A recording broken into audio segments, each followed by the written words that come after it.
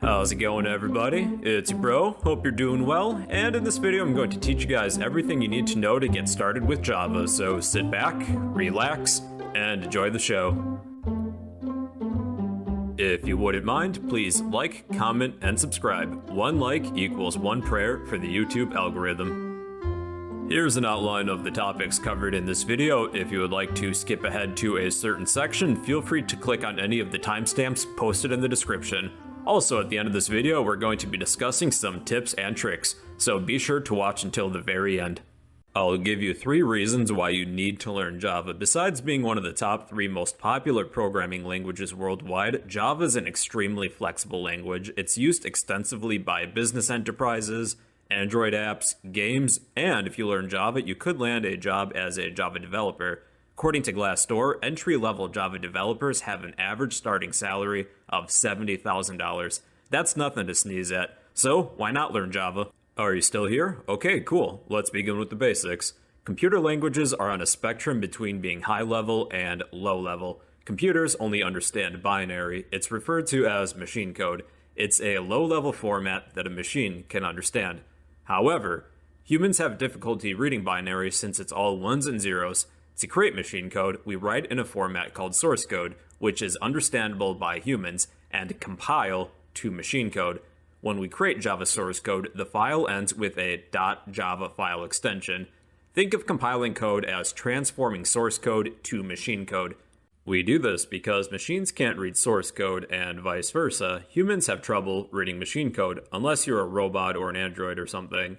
However, when we compile our source code to machine code, it's machine-specific. If we write source code and compile on a Mac, we can only run that code on a Mac, and the same concept applies for PCs.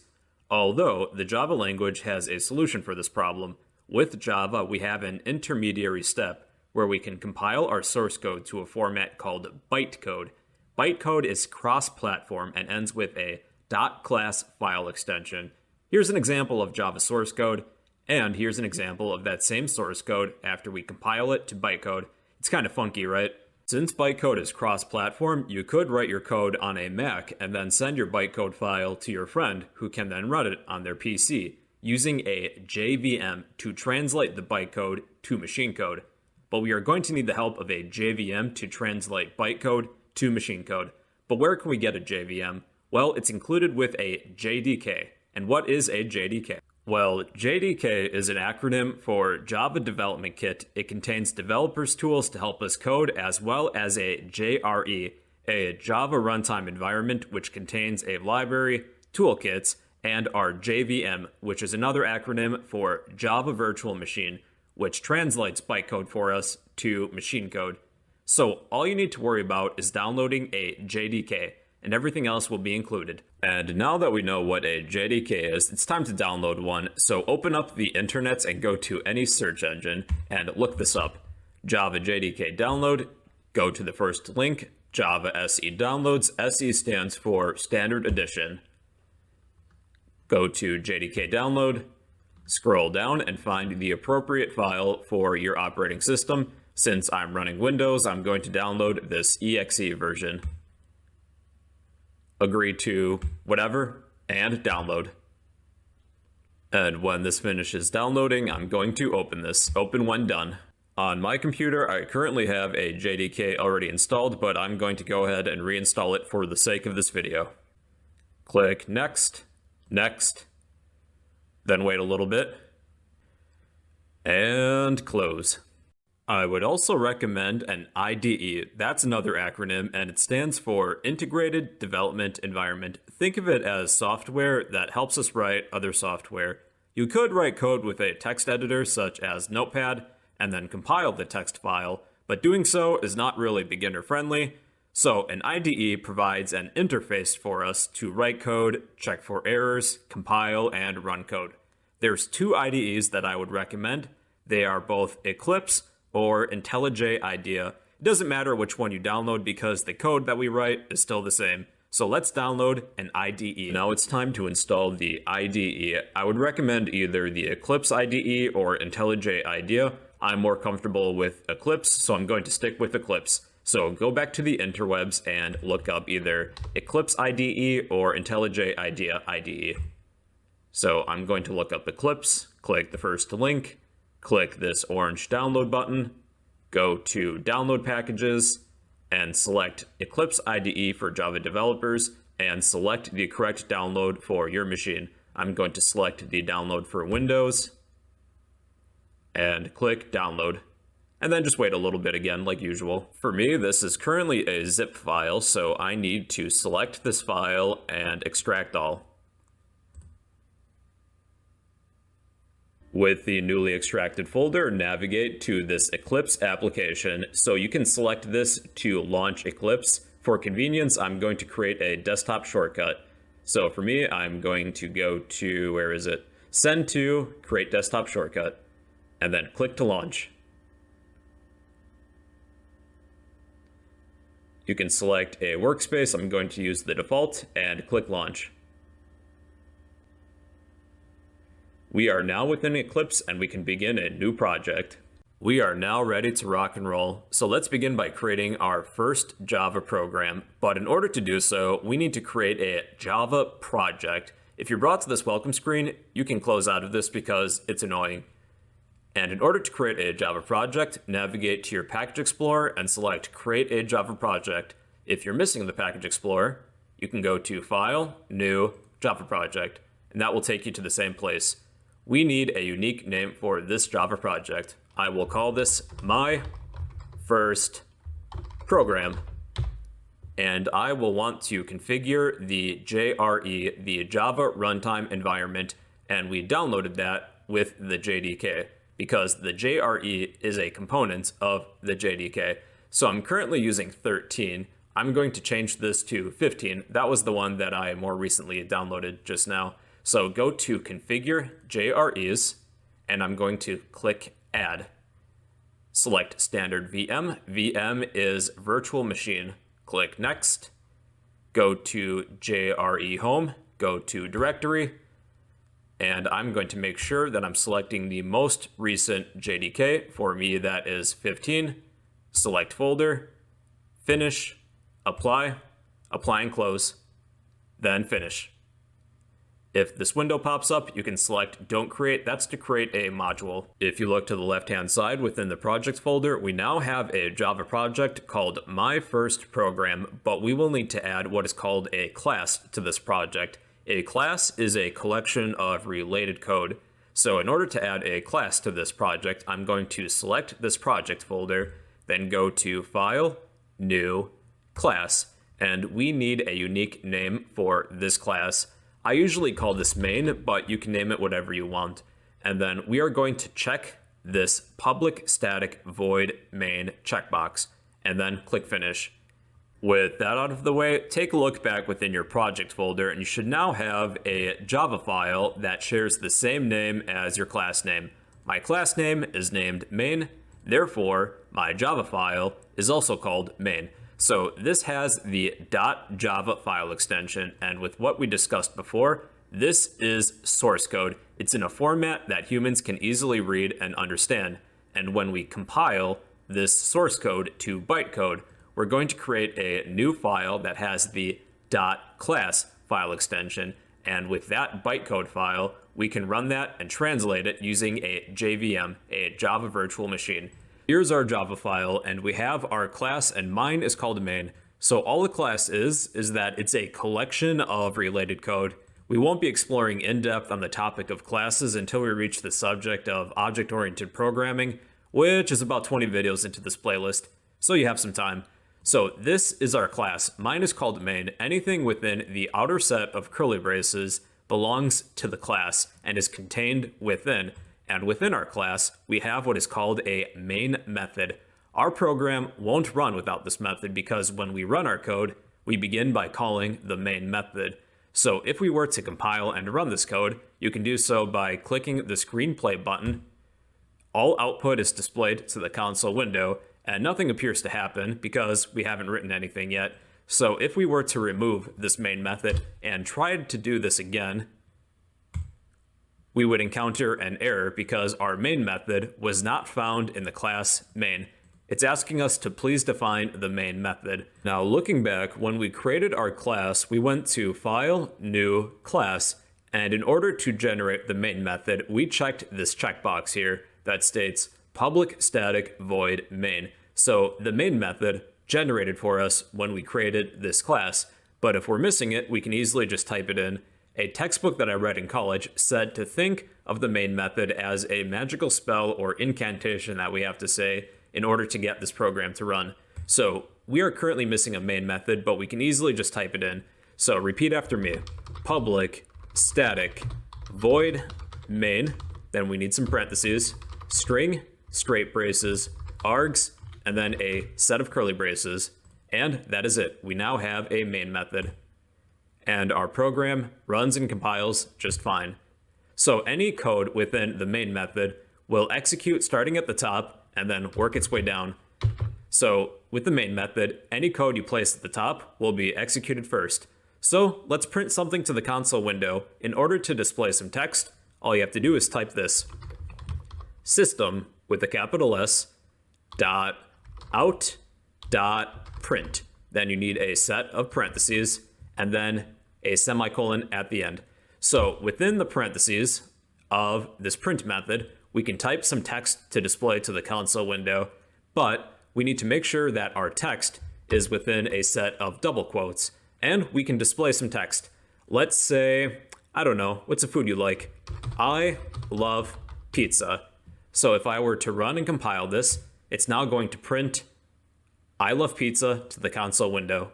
Let's say that we would like to display another line of text directly underneath the first. We can accomplish that by using another print statement. So for convenience, I'm going to copy this first line, paste it directly underneath, and display some other text, such as, it's really good. So when I compile and run this, pay attention. The output is one long line of text. The reason that this is all displaying as one long line of text is because after printing the first statement, our cursor does not move down to the next line. In order to do so, we could use a println statement, short for print line. It's as if we're hitting enter when we finish outputting our text. So let's try this again using a println statement. And now each line of text is on its own individual line. So that's what distinguishes a print and print line statement. A print line will add a new line character as if you're hitting enter when you finish outputting your text, whereas a print statement does not. So that's the difference between the two. An alternative to using a print line statement is that we could stick with the standard print statement and at the end of our text add what is referred to as an escape sequence for a new character. Now, an escape sequence is a character preceded with a backslash, and one of a few characters that follows directly afterwards. This is an escape sequence for a new line character. When we add this escape sequence for a new line, it's as if we're hitting enter wherever we place this escape sequence. So within our string of text for our first line, at the end, we're going to add \n, and this will have the same effect as a print line statement. It's going to display our text and then move the cursor down to the next line. As you can see, there is no additional change to the output within the console window. Now, what if we reverted our print statements back to print line statements and kept the additional escape sequence in for a new line character? Well, we're going to have an extra empty line of text because we're displaying our line of output plus an additional character for a new line, and then we're hitting enter at the end via the print line statement. So we're going to have an additional empty line between these two lines of text if we were to do that. So a few other escape sequences that you might be interested in include the following. A \t will add a tab. So let's precede our text with an escape sequence for a tab, which is \t. So this is if we're hitting tab before displaying our text. And we now have some empty space preceding our line of output. If you need to put something within quotes, let's try to do so normally. So our compiler is actually going to be confused because we cannot normally add a set of quotes because our text already needs to be surrounded with quotes. So if we need to literally display some quotes, some double quotes, we need to precede our double quotes with an escape sequence. So \, then quotes. So this will allow us to literally print some double quotes. So we're going to surround our first line of text with some double quotes now. And if you need to display a backslash, then you need to use double backslashes. Because if you use just one, your compiler thinks you're trying to use an escape sequence. And that's how to display a backslash. In summary, anything preceding with a backslash is the beginning of an escape sequence, and there's one of a multitude of characters that could follow afterwards. And depending on the character, this has special meaning for your compiler to do something specific. Now, anything that is following 2 forward slashes is the beginning of a single line comment. I could write, "This is a comment," and this line of text is going to be ignored by the compiler, so there's going to be no change to this program with the additional comment. Anything that is a comment is ignored by the compiler, so it's useful if you need to leave yourself a note or for somebody else that's looking over your code. If you need a multi-line comment, that is a forward slash followed by an asterisk. And anything up to an asterisk and another forward slash will be the bounds of this comment. So I could write, on a new line for each word, "This is a comment," and all of this will also be ignored by the compiler. So that's how to write a multi-line comment, a forward slash and an asterisk, and anything up to another asterisk and forward slash. So those are comments. All right, ladies and gentlemen, it's time for this section on tips and tricks. And for my first trick, I'm going to change the color scheme of my IDE. We're currently using the light theme, but I much prefer the dark theme. I'm going to be joining the dark side. So in order to change the color scheme of your IDE, go to, if you're using Eclipse, Window, Preferences, under the General tab, go to Appearance, Theme, and you can change the theme here. I will click Dark. I'm going to select Apply. Okay, and then Apply and Close. So the dark theme is great if you want to feel like a pretend elite hacker. For my next trick, I'm going to change the font color as well as the background color of my console window. In order to do so, head back to Window, Preferences, under Run Debug, go to Console, and you can change the color schemes here. I'm going to change the text color to a bright green, click OK, as well as the background color to a slightly lighter shade of black. That should be good. When you're finished, click Apply, and then Apply and Close, and you may need to run this again to see the changes. So that's how to change the font color as well as the background color of your console window. So it's somewhat tedious to have to write a println statement, correct? System.out.println. Normally that's a lot to type, so a shortcut would be to type sysout, then hold Control Space, and your IDE will auto-generate the rest of this println statement for you. Let's move on to trick number 4. Let's say that we have hundreds of different println statements and we need to change the text to print because we made a mistake. So there's a feature where we can replace some text in your program with another. So let's pretend we would like to replace println with print. So go to Edit, find Replace, and we can replace some text with something else. Let's find each instance of println and replace this with print. Then click Replace All. So that will take care of all that for you. Let's move on to some final tips. So with spaces, spaces don't make much of a difference within your code. For example, after this dot and my print portion of this print statement, I could add a bunch of spaces for no reason, and this would run and compile just fine. I'm not sure why you would do that, but that's just to reinforce the point that spaces don't make much of a difference.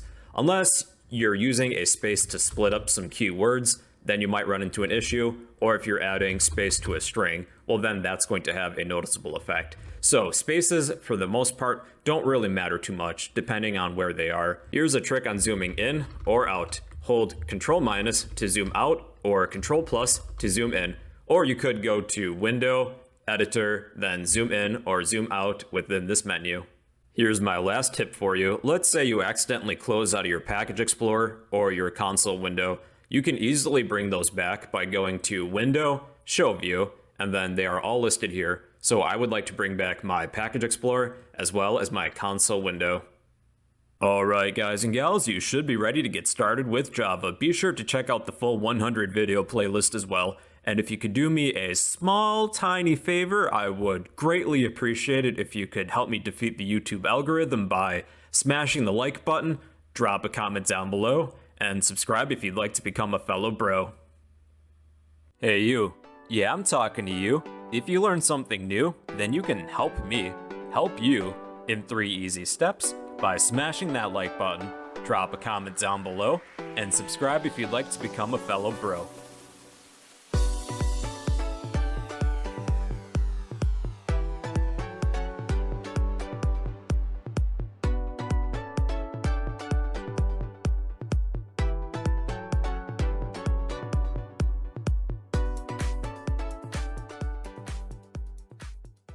Hey, how's it going everybody? It's your bro, hope you're doing well, and in this video I'm going to teach you guys all about variables in Java, so sit back, relax, and enjoy the show.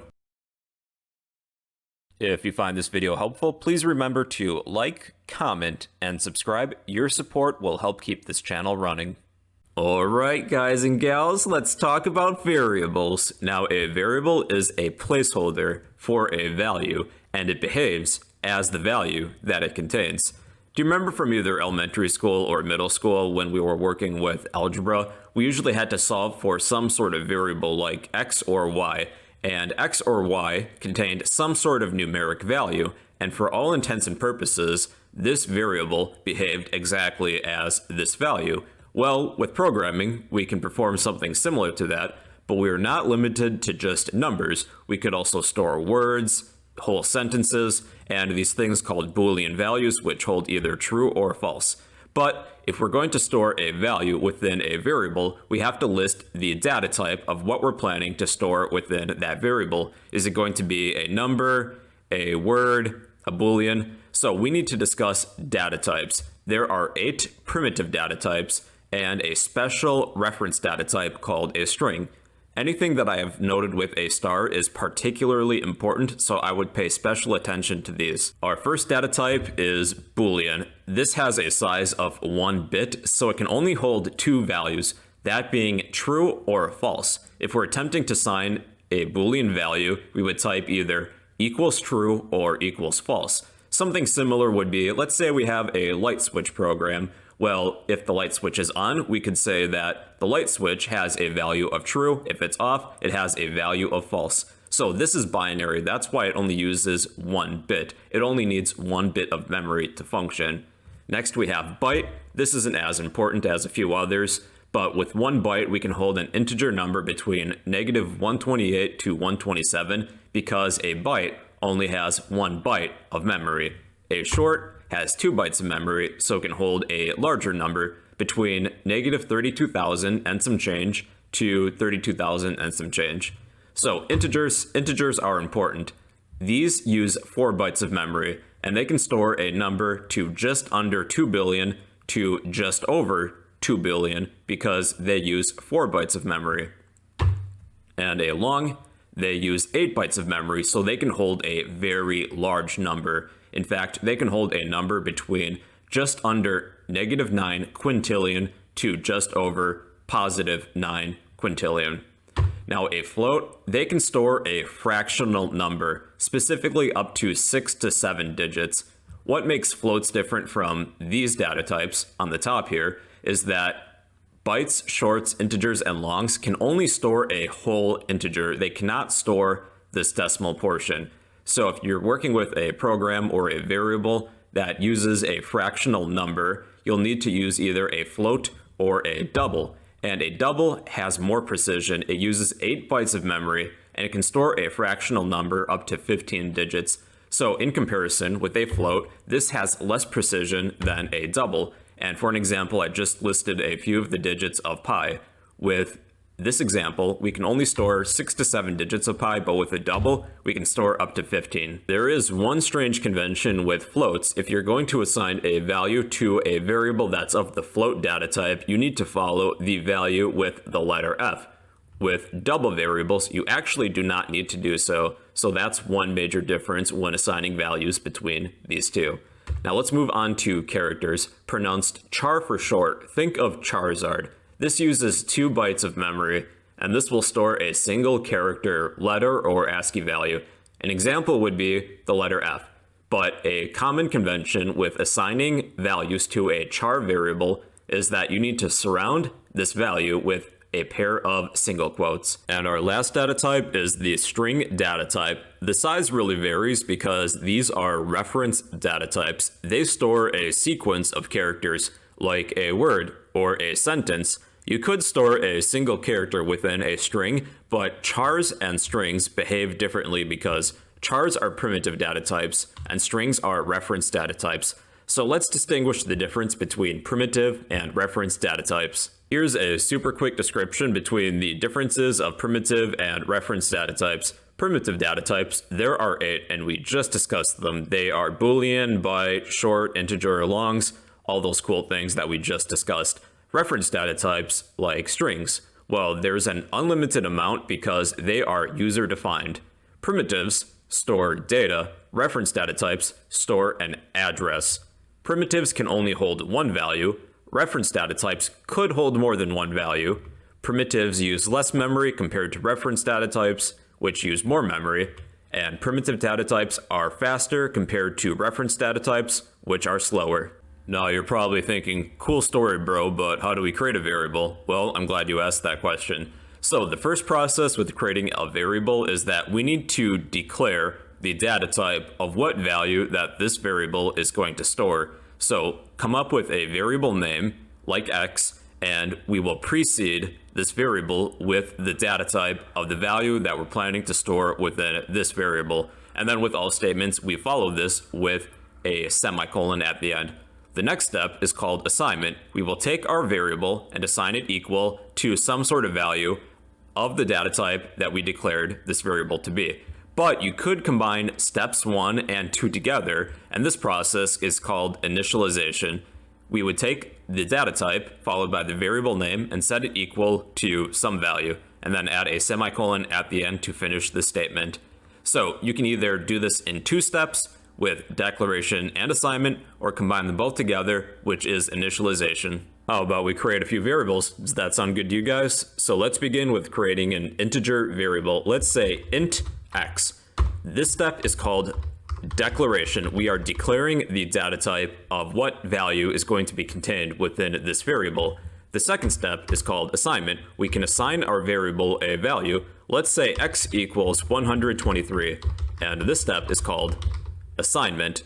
Or we could combine both of these steps together, and this process is called initialization. Int x equals 123, and this would be initialization. So we can do stuff with this variable. It will behave as the value that it contains. We could print this to the console window, so within a print or print line statement, we could print the value of x. So make sure you do not write this within quotes. Right now, this will display the value that is contained within x, which is 123, because this variable behaves as the value that it contains. If you were to surround this with quotes, what we are doing now is printing a string literal. You can also print text as well as a variable together.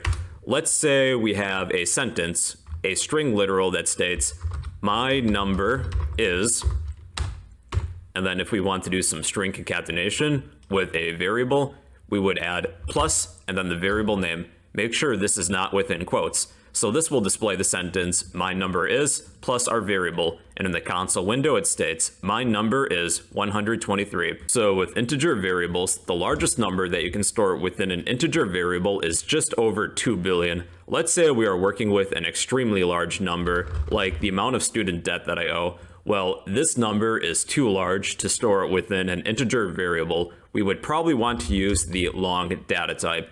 And one convention with assigning values to a long variable is that you need to follow this number with a capital L for some reason. So we can now work with extremely large numbers. So this might be useful if you're working with numbers like the speed of light or something. So we now have a long variable and we can display this value. A few of the other data types that we mentioned were bytes and shorts. They have a lesser number that they can store. So with bytes, you can only store up to, I believe, 127. So we could store like 100 within here, and this would be fine, but 130 would be a little too much though. So we don't tend to use bytes and shorts too much as a beginner because it's just way more convenient to work with integers. But you might use longs every once in a while too. But as beginners, we're mostly going to be sticking with integers. Now, a double can store a number with a fractional portion. With integers, we cannot store a decimal portion. So if this was 123.01, well, we cannot store this decimal portion. We can only do so with a float or a double. So with a float, you would type in float for the data type. Let's create a new variable like y. Float y equals 3.14. And a common convention for assigning numbers, well, values to float variables is that you have to follow this with f. So you can store a number with a decimal portion within a float or a double, and then we could display whatever this value is. So y is equal to 3.14, but people tend to use doubles more because they have more precision, and then you do not need this f at the end. So this will store up to 15 digits after the decimal portion. So we also have booleans. Let's say boolean z equals, this holds either true or false. And then we can display what value is within this boolean. So if we print our variable z, this will display false. Or we could hold true, and this will display true, but we can't display anything else besides those two. Like we cannot hold the word pizza because booleans only hold true or false. We have characters, char for short, char, and we don't necessarily need to come up with a variable that's only one letter. We could have a name or something that's descriptive for this. Let's say we have a variable called symbol. Char symbol equals, and then place a character within single quotes. Let's say we want the @ sign. So we now have a variable called symbol that contains the @ sign. So if I were to display this variable symbol to the console window, it will display the value that is contained within, which is the @ sign. And lastly, we have strings. So with strings, these start with a capital S because they are of the reference data type. Anything that's a reference data type begins with a capital letter. And let's say we want to store our name. So string is the data type. Let's say the variable name is name equals, and to store a string, it works similar to a string literal. We're going to use a set of double quotes and display or add a bunch of text like my name. And then I can now display my name to the console window, or I could do some string concatenation too and display the word hello plus my name. And within the console window, it's now going to display hello, bro. So that is everything you need to know to get started with variables in Java. If you would like a copy of all this code, I will post all of this in the comments down below. Don't be afraid to smash that like button, drop a comment down below, and subscribe if you'd like to become a fellow bro. How's it going, everybody? It's your bro here. Hope you're doing well. And in this video, I'm going to teach you guys how we can swap two variables using Java. Let's get into it. If you find this video helpful, please remember to like, comment, and subscribe. Your support will help keep this channel running. All right, well, here we got two variables. We got variable X, which contains water, and variable Y, which I'm gonna put Kool-Aid in. More specifically, black cherry Kool-Aid. So let's just put this in. Good enough. And let's mix it. Perfect. So we're going to create two variables, and these are going to be of the string data type. So we'll have string X equals the word water, and string Y equals the word Kool-Aid. And then let's display these with a simple print line statement. And within here, I'll just type in X colon space plus the variable X. And then let's do the same thing for Y. So we'll change X to Y, and let's display these. So X currently has water, and Y currently has Kool-Aid. So what happens if we set X to equal Y? Well, we get Kool-Aid for both X and Y. Okay, we're gonna assign variable Y to variable X. Shit. So yeah, it looks like we have Kool-Aid in both variable x and variable y. Let's try again. Maybe we can set y to equal x. No, we just got water everywhere. Let's try this again. We're going to assign variable x to variable y this time. Okay, that doesn't seem to work. Guys, my floor is getting really sticky. So it appears that we're going to have to store one of these values within another variable in order to switch these. So one thing that we can do is introduce another variable, and let's call this temp, and temp is empty. Let's create another string. So we'll create string temp, and we can either set this to null, or we can assign no value at all, where we simply just declare temp a variable. So what we're going to do is actually take x and store x, whatever value is in here, within temp. So we are going to type temp equals x. So now x can be filled with something, so we're going to fill it with variable y. So on our next line, we're going to set x to equal y. Then we're going to take our temp variable and store this within y. And lastly, y equals temp. Breaking news, ladies and gentlemen, we have switched the contents of x and y with the help of our variable temp. Now back to you, bro. Thank you for the live update, Anchor Bro. It appears on our end that we have also switched the contents of x and y as well. So in conclusion, if the programming language you're using doesn't have any direct function to switch two variables, you could do this manually, and you can create another variable such as temp. And temp is a temporary value to temporarily store one of these values. You can set temp to equal x, or you can do this with y, and then set x to equal y, and then y to equal temp. So your assignment for today is to post two variables in the comments down below and the code that you used to swap them. And that, ladies and gentlemen, is how you can swap two variables. Hey, how's it going, everybody? It's your bro. Hope you're doing well. And in this video, I'm going to teach you guys how we can accept some user input in Java. So sit back, relax, and enjoy the show. Make sure you like, comment, and subscribe. One like equals one prayer for the YouTube algorithm.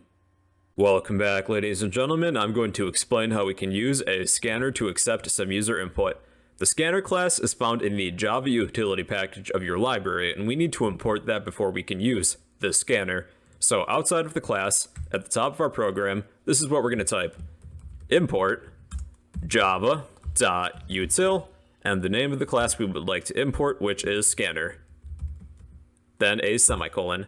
Now we can use the scanner class to create a scanner object. So we're going to be performing a little bit of object-oriented programming.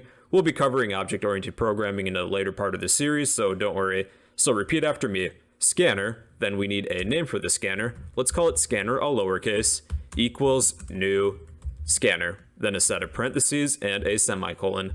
Within the parentheses, we're going to type system.in. And there we go. We have our scanner. So we can use the scanner to accept some user input. So let's let the user know that we would like them to type in something, maybe a name. Let's create a prompt that will ask somebody for their name. So within a print line statement, we'll type, "What is your name?" And next what we'll do is take our user input and assign it to a variable, perhaps a string variable called name. String name equals, and now we're going to use our scanner. So we type in the name of the scanner, dot, and to enter a line of text, we're going to use a certain method of the scanner. It is the next line method. And when we type in user input, we type it into the console window here at the bottom. So let's do something with this name, maybe display this within a message. System.out.println, hello, plus whatever your name is.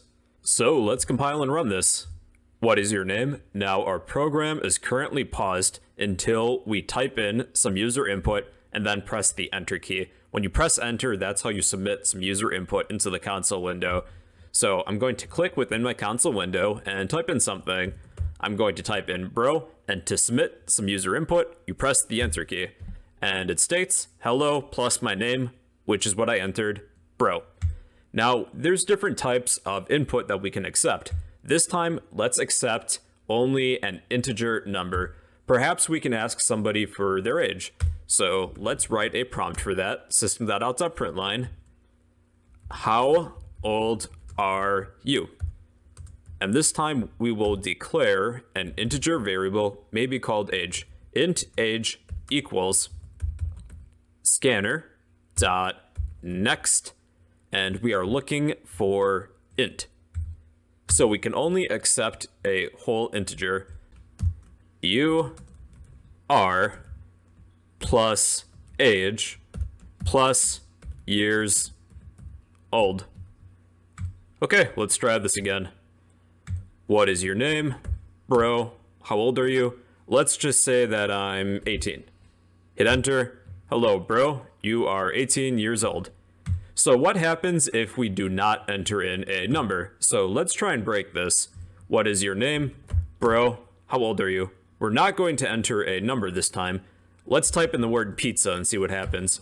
Well, we encountered an exception. We encountered an input mismatch exception because when our scanner is looking for an integer, we typed in a string. So we need to make sure that the input type, the data type, matches. In a future lesson, we'll be covering exception handling, where we can prevent this very thing from happening. But for now, since we're beginners, we'll just have to be sure to type in the correct data type of the input that our program is looking for. Now, there's one more thing that I want to show you guys. This is a common problem if you use next line after next int or anything else that's not next line. So let's ask somebody for their favorite food this time. So let's add that at the end. System.out.println. What is your favorite food? Then we'll create a string variable called food. String food equals scanner dot next line. And we will display this. System.out.println. You like plus food. All right, so here are the questions. What is your name? Bro, how old are you? 18. Now pay attention to this when I press enter. When we reached the question on what is your favorite food, well, our program skipped our user input and continued on with the rest of the code. So it states, hello bro, you are 18 years old, but we were not able to input anything for our favorite food. Here's the reason why. Here's what's going on. Let's pretend that this box is a representation of our scanner, and we're going to use the next line method of our scanner to read a line of text. So we type in our name and then press the enter key to submit. So this \n is an escape sequence for a new line. The next line method will read an entire line of text and stop when it reaches a new line character. So after we call the next line method, our scanner is going to be empty. However, if we were to call a different method that doesn't read a new line character, such as nextInt, so we type in our input such as the number 18 and then press the enter key, that will add a new line character. So our nextInt method is only going to read this numeric portion of our scanner, and then when we submit it, well, this new line character is still going to be within our scanner. And if we were to use our scanner again and call a different method like nextLine, well, our next line method thinks that we're at the end because there's this new line character within our scanner. So we would need some way to clear out that new line. One easy fix for this is that after you call the nextInt method, what we could do is call the next line method to clear our scanner. So I'm just going to copy this portion and paste it. We're not really going to do anything with that new line character. This will just clear the scanner for us. So now we should be able to answer all three questions. So type in your name. What is your name? It is bro. How old are you? Let's say I'm 18. What is your favorite food? And you can see that it paused this time, unlike the first time. And my favorite food is pizza. Press enter. Hello bro, you are 18 years old. You like pizza. Well then, that is one way in which you can use a scanner to accept some user input. Scanners are capable of much more. You can also use them to read the contents of a file and a few other things, but we'll learn about those in future videos. And if you need to use a scanner, be sure to include this import at the top. Import java.util.scanner, because the scanner class is found within the utility package, and then you'll need to create a scanner object just by following these steps. Scanner, you can call it scanner, equals new scanner. Well, guys and gals, that is how scanners work in Java. Before you go, I would greatly appreciate it if you could do a favor for me and like this video, leave a comment down below, and subscribe if you'd like to become a fellow bro. How's it going, everybody? It's your bro, hope you're doing well, and in this video I'm going to teach you guys about expressions in Java, so sit back, relax, and enjoy the show. You can become a hero and save our channel by smashing that like button, drop a comment down below, and subscribe if you'd like to become a fellow bro. Now, an expression is a combination of operands and operators. An operand is the values, variables, numbers, or different quantities that you might see in a program. And operators, they are those arithmetic symbols that you might see, such as the plus sign for addition, subtraction, multiplication, division, and then modulus. So let's go over a few examples just so that we know how they work. Let's say I have an integer variable called friends, and I will set this equal to maybe 10. So we can change the value of the friends variable by using an arithmetic expression. So let's say that we make a new friend, so we're going to add 1 to my variable of friends. To increment my variable friends, I can just use the plus operator and then add a new operand to my variable friends. So if I would like to assign a new value to my friends variable, I'm going to type in the name of my variable equals friends plus 1 because we made a new friend. And then I will print the value of friends. So our friends variable now contains 11. So we could also subtract. Take a wild guess as to what's going to happen. We just lost a friend. Let's multiply. Let's multiply our friends by 2. And now we have 20 friends. And let's divide. We're going to divide our friends into 2.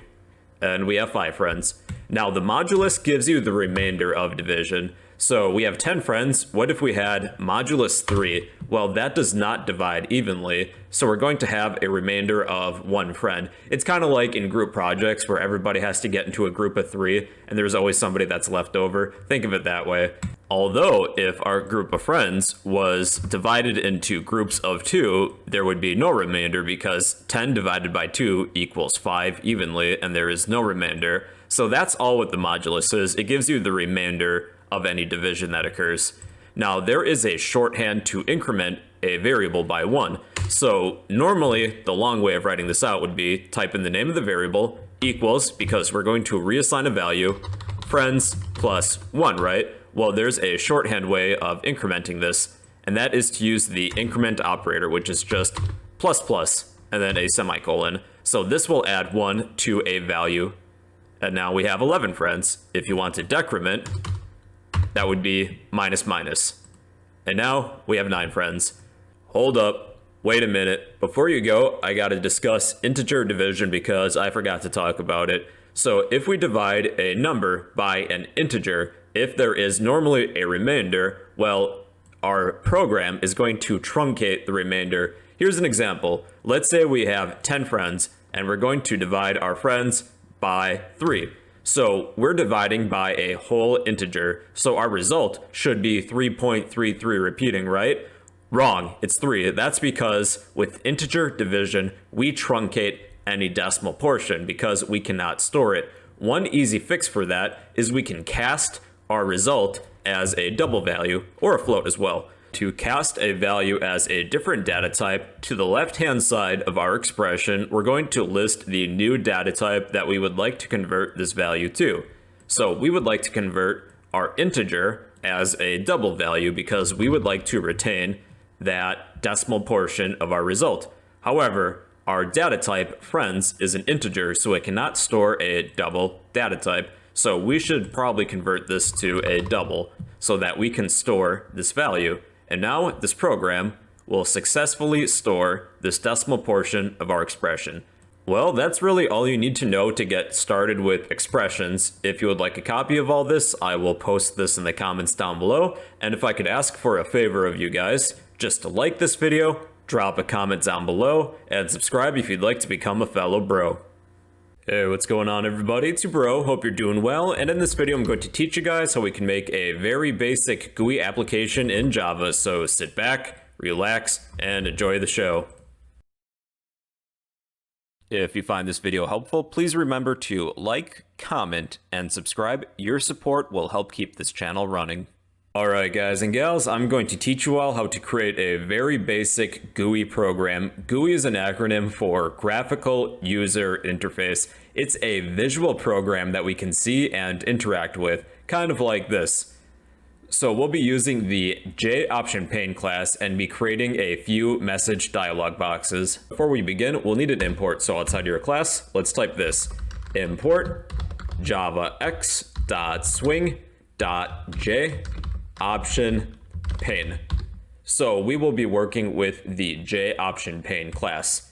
Now, what we would like to do is type in some user information into a sort of dialog box, and we'll store this as a string variable called name, kind of like what we did on the video on user input. String name, and in order to create an input dialog box, we're going to type the name of the class, JOptionPane,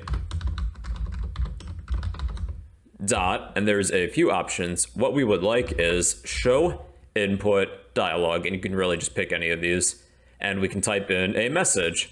So with this message, let's state enter your name. And when we run this, this is what we have. We have this small GUI dialog box, and we can type in our name and submit it. But it currently doesn't do anything. So let's create another message dialog box that will display our name along with a message. So JOptionPane.show message dialog. For now, you can just type in null, comma, and then a message. Let's say hello plus name, and let's try it. So our first dialog box is the show input dialog message, and we can type in our name and submit a name. And our second box here is a message dialog box. This just displays some information, such as a string of text, and it says, hello bro.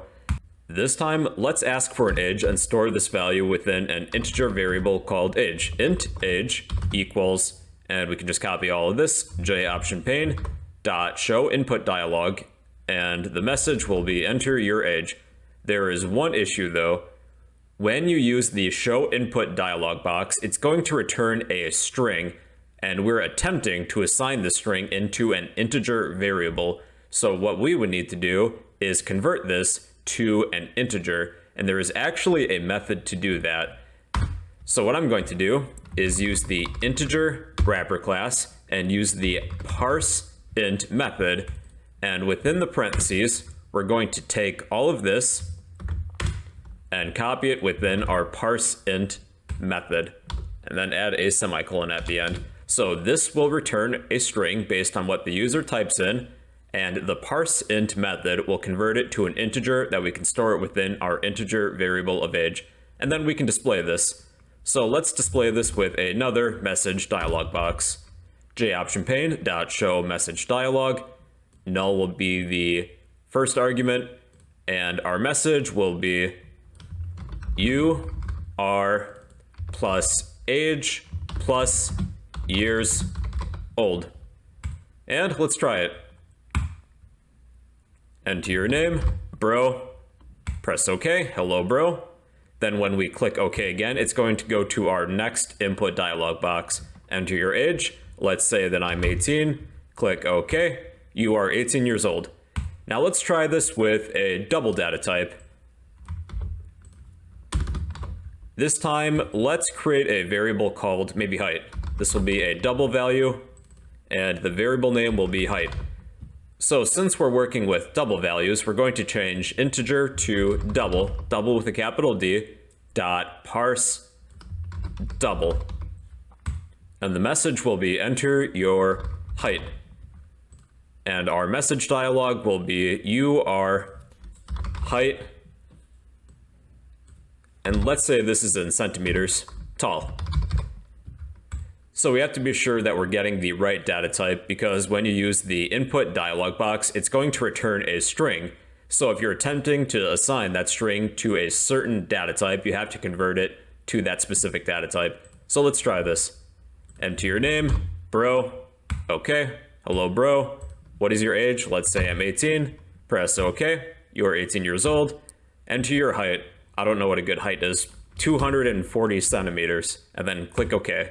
You are 240.0 centimeters tall. In conclusion, ladies and gentlemen, what we have made is a very simple graphical user interface for fun. This is completely optional at this point, but we will be learning more about GUIs later in this playlist. So if you would like a copy of all this code, I will post all of this in the comments down below. And if you could do me a favor, down below, smash the like button, drop a comment, and subscribe if you'd like to become a fellow bro. How's it going, everybody? It's your bro here. Hope you're doing well. And in this video, I'm going to teach you guys a few useful methods of the math class. And at the end of this video, we're going to create a program where we will find the hypotenuse of a triangle. So sit back, relax, and enjoy the show. Make sure you like, comment, and subscribe. One like equals one prayer for the YouTube algorithm. Alrighty then, guys and gals, in this video I'm going to demonstrate a few useful methods of the math class. To begin, we'll need maybe two numbers. Let's say that these will be double variables, double x. Let's set this equal to 3.14 and double y. We will set this to, let's say, -10. Alright, the first useful method is the max method. This will find the larger of two numbers. So in order to use the max method, we're going to type math with a capital M, dot, and there's a few recommendations here. What we would like is the max method. That is right here. So there's a few to choose from. We can compare two integers, two long values, two floats, and two doubles. I'm going to compare the values of x and y. So I'm going to put these within the parentheses of my max method. And then we can either display the result or assign this to a new variable. Let's say double z equals math.max, and we'll compare x and y and assign the larger number to variable z. And we will display the result. System.out.println z. And the larger of these two numbers is, in fact, x, which is 3.14. And there is also a min method, which will find the lesser of two values, which is variable y, which is -10. Another useful method is the absolute function method. It's just ABS, like abs, six-pack abs. And we'll pass in y. And this will display the absolute value of y, which is 10. So the absolute value is basically a number without the negative sign. I'm not a mathematician, so I could be wrong in that definition. All right, we also have the square root function. That is sqrt. The square root of y. I don't know what the square root of -10 is, but we're about to find out. I don't know. I guess that didn't work. Let's change y to 10. 3.16, blah, blah, blah, blah, blah. All right, that is the square root function. We can also round. Let's round x. So x rounded is 3.0. On the other hand, seal, like ceiling, this will always round up. So 3.4 or 3.14 always rounded up is 4. And floor will always round down. So 3.14 always rounded down is 3.0. Here's a project that we can work on. Let's create a program that will find the hypotenuse of a triangle, and we will ask the user for side x and side y. So to begin, let's declare two variables, double x and double y. Actually, I take that back. Let's declare double z as well, because z will be the result, the hypotenuse. We'll also need a scanner to accept some user input. Scanner equals new scanner. Within the parentheses, we're going to type system.in. We'll need an import, so include this import at the top. Import java.util.scanner. We'll need a prompt for side x and side y. We can do that with a println statement. Enter side x. I can't type today. And we will store the result within variable x. X equals, we need some user input, scanner dot next double, because we would like a double value. Let's repeat the process for side y. Enter side y. We'll store the result within variable y. Now here's the tricky part. There is a mathematical formula to calculate the hypotenuse given two angles, well, two sides of a triangle. So this is what we're going to do. First, we'll multiply x times x plus y times y. Then we need to put this within the square root function of the math class.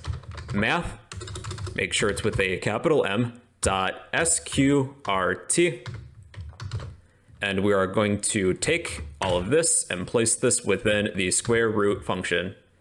And we will assign this to our variable of z. So z equals math.square root x times x plus y times y. And with a print line statement, we can display the hypotenuse is plus z. That should be good. Oh, then it's good practice to close your scanner. I always forget to do that, although it's not necessary. Scanner.close. All right, let's test this. Enter side x, that is 4. Enter side y, let's say 5. The hypotenuse is 6.4 and some change. All right, so that's just a simple program that you can make using a function of the math class. So if you would like a copy of this code, I will post this in the comments down below. But yeah, that's a few useful methods of the math class. Oh, and I forgot to tell you guys, like, comment, and subscribe. That is all. How's it going, everybody? It's your bro, hope you're doing well, and in this video I'm going to teach you guys how we can generate some random values in Java, so sit back, relax, and enjoy the show.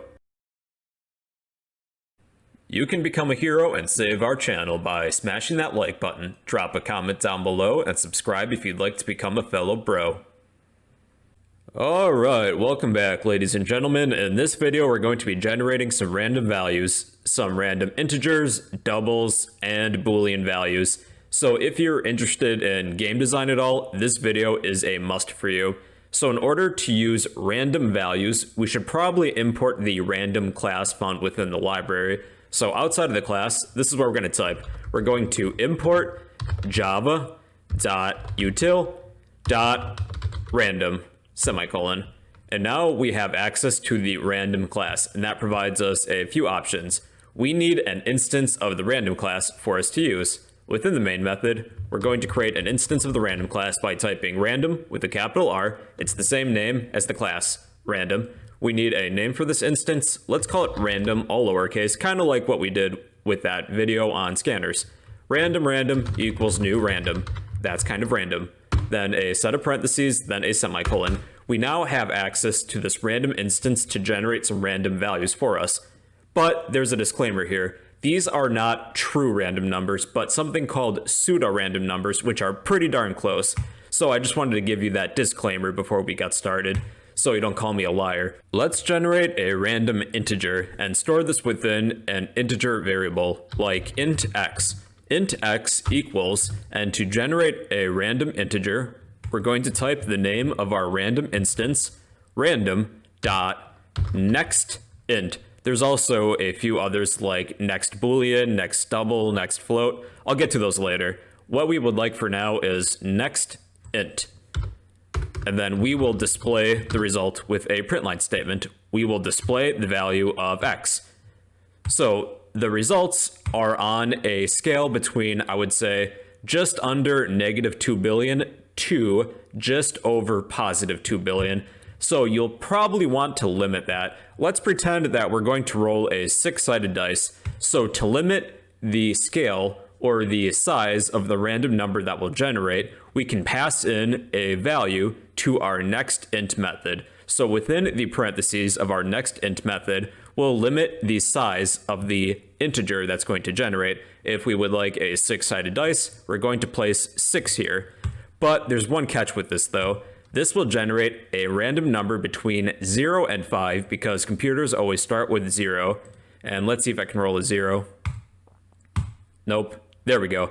All right, so one way to solve this is that if we want the numbers 1 through 6, we can just add 1. So now we'll get a random number between 1 and 6, just like that. This time, let's generate a random double value. For now, I'll turn this line into a comment, and let's create a new variable called double y. Double y equals random dot next, where is it? Double. And we will display the value of y.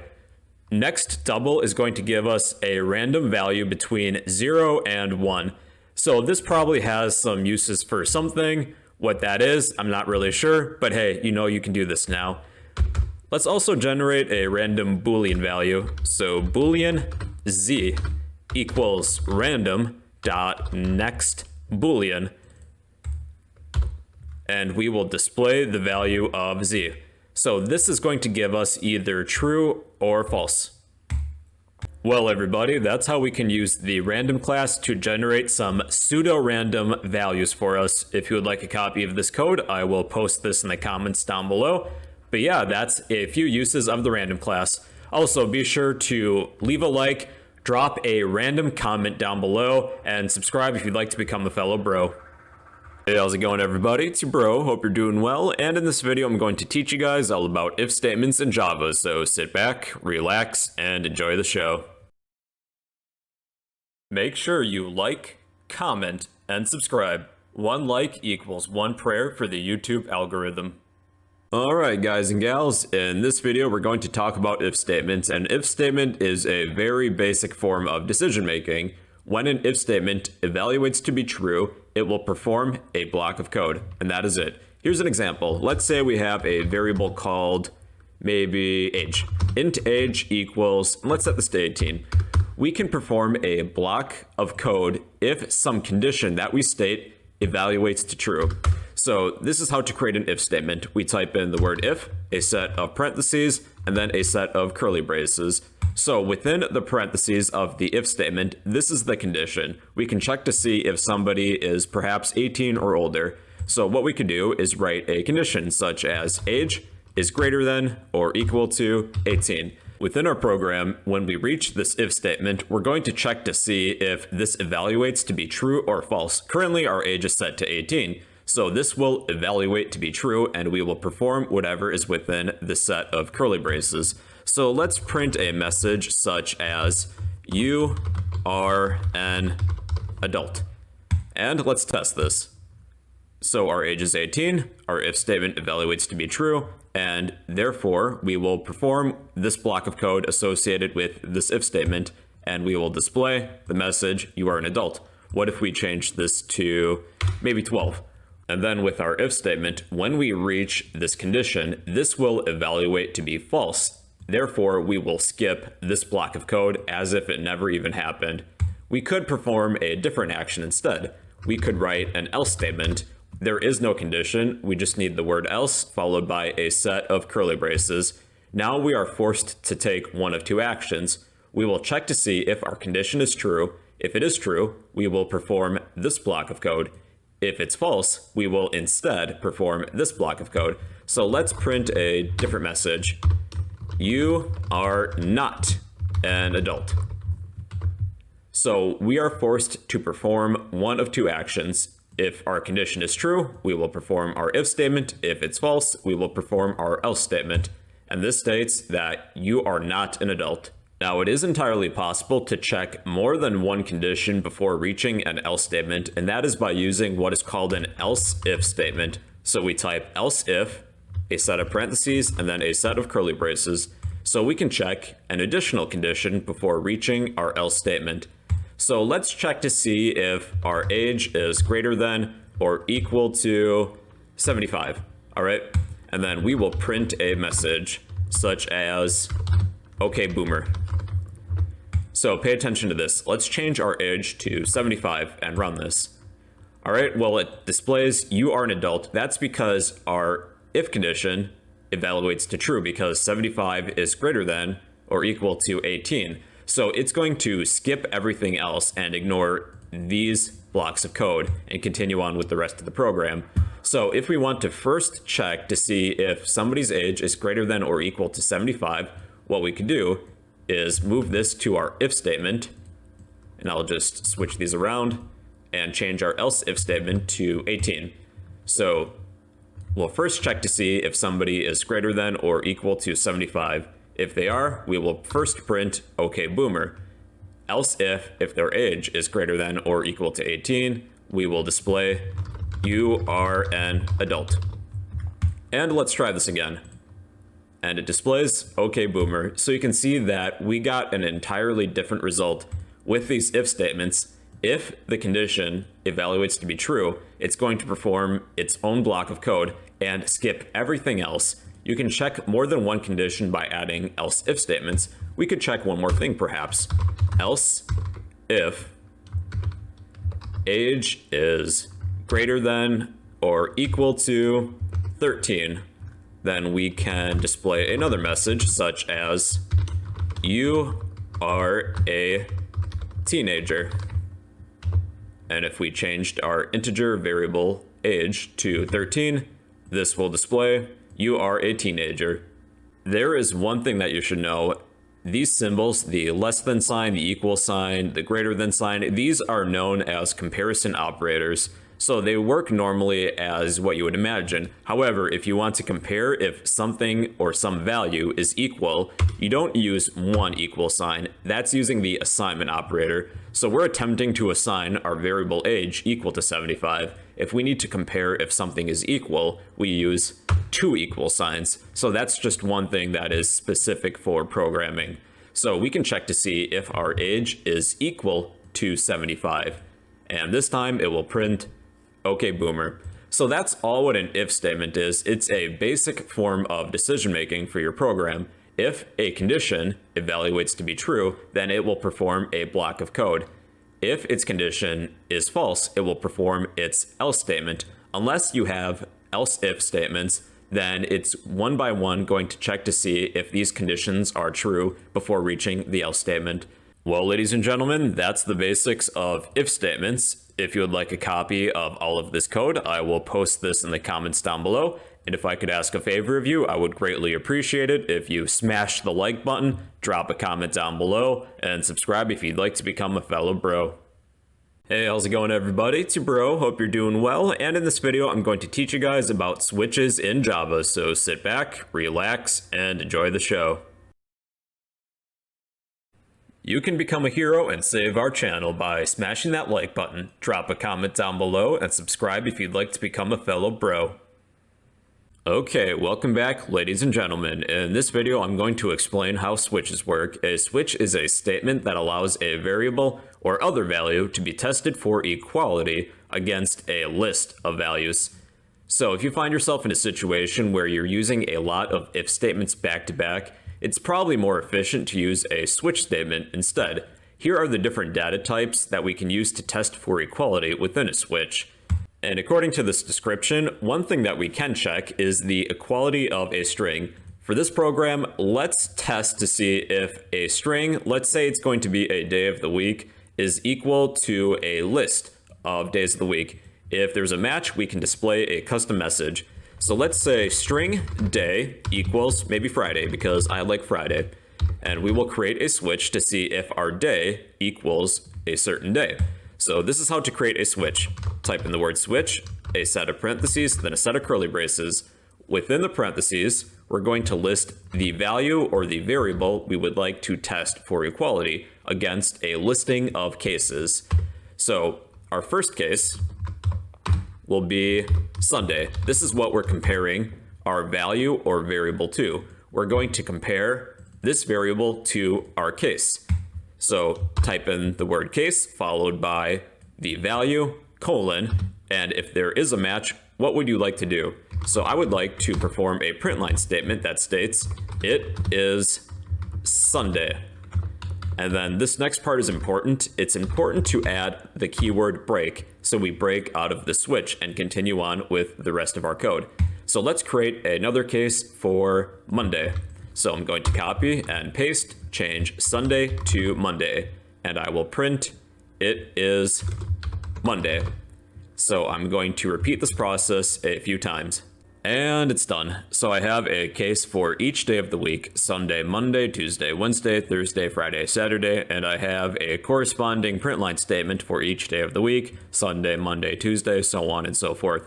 So with our string of day, we're going to place this within the switch statement to compare it for equality against a list of values. One by one, our switch is going to evaluate our day against each case. If there is a match, it's going to perform this subset of code. If there is no match, it's going to continue down to the next case and check to see if these values are equal. So let's test it. Currently our day is set to Friday, so this should display it is Friday. All right, so let's change this to Monday next. And this will display it is Monday. All right, this is why it's important to have these breaks after each case. So I'm going to remove this for this demonstration and show you why these are important. So if we were to run this again, this time we do not have those breaks. As soon as there is a matching case, we will perform this subset of code, as well as each subset of code that comes after our matching case. So that's why it's important to have these breaks within, well, after each case within our switch. So what if there is no match? Let's say our day is equal to pizza, which is not a day, but honestly it really should be. Well, it will basically just do nothing. So one thing that we could do is add a default. Default, colon, if there is no match, what do we want to do? System.out.println, that is not a day. So let's try this again. If there is no match within our switch, we will perform whatever is set within the default case, which displays pizza is not a day. So that's all what a switch is. It allows a variable or other value to be tested for equality against a list of values. If you find yourself in a situation where you're using a lot of if statements, it might be better to use a switch instead. So that's all about switches. If you would like a copy of this code, I will post this in the comments down below. Please be sure to smash that like button, drop a comment down below, and subscribe if you'd like to become a fellow bro. Hey, how's it going everybody? It's your bro, hope you're doing well, and in this video we're going to discuss the three logical operators: the AND, the OR, and the NOT logical operators. So sit back, relax, and enjoy the show. If you find this video helpful, please remember to like, comment, and subscribe. Your support will help keep this channel running. Alright everybody, let's discuss logical operators. These can be used to connect two or more expressions, and there are currently three that I'm going to discuss. The AND logical operator, which is two ampersands, the OR logical operator, which is two straight bars, and lastly the NOT logical operator, which is an exclamation point. Let's begin with the AND logical operator. We can check to see if two or more conditions are true. If both conditions are true, an entire statement will evaluate to be true. Here's an example. Let's say we have an integer called temperature, temp for short, and we'll set this to 25 degrees Celsius. Let's write an if-else if statement to check to see what the temperature is and display a message based on the result. So let's check to see if our temp is greater than 35. Actually, let's make that 30. If temp is greater than 30, then we will display it is hot outside. So how can we check to see if our temperature is within a certain range? Well, we could use the AND logical operator to do so. Next, let's write an else if statement, and this time we're going to have two conditions, not just one. So first, we'll check to see if our temp is greater than or equal to, let's say, 20. And we would like to check to see if our temp is less than or equal to 30. So in order for this statement to be true, both conditions must be true. That's why we're using the AND logical operator. This side, as well as this side, both of these conditions need to be true for this entire statement to evaluate as true. So if our temperature falls within this range, let's display a message. It is warm outside. And then else, it's cold outside. System.out.println, it is cold outside. And let's try it. So currently our temperature is 25, and when we run this, it displays it's warm outside. If our temperature was 35, then it's going to display it is hot outside. If it's less than 20, well then this portion is going to evaluate to be false, but this portion will evaluate to be true. So therefore, this entire statement will be false then, since both conditions must be true. So if our temperature is 15, which is cold, it's going to display it is cold outside. That is the AND logical operator. For a statement to be true, both conditions must be true. Next up to bat, we have the OR logical operator. This will check to see if one or more conditions is true. If at least one of the conditions is true, then the entire statement is true then. So do you remember those old computer games like Oregon Trail where you usually had to type Q to quit the game? Well, let's replicate something like that via a scanner. So let's accept some user input. Scanner equals new scanner. Within the parentheses, system.in, and we will need an import. Import java.util.scanner. So we will ask the user if they want to quit the game, and in order to do so, you have to press either lowercase q or uppercase q, but we'll need a prompt first. You are playing a game. Press lowercase q or uppercase q to quit. And we will store our answer within a variable. Let's call this response. String response equals scanner.next. Next, we'll store the next key that you press within a variable, a string variable. So let's check to see if our response is equal to lowercase q or uppercase q. If, then within the condition of the if statement, our response, and with strings, to check to see if two strings are equal, you need to use the equals method. It's a little bit different with strings. If our response is equal to lowercase q, we're going to use the OR logical operator. If our response is equal to uppercase q, then that means the user wants to quit the game. You quit the game. Else, they still want to play the game, so we'll print a different message. You are still playing the game. Pew pew. And let's test this. You are playing a game. Press Q or Q to quit. So I'm just going to type no, and it says you are still playing the game. But you know what? This game is kind of lame, so I'm going to press lowercase q to quit. It states you quit the game. On the other hand, I could have pressed uppercase q to quit the game, so let's try that. Uppercase q, you quit the game. So with the OR logical operator, as long as one of these conditions is true, then this entire statement will evaluate to be true. And last but not least, we have the NOT logical operator, which is represented by an exclamation point. This will reverse the Boolean value of a condition. So using the NOT logical operator, we could make some changes to how our program is written. So if we precede these conditions with the NOT logical operator, this will reverse the Boolean value that these evaluate to. So we're checking to see if our response is not equal to Q, or our response is not equal to uppercase Q. And then we should probably change this middle logical operator to be AND. So if our response does not equal lowercase q, and our response does not equal uppercase q, then that means this person, this user, still wants to play the game. Else, they are going to quit the game. So this will work much the same. You are playing a game, press Q or Q to quit. No, because this is a fun game.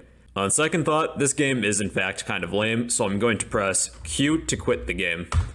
You quit the game. So that is what the NOT logical operator is. If you precede something with the NOT logical operator, it's going to reverse the Boolean value based on what it's going to resolve to. So in this case, we check to see if our response does not equal lowercase q and our response does not equal uppercase q, then this person still wants to play the game, else they're going to quit the game. So those are the three logical operators: the AND logical operator, the OR logical operator, as well as the NOT logical operator. If you would like a copy of all this code, I will post everything in the comments down below. Please be sure to do me a favor and smash that like button, drop a comment down below, and subscribe if you'd like to become a fellow bro. Hey, how's it going everybody? It's your bro, hope you're doing well, and in this video I'm going to teach you guys about while loops in Java, so sit back, relax, and enjoy the show. Make sure you like, comment, and subscribe. One like equals one prayer for the YouTube algorithm. Alright guys and gals, let's talk about while loops. A while loop executes a block of code as long as its condition remains true. It's like an if statement, but it will continue that block of code continuously as long as its condition remains true. Here's an example. Let's create a program that will ask somebody for their name. If they attempt to not type in anything, well, we'll keep on prompting the user to type in their name. The only way for them to escape the while loop is to type in something, aka their name. So let's create a scanner. Scanner equals new scanner. Within the parentheses, system.in. We'll need an import, so be sure to include that at the top. Import java.util.scanner. We'll need a name variable. String name equals, and we'll just set this to a pair of quotes for now. This is how to create a while loop. Type while, then you need a set of parentheses, and then a set of curly braces. It's kind of like an if statement. We'll put our condition within the parentheses. If this statement, this condition remains true, then we will execute this block of code continuously until our condition is no longer true, until it evaluates as false. This is our condition. Name dot is blank. If somebody attempts to skip the process of entering their name, it will keep on prompting the user to type in a name. So let's create a print line statement. Actually, I'm going to change this to a print statement. Enter your name. And we will store the result within our name variable. Name equals scanner dot next line. And when we escape the while loop, we will display a welcome message. Hello plus name. All right, that is it. Let's try this. Our program states enter your name. I'm not going to type in anything. I'm just going to hit enter. So you can see it keeps on prompting me to enter my name. Enter your name. No. Enter your name. No. This time I'm going to type in my name because I give up. Enter your name, bro. Therefore, our condition is now false because our name is no longer blank, and we have exited the while loop and continued on with the rest of our code. There is a variation of the while loop. It's called a do loop, and how we write this is that we move the condition to the end of the block of code, and preceding this block of code, we write the word do. So what makes this different is that with the do loop, we will always perform our block of code at least once, and then we check the condition after. So this will work much the same. However, we're always performing this block of code at least once. So the do loop is a variation of the while loop, but it works very similar. It always executes the block of code once. Compared to the while loop, it will first check the condition and then execute the block of code if this is true. So everybody, that is the while loop. If you would like a copy of this code, I will post this in the comments down below. Also be sure to smash that like button, drop a comment down below, and subscribe if you'd like to become a fellow bro. Hey, how's it going everybody? It's your bro, hope you're doing well, and in this video I'm going to teach you guys about for loops in Java, so sit back, relax, and enjoy the show. You can become a hero and save our channel by smashing that like button, drop a comment down below, and subscribe if you'd like to become a fellow bro. Hey, what's going on people? Let's talk about for loops. A for loop executes a block of code a limited amount of times. Compared to a while loop could continue infinitely depending if its condition remains true. With a for loop, this will execute a limited amount of times. So before we even begin the for loop, we already know how many times that this for loop is going to iterate. So let's create a program for an example that will count from 0 to 10. We can do this with a for loop. So this is how to create a for loop. type in the word for, a set of parentheses, and then a set of curly braces. So with our parentheses, we add a condition along with two other statements. So there's three parts to this for loop. The first part is that we can declare a sort of counter or index. So we will declare int index, and we can set this equal to 0, and then add a semicolon. So what a lot of people do is that they shorten index to I. It's more shorthand. With our second statement, this is our condition. We would like to continue this for loop as long as I is less than or equal to 10, because we stated that for this program, we would like to count from 0 to 10. Now, this third portion, we will increment our counter I by 1 after each iteration. So our for loop, at least within the parentheses, has three separate statements. We declare a counter or index. We call it I, but it's not necessary. That's just a common practice. This is our condition. We will iterate this for loop as long as this condition is true, and then we can increment or decrement our index. Let's take a look at this. How many times is this for loop going to iterate? Well, it's going to iterate a total of 11 times because we're counting 0 as well. So let's test this. With a print line statement, we will display our index of I. So this will count from 0 to 10 and then stop. So let's do the reverse now. Let's start at 10 and count down to 0 and then display a message such as Happy New Year. So with our index, let's set this to 10 and change our condition to continue as long as I is greater than or equal to 0. And then with our index, we will decrement this by 1. And then when we exit the for loop, let's display Happy New Year. So we will start at 10, count down to 0, and display Happy New Year. Now, with this statement, we could increment this or decrement this by more than 1. If we wanted to count down by 2, we would write this as I minus equals 2. So now this will execute a total of, let's see, 1, 2, 3, 4, 5, 6 times. Another way of writing this for loop that is optional is that you can move this third statement to within the for loop. And this will work much the same as it did before. It's just an optional way of writing this. So that's what a for loop is. It's similar to a while loop, except that it will execute a limited amount of times compared to a while loop that could execute an infinite amount of times. With for loops, within the parentheses, there are a total of 3 statements: an index that you can declare, a condition, and then you can increment or decrement the index by a certain amount. So that is for loops. If you would like a copy of this code, I will post this in the comments down below. Please be sure to do me a favor and smash that like button, drop a comment down below, and subscribe if you'd like to become a fellow bro. Hey, how's it going everybody? It's your bro, hope you're doing well, and in this video I'm going to teach you guys how nested loops work in Java, so sit back, relax, and enjoy the show. If you find this video helpful, please remember to like, comment, and subscribe. Your support will help keep this channel running. Hey, what's going on fellow human beings? In this video, I'm going to explain nested loops. A nested loop is really just a loop inside of another loop. To best demonstrate this, let's create a program where we can set a number of rows and columns and display a rectangle of a particular symbol that we decide upon. So in order to create this program, we'll need a scanner. Scanner equals new scanner. Within the parentheses, we're going to type system.in. We'll need an import. Be sure to include this at the top. Import java.util.scanner. Let's declare a few variables: int rows, int columns, and a string called symbol, depending on the symbol we want to use.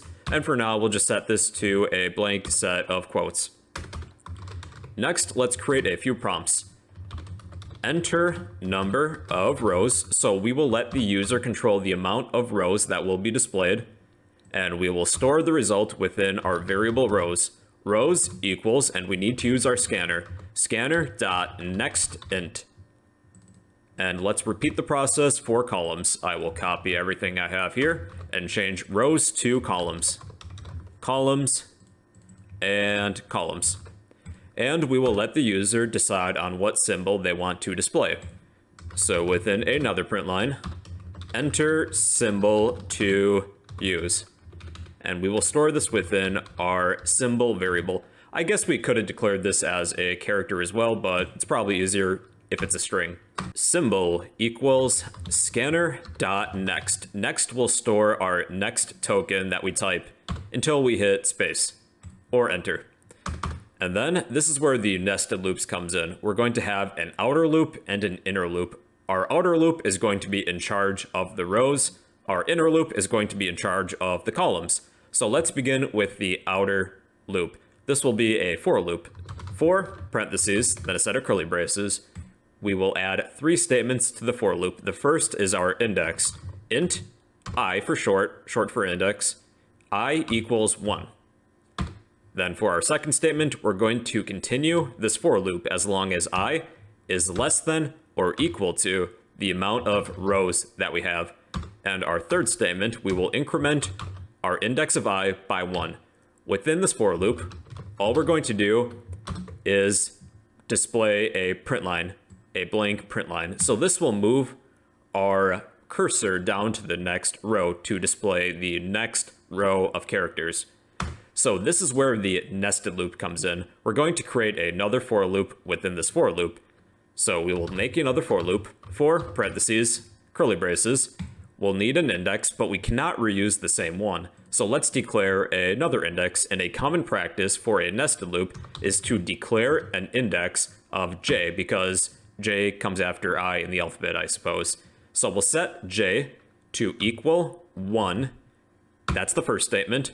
The second statement is that we'll continue this for loop as long as j is less than or equal to the amount of columns that we have. And lastly, we will increment our index of j by 1. Within the nested loop, all we're going to do is display our symbol. Make sure you do this with a print, not a print line statement. So we will print whatever symbol that we have. And that is it. That's it. Let's compile and run this. Enter the number of rows. I would like 4 rows and 5 columns. Which symbol would I like to use? Perhaps the $sign. Hit enter. And here is my rectangle. It has 4 rows. 1, 2, 3, 4, and 5 columns. 1, 2, 3, 4, 5. So what happened here is that our outer for loop is in charge of the rows. Our inner for loop is in charge of the columns. Once we enter the outer for loop, we're immediately going to add a print line just to move down to the next line. And then with the inner for loop, in order to escape the inner for loop, we need to complete all iterations of the inner for loop. So what we will do during each iteration of this inner for loop is print our symbol. And once we print our symbol an amount of times equal to the amount of columns that we want, we can escape the inner for loop. And once we complete our inner for loop, we can finish one iteration of our outer for loop, but we have to complete the process all over again for the next iteration of our outer for loop. So we will enter our inner for loop one more time and have to reset our integer j, our index, back to 1 and repeat the process for the next row, all the way until our outer for loop is complete, and then we can exit the program. So that's all what a nested loop is. It's basically anytime you have a loop inside of another loop. These don't necessarily have to be for loops. You can have any combination of for loops or while loops for this too. Well, ladies and gentlemen, that is one example of how a nested loop could be useful, but you may see these in various different types of contexts. So if you would like a copy of this code, I will post all of this in the comments down below. Please don't forget to do me a favor and smash that like button, drop a comment down below, and subscribe if you'd like to become a fellow bro. Hey, what's going on everybody? It's your bro, hope you're doing well, and in this video I'm going to teach you guys how arrays work in Java, so sit back, relax, and enjoy the show. Make sure you like, comment, and subscribe. 1 like equals 1 prayer for the YouTube algorithm. Alright, welcome back ladies and gentlemen. In this video I'm going to explain arrays. An array is used to store multiple values in a single variable. That is it. They're really not that complicated, but they can seem kind of intimidating. So let's begin with a simple string variable called car, and I will assign this a value of Camaro. What I could do is that I could store multiple values within this single variable by turning this variable into an array. And these are the steps to do so. Next to the data type, I'm going to add a set of straight brackets. And then with the values, I'm going to surround the values with a set of curly braces. And that is it. And for fun, I'll rename this as cars because that makes more sense. So it would make more sense to name this something that is plural because it contains more than one value. So let's add a few other cars. Let's say I would like to add a Corvette and a Tesla. And that is it. That is an array of cars. So in order to access one of these elements, arrays have spots, kind of like parking spots, and they are called elements. So let's say I would like to access this first element. So I'm going to take the name of my array, which is cars, add a set of straight brackets, and then list the element number. So computers always start at 0. If I want to access this first element, I'm going to write 0. And I could reassign this. Let's say I would like to instead place my Mustang within element number 0. And let's print whatever is within the first element of our array of cars. Cars, straight brackets, 0. So this will print my string of Mustang. If I want to access the next element, so this is 0, element number 0, and the next one is element 1, then 2, so on and so forth. In my next element of my array of cars, we have a Corvette and then a Tesla. So what happens if I attempt to access an element that does not exist? So let's put 3 here. Well, what we'll get is an array index out of bound exception because this array does not have this element, element number 3. It only has elements 0, 1, and 2. But I could add another element. Let's say I'm going to add a BMW to element number 3. So then we no longer get that error because our array has a total of 4 elements, 0, 1, 2, 3. One thing that you should know with arrays, when you assign values, they all have to be the same data type. They have to be consistent. For example, I couldn't add the primitive integer value of 1, 2, 3 because what this states is that this is a type mismatch, cannot convert from int to string. So if you have an array of strings, for example, you can only add strings. If this was an array of integers, well, I could only add integers then to this array. So you have to make sure that the data type of the values that you're adding are all consistent with the data type of the array. Now, there is an additional way to create an array, and that is by first allocating the amount of elements that we'll need and then storing the values later on in the program. So this is an additional way to write an array. We type in the data type of the array, straight brackets, the name of the array, we'll call it cars, equals new, the data type again, straight brackets, semicolon. Within the straight brackets, we'll assign how many elements we would like within this array. Let's say we would like 3. So we can assign a total of 3 strings to our array of cars. And let's do that. So later on in this program, right here's a good spot, we will assign each of the elements of our array of cars. So cars at element number 0 will equal my Camaro. And then cars at element 1 will equal a Corvette. And cars at element 2 will equal a Tesla. And then we can display each element of this array. So let's begin with cars at 0.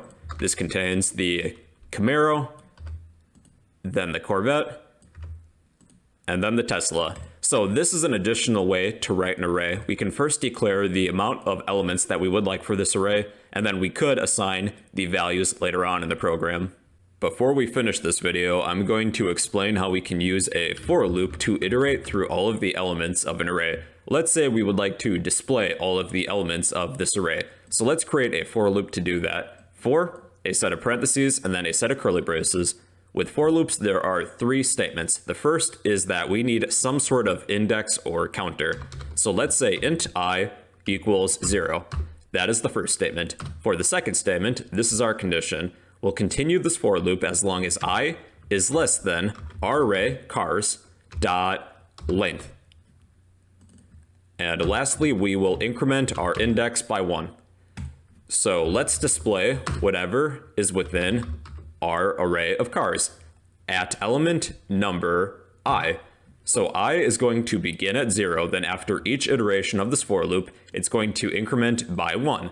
So when we run this, this will display all of the elements of our array of cars: Camaro, Corvette, and Tesla. All right, everybody, so that's what an array is. It's really just used to store multiple values within a single variable. If you need to access one of the elements of an array, you just list the name of the array and the element number in which you're trying to access. So if you would like a copy of this code, I will post all of this in the comments down below. Please don't forget to smash that like button, drop a comment down below, and subscribe if you'd like to become a fellow bro. Hey, what's going on, everybody? It's your bro, hope you're doing well, and in this video I'm going to explain 2D arrays, also known as multi-dimensional arrays in Java, so sit back, relax, and enjoy the show. You can become a hero and save our channel by smashing that like button, drop a comment down below, and subscribe if you'd like to become a fellow bro. Alright everybody, welcome back. In this video I'm going to be explaining 2D arrays. A 2D array is an array of arrays. Think of a 2D array as having a number of rows and columns. That's how I think of it, at least. We're going to be assigning some cars, some car names, into each element of our 2D array. Think of it like a parking lot, and each element has a row and column, kind of like a parking spot number. So to begin, let's declare a 2D array and allocate some memory. So the data type will be string. Then for a 2D array, we need 2 sets of straight brackets this time. And then the name of the array, we will call this cars, equals new. The data type again, which is string, 2 sets of straight brackets. And then we will list the amount of rows and columns. So let's say this will be 3 by 3. 3 arrays, and each array is going to have 3 elements. So let's begin assigning some cars into our 2D array. Let's begin with row 0. So in order to access a certain element of our array, we type in the array name, and this time we will add 2 sets of straight braces. We would like to access element 0, 0. So this is row 0, column 0, equals, and let's assign a name of Camaro. Now we would like to access row 0, column 1.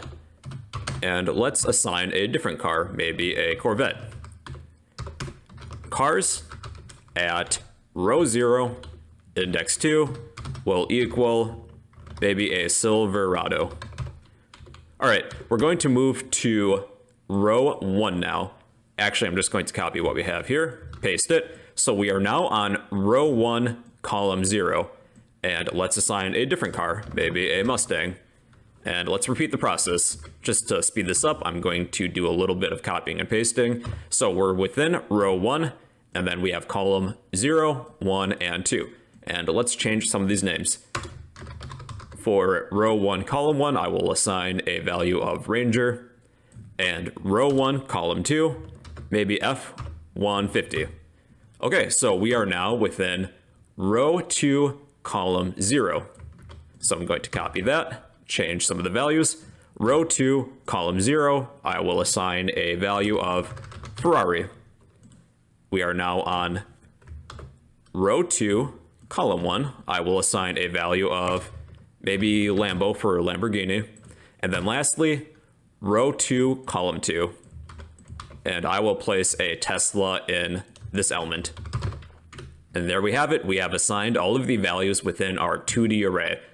So let's display all of the elements of our 2D array using a nested for loop. So we will have an outer for loop in charge of the rows and an inner for loop in charge of the columns. So let's create a nested for loop. So this is the outer for loop. We'll need an index. Int, we'll call it I for index, equals 0. And then we will continue this for loop as long as I is less than cars dot length. And lastly, we will increment our counter, our index I, by 1. Within the for loop, let's add a blank print line just so that we move our cursor down to the next row within the console window when we display each row of cars that we have. Now we need an inner for loop to display each column, each element within each column of our 2D array. So we'll need an index. Let's call this int j because j comes after I. Set this equal to 0. That's the first statement. Our condition is going to look a little funky. We'll continue this inner for loop as long as j is less than cars at index I dot length. So this will take the length of our first row and we'll continue our counter, our index of j, as long as it's less than the length of our row that we're currently on. And then we will increment our index j by 1. Within the inner for loop, all we'll do is print our array of cars at element I for this first set of straight brackets and j. Cars at row I, column j. And then maybe I'll add a space just to separate these. And what we get here is that this will display our 2D array of cars that we have. Now there is an additional way to write this 2D array. Instead of allocating all of the memory for this 2D array, what we could have done is assign all of the values right away to this 2D array when we declared it. If you prefer to write it that way, this is what will change. Instead of allocating all of this space, all of the elements that we would like for this 2D array, we're instead going to assign all of the values. So let's get rid of this portion, and we're first going to assign all of the values within row number 0. This is our first array. So within our set of curly braces, we will add our Camaro, followed by our Corvette, and lastly, our Silverado. So this is row 1. It's its own array. We will add a second array for row number 1.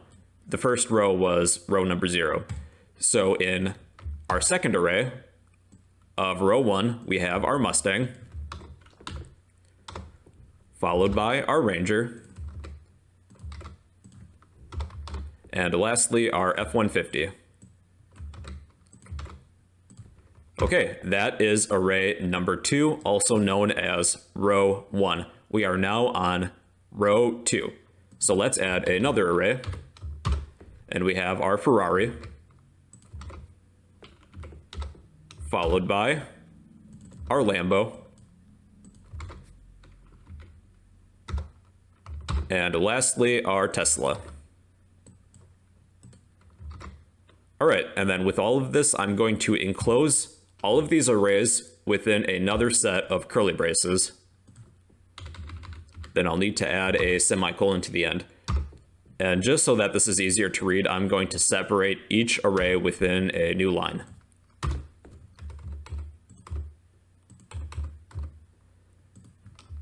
So it should look something like this. That's good enough. Sorry, I'm very particular about the appearance. Okay, so this is our 2D array of cars that we have, and you can see that it will work much the same even if I remove all of these lines of code. The only difference is that we're assigning all of the values to our 2D array when we declare it. All right, everybody, so that is the basics of 2D arrays. It's really just an array of arrays. Think of it as having rows and columns. If you would like a copy of this code, I will post this in the comments down below. Please be sure to smash that like button, drop a comment down below, and subscribe if you'd like to become a fellow bro. Hey, what's going on, everybody? It's your bro. Hope you're doing well. And in this video, I'm going to teach you guys about a few useful methods of the string class. So sit back, relax, and enjoy the show.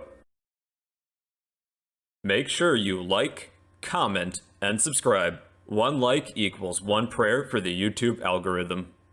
Hey, welcome back, my good people. In this video, I'm going to explain a few useful methods of the string class. Now, as you know, a string is a reference data type that can be used to store 1 or more characters, and reference data types have access to some fairly useful methods.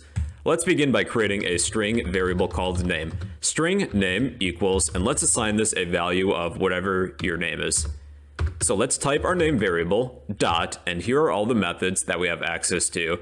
I'll describe and explain a few of the more useful methods that you might be interested in at this level. So let's begin with the equals method. This will compare two strings to see if they are equal. So within the equals method, let's type another string. I'm just going to copy what I have for my name to make this easy. This will return a Boolean value, and we can do something with that Boolean value, such as use it for an if statement or anything else. So I'm going to store the result within a Boolean value. Let's call this result. Boolean result equals name dot equals, and then type in a string. And let's display what the result is. So our equals method is going to compare my two strings, my name variable and whatever string is within here. And this will return true. However, it is case sensitive though. If I made the b in my name lowercase, this will now return false. But I could instead use the equals ignore case method. And now, both of these strings, according to my equals ignore case method, is now true. Next on my list is the length method, and just to keep things simple, I'm going to turn this line into a comment, and I am going to create a new variable. So the length method is going to return an integer based on the length of a string. Int result equals name dot length. And this will return a value of 3 because we have 3 letters in my name, but your name might be different. We also have the char at method. This will return a single character. Char result equals name dot char at.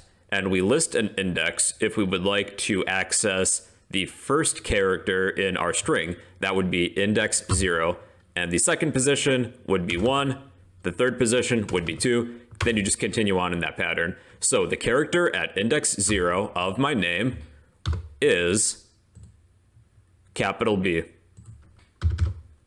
Then we have index of. This will return an integer. Int result equals name dot index of. This will find a character and return the index of where the method finds that character. So let's say I would like to find an index of capital B. So this will return the position. And we have a capital B at index 0. If this was O, lowercase o, that is at index 2. We can also check to see if a string is empty. This will return a Boolean value. Boolean result equals name dot is empty.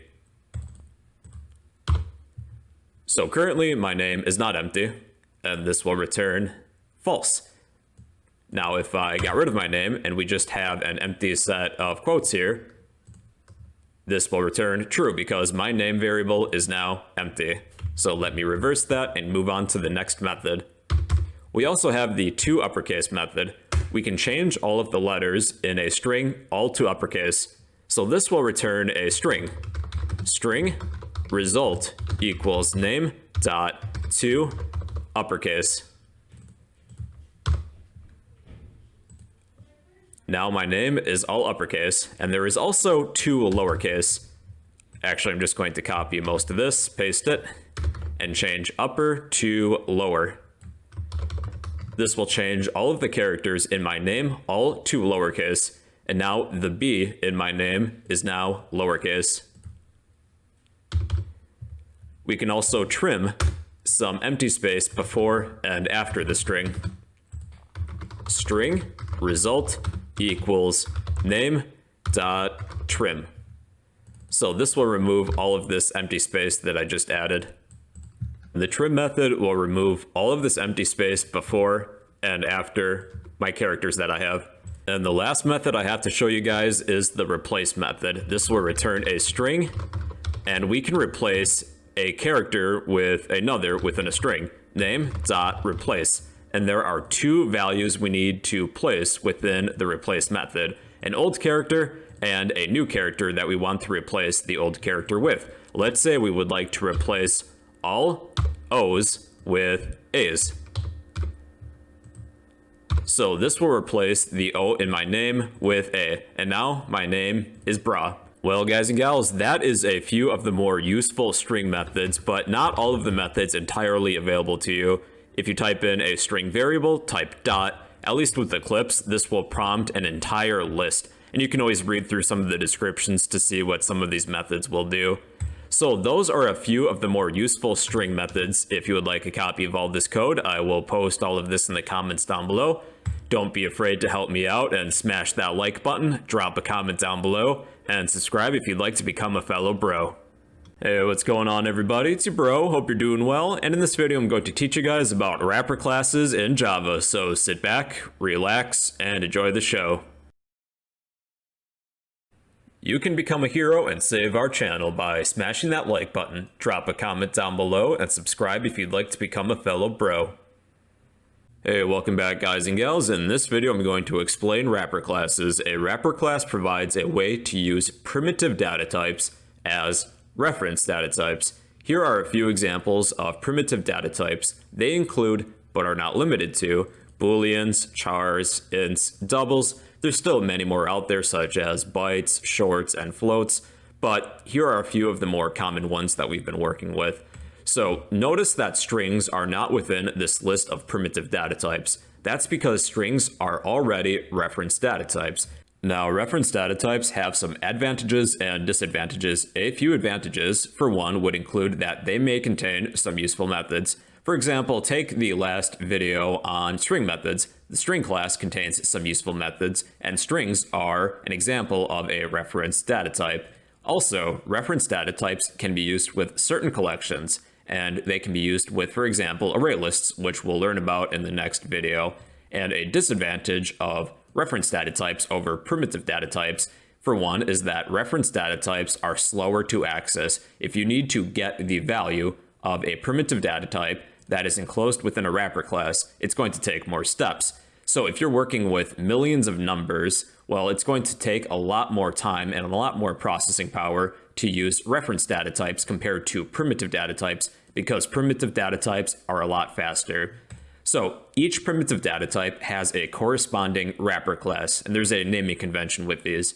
For the wrapper class, the first letter is capital, and the entire name is, for the most part, spelled out. So boolean would be boolean with a capital B, char would be character with a capital C, int is integer with a capital I, and double is still double but with a capital D.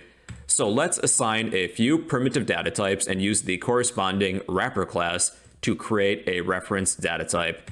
So Java has this feature called autoboxing and unboxing. We can directly assign some primitive values to a wrapper class automatically, and here's the definition. So autoboxing is the automatic conversion that the Java compiler makes between primitive data types and their corresponding object wrapper class. So let's use autoboxing to assign a primitive data type, a few primitive data types, to each corresponding wrapper class. So let's begin with a Boolean value. So we're going to list the data type, and it's going to be the wrapper class. So Boolean with a capital B, let's call this variable A equals, and then we can just use autoboxing to directly assign a primitive value to this reference data type. So I'm going to say that Boolean A equals true, and that is it. And let's assign a few others. So we have character B equals, let's assign a character, maybe the @ symbol, integer C equals 1, 2, 3, and double D equals, let's say 3.14. And what we have done is created 4 reference data type variables: Boolean A, character B, integer C, and double D. And for fun, let's create a string variable as well. Let's say string E equals whatever your name is. So are you beginning to see a pattern here? Strings are already a reference data type. That's why the first letter in the string data type, when you declare a variable of this type, is capital compared to the primitive data type variables that we've been working with. So it's kind of like we've been using reference data types all along when working with strings. As we've discussed at the beginning of this video, reference data types have a few advantages and disadvantages, and one of the advantages is that each wrapper class may contain some useful methods, kind of like what we did with the string class in the last video. So we already have a string. Let's look at a few of the methods of Boolean wrapper classes. So type in the name of the Boolean variable A, dot, and then here are all the methods that you have access to. The same thing goes with characters. Here's a bunch of methods you can use. Same thing with integers and doubles. So reference data types within the wrapper class, they have access to some useful methods that you can use for your program.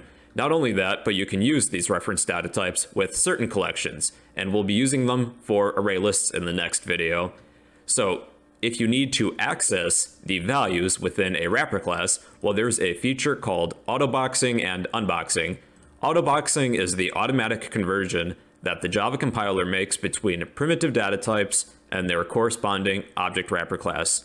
When we directly assigned some values to each of these reference data types, what we have done is autoboxing. We automatically converted these primitive values to the corresponding wrapper class automatically.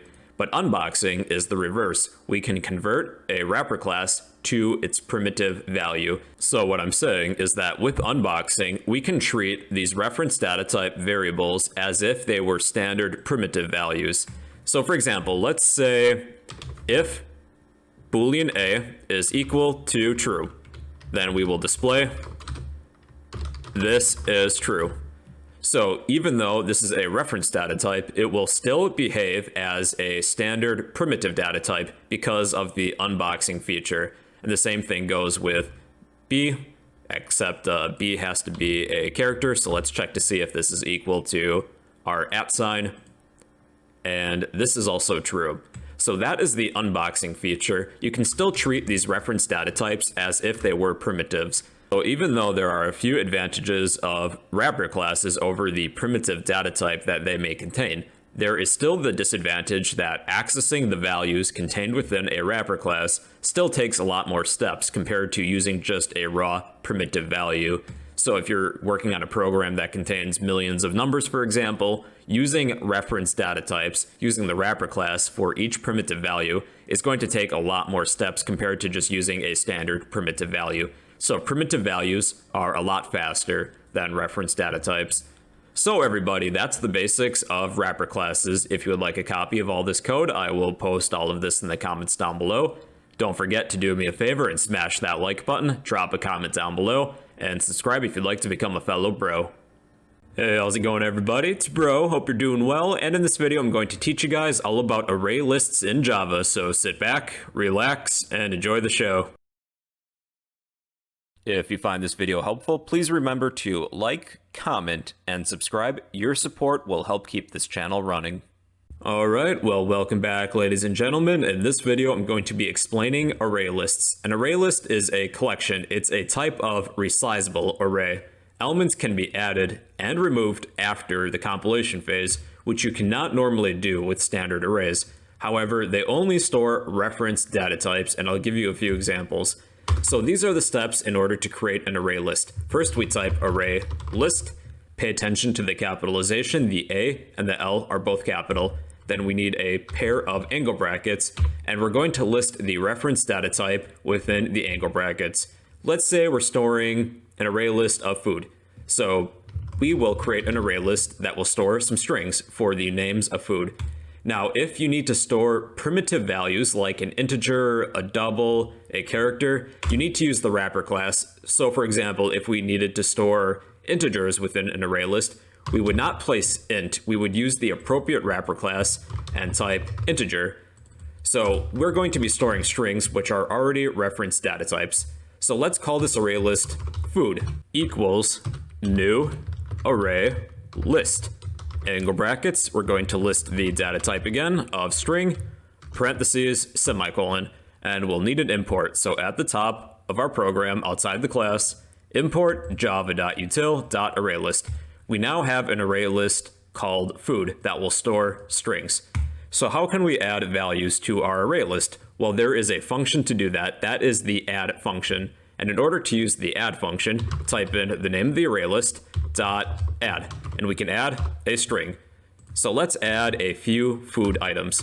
Let's add pizza to the first element, followed by, I'm going to copy this, hamburger, and hot dog. So let's display all the elements of our array list, and we can do that using a for loop. So for parentheses, curly braces, and then we will need an index, int I. We'll set this equal to 0. We'll continue this for loop as long as I is less than food. And normally with arrays, you would use dot length, but with array lists, we use dot size. And we are going to increment our index by 1. And then in order to display or retrieve one of the elements of our array, we will use the get function. And let's put this within a print line statement, food.get, and then we are going to list the index of I.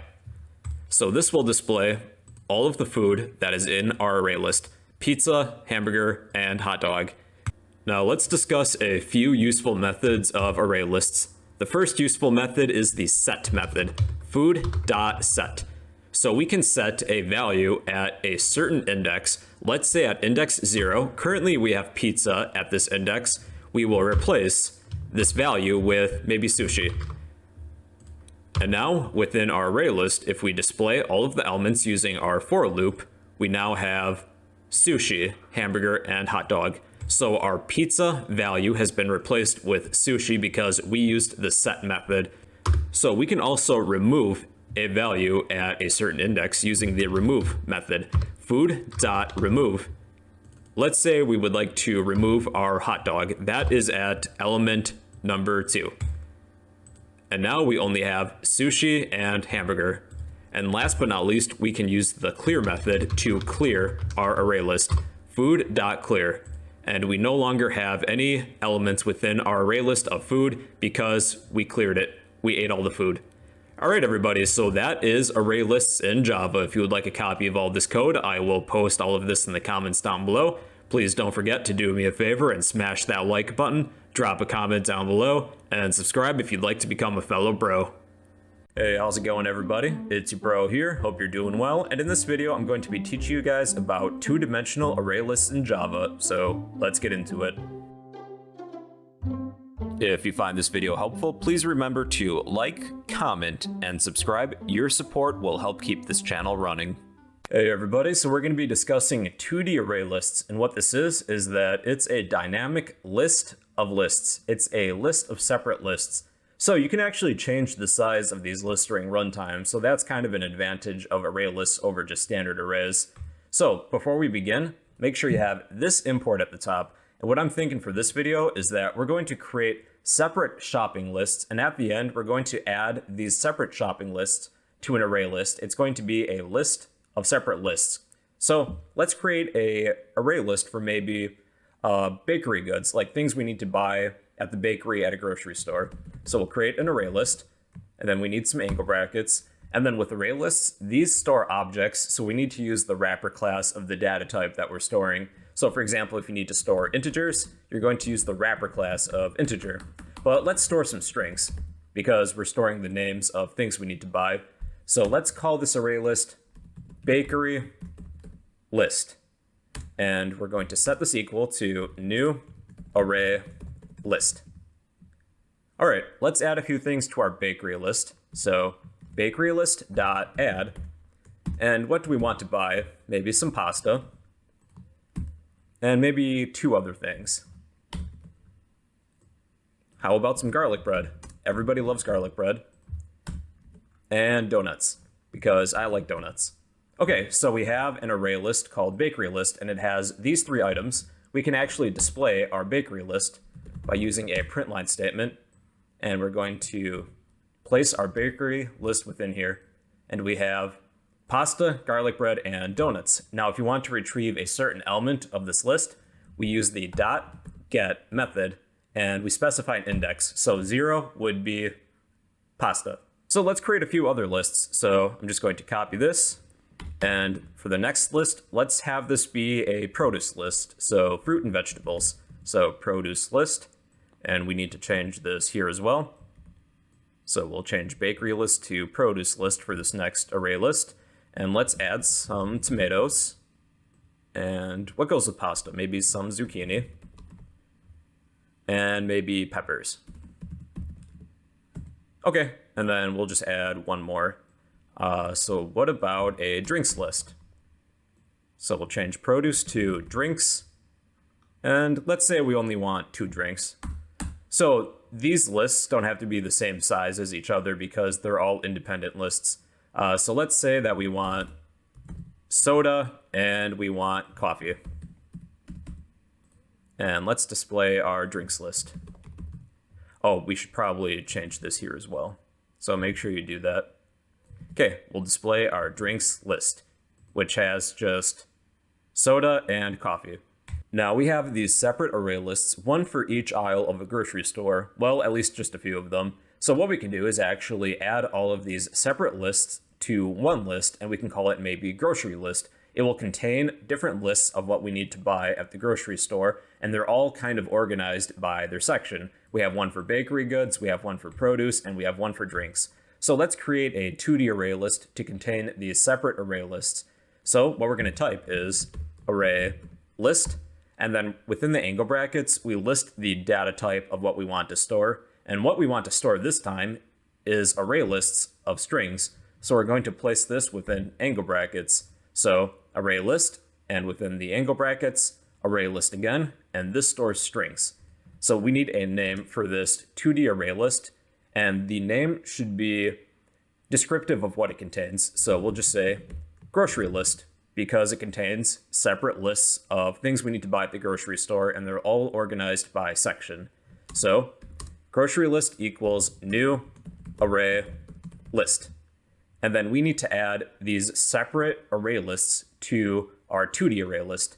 So what we're going to do is take our grocery list, and then we're going to add whatever lists that we want to add. So we need to add our bakery list, and we're going to do the same thing for our produce list and our drinks list. So we'll change bakery to produce. And then lastly, we need drinks. So drinks list.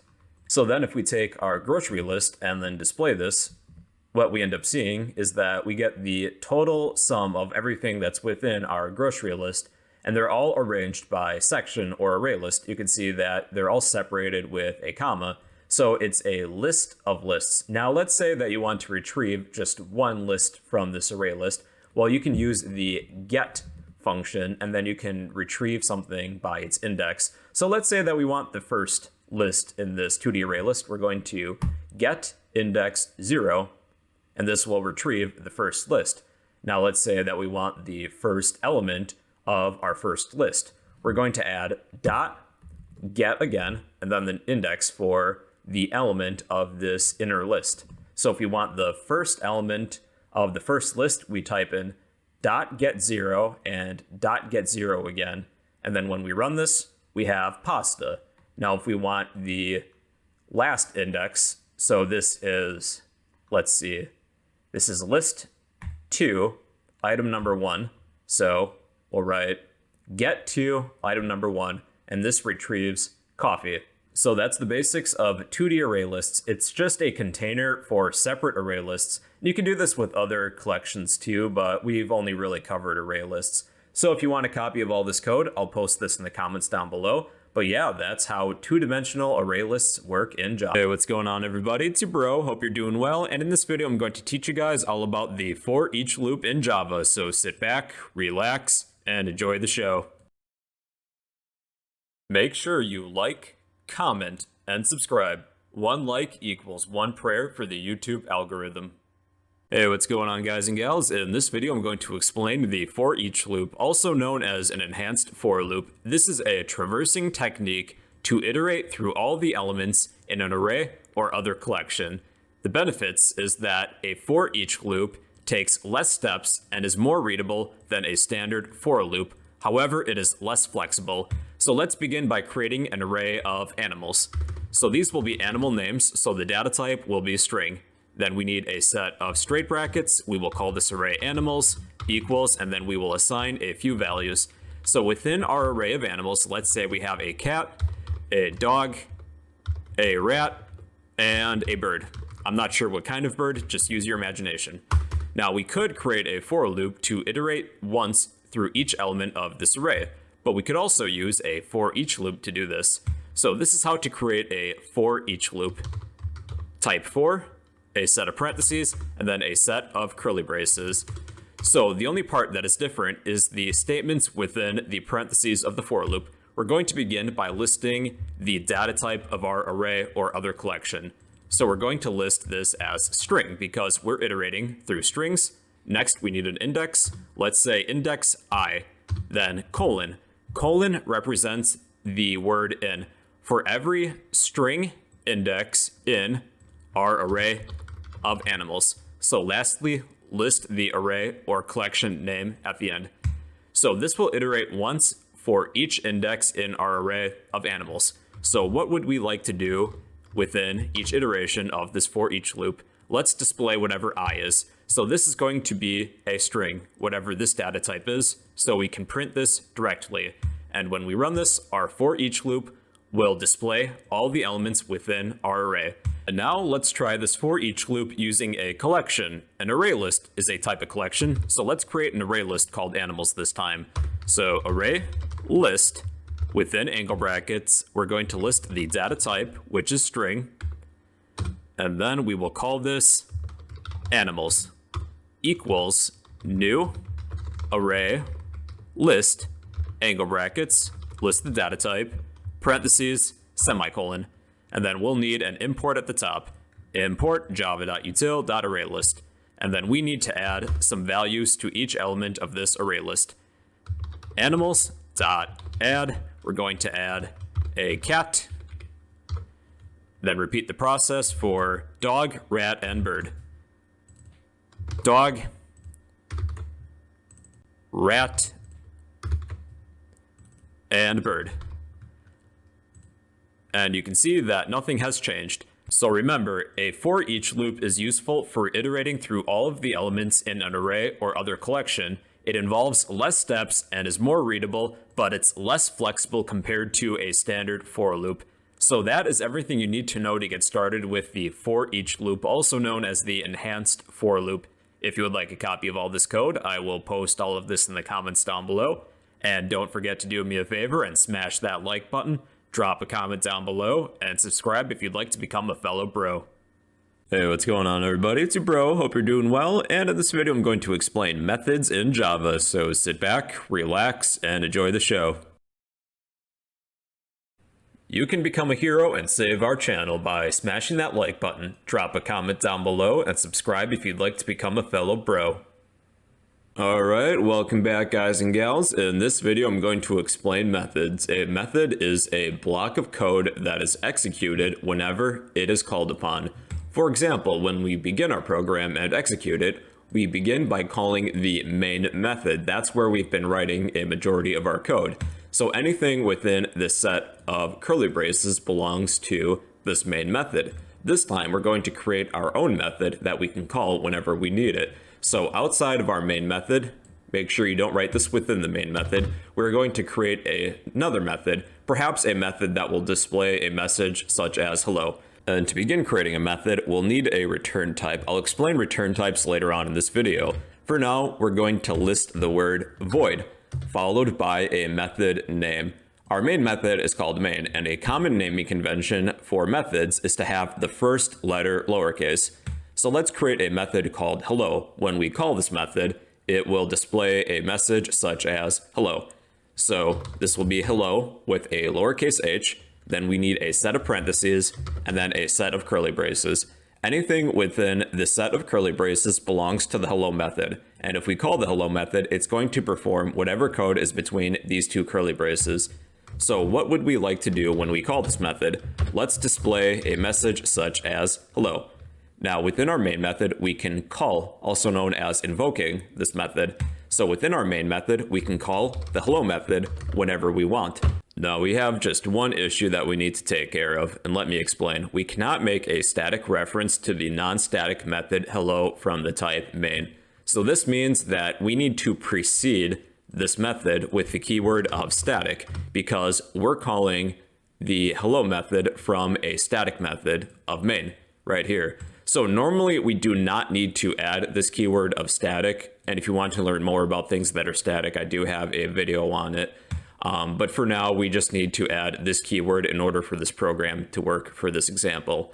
So when we call the hello method, it's going to perform whatever is within our block of code. And here it just displays the word hello. And we can call this method whenever we want and however many times we want. So if we want to display the word hello 3 times, we can just call the method 3 separate times. And this method will perform its task, its block of code, however many times it is called. One feature available to methods is that we can pass a value or a variable to a method when we call it. For example, we can pass a string variable to represent a name, and then we can use that name for something within our block of code. So for example, let's pass in a name of whatever your name is. Let's say bro. We can pass in a value or a variable. So for this example, I'm going to pass in a variable called name. String name equals bro, and I'm going to pass my variable of name into my method. So if you want to pass a value or a variable to a method, when you call that method, within the parentheses, just list all of the values that you would like to pass to your method. The values or variables that you're sending to a method are known as arguments, and they can be confused with what's known as parameters. In order to pass some values or variables to a method, when we declare our method, we need a matching set of what's known as parameters. Think of these as the rules. In order to call this method, we need a matching set of arguments and parameters. Currently, these are not matching. We're passing in a string, but there is no matching parameter. So this is how to set up a parameter for a method. We're first going to begin by listing the data type of the value that our method is expecting. So we're passing in a string as an argument. So we need a string parameter. So we need to first list the data type, followed by a name for this value. Just to make it simple, I'm going to call this name. So we now have a matching set of arguments and parameters. And now, since we're passing in our name variable to our method of hello, our hello method now has access to a string variable of name, and it contains this value of bro. So now we can use this name for something. Let's display hello plus name. And when we call this method and pass in our name, it's going to display the word hello plus our name. Hello, bro. So with parameters, you don't necessarily need to keep the names of the values consistent. I could change this name to something else, like title, I guess. And then I will switch that around, and this will work just the same. So these don't necessarily have to be called the same thing, the argument and the parameter. You can change the name if you want. Even something like this would work too. I don't know why you would write it like that, but you can. So with methods, you can pass in more than one argument as long as you have a matching set of parameters. This time, let's pass in an integer value. Let's create an integer variable called age. Int age equals, and I'll set this to 21 this time. So within my hello method, I'm going to pass in my name and age as arguments to my hello method. However, we have a problem. If I attempt to run this, we do not have a matching set of arguments, name and age, and parameters. We're passing in a string and an integer, and our method has parameters set up to accept only a string. So we need to finish setting up the parameters for this hello method so that the arguments and parameters match. So we need an integer, and we will call this age, and then we can use this age variable for something. So within another println statement, let's display you are plus age. And now this will work because we have a matching set of arguments and parameters. And before we finish this video, I would like to explain return types. We can return a value back to the area in which we called a method. So for this example on return types, I think this can be best explained with a separate example. So I'm going to clear out all of this and create a new example. Let's say we have two integer values. Int x, this will equal maybe 3, and int y, this will equal 4. Well, let's create a method that will add these two numbers and return the sum, the result of these two numbers. So outside of the main method, let's declare a method static. Normally we would type void if we're not returning anything, but if we're going to be returning a value, we need to list the data type of the value that we're returning. If we're going to add two integers together and return the sum, we're going to list the return type as integer because that's the data type of the value that we would like to return. We would like to return an integer, and then we will list the method name. Let's call this add, parentheses, and then a set of curly braces. So we cannot normally finish compiling this because if we're listing a return type, we need to list a return statement. What do we want to return? Well, we're going to return an integer, but we'll have to get to that later. So let's begin by setting up the parameters for our add method. Let's say we would like an integer. Let's call this x and int y. So in order to call the add method, we need to pass in two arguments, two integers. So let's call the add method and pass in our variables x and y. And within the add method, we will add these two numbers together. We could store this within a separate variable, int z equals x plus y, and then we could return our value of z. So when we run this, what's going to happen? Well, it doesn't display anything. That's because when we return the value of z to this area in which we called our method, well, we're not currently doing anything with this value. So we could store this within a variable or display it directly to the console window. So let's store the sum within int z equals add x and y.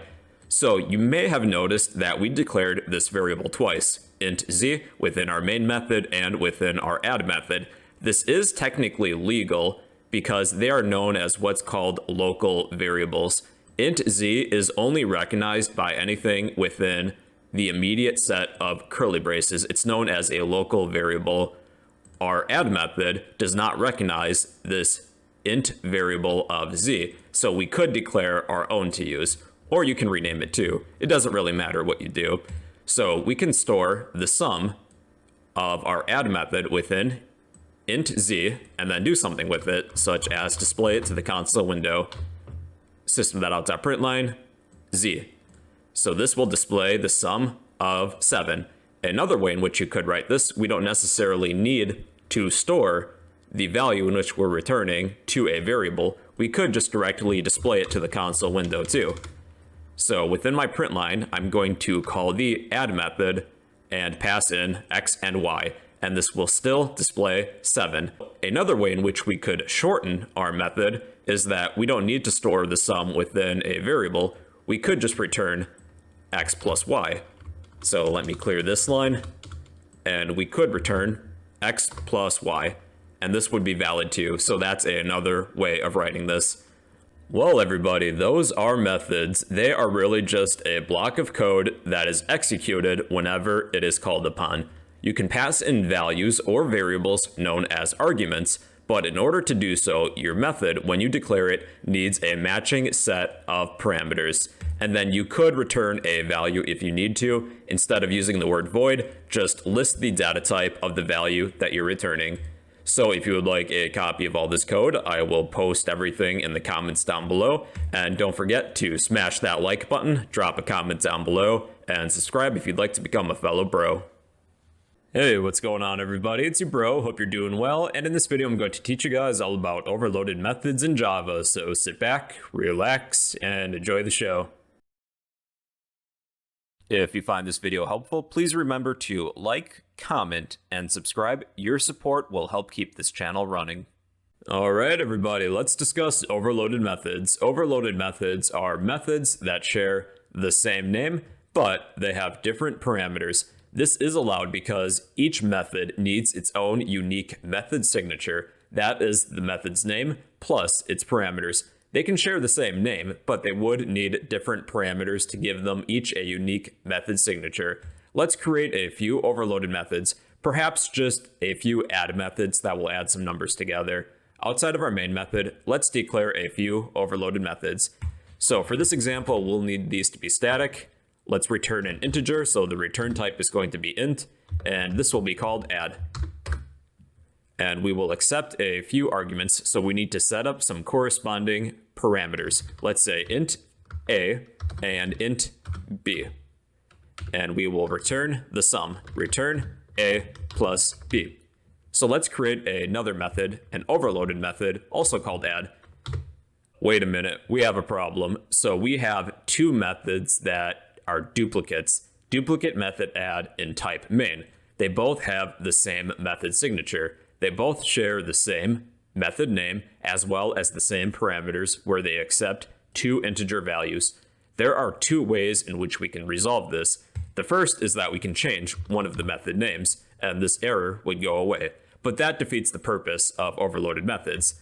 The other way is that we can change the parameters that we have for each method. Let's say we would like two versions, maybe even three versions of our add method. One that accepts two values, another that accepts three values, let's say int c, return a plus b plus c, and another that will accept four values.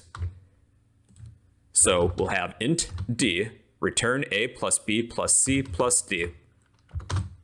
And then our problem went away. So let's test these. I'm just going to add a print line that states which overloaded method we're using. This is overloaded method number 1. And I'm going to copy this and paste it. And we'll change the second instance of this print line to this is overloaded method number 2. And lastly, this is overloaded method number 3. So let's try this. Let's say we have an integer, int x equals add, and we can pass in between 2 and 4 integers. Now I'm going to attempt to pass in a single integer value, but we cannot run and compile this because we do not have a matching method signature. We can pass in between 2 and 4 integers. So let's try this by passing in 2 arguments this time, 2 integer values, and then let's display the sum, the result. System.out.println, our variable of x. So we end up using our first overloaded method. This is overloaded method number 1, and this will display the sum, a plus b, which is 3. And let's try and use our second overloaded method. We need to pass in 3 integer values as arguments, and we are now using our second overloaded method. And lastly, we can pass in 4 integer values, and we end up using our third overloaded method, and we get a sum of 10. And with overloaded methods, not only are the numbers of parameters taken into account, but the data type for each specific parameter. So this time, let's create 3 more add methods, but these ones will accept double values instead of integers. So let's change any instance of int to double, including the return type. All right, and then I'm going to change the number of the overloaded method that we're using. So 6, 5, 4, 3, 2, 1. Our first 3 methods only accept integers, and they will accept between 2 and 4 integers. Our next 3 add methods only accept double values, and they accept between 2 and 4 double values.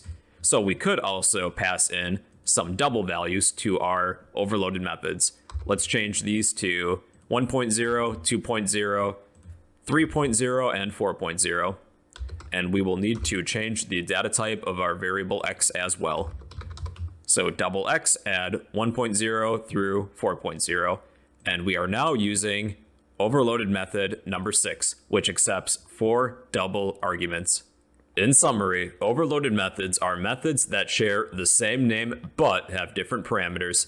They can share the same name, but they would need different parameters to give each method a unique method signature. Some factors that are taken into account with parameters are the number of parameters, the data type, and the order of the values. So if you would like a copy of all this code, I will post all of this in the comments down below. Please don't forget to help me out and smash that like button, drop a comment down below, and subscribe if you'd like to become a fellow bro. Hey, what's going on everybody? It's your bro, hope you're doing well, and in this video I'm going to teach you guys all about the printf method in Java, so sit back, relax, and enjoy the show. Make sure you like, comment, and subscribe. 1 like equals 1 prayer for the YouTube algorithm. Hello all, welcome back to another video. For this topic, I'm going to be explaining the printf method. This is an optional method to control, format, and display text to the console window. Here's an example of the printf method, and this is different from print and print line. With the printf method, there are two arguments we need to place within the parentheses of the printf method. The first is a format string, a string that you would like to display to the console window. And second, we can add either an object, a variable, or a value. To keep it simple for now, I just added a value of 1, 2, 3. So we can format some value and place it at some position within the string. The position in which we want to add this value, whatever it is, can be added to wherever we add a format specifier, which is represented by a %sign. Let's say we would like to add this value at the end of our format string. So we would add a format specifier at the end that is represented by the %sign. And there is a certain amount and number of combinations and characters that we can add after this format specifier, and this will format our value a certain way. If we simply need to display a decimal number, we're going to add a D. It's kind of like a secret code. That's how I think of it, at least.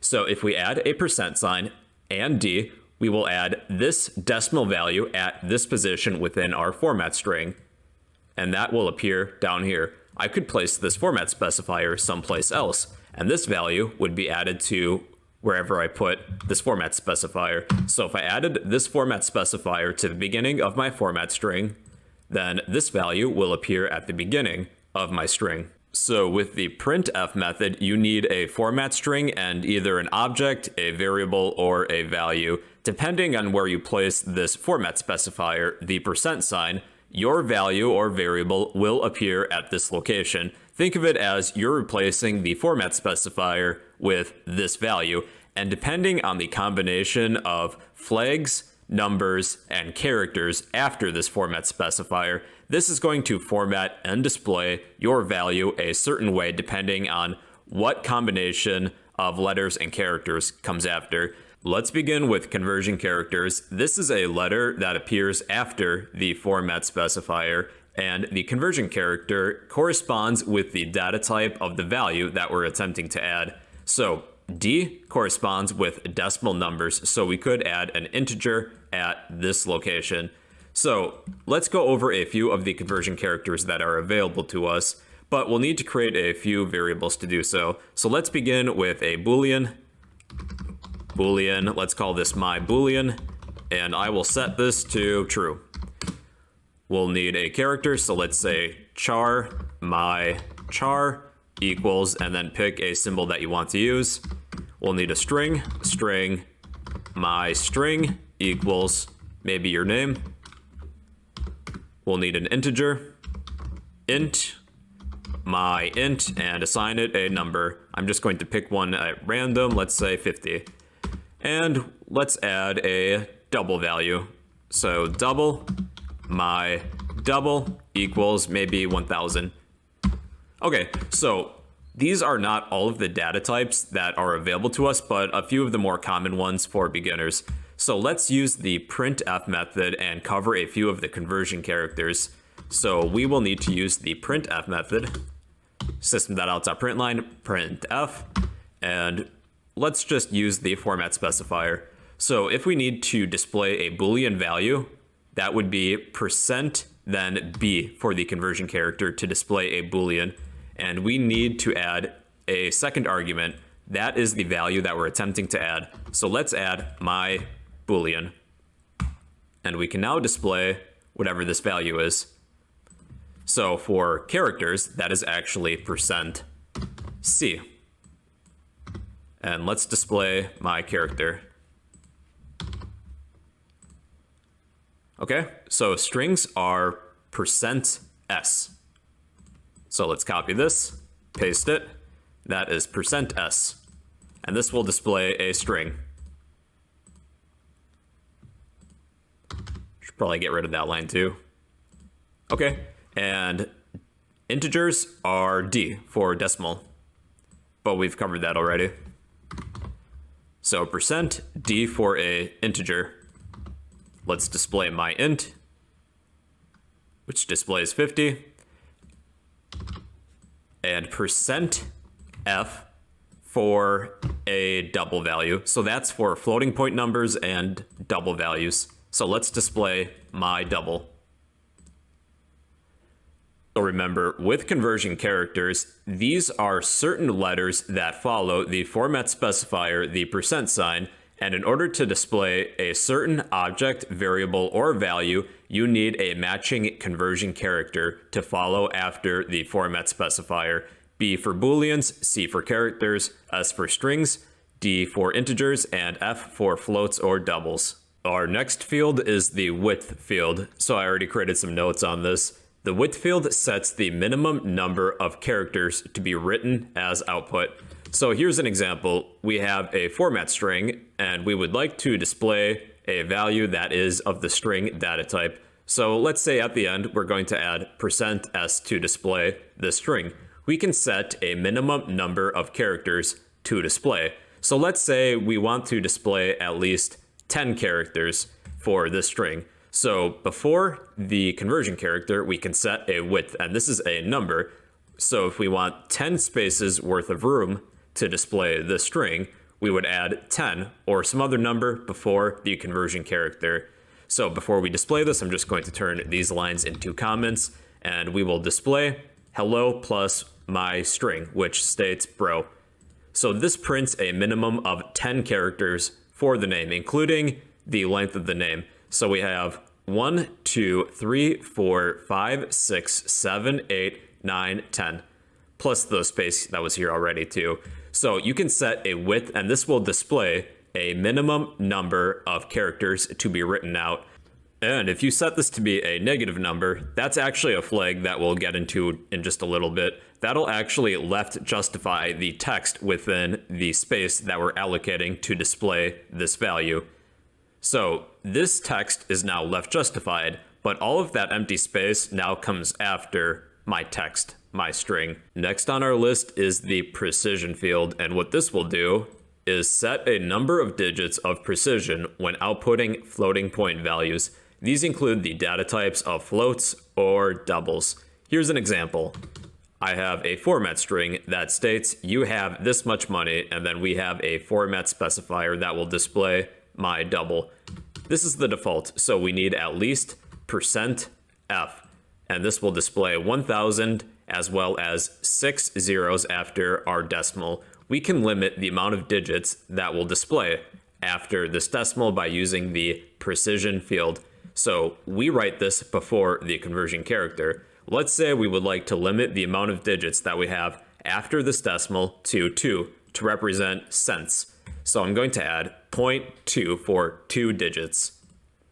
And this will limit the amount of digits that will appear after the decimal portion. And if we change this to a different number like 1, well then this will only display 1. So that is the precision field. It will set a number of digits of precision when outputting floating point values. And lastly, we have flags. These will add an effect to output based on the flag added to the format specifier. Here's a few. We can left justify, we can output a plus or minus sign for a numeric value, we can have numeric values be padded with zeros, and we can separate large numbers by the thousands by using a comma. Let's try a few of these out. Let's copy what we have for our example for precision. So I'm going to copy this line, and let's get rid of the precision. So we have %f. Let's left justify this. So I'm going to set a width, maybe 20, and set this to negative. So this will left justify all of that. Although it's a little difficult to see, I'm going to get rid of the left justify, and this will now be right justified. So this would be useful if you need to line up a bunch of numbers. We can output a plus or minus sign for a numeric value. So I'm going to add +f, and this should be plus 1000. If this was a negative number, like negative 1000, this should appear as a minus now. We can also pad our number with zeros. So let's set a width of maybe 20, and we will right justify it, so we do not need a negative sign, and we are going to add 0. So we now have a bunch of zeros before our number of 1000. And lastly, we can separate each thousands place with a comma simply by adding a comma as the flag. So %, f. So at the 1000s place, we now have a comma.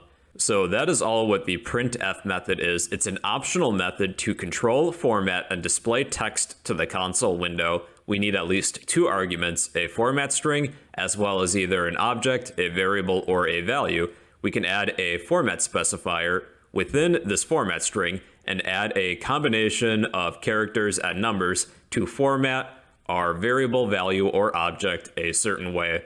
So that is an intro, more of a crash course to the printf method. If you would like a copy of all this code, I will post everything in the comments down below.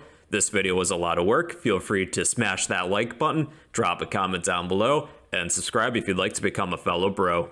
How's it going, everybody? It's your bro. Hope you're doing well. And in this video, I'm going to teach you guys about the final keyword in Java. So sit back, relax, and enjoy the show. Make sure you like, comment, and subscribe. One like equals one prayer for the YouTube algorithm. Okay, ladies and gentlemen, I'm going to be teaching you guys about the final keyword. Anything that is declared as final cannot be changed or updated later in your program. Here's an example. Let's say we have a double variable called pi, and we will store the first few digits of pi, 3.14159. There's still more digits than that, but that's good enough for this example. And let's update the value of pi to maybe 4. And then within a printline statement, let's print the value of pi. So this will display 4 because we updated our variable pi to equal 4. So if we were to use the final keyword, when we declare our variable, we're going to precede our data type with the keyword final. And we can no longer update this value, and it states the final local variable pi cannot be assigned. It must be blank and not using a compound assignment. So we can no longer change the value of pi. We're going to run into a problem, and it states here that we ran into an unresolved compilation problem. So if you declare anything as final, you cannot update it. It is final. That's the law. You can't update it. And one common practice that people will do when they declare something as final is that with the variable name, they will make all the letters uppercase. It's not necessary, that's just common practice. And when we run this program, it displays our number pi of 3.14159. So really, that's the basics of the final keyword. Anything that is final cannot be changed once you declare it. If you would like a copy of this code, I will post this in the comments down below. But yeah, that's how the final keyword works in Java. Hey, what's going on, everybody? It's your bro here. Hope you're doing well. And in this video, I'm going to teach you guys all about object-oriented programming in Java. So sit back, relax, and enjoy the show. If you find this video helpful, please remember to like, comment, and subscribe. Your support will help keep this channel running. Hey, welcome back. This video is the start of the object-oriented programming portion of the series. The abbreviation people use is OOP, also pronounced as OOP. Now, objects, they can be intimidating, but they're really not that bad once you get to know them. So look around you right now. You are surrounded by different objects. Next to me, I have a phone, a desk, a computer, and a coffee cup. And you can hear me knocking on it right now. Unfortunately, it's empty. So we can use programming to imitate objects in the real world. Anything you can think of, really. An object uses a class. For example, I have a class called car, and we're going to be constructing some car objects. So with objects, they contain attributes and methods. Think of attributes as the characteristics that this object has, and methods as the different actions that this object can perform. For example, let's list some of the attributes of a coffee cup. These are the characteristics of my coffee cup. So for example, let's say that the color of this coffee cup is white. I could store this within a string variable within the class called color. And we can assign this a string value such as white.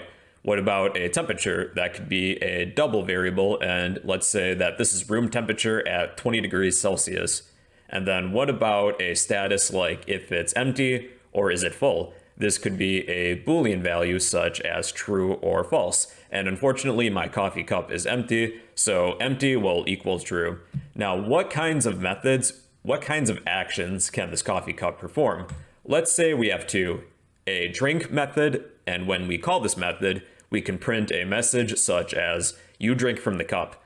Or what about a spill method? if we were to call the spill method in case I decide to spill my coffee everywhere, we could say you spilled your coffee everywhere. So all an object really is a bundle of defining attributes and methods, the characteristics of an object, and what actions that this object can perform. And for today's video, we're going to be creating some car objects. Why? Because, well, I like cars. So we need to create a different class, another class. So you can either do this within the same Java file or a separate Java file. So if you were to create a class within the same Java file, make sure that you declare this class outside of the main class that you're working with. But I like to keep my code organized into different Java files. So for me, I'm going to create another Java file. So within my project folder, I'm going to go to File, New, Class, and I'm going to call this class car because we're constructing car objects, and then click Finish.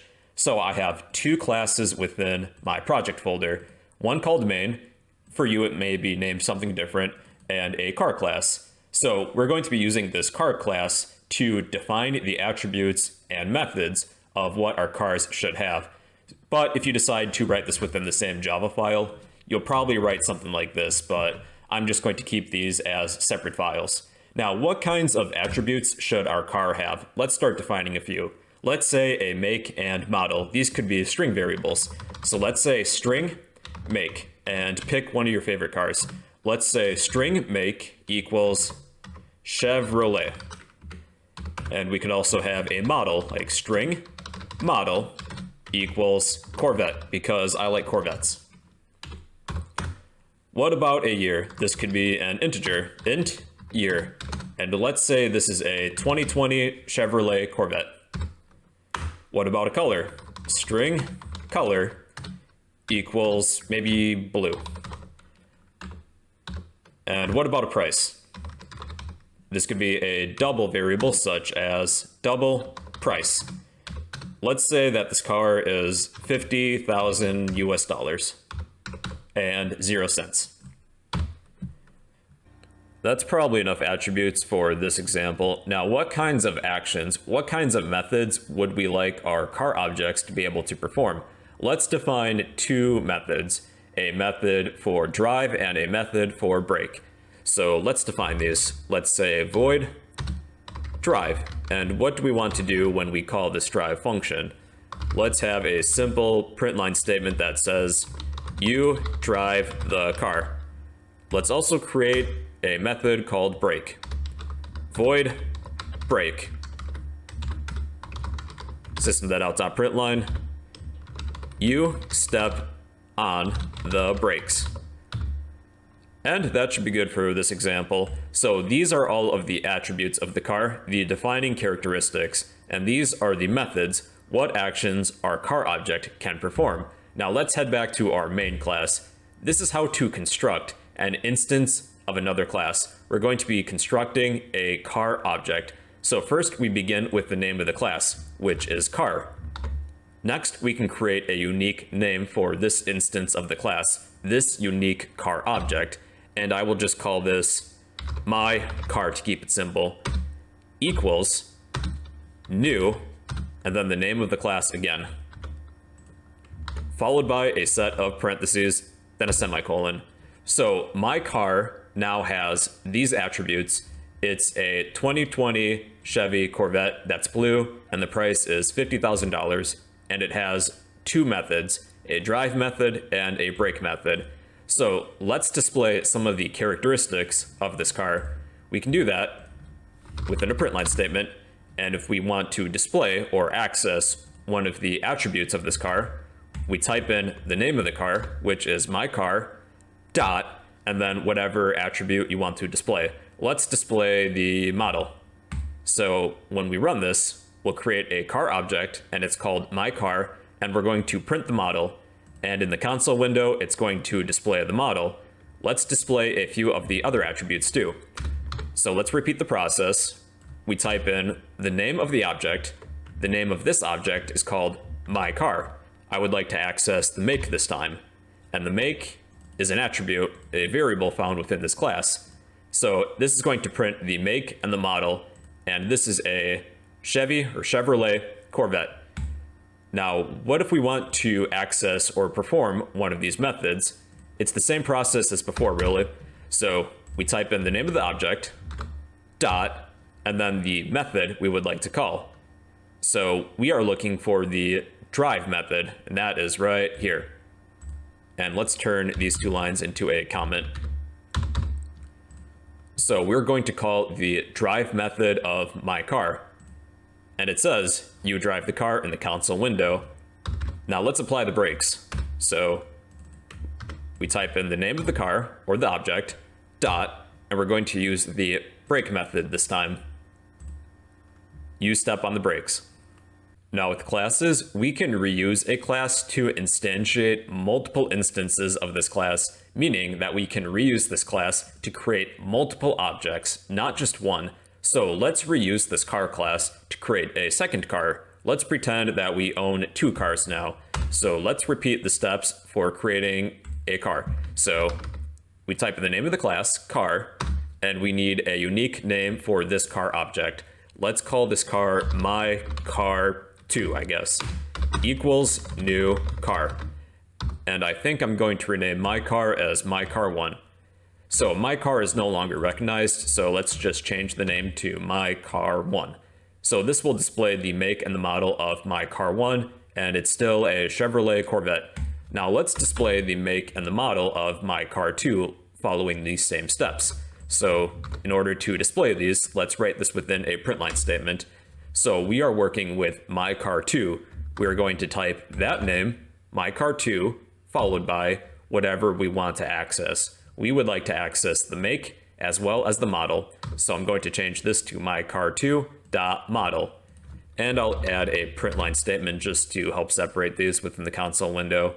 So what we get is that both of these cars, my car 1 and my car 2, are both Chevrolet Corvettes.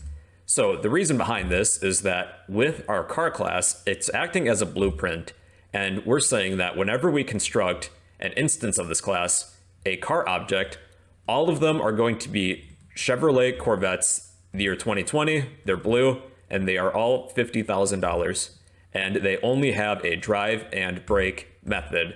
And to solve this problem, because we don't want all of our cars to be Chevrolet Corvettes, I mean, that wouldn't be a bad problem to have in real life though, but it's not practical for programming. So what we're going to be doing in the next video is learning about constructors, how we can construct objects that have different characteristics, different attributes, so that all of our objects are not the exact same. So if you would like a copy of all this code, I'll post all of this in the comments down below. But yeah, that's an introduction to object-oriented programming in Java. Hey, how's it going everybody? It's your bro here, hope you're doing well, and in this video I'm going to teach you guys all about constructors in Java, so sit back, relax, and enjoy the show. You too can become a hero and save our channel by punching the like button, throw a comment down below, and smash the subscribe button. Alright guys and gals, in this video I'm going to be explaining constructors to you all. Now a constructor is a special method that is called when an object is instantiated, and when we instantiate something, that's just a fancy term for creating an object. Now for this example, I have two classes. I have my main class that contains my main method, and I also have another class within my project folder called human. We're going to be creating some human objects today. Now, normally the steps of creating an object, we would type in the name of the class. For this example, it's human, a unique name for this specific object. We'll just call this human, all lowercase, equals new human. Now, this portion works very similar to a standard method call, except a constructor is a special method that works behind the scenes that will create an instance of a class for us. It will instantiate an object. Basically speaking, our constructor is acting as a special method, and we can even pass in arguments when we instantiate it.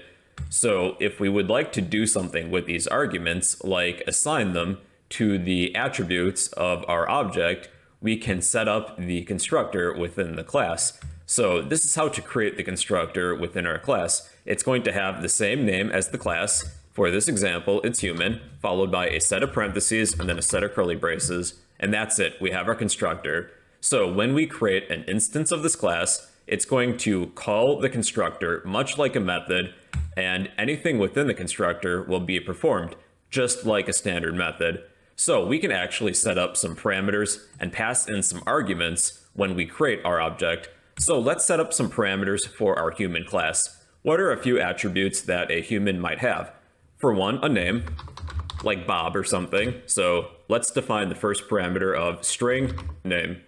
Perhaps an age, int age, and then a weight. Actually, let's make this a double weight. So we have now set up 3 parameters for this human class. Let's head back to our main class. Now we're going to have a problem. That's because we do not have matching arguments to send our human. That's because we're saying that in order to construct a human, these are the parameters, these are the rules. In order for us to instantiate a human, to create a human object, we need to send our constructor a string, an integer, and a double value to serve as the name, the age, and the weight. So in order to get this program working, within the constructor, we need to pass in some matching arguments. So we need to send a string, an integer, and a double value. So let's call our human Rick, and we'll pass in Rick for the first argument. Let's send an age, perhaps 65, so he's elderly, and then a weight. Perhaps this will be in kilograms. So let's say maybe 70. See, now that error went away, so we can compile and run this, but it currently doesn't do anything. So why is this useful? Why is passing arguments to a constructor useful? Well, this gives us the ability to create different objects that have different attributes. So we could create a second human that has a different name, a different age, and a different weight. But we first need to assign these values to the attributes of our class. So let's head back to our human class, and we need to define a name, an age, and a weight. And let's do this outside of the constructor, but we're not going to assign a value just yet. So let's say string name. We're only going to declare this int age and double weight. And then within the constructor, we're going to assign all of these values to each of these variables.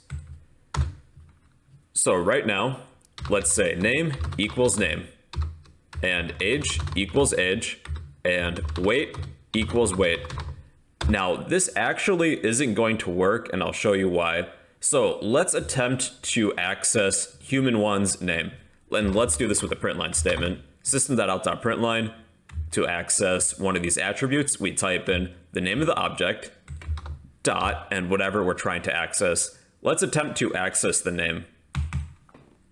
Now, if we were to display the name, it says null. Well, what gives? That's because we need to assign each of these values to this specific object, and one keyword to assign values to this object is to use the this keyword. So when we assign name equals name, age equals age, and weight equals weight, we're going to precede each of these with the keyword this. This dot name, this dot age, and this dot weight.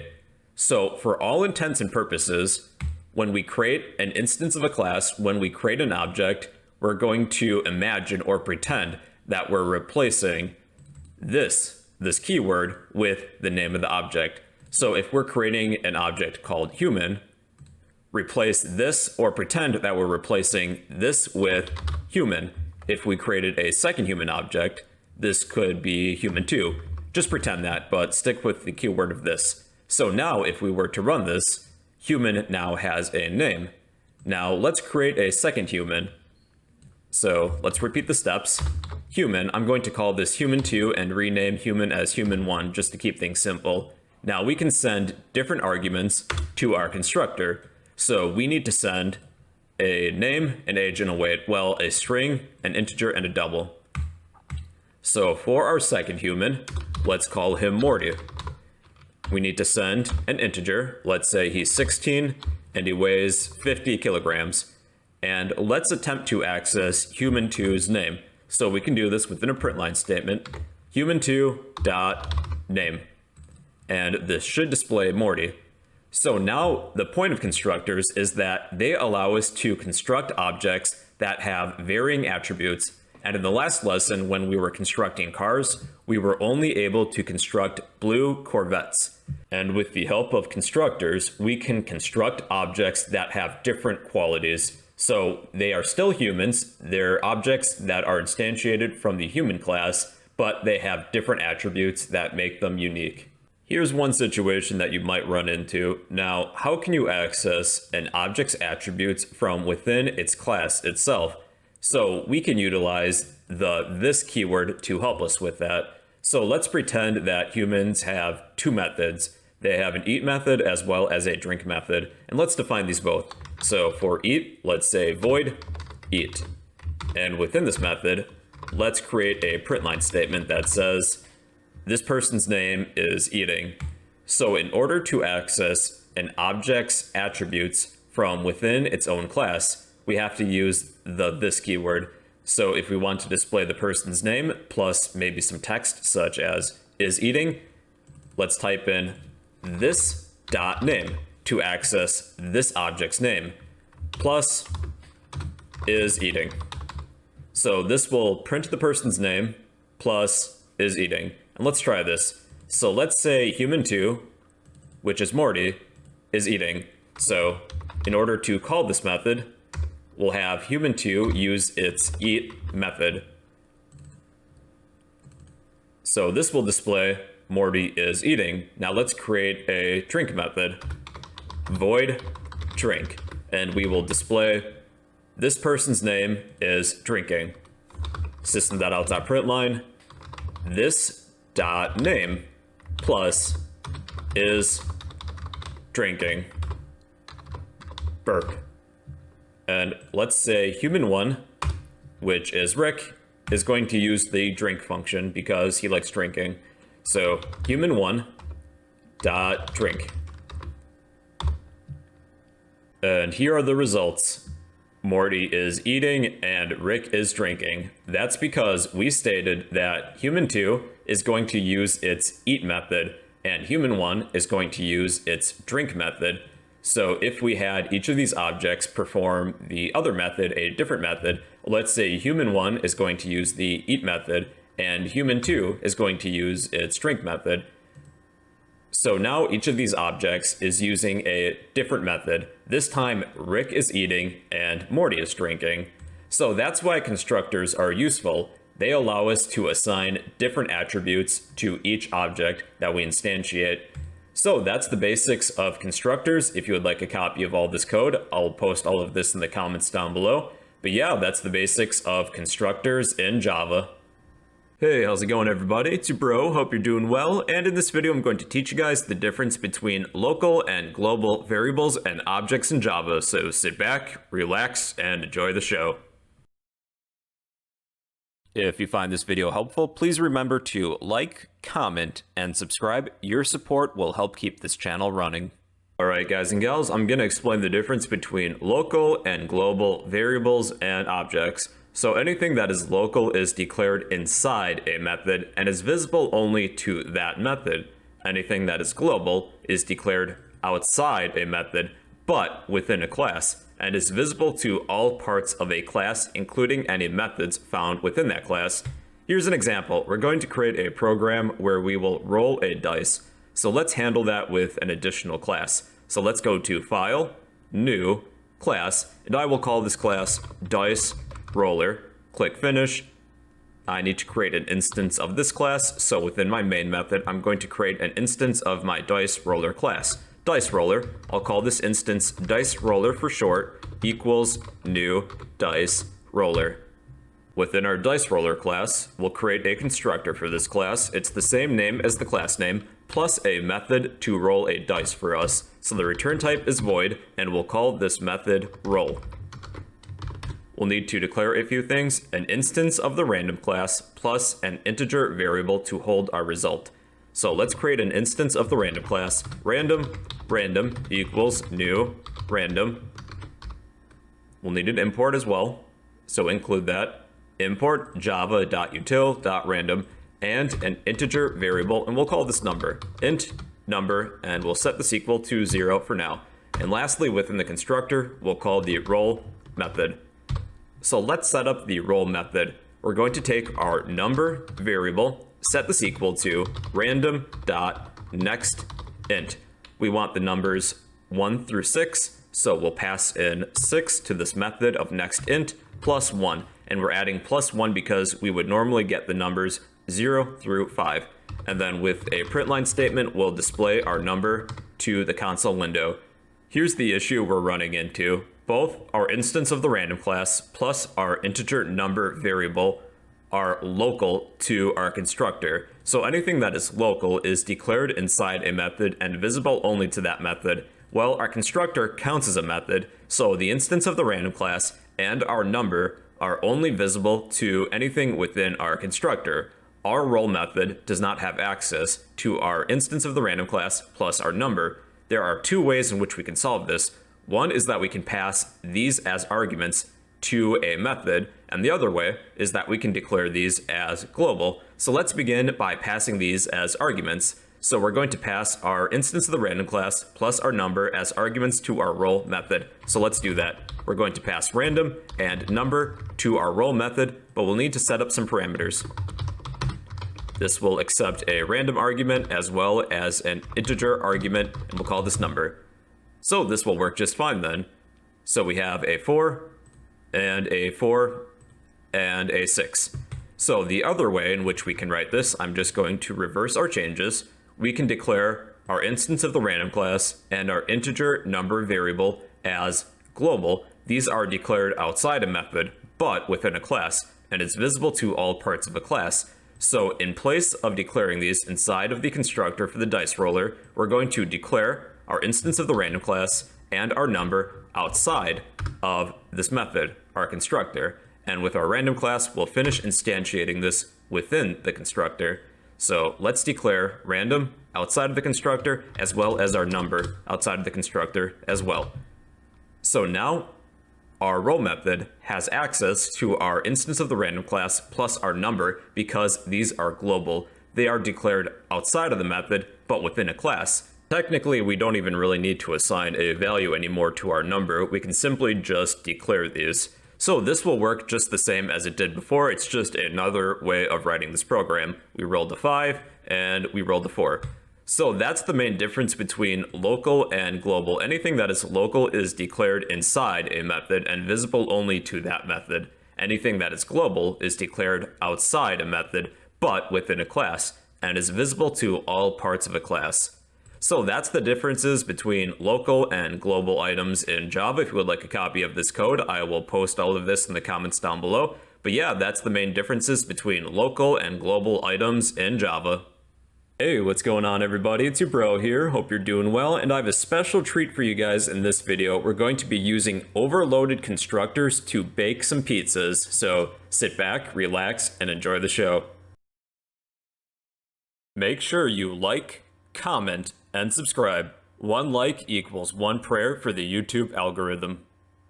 Ladies and gentlemen, we're going to be discussing overloaded constructors. These are multiple constructors within a class with the same name, but they have different parameters, and that's the key thing to take away from this. When you combine a constructor's name plus its parameters, it's also known as a signature. And if you have constructors with the same name, they need to have different parameters because they should all have their own unique signature. To best demonstrate this, we're going to be baking some pizzas. Within my same project folder, I have a pizza class as well as a class that contains my main method. So let's create the constructor for this pizza. It's the same name as the class, followed by parentheses, and then a set of curly braces. Let's also instantiate an instance of the pizza class. Create a pizza object. So it's the name of the class followed by a unique name for this object. I'm going to call this pizza, all lowercase, equals new pizza, parentheses, semicolon. So we now have a pizza object. And let's assemble this pizza and pass in some ingredients as arguments.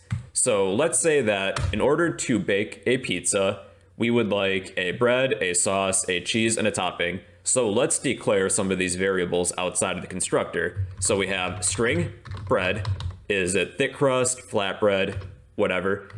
A sauce,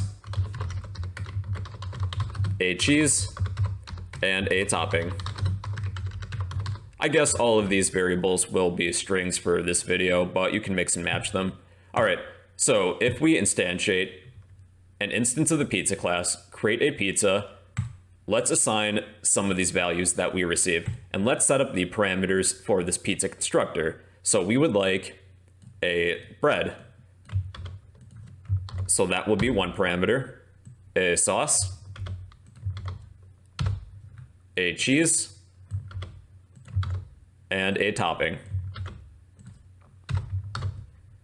Now, in order to create our pizza, we need matching arguments because the parameters are the rules. We have to send our pizza 4 strings, and they will serve as the bread, the sauce, the cheese, and the topping.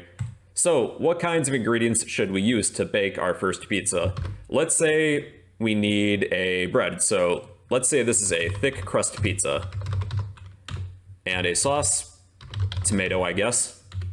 A cheese, maybe mozzarella. I probably spelt that wrong. And a topping, let's say pepperoni. I probably spelt that wrong too, but I don't care. So we can now construct a pizza object. And for this pizza constructor, it requires 4 strings that will serve as a bread, a sauce, a cheese, and a topping. And then let's assign these real quick. So this dot bread equals the bread that is passed to us as an argument. And repeat the steps for sauce, cheese, and topping. This dot sauce equals sauce. This dot cheese equals cheese. And this dot topping equals topping. And let's print this pizza. System.out.println. Let's display a message such as, here are the ingredients of your pizza. And I'll just print these all on a new line for each. System.out.println. Pizza.bread, because I want to access the bread variable of our pizza object. And we'll access the others too. So we have sauce, cheese, and a topping. So we're passing in 4 strings. Here are the ingredients of your pizza. It's a thick crust, tomato, mozzarella, pepperoni pizza. All right, now here's a situation. What if we want a plain cheese pizza? We don't want any toppings. So you know what? I'm going to get rid of the pepperoni. But wait a second, we're gonna have a problem. We need to pass in 4 strings, and we're only going to be sending in 3. One way that we can solve this problem is to create overloaded constructors. So overloaded constructors, they can have the same name, but different parameters. So what we can do is create another constructor with the same name. I'm going to copy all of this, paste it. So right now, these parameters are the same. They have these constructors the same name as well as the same parameters. So this is not legal because they have the same signature. Let's create a constructor that doesn't have a topping. It's only a bread, a sauce, and a cheese. And we do not need to assign this topping, so we can take that out. And you can see that that issue went away. We can now construct a pizza that has only 3 ingredients. But if we were to attempt to display the topping, it just says null, but everything works just fine.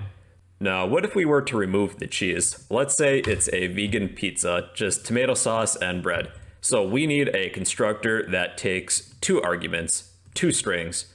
So let's copy one of these constructors, paste it, and change the parameters. So this pizza constructor only takes 2 arguments, a bread and a sauce. And it functions just fine. And why stop there? Let's remove the sauce entirely so we can create a pizza that only has bread, and that's it. So we'll need to create another overloaded constructor that has only 1 parameter, a string value, string bread, and we will assign this bread equals bread. And for some reason, if you wanted to create a pizza that only has bread, well, you can do so. Here are the ingredients of your pizza, thick crust. And then, you can also create a constructor that has no arguments. So that's kind of like what we had in the original video on object-oriented programming. So we have the name of the class with no arguments and no parameters. So you could create an object that has no attributes assigned, where all the ingredients are empty. So a pizza that has nothing will cost you $0 and 0 cents in real life, I guess. Well, everybody, that's the basics of overloaded constructors in Java. If you would like a copy of all this code, I will post all of this in the comments down below. But yeah, that's the basics of overloaded constructors in Java. Hey, it's your bro. Hope you're doing well. In this video, we're going to be discussing the toString method in Java, so sit back, relax, and enjoy the show. If you find this video helpful, please remember to like, comment, and subscribe. Your support will help keep this channel running. Welcome back, guys and gals. In this video, I'm going to be teaching you guys all about the toString method. This is a special method that all objects inherit. It returns a string that textually represents an object. So let me give you an example. I have another class called car, and a few variables related to cars, such as a make, a model, a color, and a year. And I took the liberty of assigning these values already. So it's a Ford Mustang that's red, and the year is 2021. Now we have 4 variables here, right? What if we wanted to display all of these values? So first we need to create an instance of this class. We're going to create a car object. We can do that by stating car, let's call this car, equals new car. All right, and in order to display all of these values within our car class, we would need a bunch of print line statements. Luckily, I just copied and pasted what I had before. So within a print line, we would print the car's make, the car's model, the car's color, and the car's year. So if we were to run this, this will display all of the values, the textual representation of this object. Now, what if we displayed with a print line statement car instead of one of the attributes? So within a print line statement, I'm going to instead just type in car. And what the heck is this? All right, so let me explain. This is the address of this car object in memory. It's like the street address, like 123 Fake Street. So this is the address where you can find this car object in your computer's memory. So normally we're using the toString method, and all objects will actually inherit a toString method. So if we were to type in the name of our car, we actually have access to a toString method. And by default, we actually call the toString method behind the scenes implicitly when we use a print or print line statement. So if I were to type car.toString, it's going to do the exact same thing, which we have here. So it's going to return the address of where this car object is in memory. But what many people do is that they will override and change the toString method to instead print a textual representation of this object. And that's what we're going to be doing in today's video. Now within our car class, we're going to be overriding the toString method. Method overriding is a different video, so if you'd like to learn more about it, feel free to check out that video. So let's override the toString method and have it do something else. So this is a public method. It's going to be returning a string. So instead of saying void, we're going to be returning a string. And the name of this method is the toString method. Make sure you spell it exactly like this. Now it's asking for us to add a return type. So we're going to return a string back to the toString method when we call it. So let's make up a string. Let's call it my string. It really doesn't matter what you call it for the most part. And let's declare what my string is. My string equals. Now we can actually return all of these values in string representation. So my string is going to equal, let's say make, and we can format this however we want. Make plus maybe a new line plus model. Maybe let's add another new line. The color plus a new line.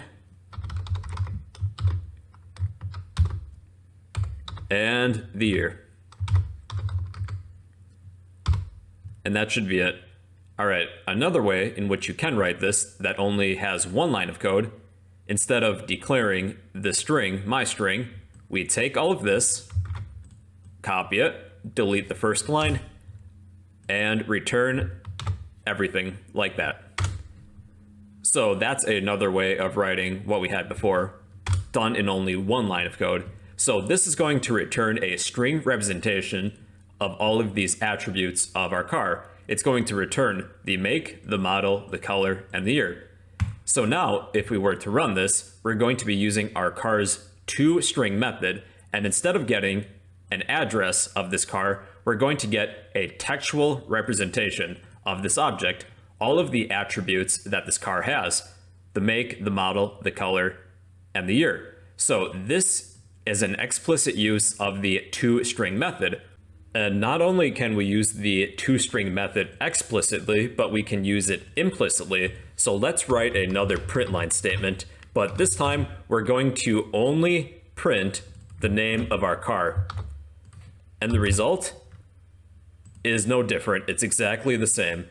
So we're implicitly using the toString method of our car when we use a print or print line statement. So you can use either one. You can either call this toString method explicitly or implicitly. But the point being is that you can override the toString method to return a string representation of all of the attributes of an object. So that's how the toString method works in Java. If you would like a copy of all this code, I will post all of this in the comments down below. But yeah, that's how the toString method works in Java. Hey, what's going on everybody? It's your bro, hope you're doing well, and in this video I'm going to teach you guys how we can create an array of objects in Java, so sit back, relax, and enjoy the show.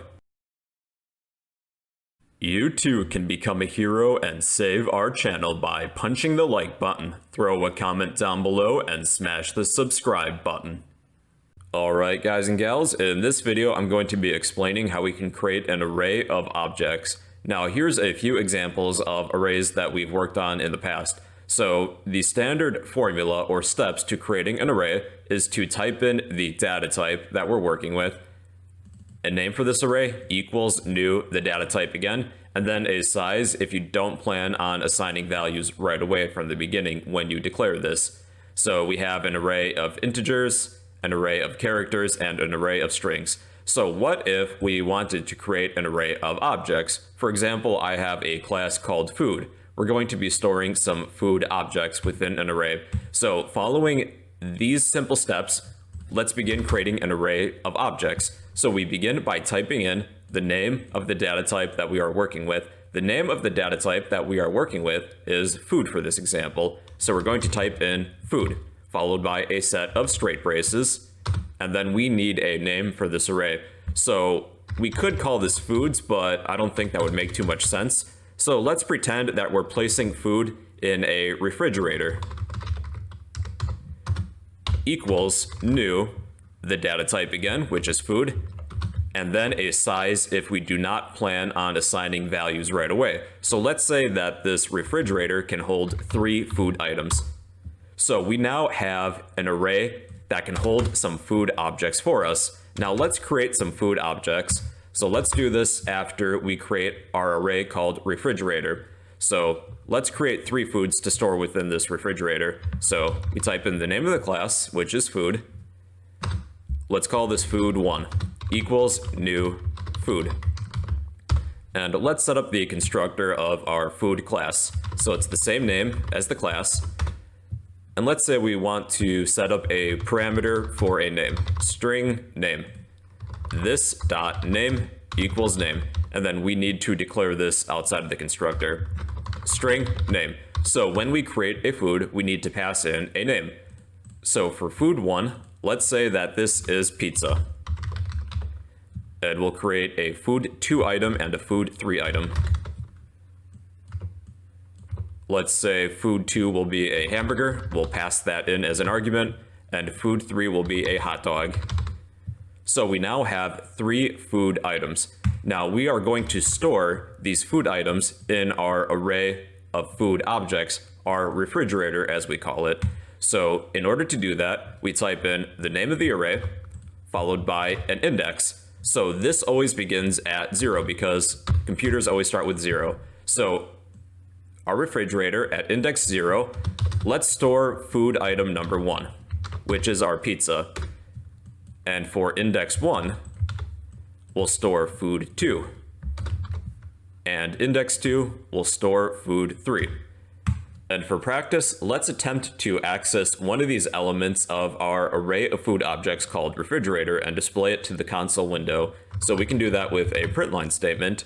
And let's attempt to access whatever food object is at index 0. So refrigerator, index 0, and let's see what happens. Now remember that this returns the array of where this object is in your computer's memory. So this is the address of where food 1 is located in memory. What I'm trying to do is access the name variable of our food object. So I'm going to tack on dot name to the end of this because we have a name variable for all of our food objects. So this will print the name of whatever food is in element number 0 of our refrigerator, which is pizza. And we can do the same process for the other elements too. So I'm going to print element number 1 as well as element number 2. So if we were to take a look at all of the elements within our refrigerator, we have pizza, a hamburger, and a hot dog. Now there's another way of writing this too. Instead of declaring our array of food objects called refrigerator and setting a memory size, this time we're going to declare our array of food objects and assign all of these values right away. So after we create our food objects, let's declare and assign these values to our array of food objects. So we type in the name of the data type, followed by a name, refrigerator, equals, and then within curly braces, all of the values that we would like to add. We would like to add food 1, food 2, and food 3. And we do not need these lines anymore, so we can take these out. And this will do the exact same thing, but we changed the order of these steps around. So that's the basics of arrays of objects in Java. If you'd like a copy of all of this code, I will post all of this in the comments down below. But yeah, that's the basics of arrays of objects in Java. Hey, how's it going everybody? It's your bro, hope you're doing well, and in this video I'm going to teach you guys how we can pass objects as arguments to a method, so sit back, relax, and enjoy the show. Make sure you like, comment, and subscribe. 1 like equals 1 prayer for the YouTube algorithm. Well, welcome back ladies and gentlemen. In this video I'm going to teach you guys how we can pass objects as arguments. So let me give you the rundown of what I have so far here. I have a main class, as well as a class called garage and a class called car. What we're going to be doing is sending our garage class some cars so we can park some cars in our garage. So let's create an instance of our garage class and an instance of our car class. So let's create a garage object. Garage, let's call this garage, equals new garage. Let's also create a car. Car, I'll name this car, equals new car. And I'm going to set up a constructor for this car class. Let's say that all cars should have a name. So string name, let's declare this variable. And within the constructor of our car class, we'll set up one parameter of a string that will be called car. This dot name equals name. Now, if we were to instantiate an instance of the car class, we need to send a car name. So let's say we're attempting to park a BMW within our garage class. So let's create a method within our garage class called park. So this is void, it's not returning anything. And we will call this park because we're going to be parking cars. All right, we need to set up the parameters for this method. So we first list the data type, kind of like what we did with the parameter for our string. So the data type is string, but this time, since we would like to pass in our car to the garage, the parameter is going to be car, kind of like what we did with our string, because strings are also objects, and then a name for this car. We can keep it the same just to be consistent, but really you can name this whatever you want like that, but I don't know the point of naming it that, but whatever. So let's just call this car car. And what we can do is just maybe have a print line statement such as the car.name is parked in the garage. And that should be good for now. So in order to call this park method of our garage, we need to send a car to park. So we type in the name of the class, garage, well, the name of the instance of the class, garage, dot, and we do have a park method here. And you can see that we need to send a car in order to call this method. If I attempted to run this, it's not going to work. Just like that. So in order to park a car using the garage's park method, we need to send a car object. So let's send our BMW, garage.park, and we're sending our car. The BMW is parked in the garage. Now let's park a second car. So let's create a second car. I'm going to call this car 2 and rename car as car 1. Car 2 equals new car. And let's say that this is a Tesla. And this time I'm going to park car 2. So garage.park, I'm going to send a different car object. I'm going to send car 2 this time. So we're going to park car 1 and car 2. So the BMW is parked in the garage and the Tesla is parked in the garage as well. So in conclusion, you can pass objects as arguments to a method, but when you declare that method, you have to have the parameters set up to accept objects of that data type. So for our example, we have the data type of car. So we can only send in cars to our garage to park. If we had an additional class such as bicycles and created a bicycle object, well, we could not use the park method of our garage to send in a bicycle object because we can only pass in cars because that is the parameter that we set for this park method. So that's the basics of sending objects as arguments. If you would like a copy of all this code, I will post all of this in the comments down below. But yeah, that's how to pass objects as arguments in Java. Hey, how's it going everybody? It's your bro, hope you're doing well. And in this video, I'm going to teach you guys how the static keyword modifier works in Java. So sit back, relax, and enjoy the show. If you find this video helpful, please remember to like, comment, and subscribe. Your support will help keep this channel running. Alright guys and gals, I'm going to be explaining the static keyword modifier. This is a keyword modifier that can be applied to a variable, a method, or even classes, but that's a separate video. So anything that is static is also known as a static member, and a good way of thinking about this is that the class that contains that static member now owns that member, whether it's a variable or a method. So anything that the class owns is shared by all instances of that class, meaning if we create objects from this class, they all have to share this one variable or method. There is only one copy. So let me explain this with an example. I have a class called friend, and we're going to be constructing some friend objects. So I have the constructor and one parameter set up where we have to send in a name. So let's create a static variable called number of friends. So all instances of the friend class have to share this one variable. So we use the static keyword modifier, then the data type of the variable, and let's say this is an integer, and this will be called number of friends. And if we were to display this, system.out.println, now this is owned by the class itself, so we do not need to create a friend object. We can just type in the name of the class, friend, followed by what we're trying to access, number of friends. And I'm using Eclipse. You can see here that I have this little red S next to this variable. That shows that this is a static variable. And if we were to print the number of friends that we have, it's unfortunately 0. So let's create some friends. So let's create one friend object. So friend, let's call him friend1 for the instance name, equals new friend. And assign a friend name of maybe SpongeBob, because that's the first thing I thought of. And then within the constructor, let's increment the amount of friends that we have. So after everything is done, we'll add 1 to the number of friends that we have. So we now have 1 friend. Now let's create another friend. The name of this instance will be friend2, and we'll pass in a name of And now the number of friends that we have is 2.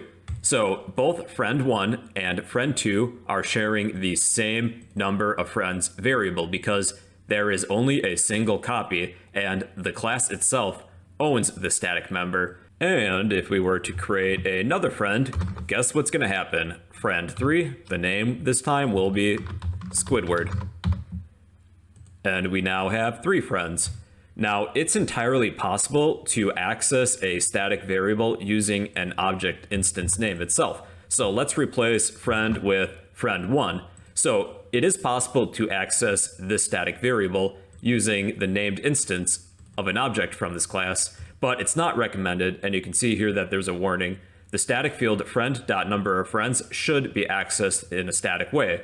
So it is best practice to type in the name of the class that owns the static member, followed by the static member that you're trying to access. So this will display the number of friends that we have, and since there is only one copy, all of these instances of the friend class are forced to share this static member. So what do you think would happen if we removed the static modifier from this variable? Well, for one, we can no longer access this variable in a static way. So you can see that it says, cannot make a static reference to the non-static field friend.number of friends. So each of these friend objects now has their very own copy of the number of friends variable, and in order to display one of these copies of the number of friends variable, we would type in the name of the instance of this class, for example, friend1, and their own number of friends is 1. Same thing goes for friend2, as well as friend3. So if we change this back to static, we can make a static reference to this static variable, and this will display the total amount of friends that we have created from this class, which is 3. And not only can you apply the static keyword modifier to a variable, but you can also apply it to a method as well. So let's create a static method that returns the amount of friends that we have within a message. So let's use the static keyword modifier, and then the return type is void, and the name will be display friends. And within this method, we'll just have a println statement. So system.out.println, you have plus number of friends plus friends within a string. So we no longer need this line.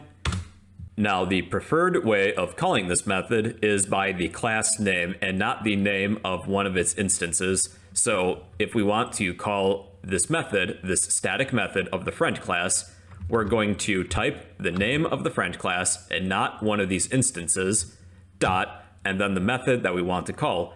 And you can see that we have a static method called display friends. And when we call this method, it's going to display our message, you have 3 friends.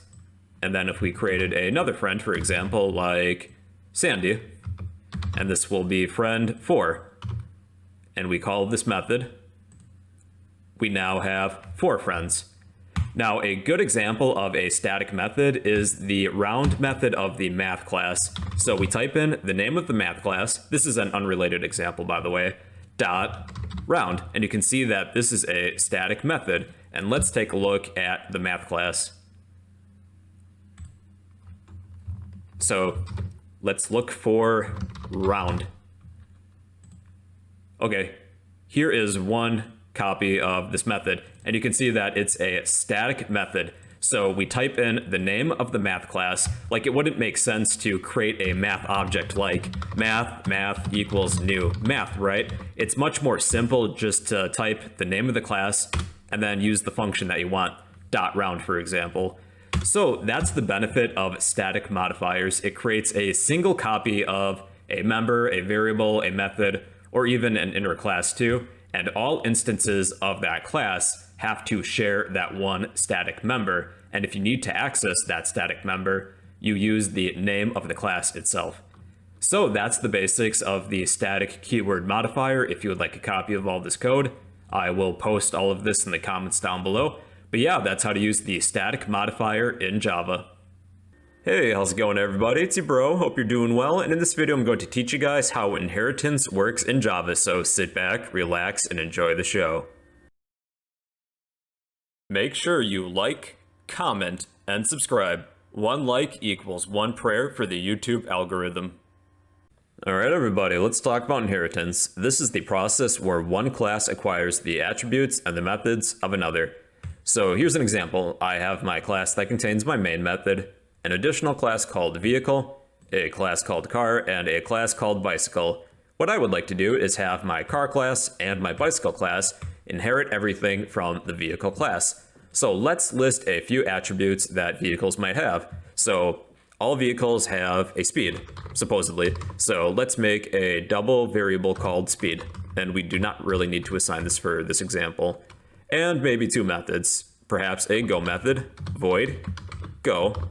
And what should we print? Maybe this vehicle is moving. And let's create a stop method. Void, stop. This vehicle is stopped. So I have everything related to vehicles within my vehicle class. So I would like my car class and bicycle class to receive these attributes and methods from the vehicle class so that I do not have to list this twice. So in order to use inheritance, when you define the class, we're going to add extends and then the name of the class which you would like to receive everything from. So car extends my vehicle class. And we'll do the same thing for bicycle. Bicycle extends vehicle. Now the car class and the bicycle class are subclasses of the vehicle class, also known as child classes. And the vehicle class is the superclass, also known as the parent class. So this vehicle class is like an ancestor. It's giving an inheritance to its descendants, meaning its attributes and its methods. So let's create a car object and a bicycle object to see if this theory is true. So let's create a car. Car, we'll name it car equals new car. And we'll have our car use the go method. And it says this vehicle is moving. But we didn't list anything within the car class. So how can this be? How is that possible? Well, since car is a descendant of the vehicle class, it receives everything that the vehicle class has, meaning a speed and a go method and a stop method. Now let's create a bicycle object. So bicycle, let's call this bike equals new bicycle. And we'll have our bicycle object use the stop method, which it apparently has, even though we have nothing listed within the bicycle class. And then both the car class and the bike class should have their own speed variable. So let's also display that. So let's system.out.println car.speed. The same thing goes with our bike object.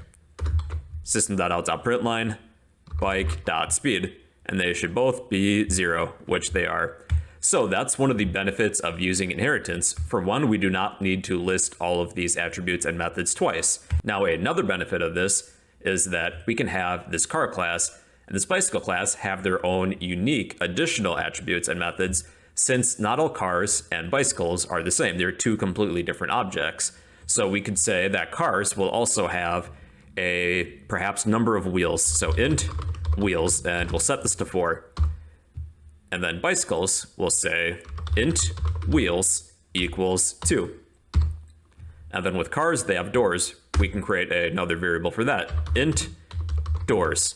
And this could be like 2 or 4, I'll just say 4 for now. And then bicycles don't have doors, but they do have pedals, so int pedals. And this will be 2.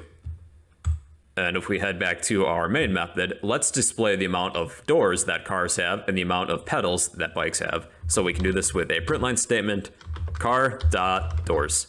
And we'll display this, and we'll do the same thing with bikes, but display the number of pedals, bike.pedals. So our car has 4 doors and our bike has 2 pedals. Now, these attributes are unique to the car class and the bike class. So cars don't have pedals, and if we try and access the pedals variable, well, it's not going to be recognized, and our bike doesn't have doors. So this variable isn't recognized either. So when might you want to use inheritance? Well, for one, you'll probably want to use it if you have more than one class. So if you have two separate classes, for example, cars and bicycles, you can list everything that they have in common, such as a speed, some ability to move or go, and an ability to stop. And then we can just list that within another class and have our car class and bicycle class just receive everything that this vehicle class has, because this is what they all have in common. So that's the basics of inheritance. If you would like a copy of all this code, I will post all of this in the comments down below. But yeah, that's the basics of inheritance in Java. Hey, how's it going, everybody? It's your bro, hope you're doing well, and in this video I'm going to teach you guys about method overriding in Java, so sit back, relax, and enjoy the show. If you find this video helpful, please remember to like, comment, and subscribe. Your support will help keep this channel running. Alright guys, I'm going to teach you all about method overriding. This is done by declaring a method in a subclass, which is already present in a parent class, and this is done so that a child class can have its own implementation of that method.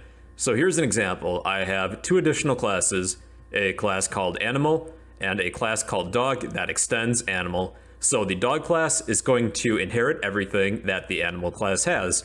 So let's say our animal class has one method, maybe a speak method, void speak.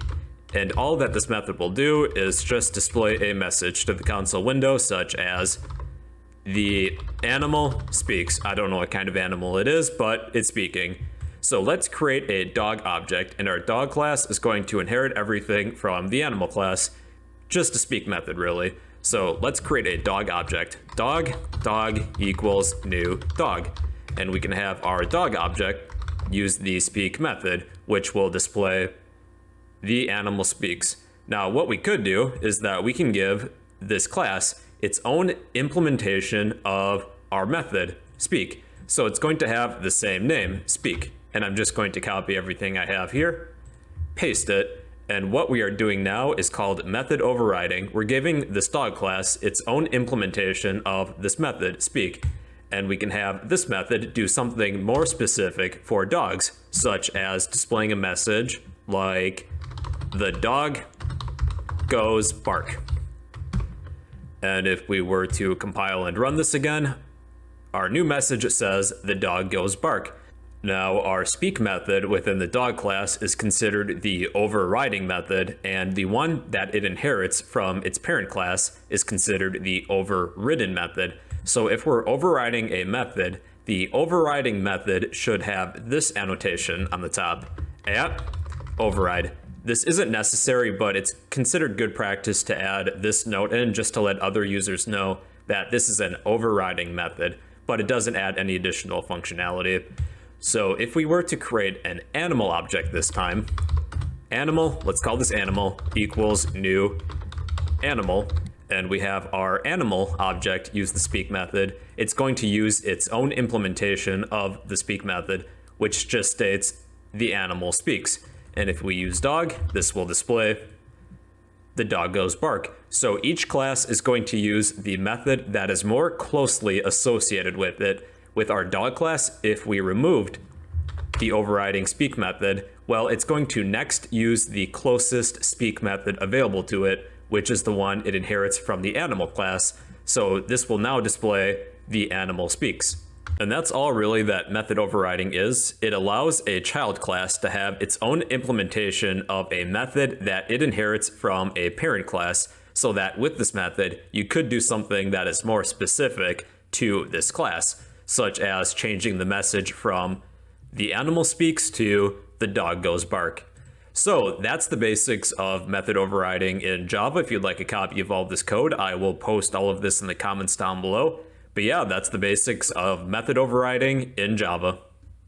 Hey, what's going on, everybody? It's your bro, hope you're doing well, and in this video we're going to be creating some superhero objects using the super keyword in Java, so sit back, relax, and enjoy the show. You too can become a hero and save our channel by punching the like button, throw a comment down below, and smash the subscribe button. Well, okay everybody, let's talk about the super keyword. This refers to the superclass, also known as the parent class of an object. That's assuming that you're using inheritance. It's very similar to this keyword. This refers to the class that this keyword contains, and super is referring to this object's parent class. So here's an example. I have two additional classes, a class called person and a class called hero, like a superhero that extends the person class. So let's set these two classes up. What are some attributes that a person would have? They would probably have a name and an age, so string name and int age. Then let's also create the constructor for this class, but we'll set the parameters up later. And then for heroes, let's assume that all heroes have a superpower. So this will be string power. And let's also create the constructor for this class called hero. Now, when we create a hero object, let's say that we want to pass in some arguments. So let's create our first hero object. Hero, let's call this hero hero1 equals new hero. And then we'll send some arguments to our constructor for hero. So let's say we want a name, an age, and a power in that order. So our first hero will have a name of Batman, and then an age of maybe 42, and Batman's power is, well, he's rich, so his power is money. All right, now we need to set up the parameters for our hero constructor. So we need a string, an integer, and a string again. String name, int age, and string power. And we are going to assign these values to each of the attributes that our heroes have. So this dot name equals name, this dot age equals age, and this dot power equals power. Now, the way that I have written this does work, but it's actually not the best way to do this. Since we declared our name and age variables within the person class, we should really assign these values within the constructor for the person class. And with our hero class, we only declared a power variable, so we should assign the power value within the constructor of this specific class. So what we would like to do is send our name value and age value to the super class, to the constructor of the super class. And if you want to get the attention of the super class, you have to use the super keyword. And the super keyword works very similar to this keyword. This refers to this class that we're in. Super refers to the super class, also known as the parent class, which in this case is person. So we would like to call the constructor of the super class person. So we have super set up, that's referring to our person class, and now we need to call the constructor. So all we do after super is add a set of parentheses, and that is it. And we would like to pass in the name and age value as arguments. So let's do that. Name and age. And we no longer need these two lines. We can simply put these within the constructor of our superclass person, and our person constructor will take care of that for us. But we also have to set up the parameters for name and age. String name and int age. And that's it. So you can see that that error went away. So when we create a hero object, we're going to pass in a name, an age, and a power. And when we construct a hero object, we have our parameter set up, a name, an age, and a power, because all heroes should have a name, an age, and a power. So we're immediately going to send our name and age values to the constructor of the superclass, which is person. And the person constructor will take care of that for us because that's its job, to assign names and age values to those variables. So then we can actually print out all of these values. System.out.println hero1 dot name, and let's do the same thing for age and power. Hero1 dot age and hero1 dot power. And this should display everything. Batman, he's 42 and his power is money. So let's create another hero for another example. So this will be hero 2. And this will be Superman. I don't know how old Superman is, but let's say he's 43. And his power, well, he can do a lot of things, so let's just say his power is everything. And let's get rid of these print line statements because we won't need them anymore. All right, so one thing we can do too is use the super keyword to call a method within the superclass. So let's say our person class has a toString method to display the name and the age variables. So let's create that. So we need to add the public keyword to this. There's a separate video on that. Public, we're returning a string, and this is the toString method. And all we're going to do is return our name and our age. So return this dot name. I'll add a new line just to format this. Plus this dot age. And a new line. And we should be good. So here's where the super keyword comes in. Let's say we have a toString method within our hero class as well. And I'm just going to copy this and make a few changes. So we also have a toString method within our hero class. So what we could do is first return the name and the age. So we would like to call the toString method of our super class. So we're going to use the super keyword dot and use the toString method. But we would also like to add the power that we have. So we're just going to tack on plus this dot power. And that's it. And let's display hero2's attributes. So system.out.println hero2.toString. And this should display all of the attributes that our hero has. Superman, he's 43 years old, and his power is basically, well, everything. So that's the basics of the super keyword. It's really referring to the superclass of an object, whereas this refers to this class. Well, that's the basics of the super keyword. If you would like a copy of all this code, I will post all of this in the comments down below. But yeah, that's the basics of the super keyword in Java. Hey, what's going on everybody? It's your bro, hope you're doing well. And in this video, I'm going to teach you guys about the abstract keyword in Java. So sit back, relax, and enjoy the show. Make sure you like, comment, and subscribe. 1 like equals 1 prayer for the YouTube algorithm.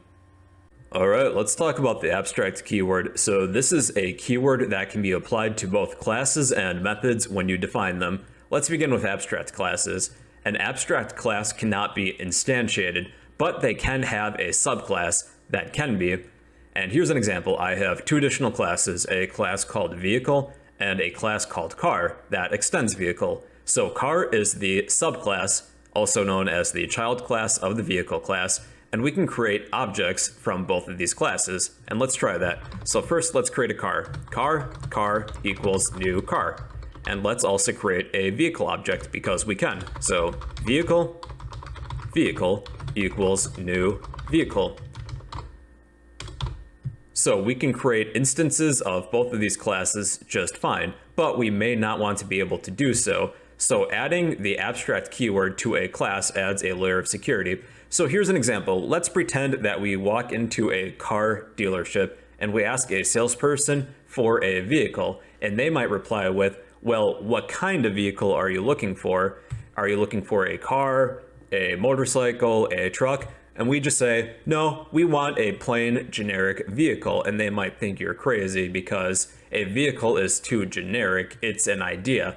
It's abstract. Well, at least it should be abstract. We need a certain type of vehicle. So what we could do to prevent somebody from creating an instance of a class that is too vague or abstract, we can use the abstract modifier when we declare this class. So with vehicles, let's add the abstract modifier.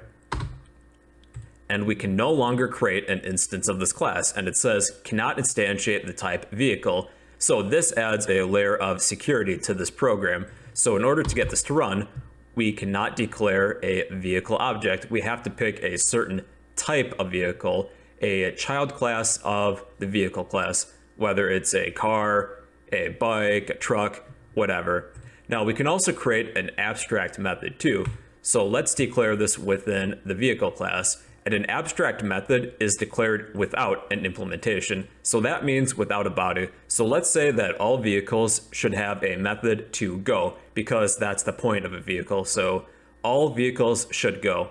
This is going to be an abstract method. We're going to use the abstract keyword. We need a return type. We'll just make this void, and this will be go. And we do not need a body for this method. And if we attempt to add a body, a set of curly braces, well, we're going to have a problem. And this says abstract methods do not specify a body. So what this does is that it forces us to implement this method in one of the child classes that our vehicle class has. So if we attempt to run this, actually you can see that it's popping up already. The type car must implement the inherited abstract method vehicle.go. So what we could do is add unimplemented methods, and what we're doing is actually method overriding. So we can add our own implementation of this go method, more specifically for cars. So let's say maybe the driver is driving the car, and that should be fine. So we can no longer create an instance of the vehicle class because it's abstract, and a vehicle object is too vague. So we would like to force a user to pick a certain type of vehicle, a class that inherits from the vehicle class. And we can also use the go method that is found within the vehicle class too, but we are forced to override it or implement it in each of the child classes that our vehicle might have. And it's just the same as what we would normally do with calling a method. So car.go, and this will print the driver is driving the car. So that's the whole point of the abstract keyword. It adds a layer of security to your program, and this can be applied to both classes and methods. If it's applied to a class, a user cannot instantiate an instance of an abstract class. And with abstract methods, they are declared without an implementation, but a subclass or child class has to implement that somewhere. Well, that's the basics of the abstract keyword. If you would like a copy of all this code, I will post all of this in the comments down below. But yeah, that's the basics of the abstract keyword in Java. Hey, what's going on everybody? It's your bro, hope you're doing well. And in this video, I'm going to teach you guys about different access modifiers in Java. So sit back, relax, and enjoy the show. If you find this video helpful, please remember to like, comment, and subscribe. Your support will help keep this channel running. Alright everyone, so access modifiers add a layer of security to our programs, and there are 3 access modifiers I'm going to cover, besides the default, which is none. They are public, protected, and private. So to best demonstrate this, we're going to need some packages this time. So within your project folder, we're going to create 2 packages. I do have a separate video on packages somewhere within this playlist. So let's call this first package package 1. And all a package is a collection of classes, whereas a class is a collection of code. So we'll call this package 1 and click finish. We'll create a second package called package 2, file, new, package, and this will be package 2, and click finish. We're going to create 2 classes within each package. So let's click on package 1, then go to file, new class. We will call this class A and check public static void main. Let's create a second class called B, file, new class, and this is also going to be within package 1. Name is B. Then within package 2, we're going to create a class called C, file, new class, C. And lastly, file, new class, make sure that this is within package 2, and this is going to be a sub. This is going to be a subclass of the A class. So a sub extends A. In order for us to inherit everything from the class A from package 1, we'll need to include an import. So import package1.a, but I'm just going to change this to an asterisk to import everything. So we'll include some imports within each of these classes. So let's begin with class A. We're going to import everything from package 2. Class B, import everything from package 2. Class C, import everything from package 1 this time. So with our A subclass, we can now inherit everything from the A class within package 1. So let's begin with access modifiers, and we're first going to discuss the default access modifier. So I'm going to create a string variable within my C class. Let's say that this is a string variable called default message, and this will display or hold, this is the default. So currently I'm using no access modifier, and I would like to see who or which classes can see this default message that has no access modifier, the default access modifier. Let's head back to our A class within package1, and let's create an instance of our C class. Well, I suppose we also could have made this a static variable, but hey, too late. So let's create an instance of the C class. C equals new C. And I'm going to attempt to print the default message variable of the C class. So C dot default message. And I'm just going to copy this, paste it. All right, but we're going to have a problem though, and this states that the field C.defaultMessage is not visible. That's because anything using the default access modifier is only visible to anything within the same package. So anything within package 2 is going to be able to access this default message variable, but anything within a different package, such as our A class and B class, cannot. So let's attempt to do this again, but within our A subclass.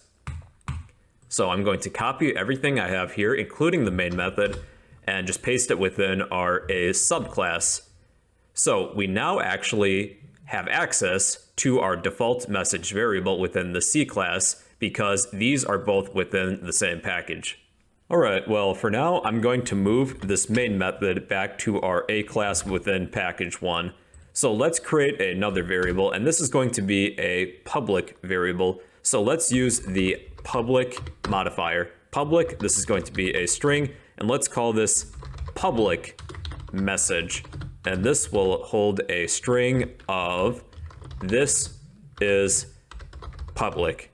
All right, now I'm going to attempt to access this variable public message from the A class, which is in package 1. So C dot, and you can see it right here, public message, and this will display this is public. That's because anything that uses the public keyword is visible to any package within the project folder. So even though this is in package 2, it's still visible to anything within package 1. And a lot of other classes use this, such as class C. This is public, A sub is public, B is public, and A is public. Now check this out. We have created an instance of our C class within class A. But what would happen if we removed the public access modifier from the class definition of C? Well, now currently, C is using the default access modifier, so our class C is only visible to classes within the same package as class C. If we go back to class A, well, now class A can no longer create an instance of class C because the visibility of C has changed. Class A is within package 1, and we can no longer access class C because class C is only available to classes within the same package. So let's change the visibility of C back to public. So that's all what the public access modifier is. Anything that is public is available or visible to other packages. Our next access modifier is the protected access modifier. So let's create a protected variable. Let's call this string protected message.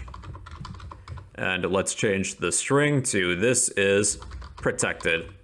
Here's how the protected access modifier works. So something that is protected is accessible to a different class in a different package as long as that class is a subclass of whatever class contains this protected member. So for this example, let's copy this line of our protected message and paste it within the A class. We're going to take our main method, cut it, and then copy this within our A subclass. Let's remove this instance of our C class, and we're going to create an instance of our A subclass. So A sub, let's call this A sub all lowercase equals new A sub.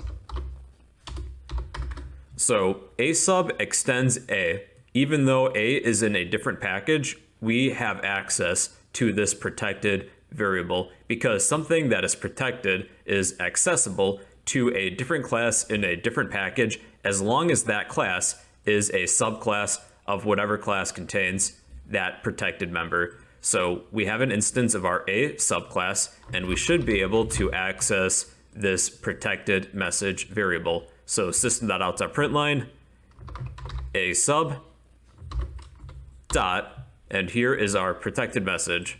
and it just states this is protected.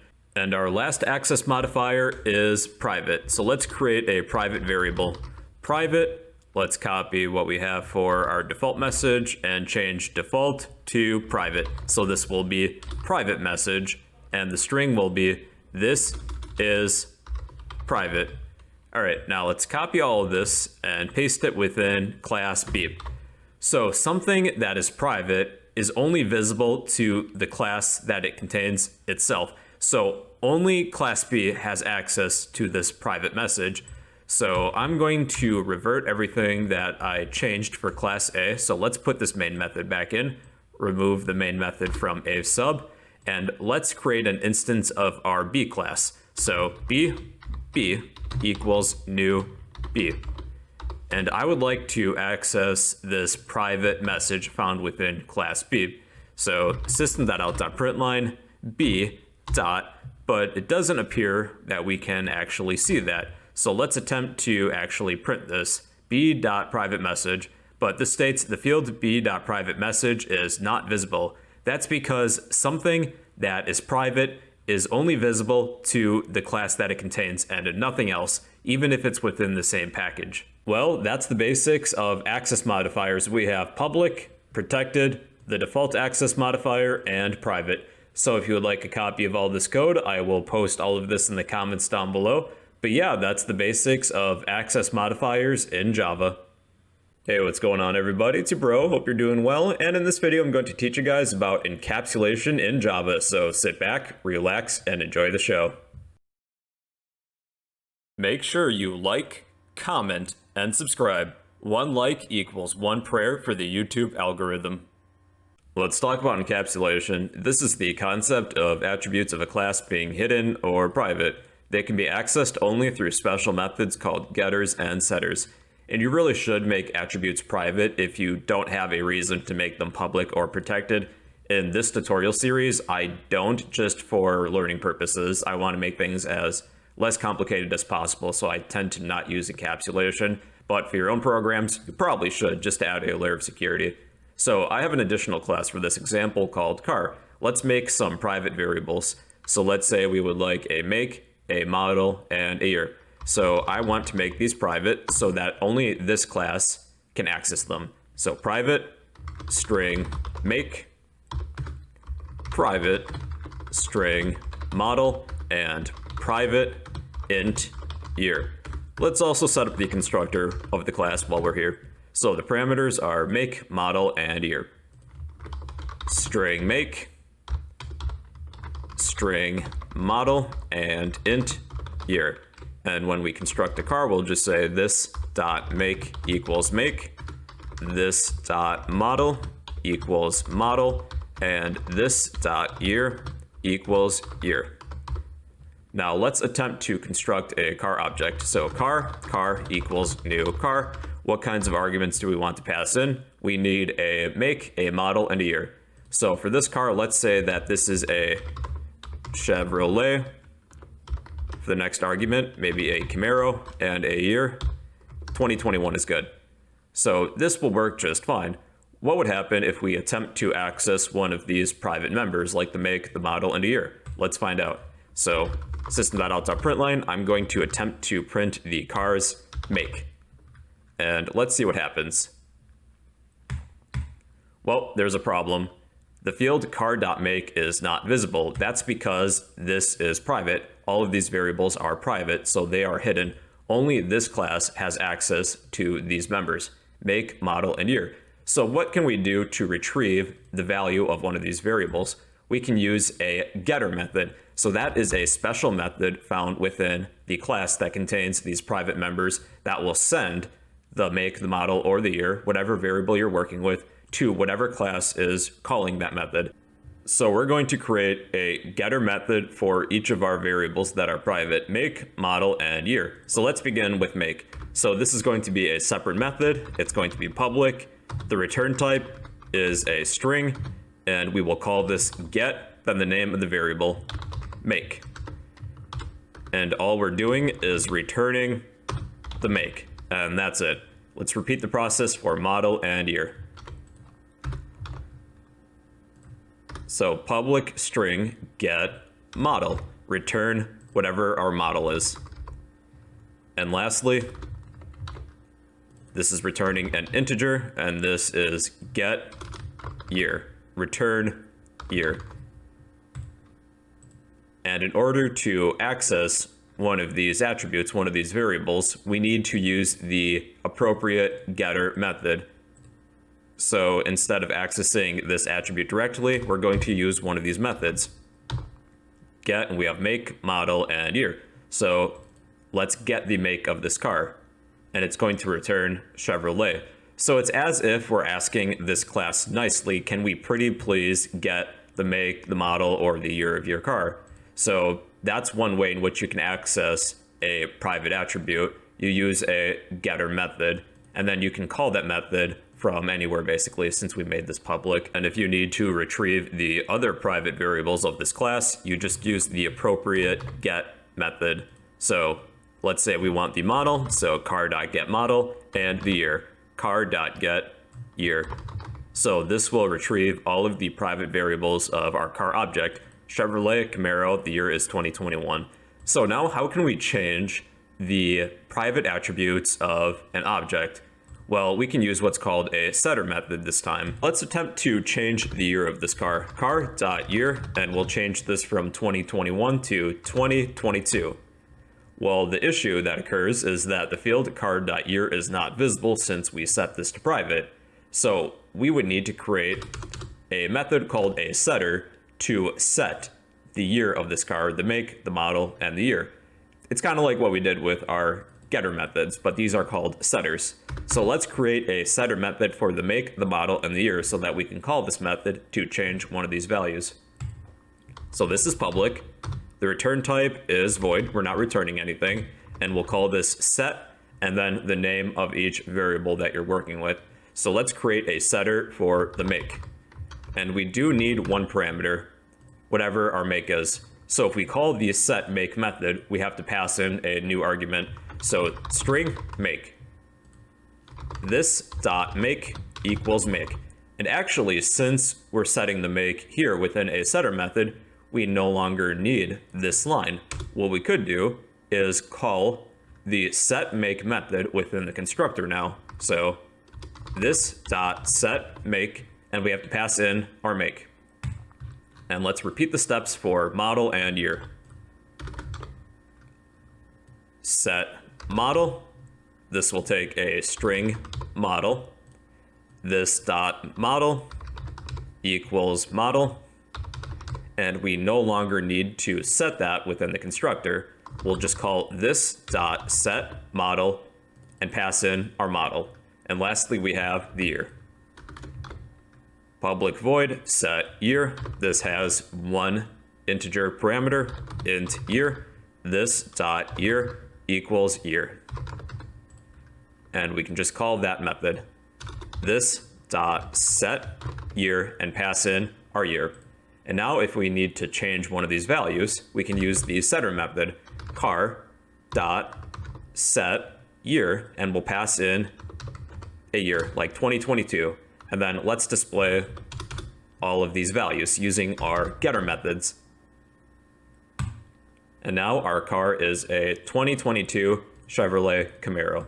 Well, that's the basics of encapsulation. All we're really doing is making the attributes of our class private so that they cannot be directly accessed from elsewhere within our program. If you need to retrieve one of these values, you can use a getter method. If you need to change or set one of these values, you can use a setter method so that you can indirectly either get or set these values, and other classes do not have direct access to these values. So if you'd like a copy of all this code, I will post everything in the comments down below. But yeah, that's the basics of encapsulation in Java. Hey, what's going on everybody? It's your bro, hope you're doing well, and in this video I'm going to teach you guys how we can copy objects in Java, so sit back, relax, and enjoy the show. If you find this video helpful, please remember to like, comment, and subscribe. Your support will help keep this channel running. Alright everybody, I'm going to teach you all how we can copy objects in Java. Here's an example of the setup that I have so far. we're going to be copying some car objects, and I have an additional class called car, and we're going to be using some encapsulation in this video based on the last video on encapsulation. So we have some private variables, a private make, model, and year. We have a constructor for this car, and when we receive each of these arguments, we're going to call the appropriate setter method to assign each of these values. And we have some getter methods as well for each of these values in case we want to get them. Here's what I'm doing within my main method. I have created two cars, car 1 and car 2. Car 1 is a Chevy Camaro, the year is 2021. Car 2 is a Ford Mustang, the year is 2022. I'm going to be first printing the addresses of car 1 and car 2, where these objects are stored in memory, as well as all of car 1's attributes, the make, the model, and the year using the getter methods, and car 2's make, model, and year using the getter methods as well. So this is what we have. These are the addresses of these two objects. Car 1 has an address of this in memory. Car 2 has an address of this in memory. Here are all of car 1's attributes. It's a Chevy Camaro, the year is 2021, which we stated here. And our second car is a Ford Mustang, the year is 2022, and we just displayed all of the attributes using the appropriate getter methods. Let's say that we would like to copy the values from car 1 over to car 2. And a common misconception that people might do or write is that they would write something like this. Car 2 equals car 1, and you do not want to do this. Here's why. So with these two addresses of these cars, they now have the same address, and it appears that these values copied over. Well, that's because car 2 and car 1 are now the same exact car because they have the same address. What we actually did was give car 1 two different names. For all intents and purposes, car 1 is referred to as both car 1 and car 2 because they share the same address in memory. So even though it appears that these values have copied over, they're really just pointing to the same car in memory. So we're not going to be stating car 2 equals car 1. We're going to be creating a copy method within our car class to assign the values from car 1 and apply them to car 2. So let's create a copy method, but first we'll want to call this. So this will look something like this, car2.copy, and we're going to pass in the object that we want to copy. We would like to pass in car 1. So we're sending a car object as an argument to this method. Now we need to set up this method within the car class. So let's go to our car class and create a copy method. Public void, it's not returning anything, and we will call this copy, and this takes one argument. This will take a car object as an argument, so we'll just call this car X. And what we have to do within this method is copy the attributes from car 1 over to car 2. And this is how we can do that. So we can use this keyword. Right now we're referring to car 2 because car 2 is the object that has called this method. So this refers to car 2. This, and we're going to use the setters. Set make, set model, and set year. So this dot set make, this dot set model, and this dot set year. Now we need to get the values of car X. That's the car that we passed in, car 1. So within the arguments of each of these methods, we're going to state X dot get make, as well as x.getModel, and lastly, x.getYear. And that's all there is to it. So if we head back to our main method and run this, these cars now have two different addresses in memory, so they are both different cars, but they have the same attributes. They're both Chevy Camaros, and the year is 2021. Here's a scenario. So what if we would like to copy the values from one car and apply them to another, but this time we'll do it when we instantiate the car instead of after the fact. So for this example, let's turn these two lines into a comment. And what we're going to be doing is creating something called a copy constructor. So let's instantiate car 2 like we normally would. So car 2 equals new car. But within the constructor of our car, we're going to pass in car 1 as an argument and make a copy of this. So we're going to be using some overloaded constructors, And the second constructor is going to be the copy constructor. So car, the parameter is a car object. So we passed in a car as an argument, and we have to set up the parameter for our car copy constructor. So this will take a car, and we'll call this x. So we would like to take the values of car x and apply them to the values of our new car when we construct it. Luckily, we already have a copy method to take care of that, so it's just a matter of calling this method from within the constructor. So this dot copy, and we're going to make a copy of car x that we receive when we call the car constructor. So this will do the same thing as it did before. These are two different cars, but they all have the same values. The difference is that we assigned the values from car 1 and applied them to car 2 when we constructed this car object. Well, ladies and gentlemen, that's the basics of copying objects in Java. If you would like a copy of all this code, I will post all of this in the comments down below. But yeah, that's how to copy objects in Java. Hey, what's going on everybody? It's your bro, hope you're doing well, and in this video I'm going to teach you guys about interfaces in Java, so sit back, relax, and enjoy the show. Make sure you like, comment, and subscribe. 1 like equals 1 prayer for the YouTube algorithm.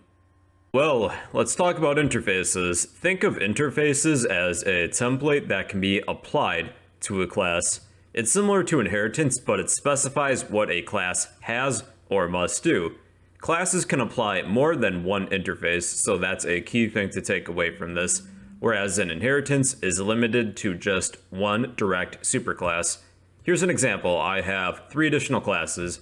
I have a class called Rabbit, a class called Hawk, and a class called Fish. We're going to be creating some interfaces, 2 for this example, one called Prey and another called Predator, and we're going to have some of these classes implement these interfaces depending on what the animal is. So this is how to create an interface. Go to File, New, Interface, and let's call the first one Prey. And click Finish. Alright, so we have an interface called Prey. Public, interface, Prey. Let's create another interface. File, New, Interface. This will be Predator. Okay, so we have 2 interfaces, Prey and Predator. With interfaces, you can declare variables normally like you can do with inheritance. You can also declare some methods, and you do not need to create a body for these methods. So when a class is implementing one of these interfaces, they need to implement and define what this method is going to do. So let's begin with Prey. Let's write just one method. So what's a method that Prey will do? Well, Prey flee from predators. So let's create a method called flee. This will be void flee, and that's it. We do not need a body. So void flee, that's it. There is no body to this. And let's say that our rabbit is going to use this interface. Now to implement an interface, when you define the class, just type implements, then the name of the interface. We would like to implement the Prey interface. Implements Prey. So one thing with interfaces, if you declare a method, it works like an abstract method. We need to define what this method is going to do. So within the Rabbit class, we need to add any unimplemented methods. So we're basically overriding this flee method. So what do we want our rabbit to do when we call the flee method? So maybe just a simple system.out.println that states the rabbit is fleeing. And let's test this. Let's create a rabbit object. Rabbit equals new rabbit. And let's see if we can call that method rabbit.flee. There it is. The rabbit is fleeing. Now let's apply the Predator template, well, interface, to the Hawk class because hawks are predators. They are very rarely prey. Well, I could be wrong. All right, so public class Hawk implements Predator. And we should probably create a method within Predator for this example. So if an animal is a predator, they should have the ability to hunt. So let's create a method called hunt. void hunt. And we do not need to declare a body. So within our Hawk class, we need to add any unimplemented methods and define what this does within this implementation. So let's say if the Hawk object is going to use the hunt method, we will display the Hawk is hunting. And let's create a Hawk object this time. So Hawk equals new Hawk. Hawk dot hunt. The Hawk is hunting. Now, since we're implementing the predator interface, there is going to be no flee method for hawks because we're not using the prey interface, we're using the predator interface. So just to prove that, we'll attempt to use hawk.flee, and it doesn't appear that there's a method for that. Yep, method flee is undefined for the type hawk. Alright, now we can apply more than one interface to a class. So with fish can be both prey and predators depending on their size. Bigger fish tend to eat smaller fish. So let's add two templates, two interfaces to our class fish. And this is how to do that. Implements prey, comma, predators. So we're applying both of these templates, these interfaces to our class fish. So we're implementing prey and predator, but we need to add any unimplemented methods, and we have two this time. One hunt from the predator interface and another flee from the prey interface. So let's define these. So system.out.println within hunt, we'll just state that this fish is hunting smaller fish. And with the flee method, system.out.println, let's say this fish is fleeing from a larger fish. And let's try this. So let's create a fish object. Fish equals new fish. Fish dot hunt. So our fish has a hunt method. The fish is hunting smaller fish, and it has a flee method, fish.flee. The fish is fleeing from a larger fish. So in conclusion, an interface, think of it like a template that can be applied to a class. It's similar to inheritance, but it specifies what a class has or must do. And classes can apply more than one interface, and we did that with our fish class. It's implementing both the prey and the predator interfaces, so it has access to both of these methods, but it needs to actually implement these methods by overriding these methods. So that's the basics of interfaces in Java. If you'd like a copy of all this code, I will post all of this in the comments down below. But yeah, that's how interfaces work in Java. Hey, what's going on everybody? It's your bro, hope you're doing well, and in this video I'm going to teach you guys about polymorphism in Java, so sit back, relax, and enjoy the show. If you find this video helpful, please remember to like, comment, and subscribe. Your support will help keep this channel running. Polymorphism. This is a Greek word for poly, meaning many, and morph, meaning form or forms. It's the ability of an object to identify as more than one type. Think of it as being identified as more than one data type. Here's an example. Let's say we're going to have a race, and we can enter in all different sorts of vehicles into this race. They don't all have to be the same. So we have a few additional classes, a class called vehicle. Vehicle is going to act as the parent class for my class car. So car extends vehicle, bicycle extends vehicle, and boat extends vehicle.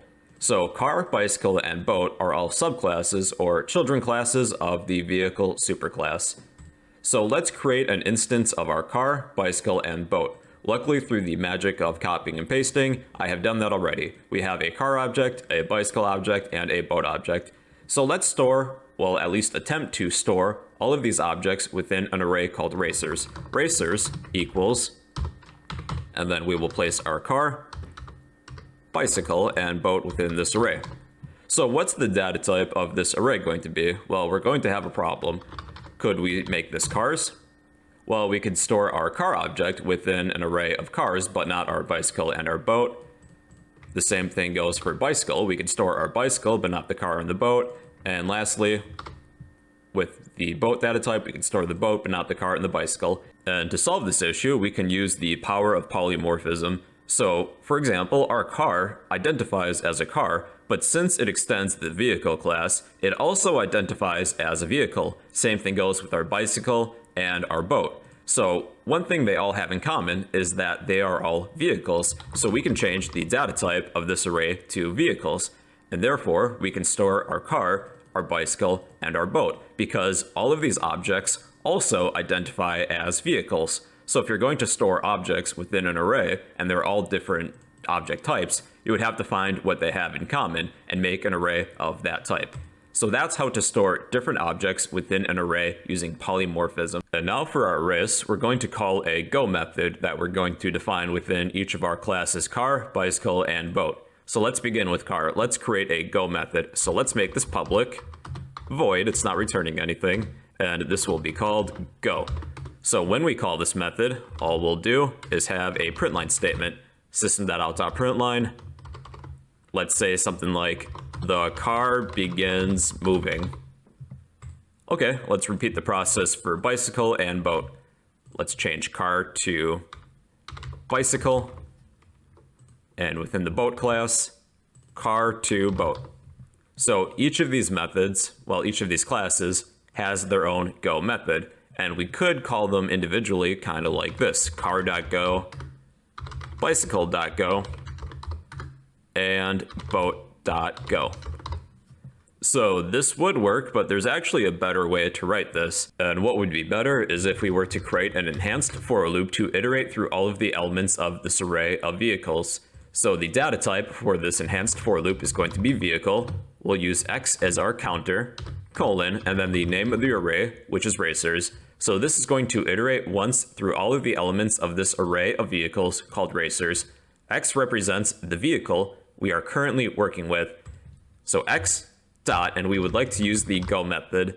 So our enhanced for loop doesn't care what kind of vehicle you are, if you're a car, a bicycle, or a boat. It cares that you're a vehicle, and if you're a vehicle, use your go method, whatever kind of vehicle you are. So there's one more step to this too. The method go is undefined for the type vehicle, so we need to make sure we have this go method within our class of vehicle, and I just generated that here. So what we're doing is actually method overriding within the car, the bicycle, and the boat class. So this isn't necessary, but it's considered good practice to add the add override annotation to each of these methods. And then our enhanced for loop is going to iterate through all of the elements of our array of vehicles called racers. So it doesn't care what kind of vehicle you are. If you're a vehicle, use your go method. Well, luckily our car, our bicycle, and our boat all also identify as a vehicle. So that's all that polymorphism is. It's the ability of an object to identify as more than one type. Think of it as identifying as more than one data type. Our car does identify as a car, but it also identifies as a vehicle. Same thing can be said with our bicycle and our boat. But not only that, all objects are children classes of the object class, so they also identify as objects. So you could write this using the object data type, but there's a few other changes that we would have to make. So that's all that polymorphism is. It's the ability of an object to identify as more than one type. So if you would like a copy of all this code, I will post all of this in the comments down below. But yeah, that's the basics of polymorphism in Java. How's it going, everybody? It's your bro here, hope you're doing well, and in this video we're going to be discussing dynamic polymorphism in Java, so let's get into it. If you find this video helpful, please remember to like, comment, and subscribe. Your support will help keep this channel running. Alright everybody, so we're going to be discussing dynamic polymorphism, and I know that sounds somewhat intimidating, but it's not too bad once you break down the vocabulary. So what we learned in the last video on polymorphism is that polymorphism is a Greek term. Poly means many, and then morph means either shape or form. And when you put those two together, it means many shapes or forms. So picture a Corvette. A Corvette can have many shapes and forms. It identifies as one, a Corvette. It also identifies as a car, also as a vehicle, and it also identifies as an object. Now, the word dynamic, that means in programming, after the compilation phase, after the program compiles. So this is during runtime, after the program is already running. So when you combine these two words together, dynamic polymorphism, it's the ability of an object to take many shapes or forms after the program is already running. So what we're going to be doing for this video is declaring an object of the animal class, which we have to make still, and we'll call this object animal, and we'll give the user two choices. They can have a dog or a cat. So we're going to end up either declaring this as an instance of the dog class and use the dog constructor, or use the cat constructor, but we don't know quite yet. So we're going to ask the user during runtime. So for now, we're only going to declare that we want an animal of the animal class, but we don't know if they're going to be a dog or a cat. They're going to assume one of those forms. So let's create a few classes. So within your project folder, you can right click, go to new, class, and let's create an animal class. And this is going to be the parent class for dog and cat. So that's good for now. Let's head back to our project folder and create a dog class. So dog is going to extends animal because dog is the child class of animal. And let's create a cat class. So cat, finish, cat extends the animal class. Let's also give these classes maybe just one method. So we'll make this a public void method, and let's call it speak. So this animal is going to say something relevant to the type of animal that it is. So maybe cat goes meow. And let's do the same thing for dog, and I'll just copy this, paste it, and we'll change cat to dog. Dog goes bark. And let's do the same thing for animal, even though we don't have to. So what's something generic that all animals say? I can't really think of anything, so I'm just going to make up something. Animal goes burr. So the speak method for the dog class and the speak method for the cat class are actually overridden methods. They're overriding the speak method of the animal class. So it's considered good practice to add a note that says override to let other users know that this is a overridden method. And if we instantiate an object of the dog class or the cat class, it's going to use its associated speak method compared to the generic speak method for the animal class. Now let's head back to our main class. So what we're going to be doing is prompting the user to type in if they want a dog or a cat, and then we're going to instantiate an object of that type, of that specific form. So let's create a prompt, but we'll need a scanner first. So let's create an instance of a scanner. So scanner, let's call it scanner with a lowercase s, equals new scanner. Then within parentheses, system.in. And then we'll need to import something. So make sure you have this import at the top. Now let's create a prompt for the user. So we'll system.out.println, what animal do you want? And then we'll give them two choices. So maybe we'll do this on a second line. So maybe we'll type in 1 equals dog or 2 equals cat. Maybe I'll just make this a print statement. Okay, and then let's give the user a choice. So we'll assign this to a variable. So we'll make this an integer because it's going to store a number. So int choice equals scanner dot next int. All right. So then we're going to have a few if statements here. So if choice is equal to 1, what we'll do is that we're going to take our animal object and we're going to finish instantiating this. So new, and we're going to use the dog constructor. We're going to construct this animal as a dog, and then we'll have this animal use its speak function. So this is going to be an overridden method. It's going to use this specific overridden method for dogs. Let's do the same thing for the cat. So we'll change this to an else if statement, choice equals 2, animal equals new cat, and we'll use the cat constructor. The animal will still use its speak method, and then else, they must have typed in something wrong. We'll instantiate this with the animal class. So new animal, use the animal constructor. System.out.println.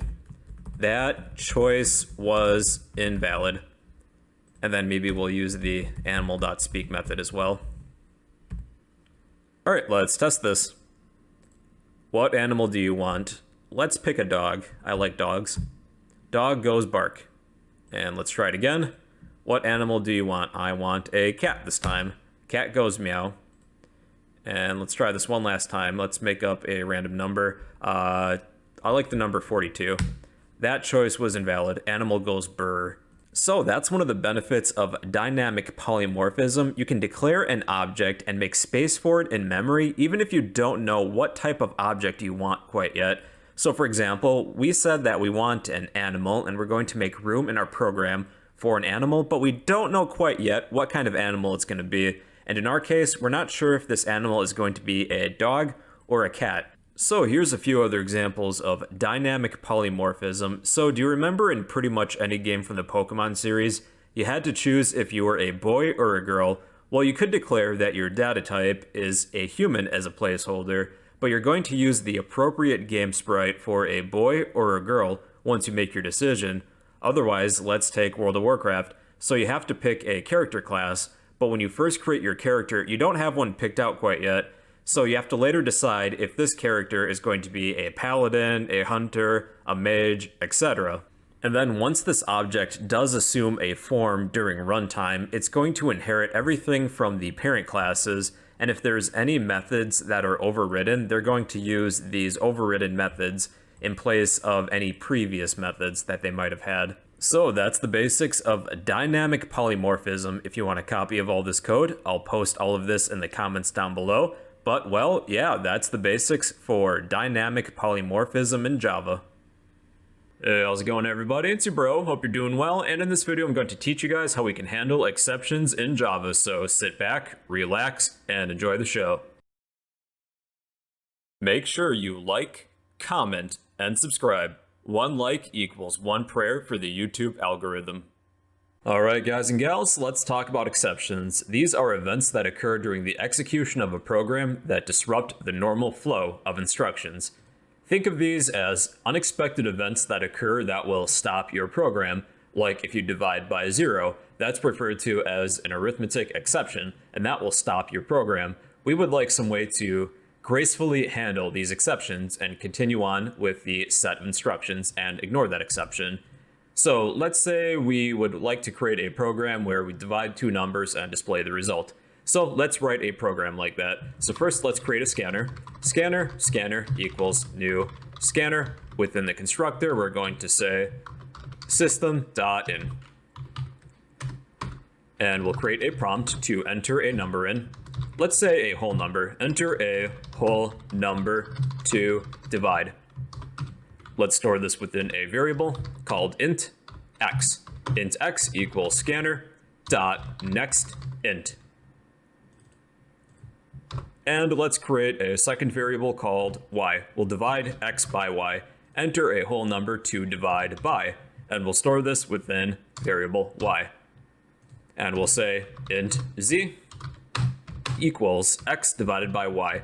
And we will print the result to the console window. System.out.println, let's say result plus z, and that should be good. Okay, let's intentionally divide a number by 0. Enter a whole number to divide. 5 divided by 0, boom, exception. Now our console window states exception in thread main, and this is the type of exception that we encountered.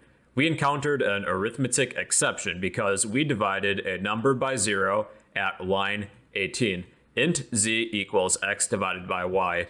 So one way in which we can handle these exceptions and prevent our program from being interrupted is to surround any dangerous code within a try block. So we type try outside of the dangerous code and surround all of the dangerous code within a set of curly braces. And I'm just going to indent all of this. So we're going to try all of this code. If we encounter an exception, we're going to perform whatever is within our catch block, which we will follow this with. Catch, parentheses, and then a set of curly braces. So we're going to list the type of exception we would like to catch within the parentheses of our catch block. So let's attempt to catch an arithmetic exception. Arithmetic exception, and then we'll call this exception E. All right, so if we encounter an arithmetic exception, we're going to instead stop what we're doing within this try block and perform whatever is within our catch block. So let's print a message instead. You can't divide by 0, idiot. And let's try this again. Enter a whole number to divide. 5 divided by 0. You can't divide by 0, idiot. So you can see that our program was not interrupted because we caught the arithmetic exception that we encountered, and we instead performed whatever code is within the catch block. So here's another type of exception that we might run into. What if somebody doesn't enter in a number? Let's say we enter in a whole number to divide, like 5, and we decide to divide by the number pizza. Well, now we encountered an input mismatch exception. We can also catch that as well, and we can do that within another catch block. So this time, we'll attempt to catch an input mismatch exception. And I'm just going to copy this because I do not feel like typing it. Input mismatch exception E. And let's print something. Please enter a number, OMFG. And you might have to import something too, apparently. Okay, let's try this again. Enter a whole number to divide. Let's divide 5 by pizza again. Please enter a number, OMFG. So there is a catch block that will catch all exceptions, but it's kind of considered lazy to use by itself. It's exception E, and this will catch basically all exceptions, but it's considered good practice to catch and handle individual exceptions, and then you can add this in as a last resort if you forget a certain type of exception that you want to catch. So a common thing that people will write when they use exception E is something went wrong. But it's better to address and handle specific exceptions though. So as a last resort, we'll just add catch exception E at the very end in case there's anything that we do not anticipate. There is one more type of block. It's called a finally block. A finally block will always execute whether or not we catch an exception. So let's add that at the very end. Finally, and then a set of curly braces. So just to test this, let's print a simple message such as this will always print, and then I'll show you some uses later. So let's take this seriously for once. Enter a whole number to divide, 5 divided by 1, and we get the result, and we still execute whatever is within the finally block. Now this time, let's try and cause an exception. Enter a whole number to divide, 5 divided by the number pizza. We encountered and handled an exception, and we still executed whatever is within the finally block. Now, a good use of the finally block is to close any open scanners or files that might be open. So let's type in the name of the scanner, .close. But we'll need to move the scanner outside of the try block because our finally block does not recognize it.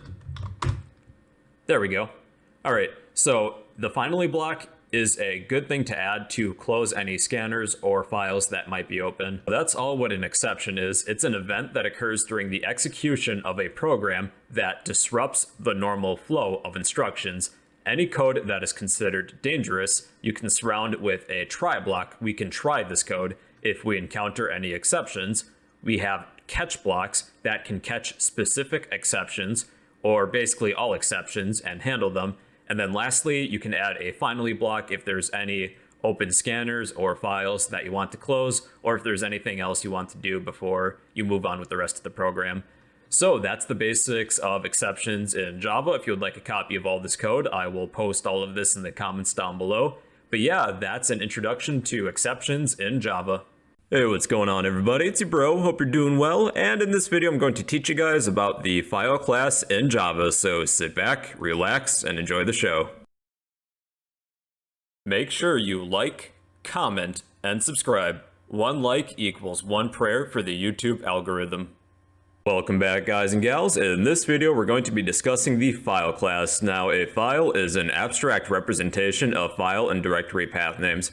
What we'll be doing in this video is detecting to see if we have a certain file someplace within our computer. So here's an example. Here's my desktop. Please excuse the mess. I'm going to create a new text file on my desktop.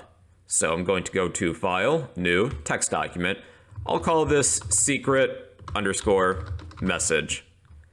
And I'm going to copy and paste this text document within my project folder. So I'm going to click on my project folder and paste it. So now within my project folder, I have a TXT file called secret message. What I'm going to do is just detect to see if I have a file called secretmessage.txt within my project folder to begin with. So we need to create a file object using the file class, but we'll need this import at the top too. So let's create a file object. File equals new file. And within the constructor of this file object, we're going to list the file that we're going to associate with this file object. So I'm going to list the name of this file. So within quotes, this title is secret_message.txt. Be sure to include the file extension if it has one. So in order to check to see if a file exists or not, there is a method to do so. So within an if statement, we're going to write file.exists. So if our file exists, if there is a match, we will execute this if statement, and let's just write a message. That file exists. Surprise face. Else, that file won't exist. So within an else statement, we'll display that file doesn't exist. Frowny face. All right, let's try this. And it states that file exists. So what if I don't have the file extension? Right now, we're just looking for a plain file that says secret message, and it states that file doesn't exist. So be sure to include the file extension if it has one. So what if I removed this file? So I'm going to delete it, and let's run this again. And it states that that file doesn't exist. So with the file constructor of our file object, when we list a file name, we're going to begin looking within our project folder as the initial directory. But what if a file is located someplace else within our computer and not necessarily within the same project folder? What we're instead going to do is list the full file path within the constructor, plus the file name too. Well, here we are again back in my desktop, so I would like to see or detect if my secret message is on my desktop, but I need to get the full file path. So I'm going to right click on my file, go to properties, and then copy this location.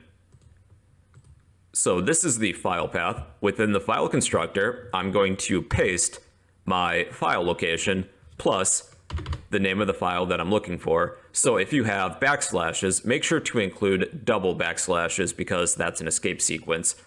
On the other hand, forward slashes would work too. So just to demonstrate, let's switch these to 1/ each. Kind of like that.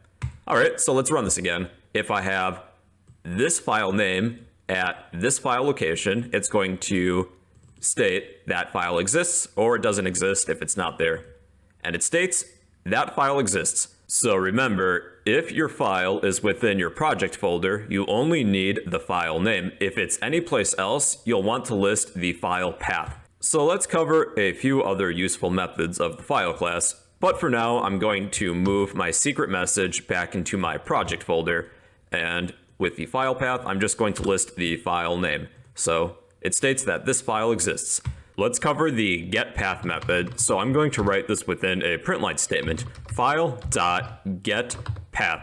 So the path is whatever you have listed within the constructor of the file class. So this is just going to display that secretmessage.txt. Now, if you want the location of where this file is within your computer, that is the absolute path, and there is a separate function for that, file.getAbsolutePath. And this file of mine here is at this location within my computer. This is the full file path. The isFile method will return true or false depending if your file is in fact a file. So let's use the file.isFile method.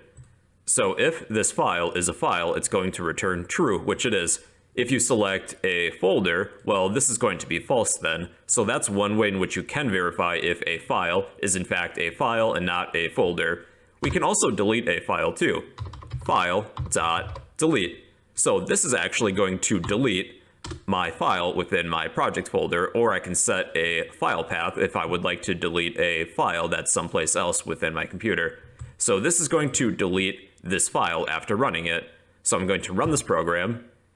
Well, what the heck? It appears that this file is still within my project folder even though I called the delete function. Well, that's because we need to refresh this. So I'm going to right click and click refresh, or you can type F5. So you can see that that file is no longer there, and if we were to run this program one more time, well, our file no longer exists, and it states that file doesn't exist.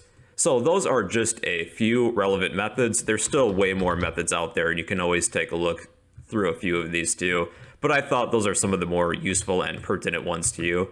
So that's everything you need to know to get started using files in Java. If you would like a copy of all of this code, I will post all of this in the comments down below. But yeah, that's how the file class works in Java. Hey, how's it going everybody? It's your bro, hope you're doing well, and in this video I'm going to teach you guys how we can use file writers in Java to write to a file. So sit back, relax, and enjoy the show.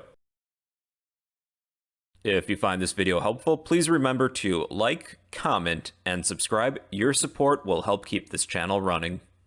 Well, welcome back ladies and gentlemen. In this video I'm going to teach you guys how we can write to a file in Java. So we're going to use a class called the file writer class to help us with this. So let's create an instance of our file writer class. File writer, let's just call this writer for short, equals new file writer. And then within the constructor of this file writer, we're going to list the file path or the file name. So let's just have this appear within our project folder. So I'm going to come up with a name for this file. Let's write a poem, so I'm going to call this poem.txt. So we'll need a few imports. Let's include those at the top. All right, now with file writers, we'll need to add try and catch blocks. So we're going to surround our file writer with a try block, and we'll also have a catch block as well. So this just auto-generated, that'll be just fine. Now, in order to write to this file writer object, we're going to use a particular method, and that is the write method. And this will take a string. So let's write maybe the first line of a poem, like roses are red. Now, the last thing that we should do is close this file writer. So at the end, writer.close. And let's test this. So I'm going to refresh my project folder by pressing F5, and here's my poem, and it says roses are red. Now, if you need to add a new line to this, be sure to use the new line escape sequence, that is \n. So let's add a few more lines to this.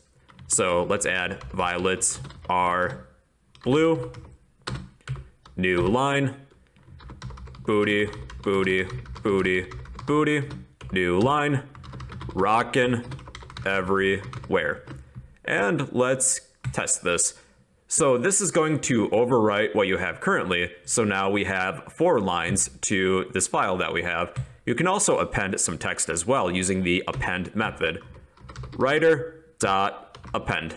And this will add a string or some characters at the end of your file. So maybe I'll write new line, then within parentheses, a poem by bro. And that should be good. So this will append and add some text to the end of our poem. Let's try it. Roses are red, violets are blue, booty, booty, booty, booty, rockin' everywhere, a poem by bro. So really that's all there is to a file writer. You create an instance of a file writer. You can use the write function, the append function. Just be sure to close the writer when you're done with it. So that's the basics of file writers in Java. If you would like a copy of this code, I will post this in the comments down below. But yeah, that's the basics of file writers in Java. Hey, how's it going everybody? It's your bro, hope you're doing well. And in this video, I'm going to teach you guys how we can use the file reader class to read the contents of a file. So sit back, relax, and enjoy the show. Make sure you like, comment, and subscribe. One like equals one prayer for the YouTube algorithm. Okay, guys and gals, let's discuss the file reader class. The file reader class allows us to read the contents of a file as a stream of characters, one by one, and when we use the read method, it's going to return an integer value which contains the byte value of whatever character we're currently reading, and we can easily cast that as a character value. So let's create an instance of the file reader class. File reader, let's call this reader for short, equals new file reader. And we're going to need an import as well, so let's include that. Import java.io.fileReader. Within the constructor of the file reader, we're going to list the file name or the file path. I'm going to create a text file called art.txt. I'm going to read and display some ASCII art today, and we'll also need to surround this with a try and catch block because this is considered dangerous code. My next step is that I need to create a txt file called art. What I'm going to do, just to make this easy, is create this on my desktop and then copy and paste it over to my project folder. So this is going to be called art, and just to verify the details, I'm going to go to properties, take a look at the name, art, and it's a txt file, so we should be good. So I'm going to paste some ASCII art from the internet. If you don't want to do so, you can just write some lines of text for this example, maybe a poem. Roses are red, violets are blue. But instead, I want to have some fun with this and find some art to use. This looks like a decent website to get some ASCII art. ASCII, art, archive, find a piece that you like. I'm going to copy this one, paste it within my file, and then save it. Then I'm going to take this file and paste it within my project folder. Our next step is to use the read method of our file reader to read the first character of our file. This is going to return an integer value which contains the byte value of that first character. So we can store this integer value within a variable. So let's create an integer variable called maybe data. Int data equals reader.read. All right, we'll need an additional clause to our try and catch blocks. So we would like to handle any IO exceptions that happen. Then we should be good. So we're going to read the first character within our file, but we would like to continue reading. But if our read method returns -1, that means there is no more data to be read. That is the end of the file. So we would like to continue reading as long as our read method does not return -1. What we would like to do is continue reading this file as long as the value returned does not equal -1. And we can accomplish that with a while loop. While our data does not equal -1. If it is -1, that means there is no more data to be read. So let's print to the console window our data, but we'll need to cast this as a character value. So make sure you use print and not print line, because if you do, it's going to print a new line after each individual character. And then we would like to read the next character, so let's copy what we have here and paste it. Data equals reader.read. And then lastly, outside of the while loop, let's close our reader. So reader.close. And then when we run this, it will display the contents of our file, the ASCII art that I posted, or if you have something else, it will display that. So that's the basics of the file reader class. If you would like a copy of this code, I will post all of this in the comments down below. But yeah, that's the basics of the file reader class in Java. Hey, how's it going, everybody? It's your bro, hope you're doing well, and in this video I'm going to teach you guys how we can create an audio player in Java. So sit back, relax, and enjoy the show.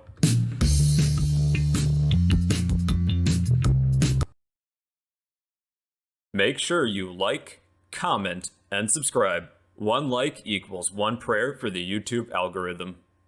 For this project, we're going to be using the package javax.sound.sampled. However, this is not compatible with MP3 files, but it is compatible with WAV files. So make sure that you have a WAV file that you want to use. I'll direct you to a resource to get some audio files. If you need a sample audio file, I would recommend YouTube's audio library, and you can do a quick Google search to find this and click the first link, and then you can search for any song or sound effect that you need, and to download a song, just click this download button. And then once you have your song downloaded, it's probably going to be an MP3 file. Look up a WAV file converter and click any one of these links, and then you can begin the process of converting your MP3 file to a WAV audio file.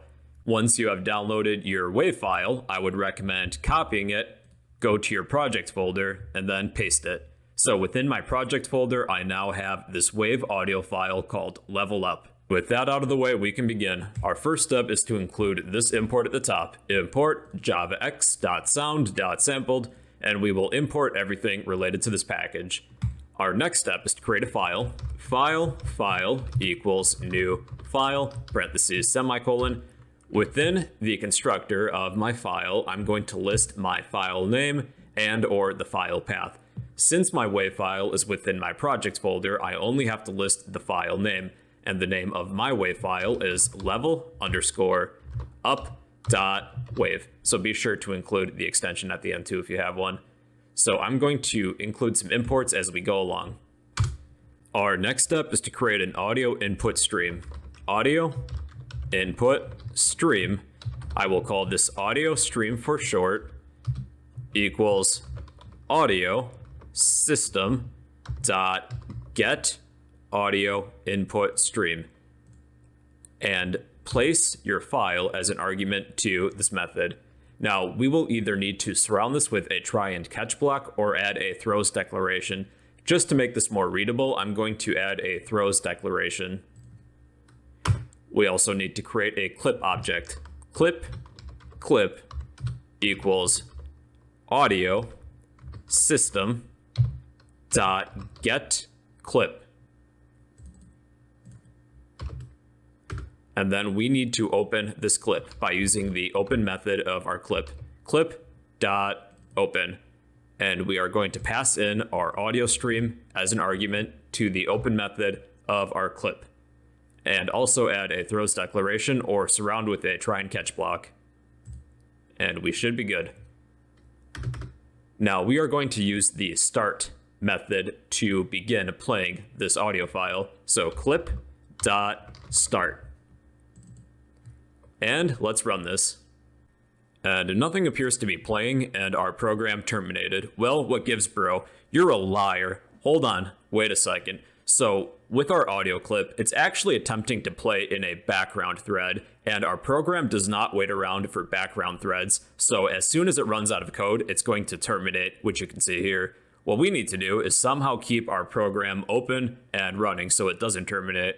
There's one of a few ways we can do this. One, we could create some sort of GUI system, and as long as we don't hit that X in the corner at the top, it will continue to play our clip. Or we could create a scanner that will wait around for some user input, so the program will not terminate. Just for simplicity, let's create a scanner. Scanner equals new scanner, system.in. Be sure to include this import at the top as well. So I'm going to wait around for some user input, so this should pause our program while our program is waiting for us to type in something. And let's save the response that we have into a variable called response. String response equals scanner.next. Since our program is going to wait around for some user input, it's not going to terminate. Let's try it.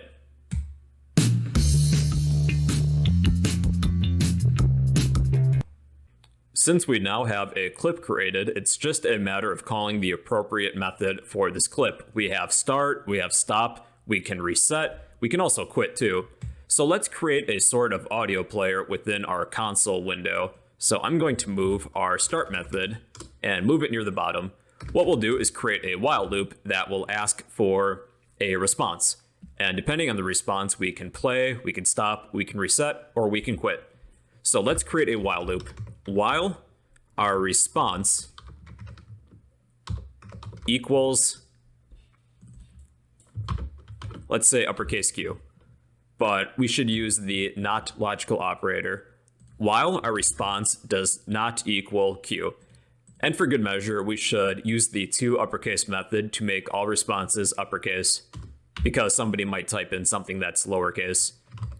Response equals response dot to uppercase. All right, and then let's create a prompt. Let's say P equals play and S equals stop, R equals reset, and Q equals quit.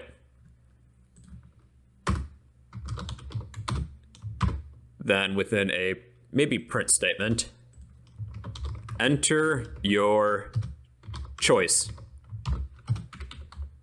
And then we will accept a response. Actually, we should move all this within the while loop. And we are going to declare our string outside of the while loop.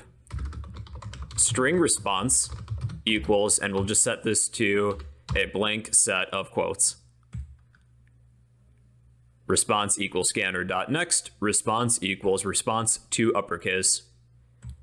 And now our next step is that we should create a switch. Switch, we will examine our response and look for a matching case. Our first case will be P for play. Case P, what are we going to do? We should use the start method of our clip. And we will break. All right, and then we should also have a default as well. Default system.out.println, not a valid response. So let's test the P command that we have. Enter your choice, and you have noticed that our audio clip is not actually playing yet until I type P or lowercase p and hit enter. And you can click this red button to terminate as well. So let's create a stop method, a case for stopping. Case, capital S, clip dot stop. And then break. Let's test this too. So I'm going to press P to play, hit enter, and then S to stop. We can also reset as well. Let's make a case for that. Case R for reset. This one's a little different. Clip dot set microsecond position. So we can set our clip at a certain position at a amount of milliseconds. If we want to reset this clip, we will set this to 0. That is the beginning. And then break. And now we should be able to reset our audio clip. So I'm going to press P to play. And then I'm just going to reset a bunch of times. And then stop. And lastly, we should create a case to quit and exit out of our while loop. We should probably close our clip as well. Case Q, and to close a clip, clip dot close. And break. And we should be able to quit. Going to press P to play, and Q to quit. Actually, let's add a print line too, just to verify that we actually did escape the while loop. Bye. All right, let's run this one last time. So we can play. We can stop. We can reset. We can play again. And we can quit. Bye. All right, everybody, so that's one way in which you can play an audio clip in Java. If you would like a copy of all this code, I will post all of this in the comments down below. Feel free to do me a favor and smash that like button, drop a comment down below, and subscribe if you'd like to become a fellow bro. Hey, what's going on everybody? It's your bro here. Hope you're doing well. This is my new and improved Java Swing tutorial series, and in this video I'm going to teach you guys how we can create a simple JFrame that we can later add components to. So sit back, relax, and enjoy the show. If you find this video helpful, please remember to like, comment, and subscribe. Your support will help keep this channel running. Okay everybody, so let's create a JFrame. So a JFrame is a GUI window to add components to. We're not going to be adding any components in this video, but in the next video we're going to cover labels. So to begin, let's create an instance of a JFrame. So JFrame, let's call this frame, equals new JFrame. So this creates a frame for us, an instance of a frame. However, we'll need an import, so we'll add that at the top. Import javax.swing.jframe. So if we were to run this, it's actually not visible, so we need to set the visibility to true. So we'll add that at the end. Frame.setVisible, and we're going to set this to true. So this will make frame visible. So we can actually see it now. However, it is very small, so let's increase the size. So we can do that by saying the name of the frame dot set size. So we can pass in a dimension or a width and a height, and this is in integers. So let's say this frame will be 420 by 420 because 420 is a funny number. So this sets the X dimension and Y dimension of our frame. And this should be visible now. Here's our JFrame. Let's set some other things. Let's change the title. So we can do that by saying frame.setTitle. And we can set this to a string. I'll call this JFrame title goes here. And this will display at the top. So set this to whatever you want your title for your window to be. So this sets title of frame. Now pay attention to this. So when we hit this X button in the corner, it's going to actually hide our frame, but not actually close out of the program. So if you want to close out of the program and exit, we're going to change a setting. We're going to use frame.setDefaultClose operation, and we're going to set this to jFrame.ExitOnClose. So when we hit that X button, it's going to exit out of application. And by default, it's normally hide on close. So it appears that we killed the application, but it's still running in the background. Otherwise, there is do nothing on close, and you can actually prevent somebody from hitting the X button to close out of the frame, which is actually kind of annoying, but that's how you can do that. But let's set this back to exit on close because we want to exit out of the application when we hit that X button. Now, another thing that we can do is that we can resize our window. So we can actually prevent that. So we're going to say frame.set resizable false. So what this will do is prevent frame from being resized. So we can no longer resize this even if we tried. We can no longer make this full screen either with the maximize button. So here's something else for you guys. How do we change the icon for the top left of our frame window? Normally it's the Java logo, but we can actually change that to something that suits our program better. So I'm actually going to use the logo for my channel and change the icon from the Java logo to my logo. So if you want, feel free to pause the video and download an image that you might want to use. Here's my logo. I'm going to change the icon of my frame to this logo instead of the default Java logo. So what I'm going to do is copy this, go to my project folder, and then paste it. So then we're going to create an image icon out of this. So image, then icon. Let's call this image just image equals new image icon. And then we're going to list either the file path or the file name. Since this is within my project folder, I only have to list the file name. So this file name is logo.png, logo.png. And then we're going to need another import. So javax.swing.imageIcon at the top. So this will create an image icon. And now what we're going to do is set the image icon of the frame. So we'll say frame.setIconImage. And within the parentheses of this method here, we're going to say image.getImage. So this will change icon of frame. So then, if we tried this, our image is now at the top left of our frame in place of the Java logo that was there by default. Pretty cool, huh?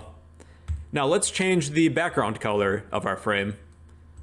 So what we're going to do is that we're going to say frame.getContentPane.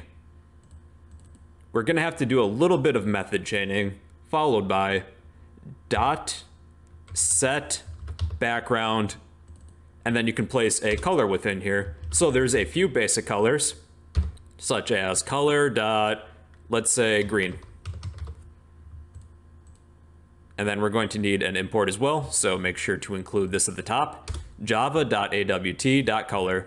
So this will change color of background. So now this window should be green. However, you might not like some of the default colors. You can create a custom color too.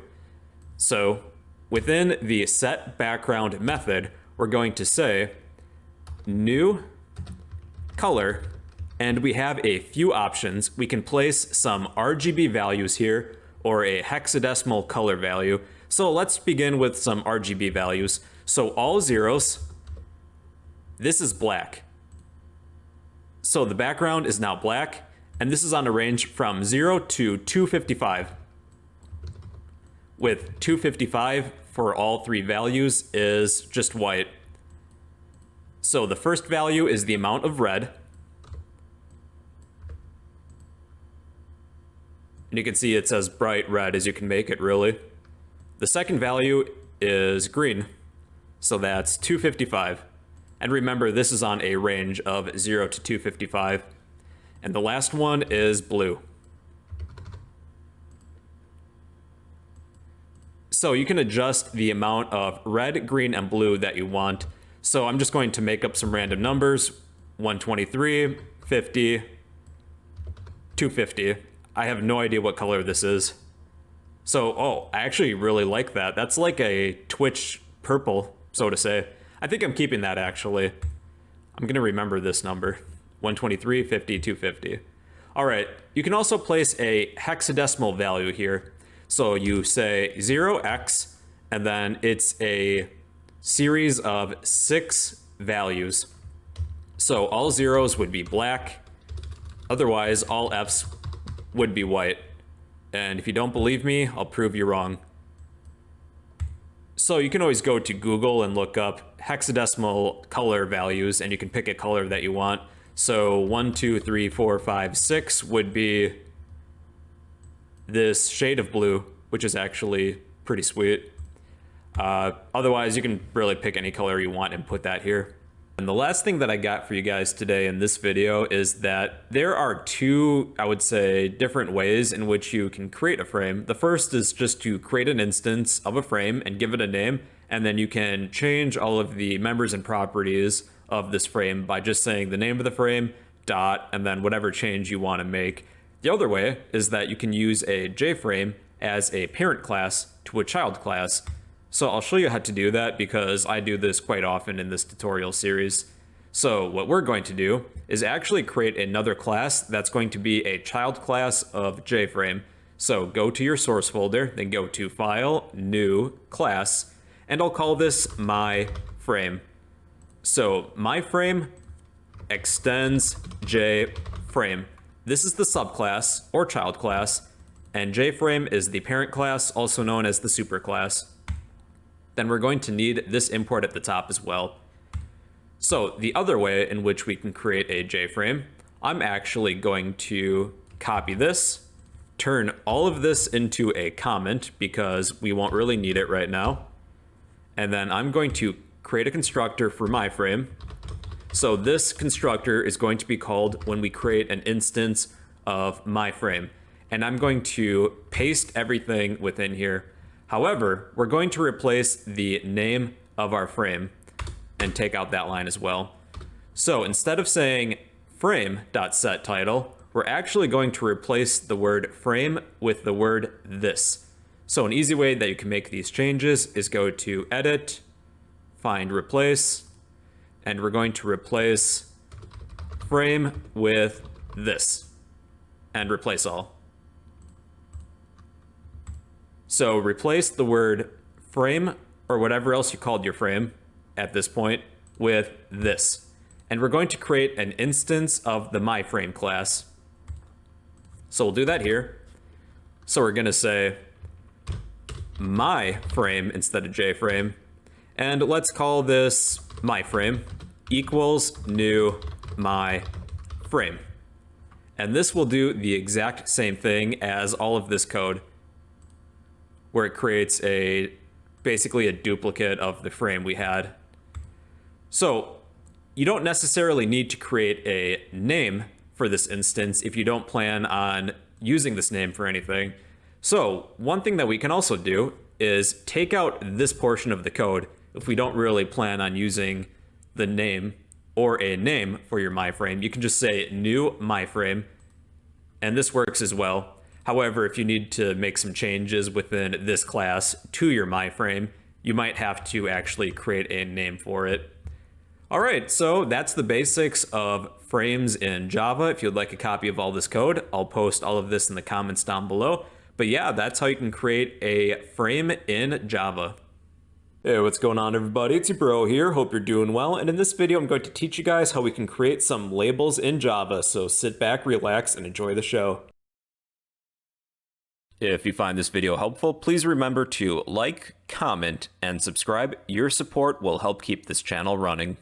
Okay, people, so let's discuss labels. A label is a GUI component. It functions like a display area for a string of text, an image, or even both. So before we begin, we'll need a frame so we can add a label to the frame because a label is a component. So we'll need to be sure to create a frame. I'm just going to paste what I have here from the last lesson. So JFrame frame equals new frame. Frame.setDefaultClose operation, JFrame exit on close, set a size, I just picked 500 by 500, and frame.setVisible to true. And then we'll just need this import as well. So how do we create a label? Well, that's a good question. It's very similar to what we did with our JFrame. So instead of saying JFrame frame equals new frame, we can instead say JLabel. We can call this label equals new JLabel. We can set some string of text, an image, or both. But we'll need an import as well, so let's include that. I'm just going to be adding imports as we go along. So let's set the text for the label. So we can do that using the label.setText function, and then we can set some text. So maybe I'll say, bro, do you even code? So there's two different ways that you can set text for a label. You can either use the setText method.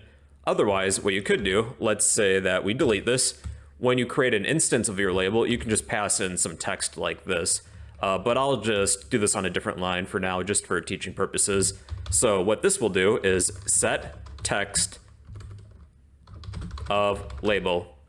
And this will create a label. So now what we need to do is actually add the label to the frame. And this is a very easy step to forget about. So we'll type in frame.add. And what do we want to add? So you can see that it's suggesting a component. We're going to add our label. And then we're going to compile this and run this. So here's our string of text. Bro, do you even code? So normally with our label, with how our layout manager is for our frame, it's using a border layout. So it likes to take strings or images and it likes to center it and put it on the left-hand side, but we'll change that later. So let's begin next by creating an image icon so we can add an image to this label. So let's create an image icon, image icon, and I have a picture that I want to use. I call it dude.png. So I would like to add this image to my label as well as my text. So I'm going to create a name for this image. I'll just call it image. Image icon image equals new image icon. And then we can put a file path here or a file name if it's within the same folder. So this is in the same project folder as my Java file here. So this is dude.png. And then we'll need an import for this too. So then we're going to set the icon for this label. So label.set icon. And you can see that it's asking for an icon. Luckily, our image is an icon. So we'll put image here and then run this again. So here's our image. Well, it's an image icon and our text. Now let's take a closer examination of our label. With Java's Swing graphical user interface, it likes to take a string of text and put it on the right-hand side of your image when creating a label. So we can actually move the string of text around relative to the image. This is how we can do that. There's two functions to help us with that. That is set horizontal text position and set vertical text position. Let's begin by setting the horizontal text position. So we're going to take label.set horizontal text position, and we can pass in a constant. So there's three options that we can use really to help us with this. They are jlabel.left, center, or right. Let's say that I want to put this in the center. That would be jlabel.center. So now when we run this, our text is going to be overlapping our image. So by default, horizontal text position will put the text on the right. So if you want this centered, you would use jlabel.center. Otherwise, you can use jlabel.left if you want this on the left.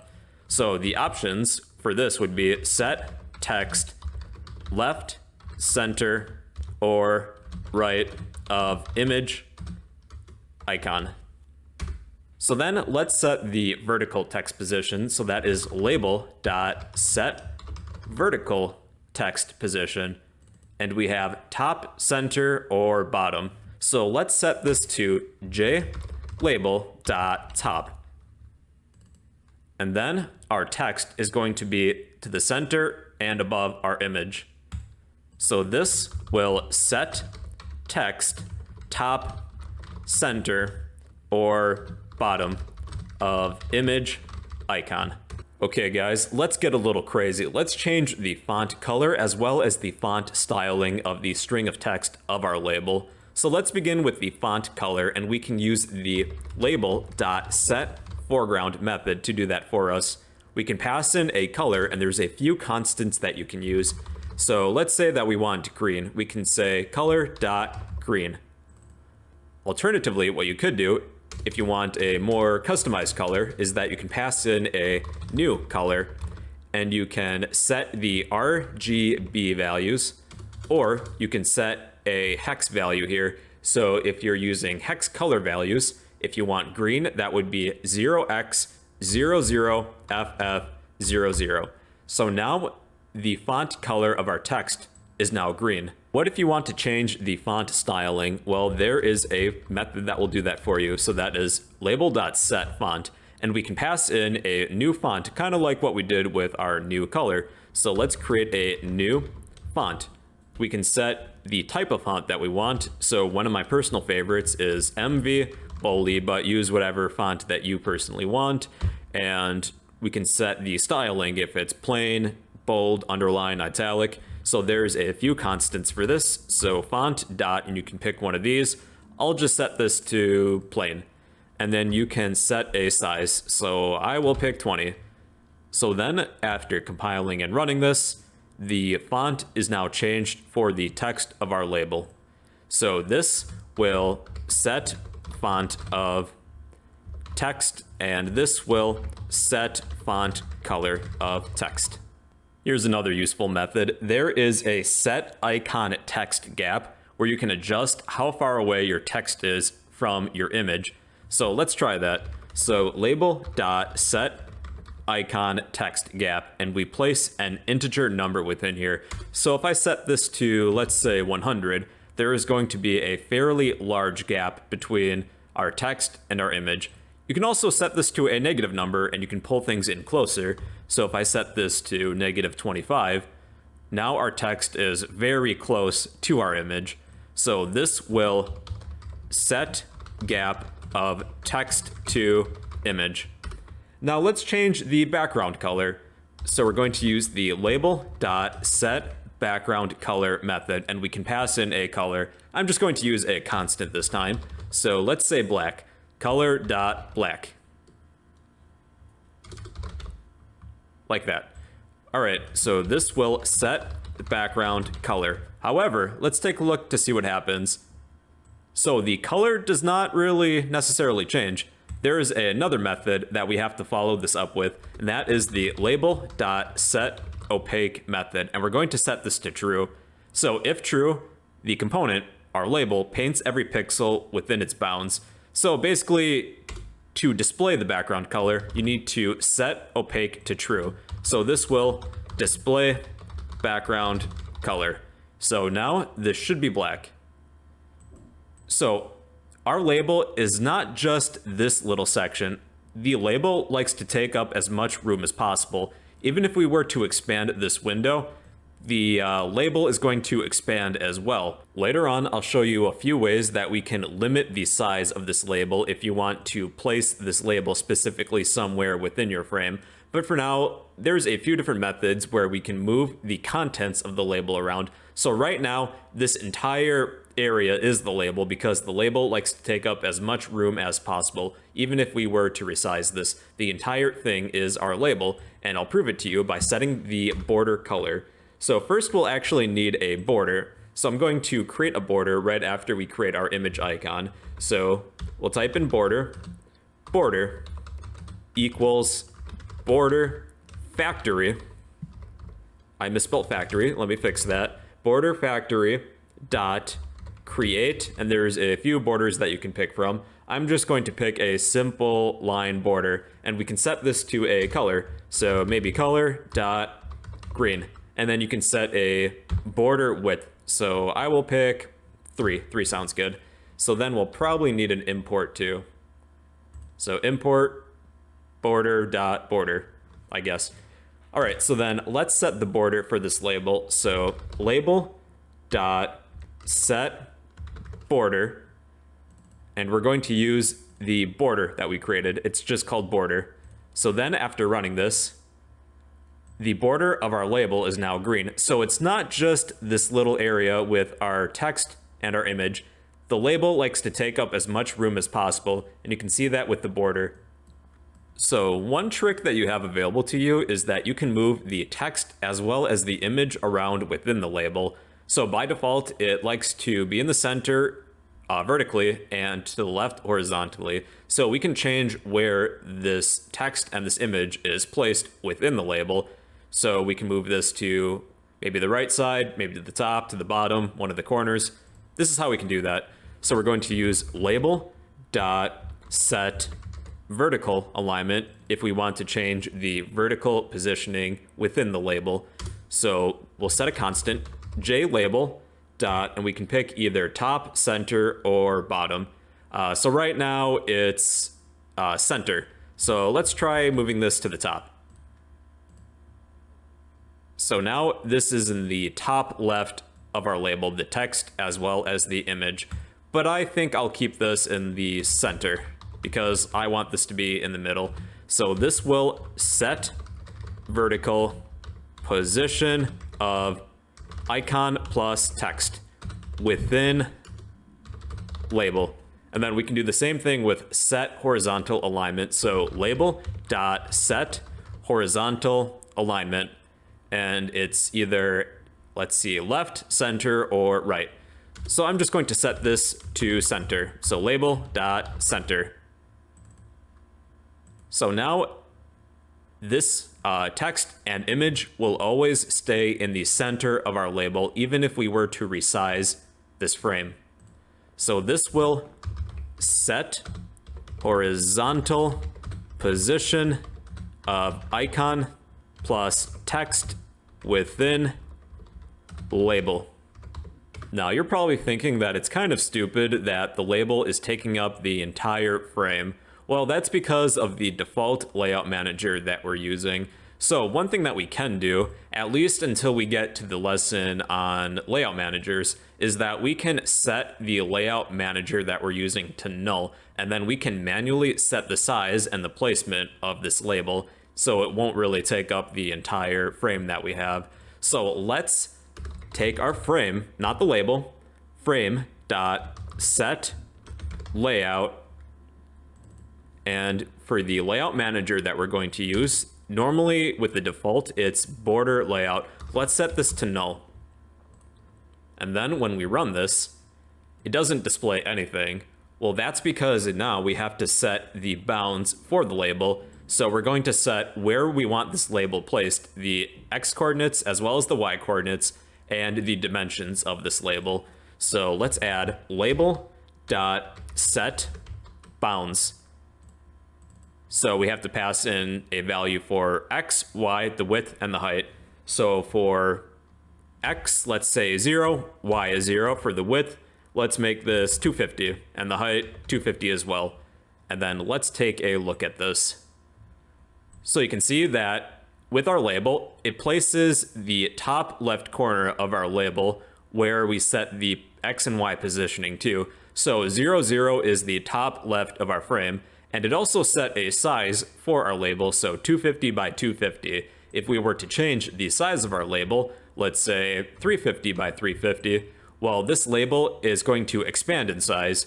However, it still likes to stick to the top left corner because we set the coordinates to be 0, 0. So let's change the coordinates as well, but I will change this back to maybe 250 by 250.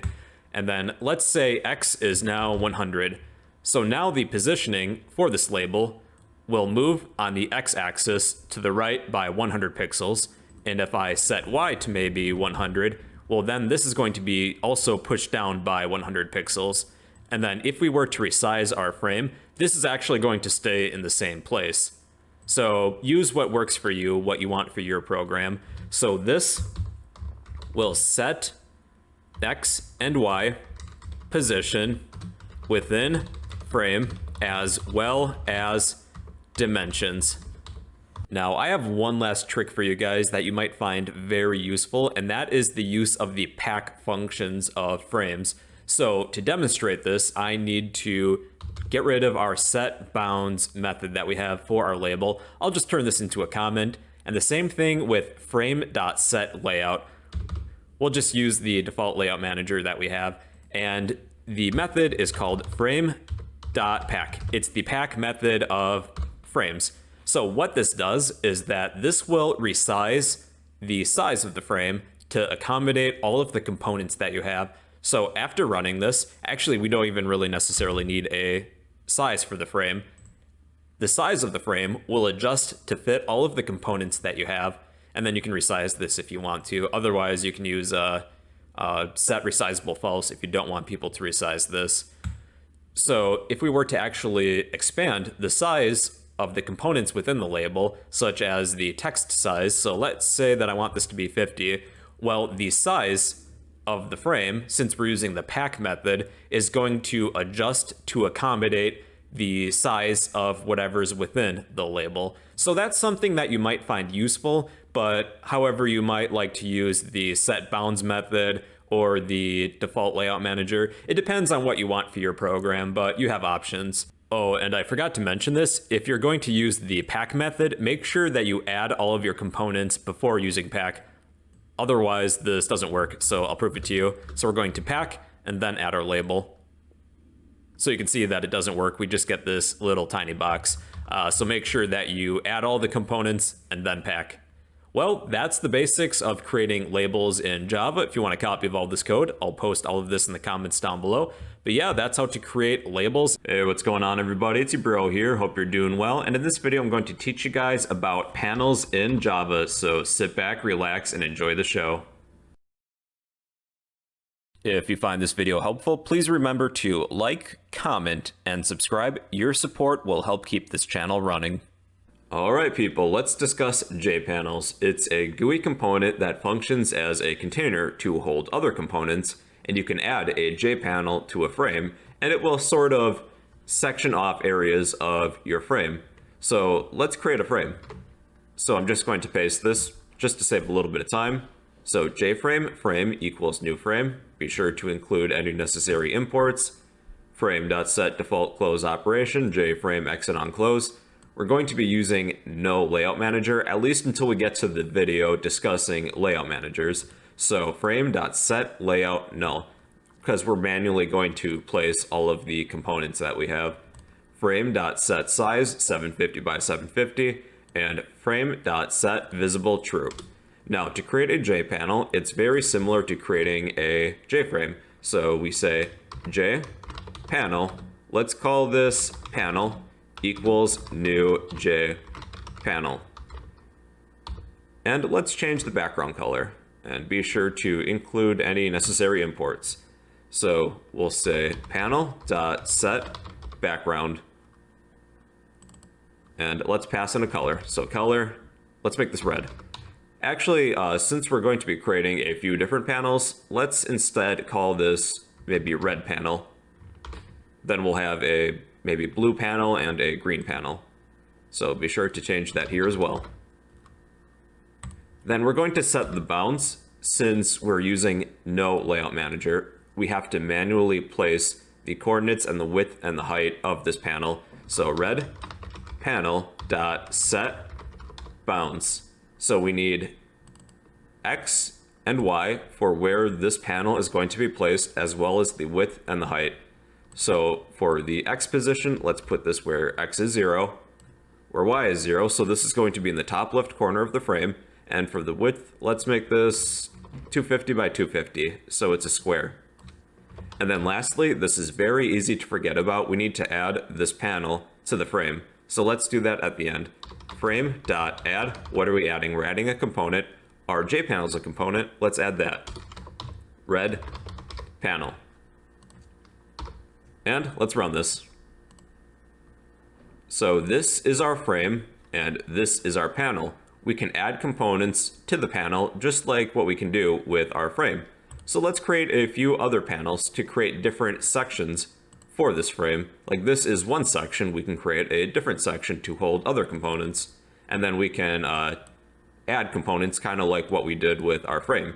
So let's create maybe a blue panel this time. So I'm going to copy this, change red to blue, and make sure to change it here as well. So blue panel and blue panel, and we'll change the color to blue. And let's place this where X is 250, Y is 0, and we'll keep the dimensions the same. And we need to add this panel to the frame. So frame.add blue panel. So now we should have a blue panel next to our red panel, which we do. And let's create one more panel, maybe a larger one that's green, that will take up this section of our frame. So let's call this green panel. So let's change blue to green. So green, green, green, and here as well. So we'll place this where X is 0, Y is 250, and let's make this 500 by 250. And then we need to add this to the frame. So frame.add green panel. And then this should give us a nice square that's made up of separate JPanels. Cool. Yeah, so those are JPanels. Let's add a component. So let's make a label. So let's do this at the top. JLabel, label equals new JLabel. And I'll set some text as well. So label.set text. Hi. And you can add an icon too if you want. I'll do that just for this demonstration. We'll need to create an image icon. So image icon, icon equals new image icon. And this file that I have is thumbsup.png, and it looks like this. So this is thumbsup.png. And include this import, but I misspelled image. All right, then label.set icon.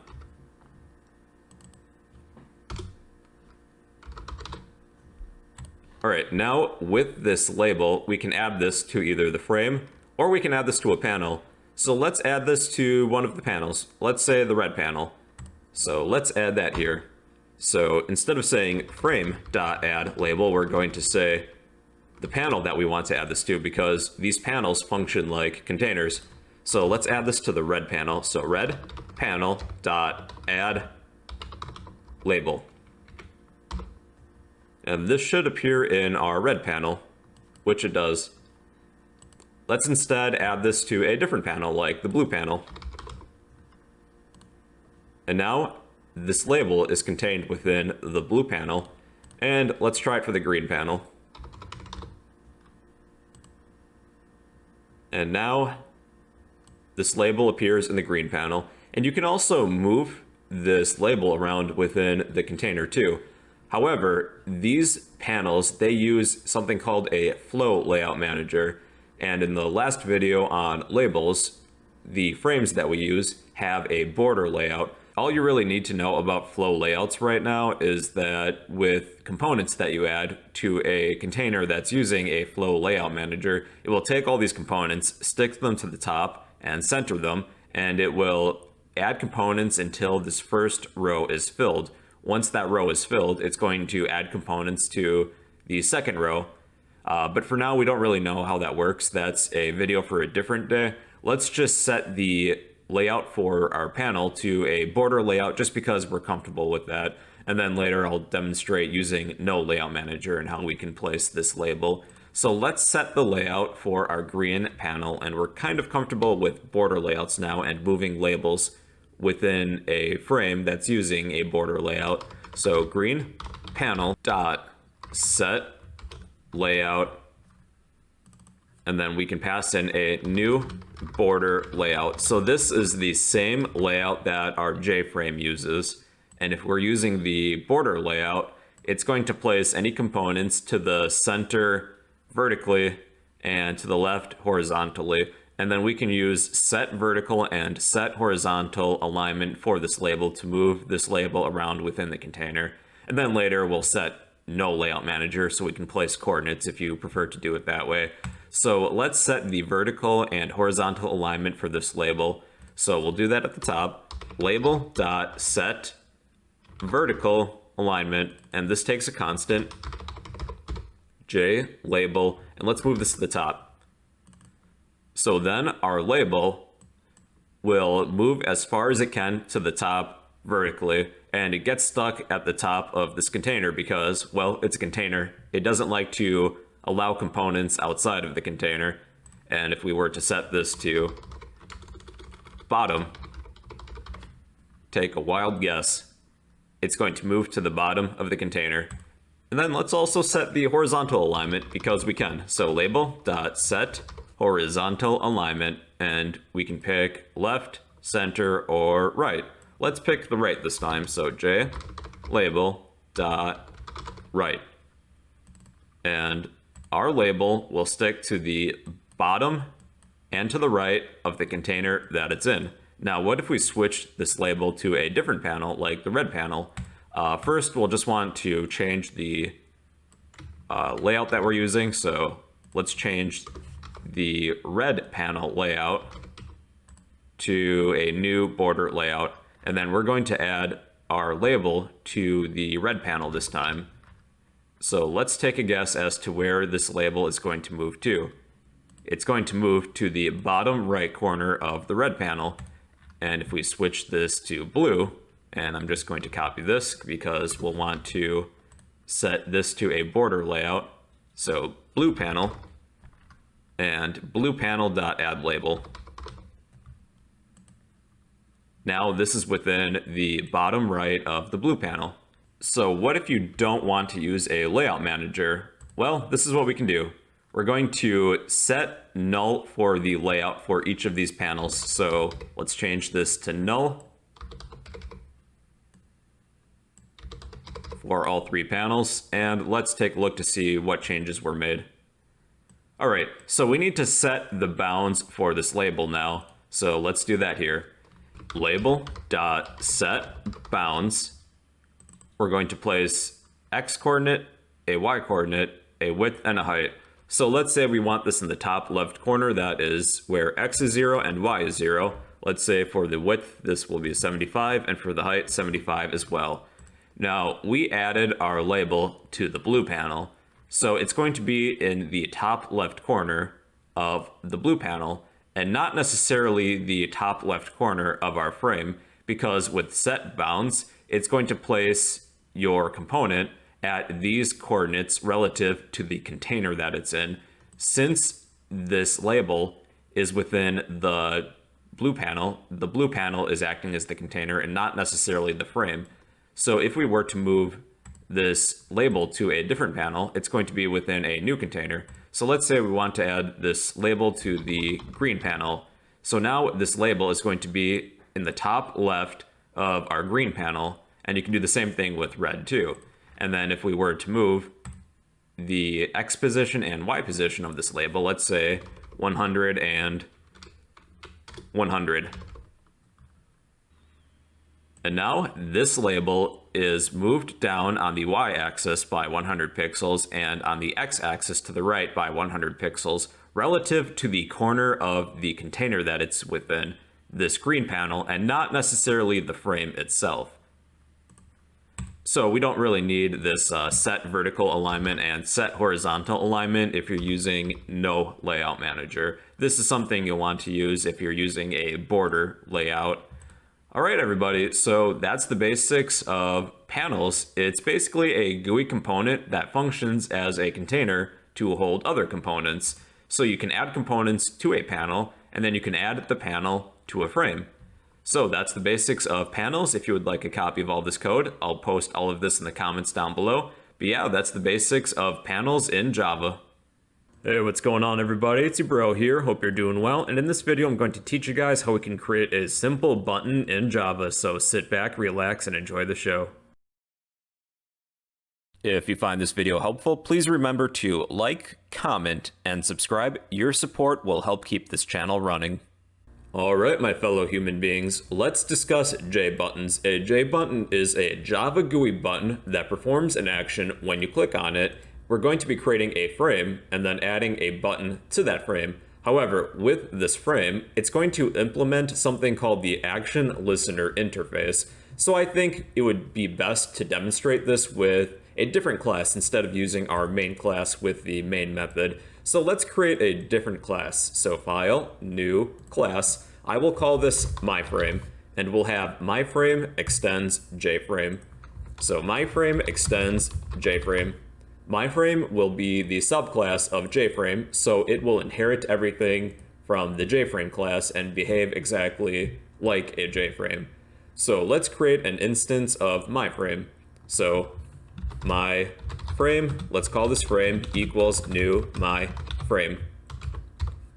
And actually, we don't really need to give this a name because I don't think we're going to be doing anything else within this class. You can even just shorten that line to just new myFrame, and that'll work just fine. We're going to spend a majority of the time within this myFrame class. So to begin, we'll need a constructor for this class, so myFrame.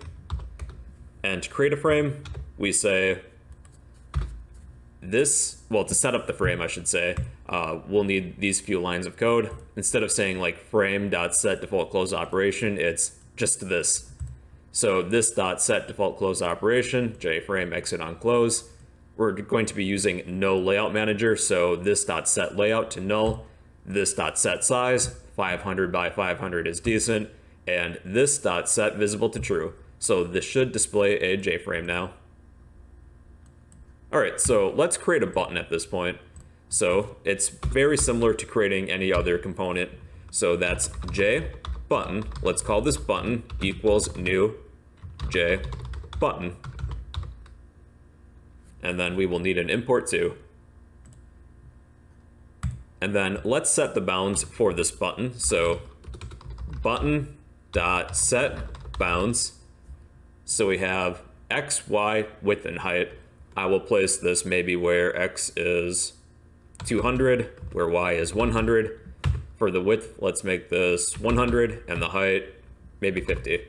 So then to actually display the button, we need to add this to our frame. So this dot add, what are we adding? We're adding our button. And let's run this. So here's our button. It currently doesn't do anything. So we need our class to implement the action listener interface. So implements action listener. So we're going to need to implement a method,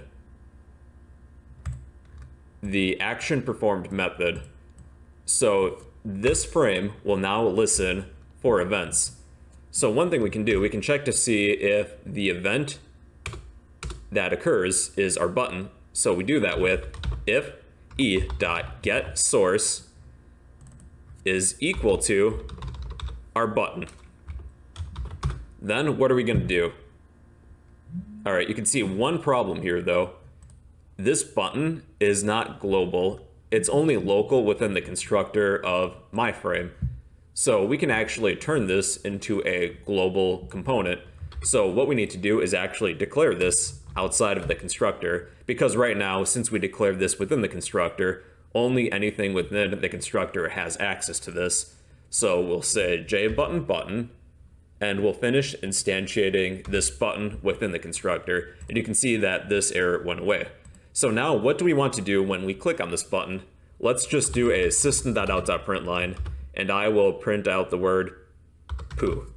All right, so then when we click on this button, it performs an action. So if the action performed is equal to the button, it's going to do this. The button is going to poo.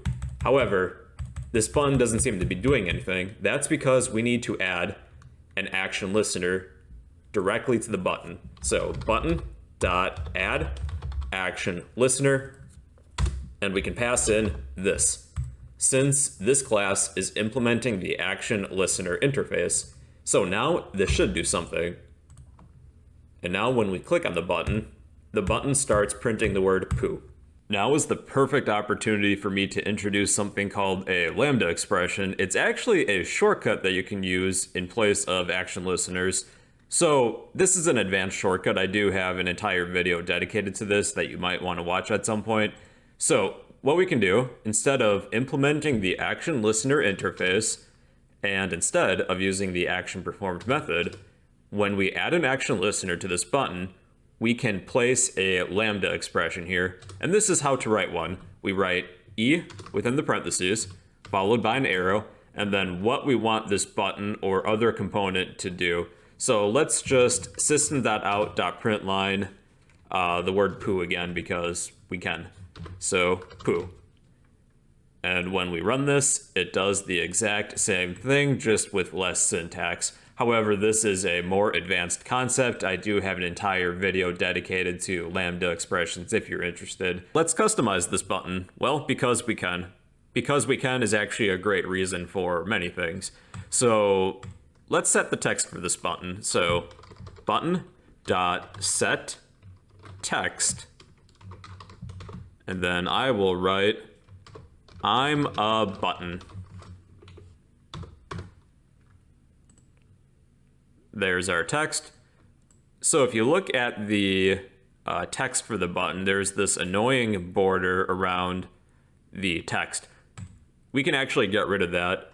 We need to set focusable false because the button is focusable. So button.set focusable. And we're going to set this to false. So that should get rid of that box that's around the text of the button.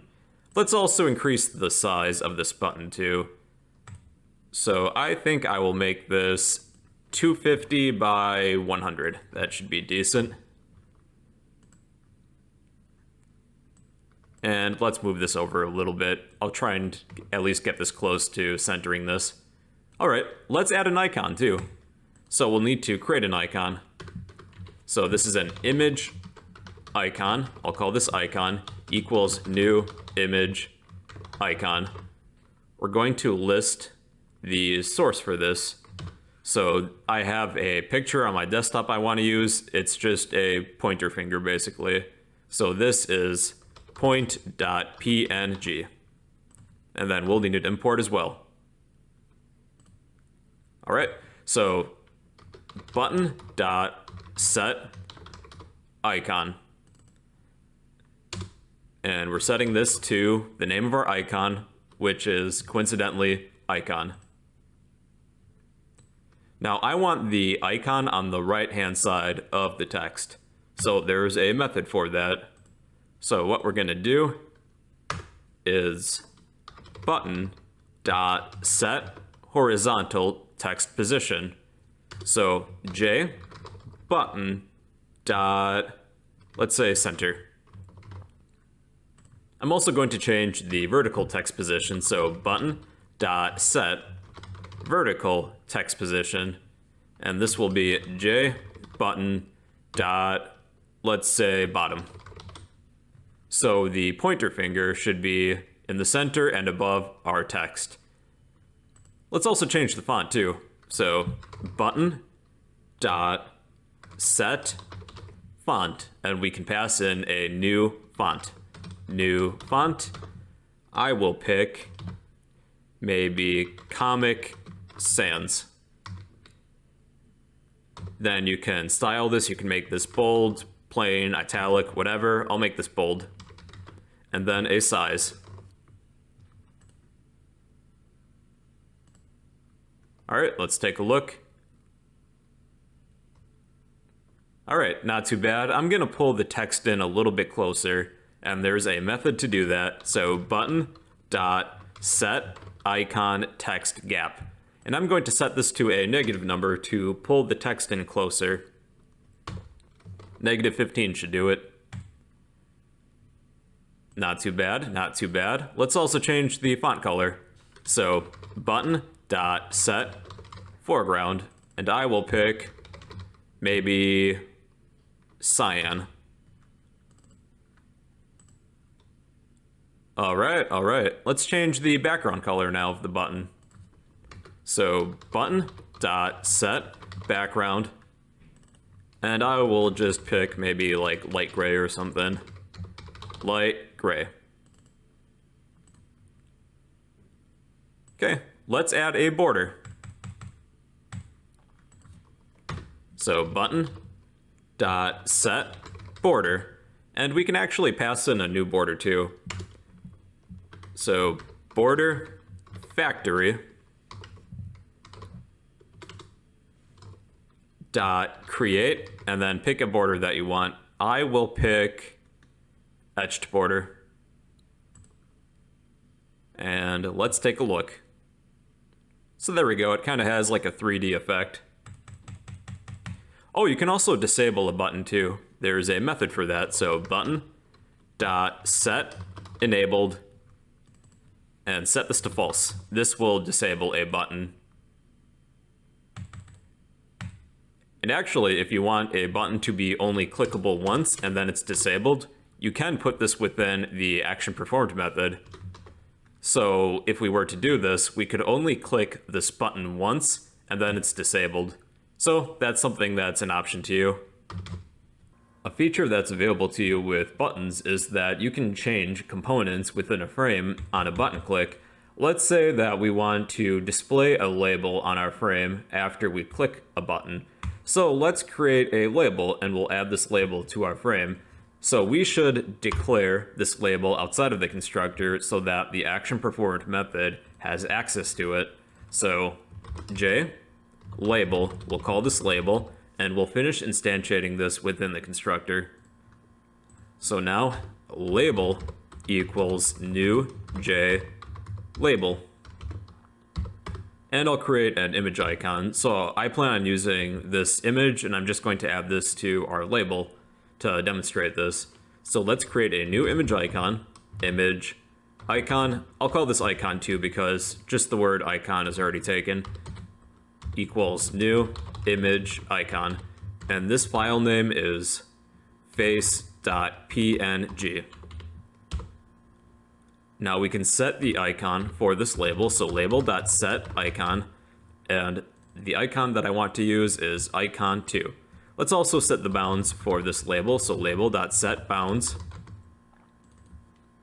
So I will place this where x is 150, where y is 250. The width will be 150, and the same thing with the height. So we can also set the visibility for this label, so label.set visible, and I'm going to set this to false because I do not want this to appear, at least right away. And then lastly, we need to add this label to the frame, so don't forget about doing that. So this dot add label. And then with the action performed method, after we click this button, let's set the visibility of the label to true. So label dot set visible true.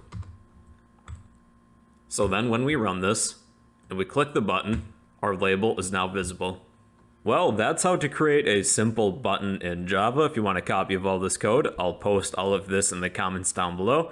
But yeah, that's the basics of buttons. Hey, what's going on everybody? It's your bro here. Hope you're doing well. And in this video, I'm going to teach you guys how border layout managers work in Java. So sit back, relax, and enjoy the show. If you find this video helpful, please remember to like, comment, and subscribe. Your support will help keep this channel running.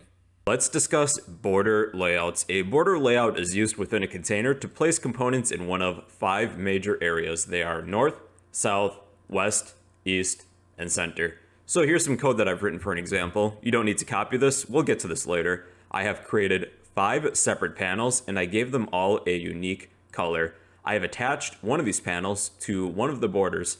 So panel 1 is attached to the north, then panel 2 to the west, east, south, and then center. Let's see what this looks like.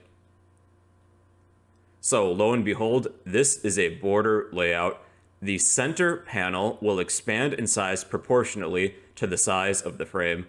The top and bottom borders, they will expand horizontally, but not vertically when you resize this frame. And with the west and the east borders, they will expand vertically, but not horizontally when you expand this frame. Here's some uses of a border layout. You can use the north border for some sort of title. You can use the west or the east border for some sort of sidebar or navigation bar. You can use the south border for some sort of footer for your program. And the center border, you can use this for the, I would say, main part or main body of your program. So let's recreate what we witnessed step by step. So first we'll need a JFrame. So JFrame frame equals new JFrame. Frame dot set default close operation JFrame dot exit on close. Let's set a size. So frame dot set size. I'll make this 500 by 500. And frame dot set visible and set this to true. Let's create some panels. So JPanel, we'll call this panel 1 equals new JPanel. And we'll create the other panels as well. So 2, 3, 4, 5. Let's give them all a color. So let's begin with panel 1. Panel 1 dot set background, and this was red, so color dot red.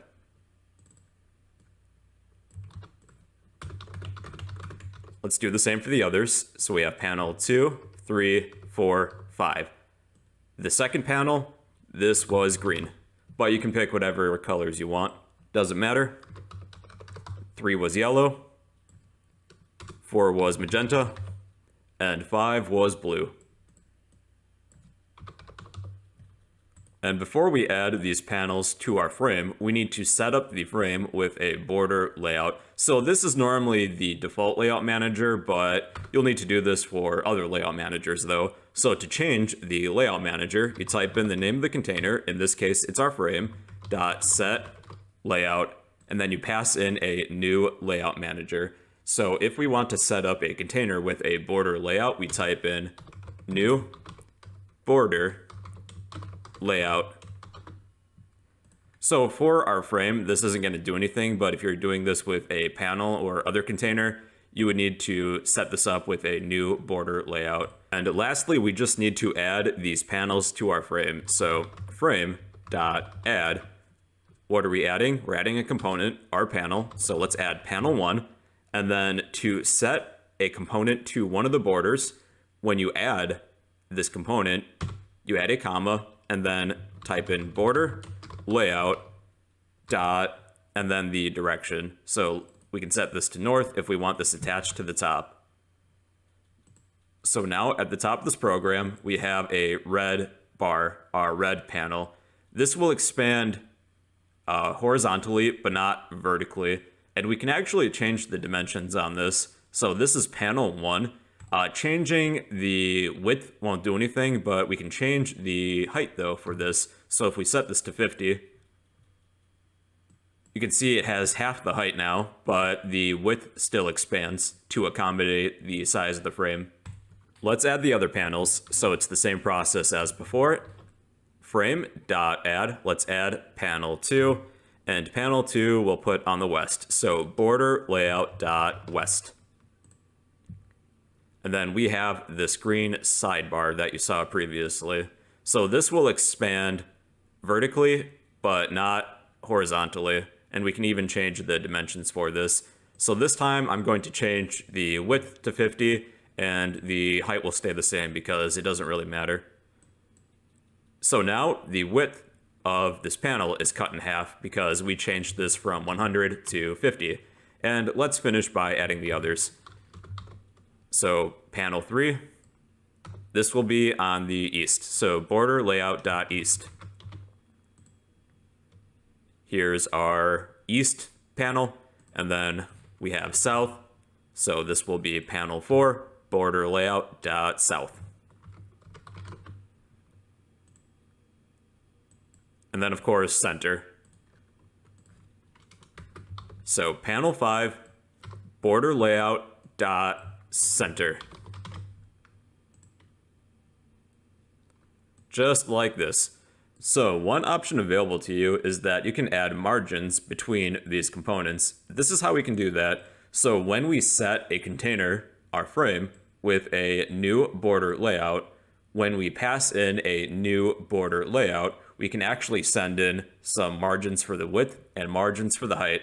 So let's say that we want 10 pixels of margin for the width and 0 for the height. This is what this might look like. So with the west and the east panels, they have 10 pixels worth of margin. Now let's do that with the height this time. So now we'll have 10 pixels of margin for the width and the height between all these panels.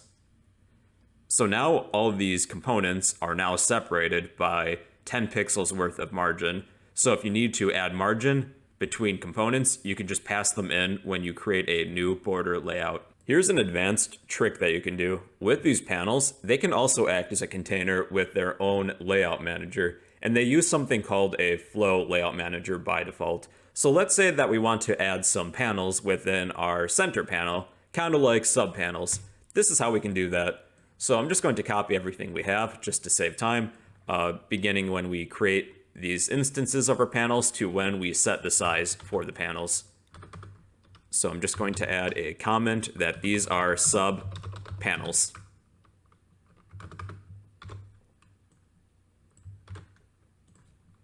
So it's the same process as before really, but let's call these panels 6, 7, 8, 9, and 10.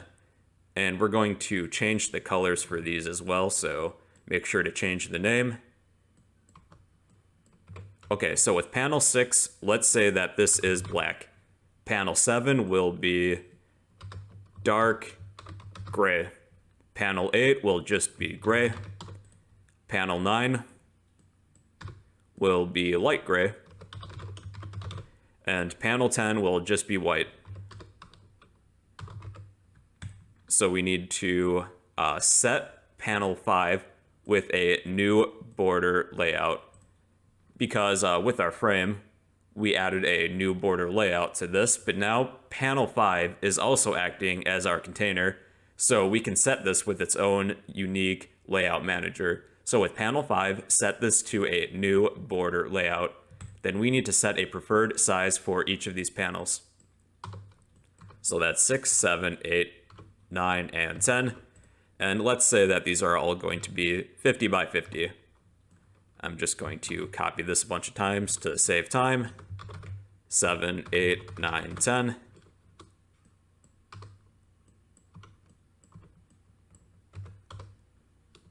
All right, now we can add these subpanels to panel 5, which is the center panel.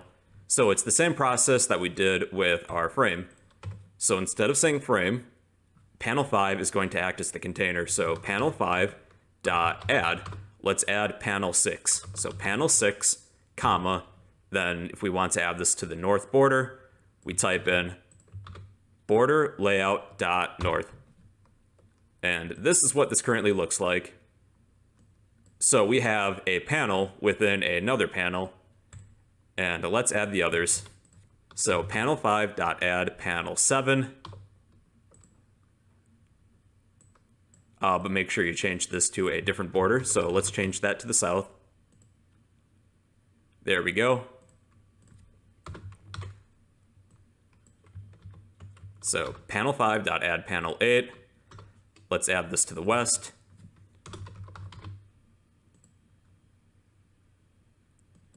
Here it is. Panel 5 dot add panel 9. This will go on the east. And then lastly, we have the center panel. So that's panel 5 dot add panel 10. Border layout dot center. And there it is. I don't really see the point of this, but I just wanted to let you know that you can do stuff like this. So that's the basics of using border layouts in Java. If you want a copy of all this code, I'll post all of this in the comments down below. But yeah, that's how border layouts work in Java. Hey, what's going on everybody? It's your bro here. Hope you're doing well. And in this video, I'm going to teach you guys how the Flow Layout Manager works in Java. So sit back, relax, and enjoy the show. If you find this video helpful, please remember to like, comment, and subscribe. Your support will help keep this channel running. Well, the Flow layout, it places components in a row sized at their preferred size. If the horizontal space in the container is too small, then the Flow layout class uses the next available row. So we'll need a frame. I'm just going to paste what I had previously. So jframe frame equals new jframe. Frame.set default close operation, jframe exit on close, set your preferred size, and then frame.set visible true. To set up a frame or other container class with a flow layout, we use a certain function called set layout, and then we pass in a new layout manager. So new flow layout. So by default, frames use a border layout. So this time we're setting this with a flow layout. Now we'll need to add some components to this frame to demonstrate the effects of a flow layout. So let's create some buttons. So J button, we'll call this button 1 equals new J button. All right, so I'm going to show you guys a shortcut too for creating components. So let's say that we're adding this button to the frame. So frame.add, then we say button 1, right? One shortcut that we can do just to save time is that instead of calling this by name, we can just say new J button and pass this in to the frame when we add this. And then we can give this like a number if we wanted to. So this will create a new J button for us. All right, so one problem that you might run into is that sometimes these components don't always display if you set the visibility to true before you actually add the components. So actually, if we were to move this window, this button appears. So I'm just going to set the visibility at the very end so we don't run into any problems. So then this should display right away. There it is. All right, let's create a bunch of buttons to demonstrate this. So I'm going to copy this line of code where we create a new J button and add this to the frame, maybe like 9 times or so. So we'll call this button 2, 3, 4, 5, 6, 7, 8, 9. All right, so we should have 9 buttons now, and they're all centered within the top row. So with flow layouts, if they run out of room within their first row, the components will be pushed down to the next row, kind of like this. Pretty sweet, right? So it's kind of like a waterfall or something. It's flowing like water. So we can also set an alignment for these components. So when you pass in a new flow layout, you can type in flow layout dot, and if you want this to start on the left, you can say leading, and there's a few options here. So now what these components do is that they stick to the left-hand side, they're leading, and if you were to expand this frame, they will stay in the top left corner. And then when you compress this frame, they will be pushed down. So the default is actually center. So we should see no change with what we had previously, where they will all stay in the center. And there's also trailing as well, so let's switch this to trailing.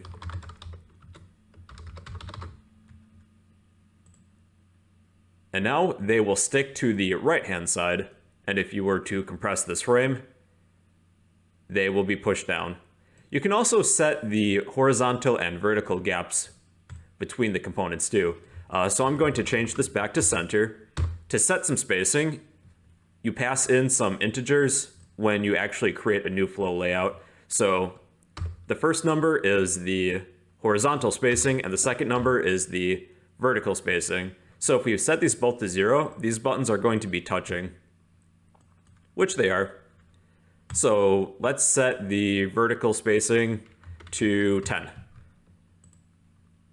So now we have 10 pixels worth of space around the components. And then let's set the horizontal spacing to also 10.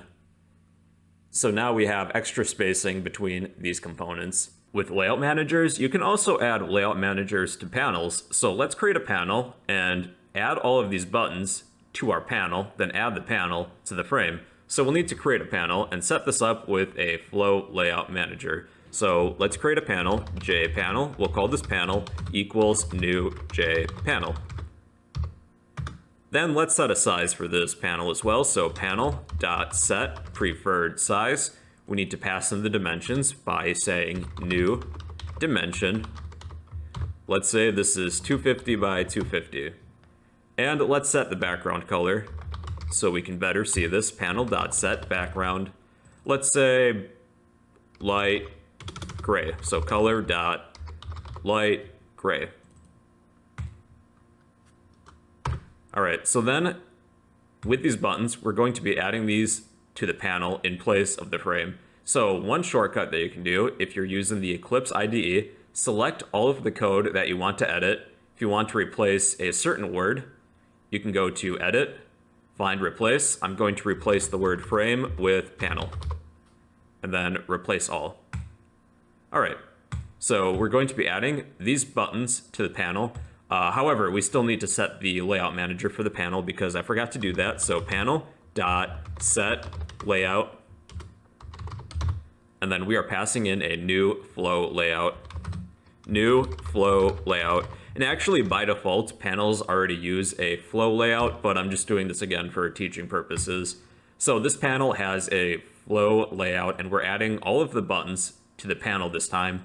And then we need to add the panel to the frame. So frame.add panel. So this is what this looks like now. This panel is acting as the container, and since these buttons ran out of room within the first row, the next set of buttons got pushed down to the next row. And if we were to change the width of this panel, it's going to push the buttons down even further, down further rows. So let's set the width to now 100. So these buttons are pushed down even further because this panel is using a flow layout, just like what the frame was using in the previous example. So that's the basics of the Flow Layout Manager. If you want a copy of all this code, I'll post all of this in the comments down below. But yeah, that's the basics of the Flow Layout Manager in Java. Hey, what's going on everybody? It's your bro here, hope you're doing well, and in this video I'm going to teach you guys all about grid layouts in Java, so sit back, relax, and enjoy the show. If you find this video helpful, please remember to like, comment, and subscribe. Your support will help keep this channel running. Alright everybody, let's discuss the Grid Layout Manager. So this places components in a grid of cells in a number of rows and columns, with each component taking all of the available space within its cell, and each cell is the same size. So to begin, we'll need a frame. We're going to add buttons to our frame. The frame is going to have a grid layout. So to create a frame, like always, we just say JFrame, we give it a name like frame equals new JFrame, frame.set default close operation, JFrame exit on close, give it a size, the size doesn't matter, and frame.set visible to true. So let's create a whole bunch of buttons. I don't know how many, maybe 9. So to create a button, we just type in JButton. We can give this a name like button1 equals new JButton. And then when we instantiate this, we can set some text to the button. So let's just pass in 1.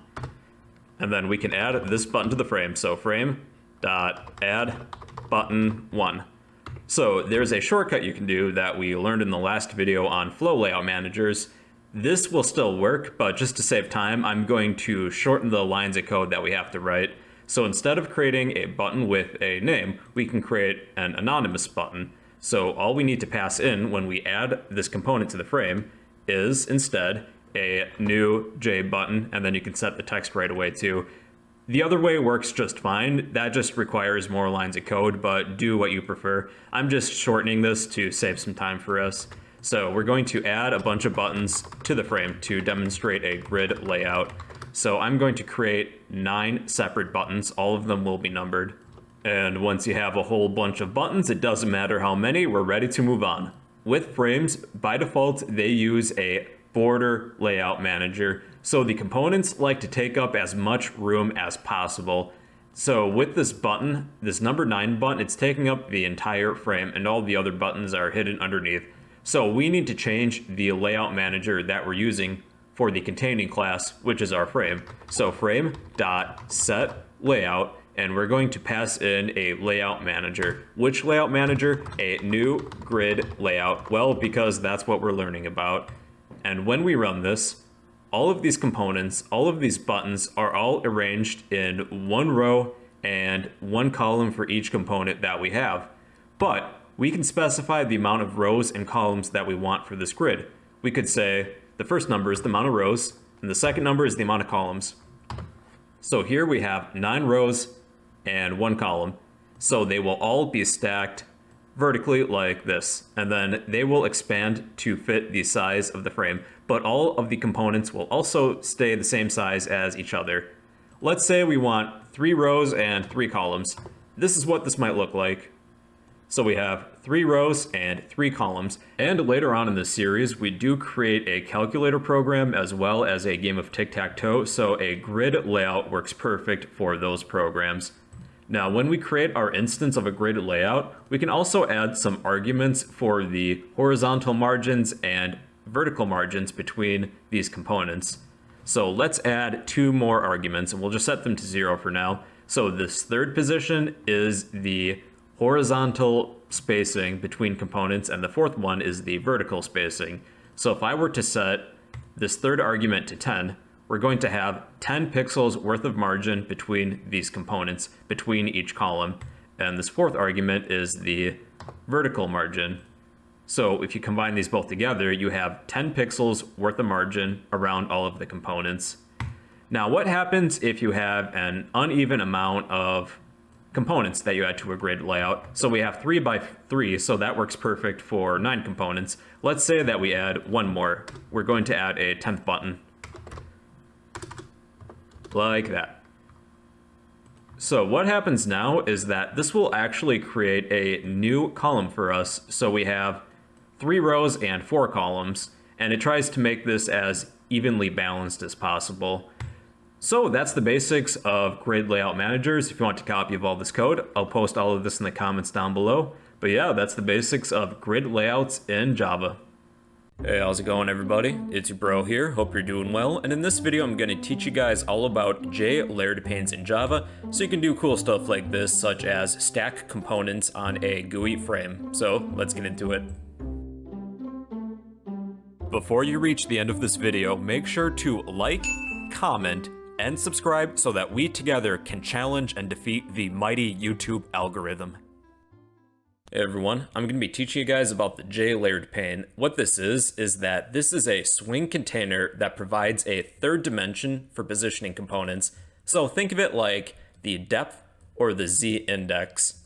So this is very similar to a J-panel, except we can also specify different layers on the J-layered pane. We can have components be stacked on top of one another or underneath. So let's begin by creating an instance of the J-layered pane. So what we're going to do here is just type in J-layered pane. We need a name for this pane, so we'll call this just layered pane with a lowercase l equals new J-layered pane. Now we're also going to need a JFrame setup, and we've done this in previous videos, so if you need a JFrame, feel free to pause the video and type all of this in. So make sure that the layout manager is set to null. Now what we're going to do with this layered pane is actually add this to our JFrame, but first we're going to set the bounds for this. So we're going to type in the name of our J-layered pane, dot set bounds. And then I would recommend just picking the same dimensions for your JFrame, or you can pick a different size, but I think for this example we should have it be the same. So I'm going to set this where X is 0 and Y is 0, so this will begin in the top left corner. I want this to be 500 pixels for the width and 500 for the height. Now what we're going to do is actually add this layered pane to our JFrame, and I'll do that right underneath where we instantiate this JFrame. So frame.add layered pane. So now we have a layered pane attached to our JFrame, and now we can add components to our layered pane here. So let's take a look to see what we have so far. Here is our JFrame. It is 500 by 500, and there is an invisible layered pane attached to here.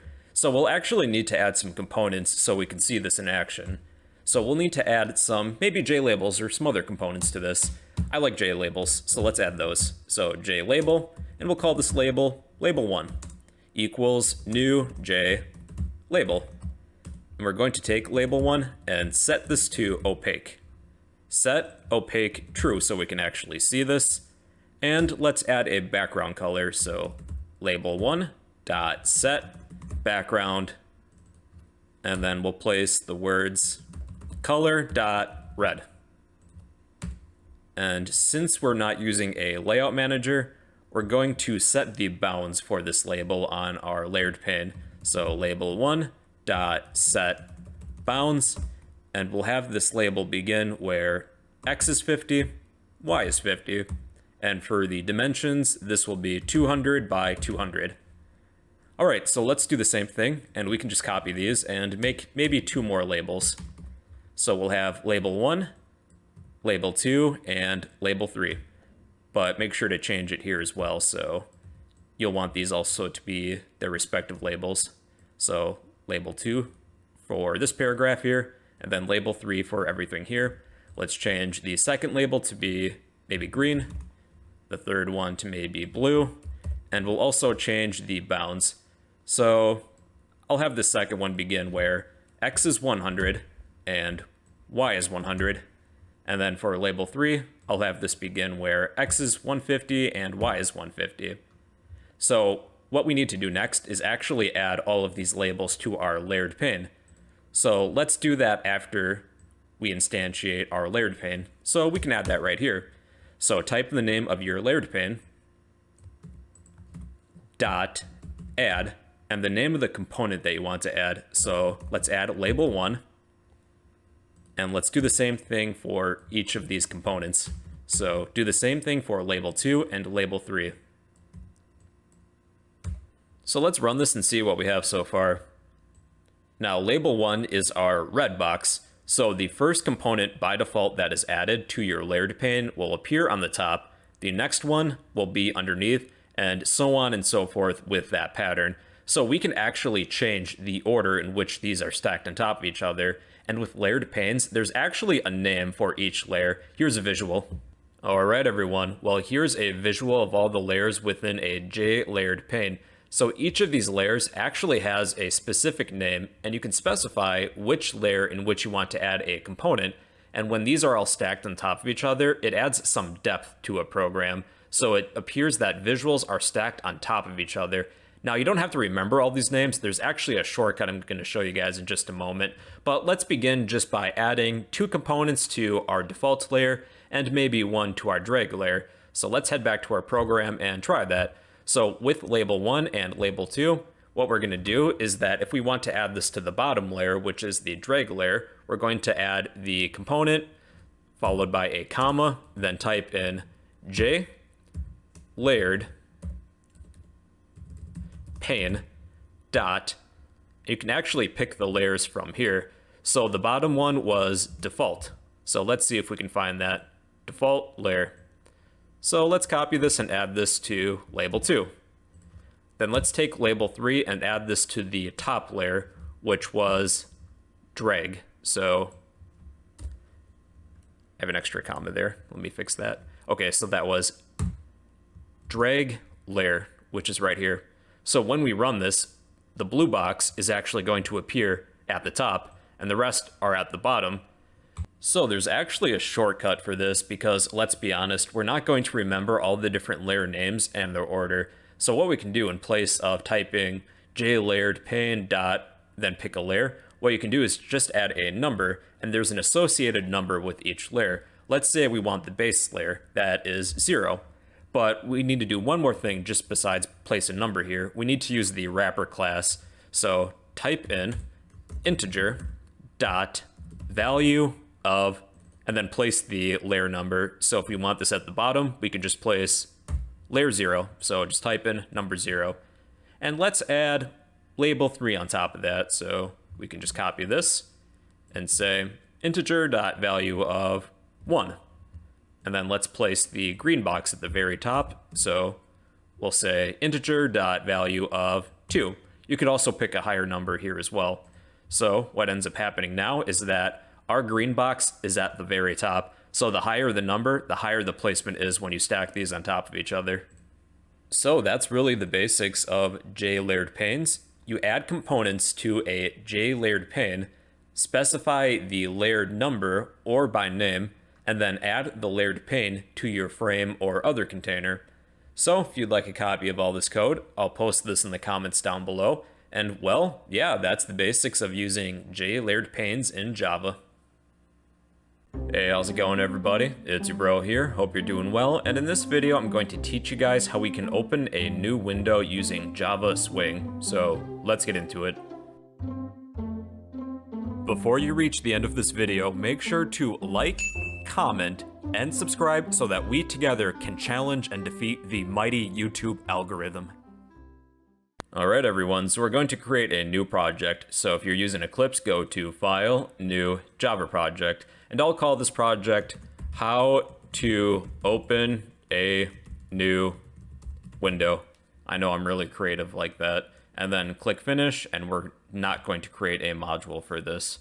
Now we're going to go to our project, locate the source folder, and we're going to create 3 files. So File, New, Class. I'll call the first one Main, and it's going to hold our main method, so you'll want to be sure to click this checkbox here. Click Finish. Let's go back to our source folder, File, New, Class, and let's call this second file Launch Page. It's going to launch a new window when we click on a button, and then click Finish, and then back to the source folder, File, New, File, New, Class, and we'll call this New Window. This is the window we're trying to open, so New Window, and then click Finish. Alright, now within your main class, this is what we're going to type. We're going to create an instance of our launch page. So we're going to type in the name of the class, launch page, and we'll call this launch page with a lowercase l equals new launch page. And that's it for our main method. In fact, our entire main class here. So we're going to do some things on our launch page here. So the first thing that we're going to want to do is to create our constructor. We'll call this launch page so it matches the class name. And then we're going to declare two objects within our class, but before the constructor, a JFrame frame equals new JFrame. And I'm thinking what we can do for this project is that this page will only contain a button, and when we click on the button, it'll bring us to a new page. So we'll do something simple like that. Then I'm just going to import these things, so javax.swing. And then let's create a J button to put on this frame. So J button, and we'll call this my button equals new J button. And we can set some text on this button right away. We'll just type in new window. And then we'll need to import this. Okay, let's go to our constructor and add a few things. So let's create the frame first. So frame dot set default close operation, and then within the parentheses, jframe dot exit on close. So this will actually stop when we exit out of it. And then we'll need to set a size for this frame. So frame dot set size. I usually pick 420 by 420. And then we need to set a layout, frame dot set layout. And then I usually type in null because I like to manually place everything. And then we need to set the visibility to true. So frame dot set visible true. Okay, let's create our button and add it to our frame. So we'll do that before our frame within our constructor. So that is called my button. That's the name of our button.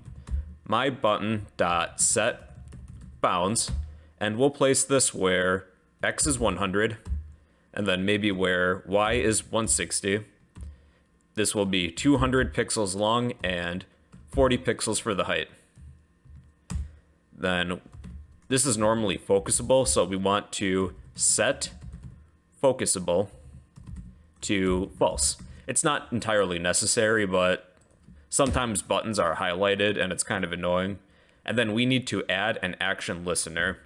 So my button dot add action listener.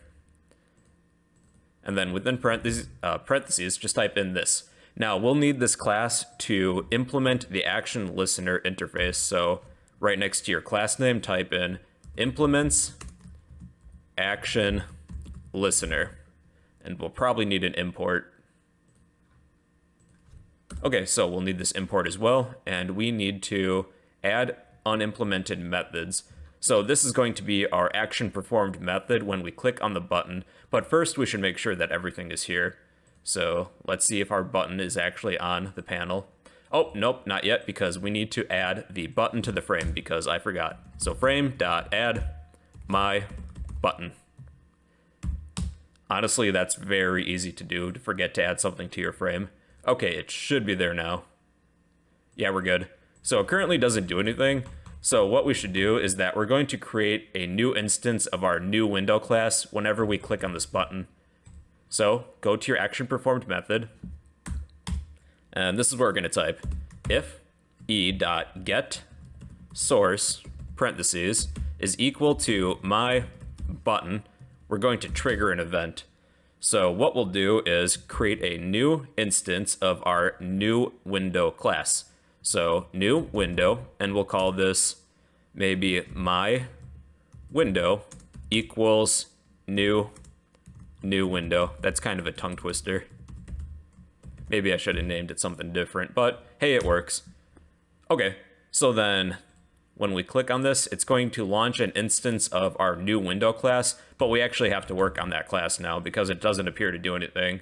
So that's pretty much everything for our launch page. There's one more line that we're going to add near the end of this, so we'll be heading back here later. So let's go to our new window class then. So what we're going to do here is create a constructor first. So new window, parentheses, curly braces. And outside of our constructor, we're going to create a JFrame so we can actually see what's going on. So JFrame, and we'll call this frame equals new JFrame, parentheses, semicolon. And let's create a label that'll just say hello so we can see something. So we'll create a J label, and we'll call this label equals new J label. And let's set some text such as hello. Then we're going to do a few things within our constructor, but we need to import a few things. All right, so within our constructor, we're going to create a frame, and honestly, we can just copy this from our launch page. So frame.set default close operation, we need to set the size, a layout, and the visibility. And I'm just gonna copy all this because I'm lazy and paste it right in here near the end. Let's work on our label. So label.set bounds, we'll place this where X is 0, where Y is 0. This will be 100 pixels long and a height of 50 pixels. And let's also set the font, just because it's normally like very small. So label.set font, new font, parentheses. So we don't really care for a font type, but if you want a specific font, you can place that here. I'll just set it to the default and put null here. We'll have this be plain, so font.plain, and a size of 25. And we need to import something as well. There we go. And we need to add the label to the frame. So I'll do that here. Frame.add label. Okay, so let's run this. Okay, let's click on the new window button to launch a new window. All right, we got one. One problem though, if we keep on clicking on this button, we'll keep on getting new windows. So we have like a bunch here. So if you only want there to be one window, this is what you can do. So going back to our launch page, so the first line within our action performed method within our if statement, this is what we're going to type. Frame.dispose, parentheses, semicolon. So it's going to basically close out of our frame. So now if we were to run this and we click on the new window button, it's going to get rid of the launch page and open a new window. So to sum up everything, if you want to open a new window, you'll want to create an instance of the class that contains the window that you want to appear. And then you'll want to hook this up to like some sort of event to trigger it. And in my case, it's a button. So when we click the button here, it's going to perform the action performed method and then create an instance of our new window class then. So there's other ways that you can instantiate a new window of this class or whatever else you want to name this, but you usually need some way to actually trigger this being instantiated. But for this example, we just have this hooked up to a button. But yeah, that's the basics of opening a new window in Java. If you want a copy of all this code, I'll post it in the comments down below. And that's one of a few ways to open a new window in Java. Hey, what's going on everybody? It's your bro here. Hope you're doing well. And in this video, I'm going to teach you guys how we can create dialog boxes in Java. So sit back, relax, and enjoy the show. If you find this video helpful, please remember to like, comment, and subscribe. Your support will help keep this channel running. Hey, I'm going to teach you guys about JOptionPaint. This is a pop-up standard dialog box that prompts the user for a value or informs them of something. Before we begin, we'll need this import at the top, javax.swing.joptionpaint. There's a few variations of dialog boxes that we can create. Let's begin with a standard message that informs the user of something. So in order to create a dialog box, we need to type in the name of JOptionPaint, which is the name of this class, JOptionPaint, dot, and a simple message is show message dialog. So that's show message dialog. And there's three variations of this. They each have different arguments that they accept. So the second one accepts 4 arguments, a parent component, a message, a title, and a message type. For now, we'll just set the parent component to null because we don't have one. A message, this can be any sort of message. So this is what will appear within the dialog box. This is some useless info. You can set a title for this box. I'll just set this to title, and then a message type, and there's a few variations of these. So a plain vanilla message would be J option, make sure you get the capitalization right, J option pane dot plain message. So this is a plain message with no styling whatsoever. And this is what we have. Here's our dialog box. The title is set to title. This is some useless info. Okay, thanks for letting me know. This fourth argument is the message type. So depending on what value we place here, it's going to give our message dialog box a different look and feel.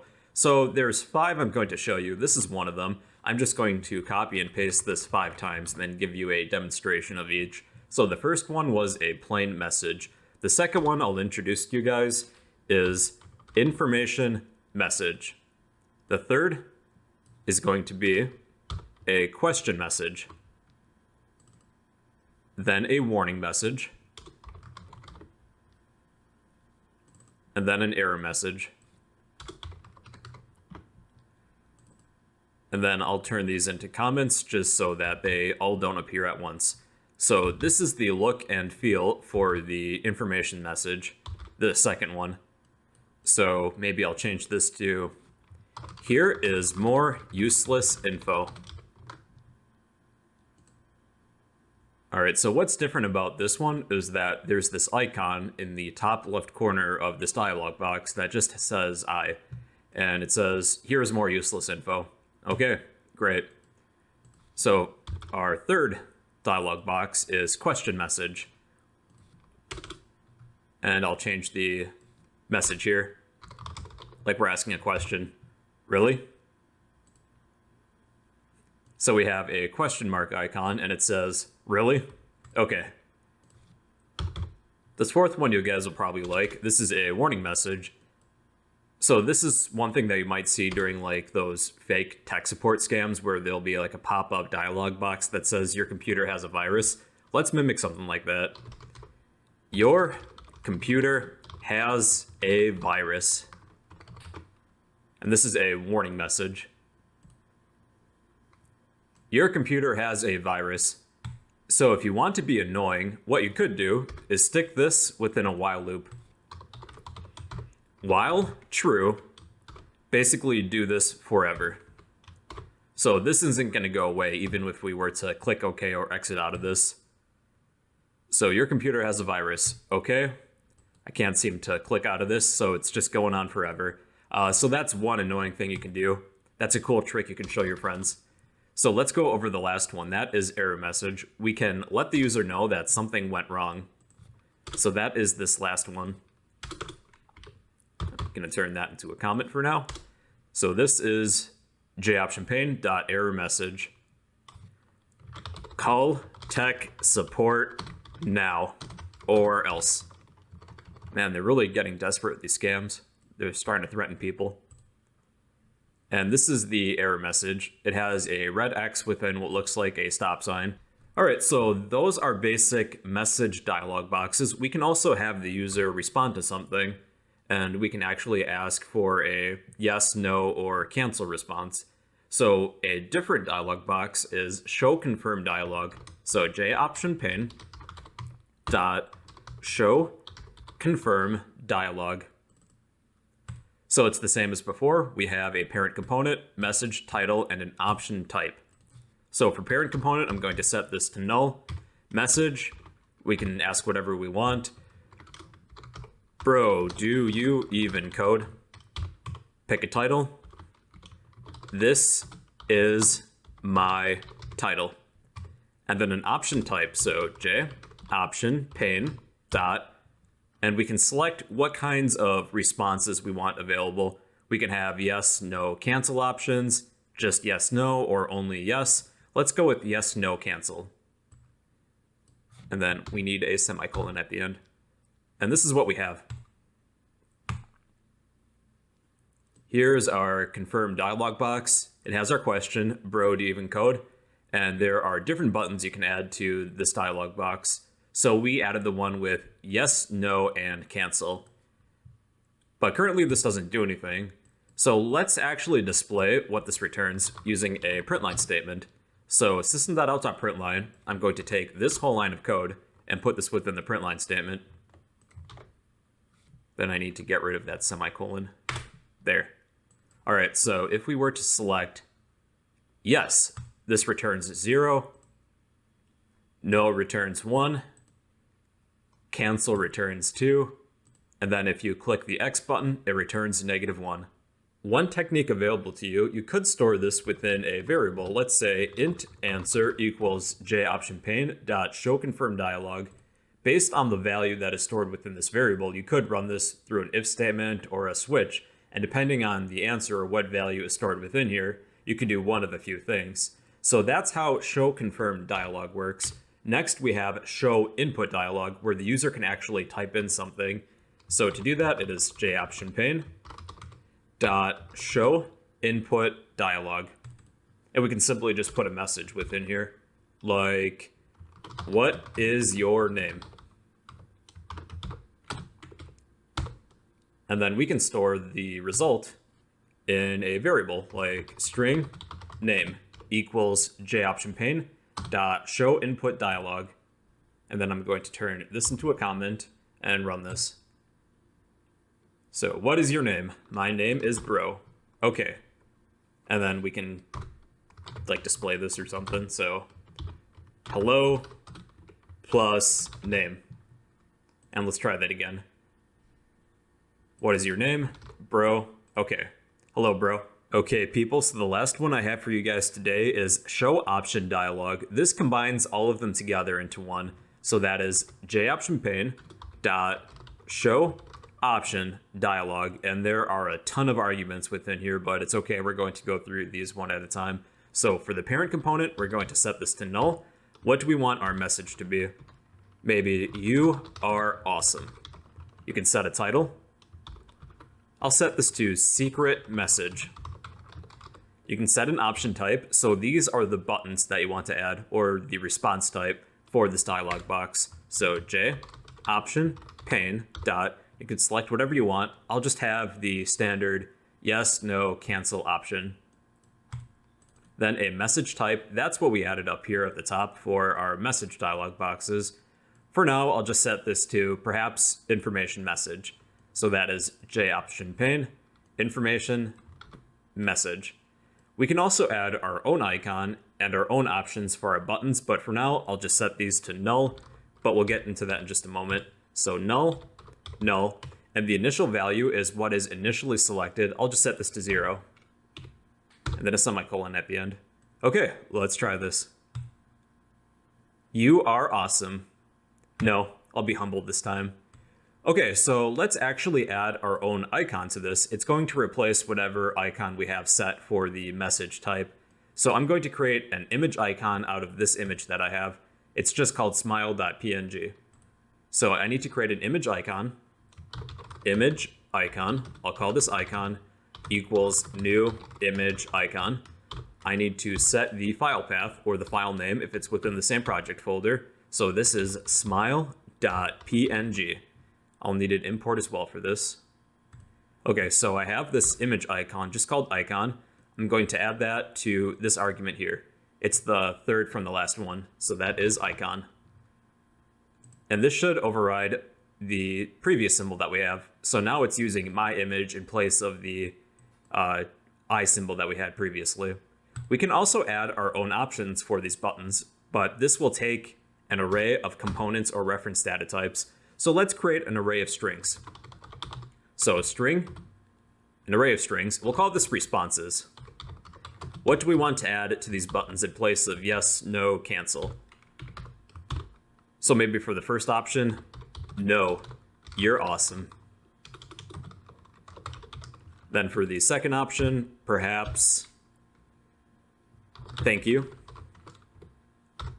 And for the third option, we'll just maybe blush. All right, so we take this array and we're going to place it in the second to last argument. I think I'm going to add these all on a new line just so we can see everything here, because it's getting very long.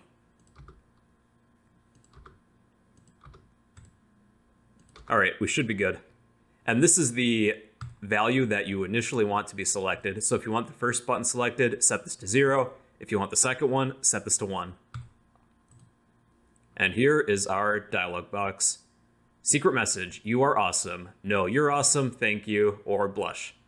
No, you're awesome. All right, so that's the basics of JOptionPane. If you want a copy of all this code, I'll post all of this in the comments down below. But yeah, that's the basics of JOptionPane in Java. Hey, what's going on everybody? It's your bro here, hope you're doing well. And in this video, I'm going to teach you guys how we can create a text field in Java. So sit back, relax, and enjoy the show. If you find this video helpful, please remember to like, comment, and subscribe. Your support will help keep this channel running. Okay, everybody, we're going to be creating a JText field. This is a GUI text box component that can be used to add, set, or get some text. So imagine you're logging into a website and you type in your username and password. Well, those boxes are perfect examples of text boxes. We're also going to create a submit button so that when we enter in a username, we can submit whatever text we enter in.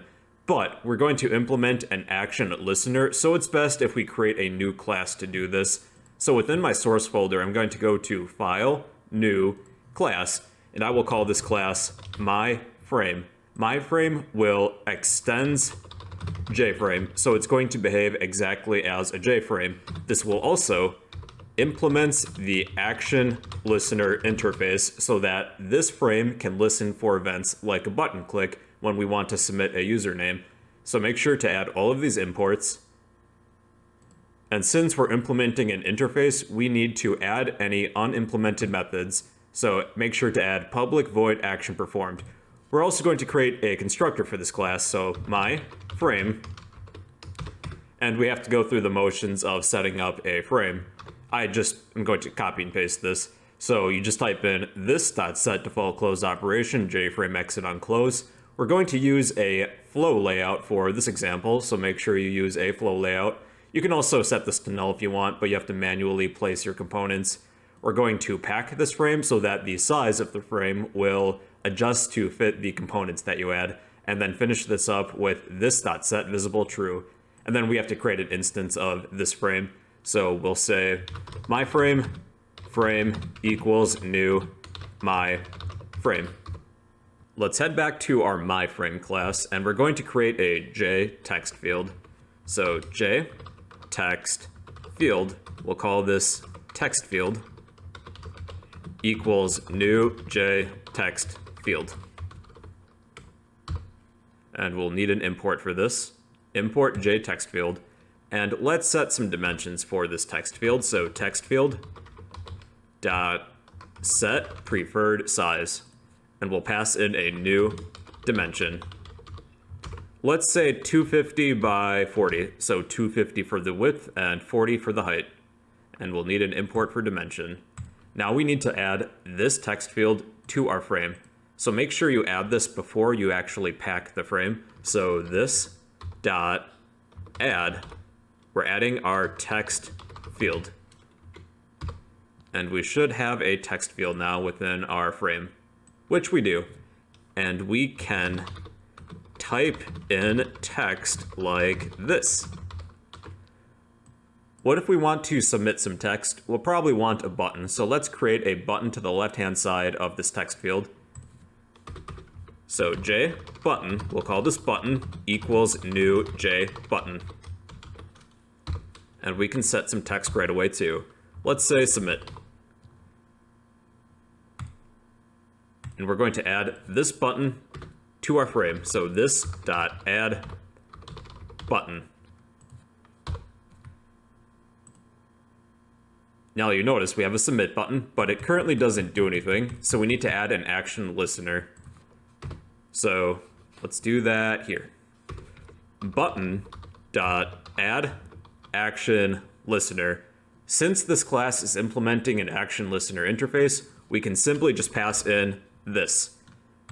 And when this frame detects an event, we can check to see if that event is the button. So if e.getSource is equal to our button, we're going to do something. We're going to take our text field dot get text. Okay, but let's take a look at this. Our button and our text field are not recognized. That's because we declared our button and text field within the constructor, so they're only local to the constructor. We need to declare these outside of the constructor so that they're global. So we'll copy this and paste it. JButton button, that's all we need, as well as JTextField text field. So here we're declaring this twice. We don't need to do that. Since we declared these components outside of the constructor, they are now global so that this action performed method now has access to them. So make sure to take out JButton for the button and JTextField for the text field. And now these should be recognized. All right, so we're going to use this method, getText, to retrieve whatever text is within our text box, our text field. So let's print out a message. I'm going to surround this with a print line statement. So we could say maybe welcome plus whatever the text is that somebody types in. Let's try this. So let's say we enter in our username, BroCode, and click submit. It says, welcome BroCode. Let's customize the appearance of this text field. Well, because we can. So let's begin by changing the font. So text field dot set font, and we can pass in a new font and pick whatever font you want. I will pick Consolas, and then we can say font.plain or bold or italic. And then we can also pick a font size. So I will pick 35. 35 is a good number. And let's take a look. That's pretty sweet. Let's change the font color. So we do that with set foreground, text field dot set foreground. And we can pass in a color like color.green, or we can pass in some RGB values or a hex value. So we can do that with new color, and I'm just going to use a hex value this time. You can look these up online. That is for green 0x00FF00. So this is a bright green color. Sweet. Let's change the background color.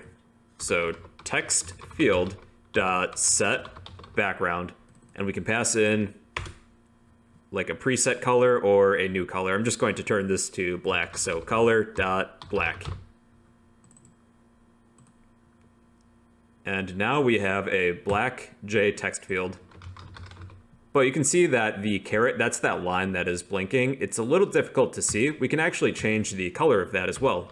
So text field dot set caret, well, set caret color, then we can pass in a color. So I will pick color dot white. And this caret, this line, when you type in something, is now visible. Let's set the text of our text field. So text field dot set text, and we pass in a string. We could place the string username here so that somebody knows to type in their username. So it just says username, but you can edit this and type in whatever you want. Hacker123. If for some reason you need to prevent somebody from editing this text field, you can do so with the set editable method. So we type in the name of the text field, dot set editable, and we can set this to false. So that when set editable is set to false, we can no longer edit this text field, even though I'm trying really hard to do so. Here's an idea. What if we disabled the text field as well as this button after we submit a username? So within this action performed method, we're going to get rid of this line, text field.set editable false, place this within our action performed method, and let's also disable that button as well. So button.set enabled, and we'll set this to false. So that after we submit a username, like hacker123, and click submit, we can no longer submit another username. So that's an option that's also available to you. So yeah, that's the basics of creating JText fields in Java. If you want a copy of all this code, I'll post all of this in the comments down below. But yeah, that's the basics of creating a J text field in Java. What's going on, everybody? It's your bro here, hope you're doing well, and in this video I'm going to teach you guys how we can create a simple checkbox in Java, so sit back, relax, and enjoy the show. If you find this video helpful, please remember to like, comment, and subscribe. Your support will help keep this channel running. Alright everyone, we're going to be creating a J checkbox. This is a GUI component that can be selected or deselected. So let me give you a rundown of my setup that I have. We covered this in the last video. So we have two classes, a main class. It doesn't really matter what you call it, as long as it contains a main method. We're going to create a new instance of myFrame. So myFrame will extends JFrame, so it behaves exactly like a JFrame, but it also implements an action listener interface. Within the constructor of myFrame, I have this.set default close operation, JFrame exit on close. We're using a flow layout manager. We're going to pack this frame and set the visibility to true. And then we'll also need an action performed method so we can listen for events. All right, once you have all of that, we're ready to begin. This is how to create a J checkbox. So within the constructor, for now, I'm just going to declare a J checkbox. J checkbox. And we will call this checkbox equals new J checkbox. We'll probably need an import, so include that. And then I'm adding this checkbox to the frame. So before we pack this dot add the name of your checkbox. And this is what we have so far. Just a simple selectable checkbox, but we'll probably want to add some text. We don't know what we're selecting exactly. So after we create this checkbox, let's set the text. You can either pass this into the constructor, or we can use the set text method. So checkbox.setText. And we'll place some sample text like, I'm not a robot. Seriously guys, I'm not. And this is what we have now. I'm not a robot. Last time I checked, I wasn't. So there's this annoying border around the text. We can get rid of that. You have to set focusable to false. Checkbox.set focusable false. And that will take care of that issue. So this text is somewhat small and difficult to read. We can actually change the font too. Checkbox.set font. New font, and pass in whatever font you want. You can copy me if you want. So Consolas, font, plain, and then a size. 35 is good, but doesn't matter what you pick. And that's a little bit easier to read. So what can we do with this? Let's create a button, and when we click on this button, it's going to tell us if this is selected or not. So let's create a button before this checkbox. So that's a J button. We'll call this button equals new J button. And we'll need an import as well. And let's set some text. You can either pass this into the constructor, a string, or we can use the set text method. So button.setText. And I will set this to submit. We're also going to need to add an action listener. So button.add action listener. Since we're implementing an action listener interface, we can simply just pass in this. All right, so we have an action listener that's attached to this button. When we click on the button, it's going to trigger this action performed method. So we need to check to see if the event that happens is equal to the button. So if e.getSource is equal to our button. Now let's take a look at this button. This button is not recognized, or this action performed method does not recognize this button. That's because we declared this button within the constructor. So we should make this global by declaring this outside of the constructor, because right now it's only local to everything within our constructor. So I'm going to copy this portion, paste it, and we do not need to declare this twice. So at the top, JButton button, then button equals new JButton. So then our action performed method now recognizes this button. And we'll need to do the same thing with our checkbox. So checkbox equals new checkbox. Now we're going to determine to see if this checkbox is selected. So there's a function to do that, checkbox dot is selected. And this is going to return true or false. For now, I'll just print this. So system.out.println, and we're going to print the result. You can also assign this to a variable too. That would work as well. And let's try this. I'm not a robot. Oh, we need to add the button. Crap. Let's do that. So this dot add button. I sometimes forget to add components. You will too, probably. All right. I'm not a robot. Cool. This says I am not a robot. Now I am a robot. Now I'm not. Now I am. So, did you guys know you can actually change the appearance of this checkbox? We can set this to an image. So I have a few images that I want to use. This picture of an X, I just called this x.png, and a picture of a green check mark. So I want to change the checkbox to these images when the checkbox is deselected or selected. So I'm just going to create some image icons. Feel free to pause the video if you want to look for some icons that you want to use. So image icon, I will call the X icon just X icon. And then we have another image icon, and I will call this check icon. And then I will finish instantiating these within our constructor. Right here is good, I suppose.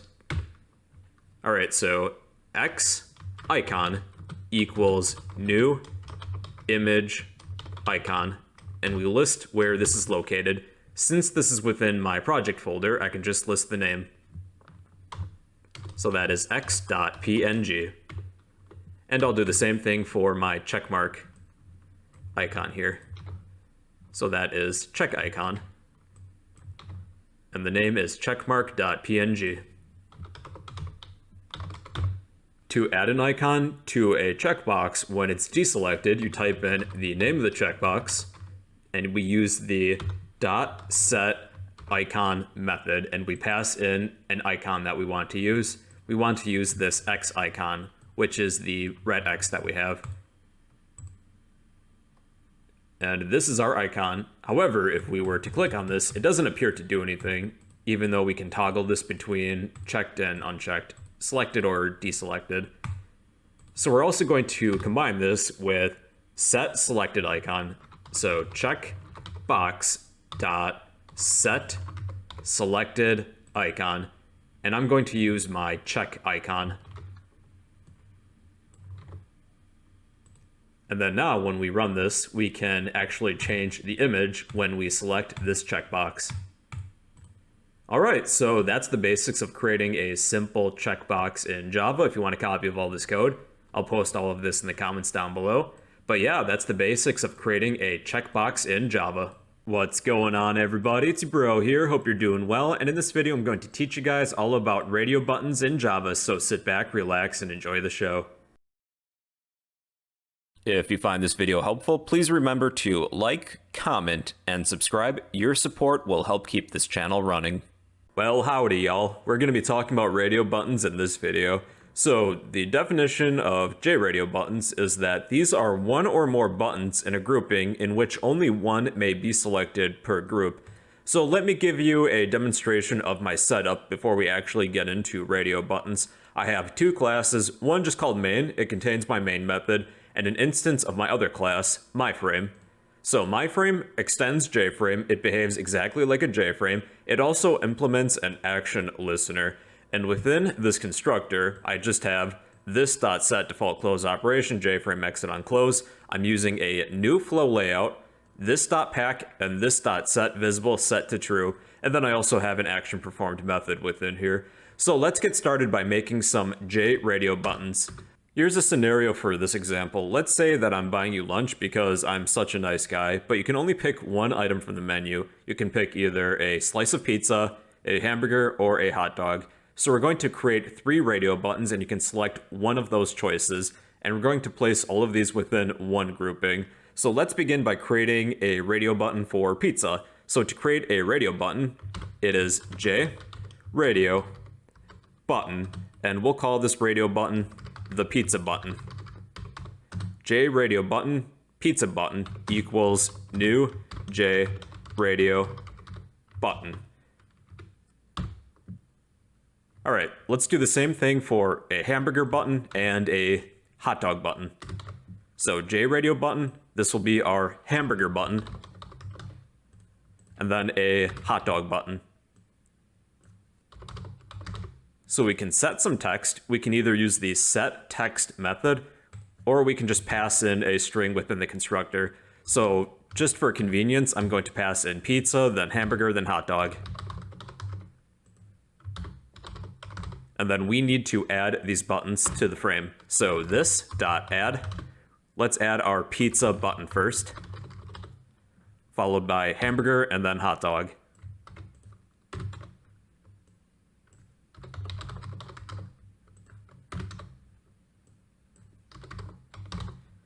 And this is what we should have. All right, we have pizza, hamburger, and hot dog.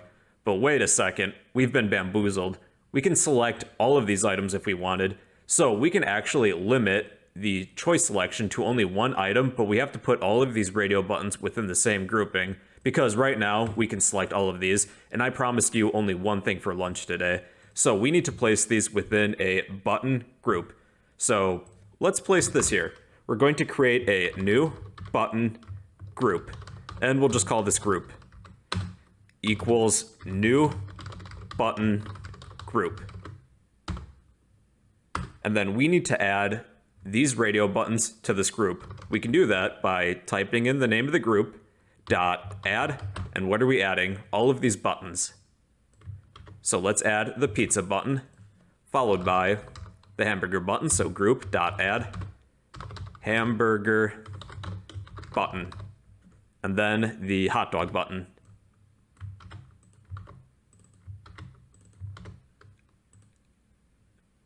And now we can only select one item.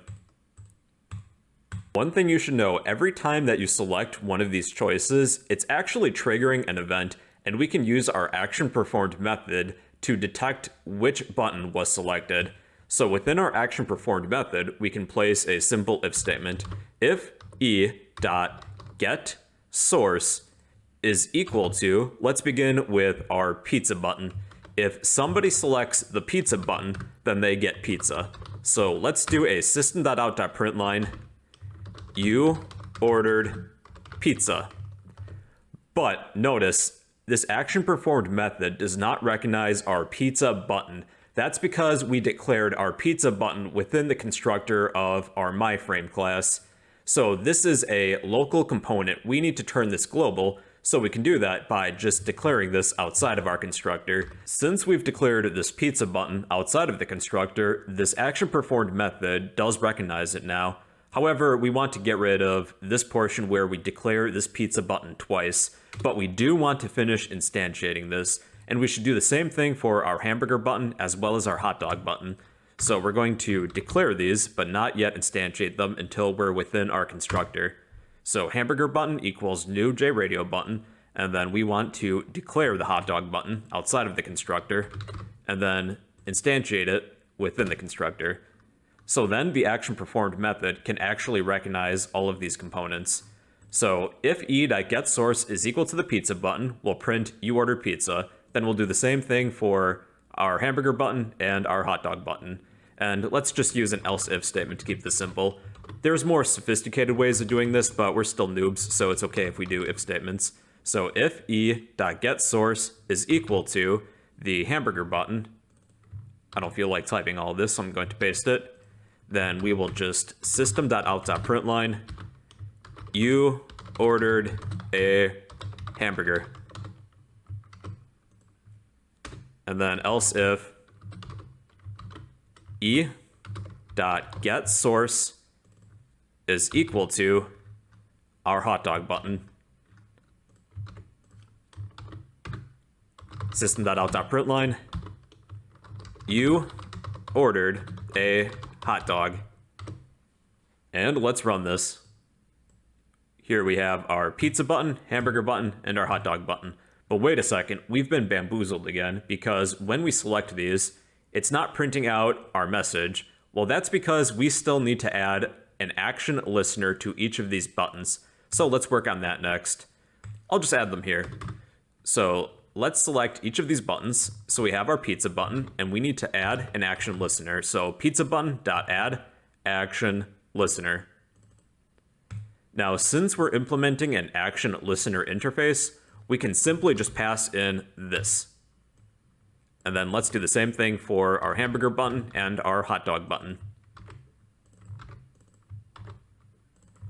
Now these radio buttons will be able to listen for events, and when we click on one of our radio buttons, we will order our selected item. You ordered a pizza, you ordered a hamburger, and you ordered a hot dog.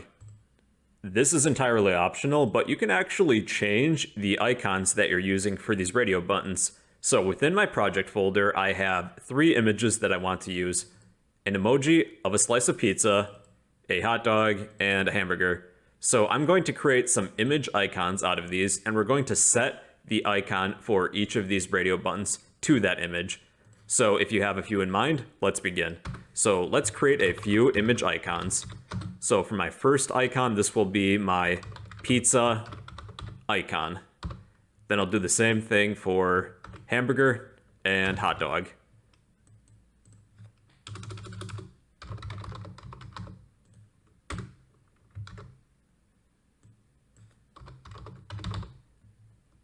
And then within the constructor, I'll finish instantiating these. So pizza icon equals new image icon. And I'm going to list the file path of where this is located. Since this is within my same project folder, I can just simply list the file name. So my first image is pizza.png.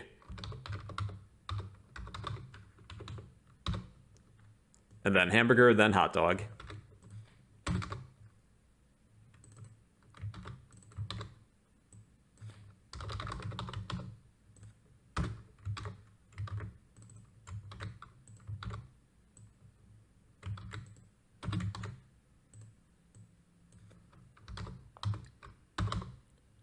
Alright, so I have all of my image icons set up. Now to add an icon to a button, there is a function to do so. I'll add them here. So type in the name of the button. There it is, pizza button. Dot, you can either set icon or set selected icon. I'm just going to use set icon and list the icon that you want to use. I want to use my pizza icon. So I'll put that here, and then let's do the same for the other buttons. So hamburger button dot set icon, hamburger icon. And then lastly, hot dog.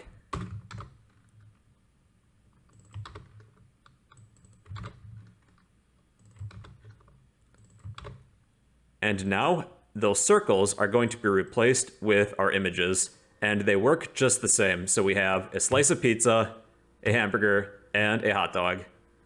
All right, so that's the basics of creating radio buttons in Java. If you want a copy of all this code, I'll post all of this in the comments down below. But yeah, that's the basics of creating radio buttons in Java. Hey, what's going on everybody? It's your bro here, hope you're doing well, and in this video I'm going to teach you guys all about combo boxes in Java, so sit back, relax, and enjoy the show. If you find this video helpful, please remember to like, comment, and subscribe. Your support will help keep this channel running. Alright, all you wonderful people, let's discuss JCombo boxes. This is a GUI component that combines a button or editable field and a drop-down list. We can create a drop-down list and select one of a few different items. So before we begin, here's my setup. I have 2 classes, a main class that contains my main method, and then a myFrame class, which extends JFrame and implements the action listener interface. And then within the main class, I just created an instance of myFrame. So within this myFrame class, I have a constructor, this .setDefaultClose operation, JFrame exit on close. We're using a new flow layout, and we're going to finish this with this .pack and this .setVisible set to true. This is the standard procedure for us that we've been doing for this GUI tutorial series. And then we also have an action performed method that will respond to certain events. Now let's create a JComboBox. I'm going to place that here. So let's first declare this, that is JComboBox, and we will call this ComboBox equals new JComboBox. Now we have our combo box, but we need to populate this combo box with a listing of different options that the user can select. So when we construct this JComboBox, we can pass into the constructor an array of reference data types. These can be objects, or they can be primitive data types, but you have to use the wrapper class. Let's say that we want a drop-down menu of animals, and a user can select one of these. So a string is actually a reference data type, but it has to be an array. So we'll create a string array called animals, and let's fill this array with some animal names. So let's say dog, and then cat, and then maybe bird. So with this array of animals, we can pass this into our constructor when we create our JComboBox. And then lastly, we just need to add this combo box to the frame. So this dot add, and we are adding our combo box. And then when we run this, we have a drop-down menu, a combo box, and we can select one of these items. However, it currently doesn't do anything, so within the action performed method, we need to fill in a few things. And actually, whenever we select one of these items, it's actually triggering an event. So within the action performed method, we will create an if statement if e.getSource is equal to our combo box. Then what we're going to do, well, we can do one of a few things, but first, this action performed method does not recognize our combo box. That's because we declared this combo box within the constructor, so it's local. We need to turn this global by declaring this outside of the constructor. So JComboBox, combo box, and we do not need to declare this twice. Since we're declaring this combo box within the class, everything within the class now recognizes this. So our action performed method now recognizes this combo box. So if our combo box does something, then what we could do is get the current selected item. So let's type in the name of the combo box, combobox.getSelectedItem, and then I'll just print this. So let's put this within a println statement. So system.out.println.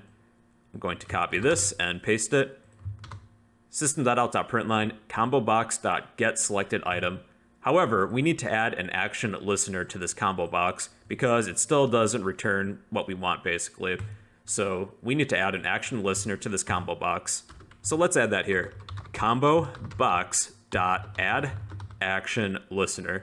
Since this class is implementing the action listener interface, we can just pass in this, and this will work just fine then. So then, whenever we select an item from this JComboBox, it's going to trigger an event and get the current selected item. So let's say we want a dog, well we have a dog, cat, and then bird. Another method that functions similarly to getSelectedItem is getSelectedIndex. So for now, I'm just going to copy this, and I'm going to turn this into a comment so we can ignore it. And then we're going to use the getSelectedIndex method instead. So combobox.getSelectedIndex. And this will return the index of what we select. So this always begins with index 0. So dog would be 0, it prints 0. Bird would be 2, and then cat would be 1. Here's a few helpful methods that you might find useful for combo boxes, and in order to use these methods, we type in the name of the combo box, and here's a bunch of the different methods available to you. Let's begin with setEditable, and we can set this to true. And what this does is that when we set the editability to true, we can actually type in something to look for. So let's say that I want to select cat. I can just simply type in cat, or I can select it from this drop-down menu and it returns that item that we selected. Let's go over a few others. So we can actually get the item count. So that is combobox.getItemCount. And then we'll need to display this. So let's put this within a println statement. So system.out.println combobox.getItemCount. And this prints the current amount of items, which is 3. We can also add an item later. So combo box dot add item. So we need to pass in an object, a reference data type. Let's pass in a string, maybe a horse. So with add item, this will add an item to the end of this. So now we have dog, cat, bird, horse. We can also insert something at a certain index. So combo box dot insert item at. We need an item and an index. Let's say we want pig for the first item at index 0. So let's pass in a string that says pig and then an index 0. So this should be at the beginning now. However, it's not currently selected. See, pig is at the top, but dog was selected. So we can actually set the selected item at a certain index when this runs. So in order to do that, it's combo box dot set selected index, and you pass in an index. So if I were to set this to 0, it's always going to select index 0 when this first runs. So now our item pig is now selected because we have set selected index set to 0, and our item pig is now set to 0. We can also remove an item too. So let's turn these into a comment just to ignore these. So combo box dot remove item. And let's say we want to remove our cat because our cat ran away, but don't worry, he'll come back. So now we only have dog and bird. We can also remove items at a certain index. So combo box dot remove item at. And let's say 0. So whatever item is at index 0, it's going to remove that. So this time our dog ran away. He went to go chase the mailman. So we only have a cat and a bird. And I have one more for you guys. So combo box dot remove all items. And this will clear our combo box so that there is nothing within here. So this could probably be useful for something if you need to reset it. One thing that you should remember is that with these J combo boxes, we need to pass in an array of reference data types. For example, if we attempted to pass in an array of integers, well, since this is a primitive data type, this actually wouldn't work. Let's say we're attempting to store the numbers 1, 2, and 3 and add these to our J combo box. So in order to do something like this, we would have to use the wrapper class version of this. So for integer, it is integer with a capital I and you spell it fully. If this were double instead of lowercase double, this would be capital double because this is the wrapper class version of a double. So just make sure that you're using wrapper classes if you need to store a primitive data type within an array. All right, so that's the basics of combo boxes in Java. If you want a copy of all this code, I'll post all of this in the comments down below. But yeah, that's the basics of combo boxes in Java. Hey, how's it going, everybody? It's your bro here. Hope you're doing well. And in this video, I'm going to be teaching you guys all about J sliders in Java. And at the end of this video, we're going to create a project where we can use a slider to adjust the temperature. So let's get into it. Before you reach the end of this video, make sure to like, comment, and subscribe so that we together can challenge and defeat the mighty YouTube algorithm.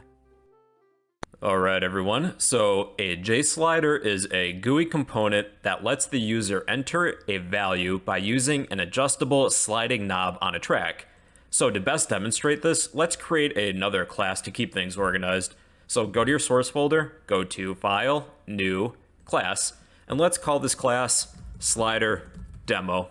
Click Finish, and then we're going to go back to our main class and create an instance of this Slider Demo class. So we're going to type Slider Demo, and we'll call this Slider Demo with a lowercase s equals new Slider Demo, parentheses, semicolon.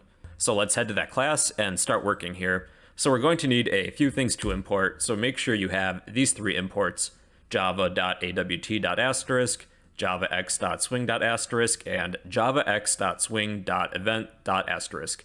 Now with this class, we're going to implement the change listener interface.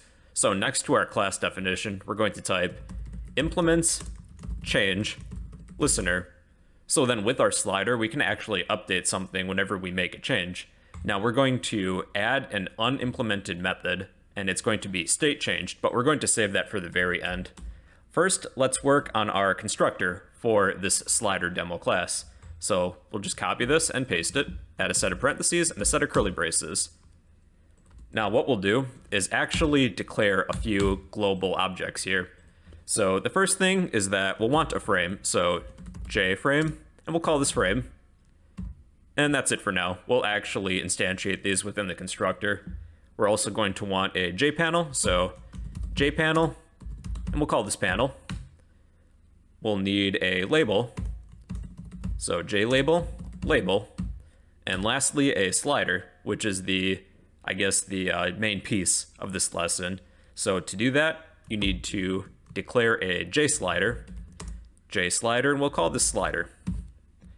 All right, now going within our constructor here, we're going to instantiate these objects.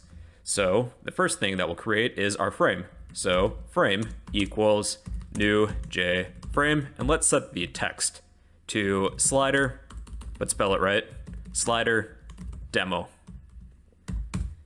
And then we will want to instantiate our panel because we're going to add the panel to the frame. So panel equals new JPanel. We'll instantiate our label. So label equals new JLabel. And then lastly, our slider. So slider equals new JSlider, parentheses, semicolon. Okay, now with the slider, there's a few values that we can add. So with sliders, we can have a spectrum of ranges, and then we can have the user adjust a knob, and then they can enter in a value that way. So the first set of values is the minimum and the maximum set of numbers for our slider. So let's say that we want somebody to adjust a knob on a track between the numbers 0 and 100. So what we'll do for the first number, the minimum, is enter in 0, and then separate it with a comma. Then you can enter in the maximum number. So let's say 100.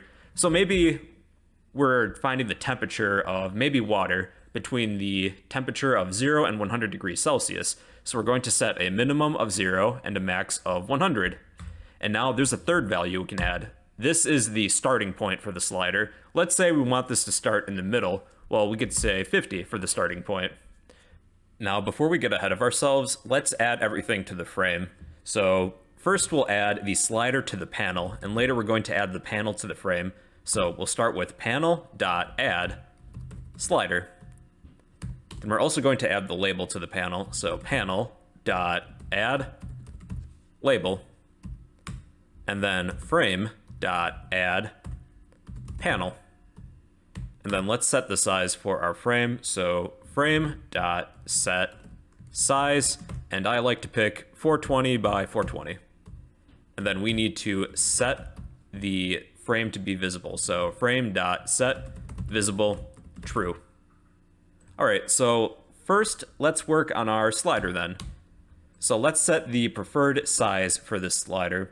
So we type in the name of the slider, dot, and then we're going to use the set preferred size method. We're going to type in new dimension, and we're going to give a width and a height. So 400 is a decent width. So 400 for the width and 200 for the height's pretty decent, I would say. Let's actually see what we have so far. Okay, yeah, here's our slider then. So it's just a bar that's adjustable. There's no markings or anything, so we need to add that later. All right, now what we're going to do is add paint ticks. So slider.set paint ticks, and within parentheses, we're going to place the word true.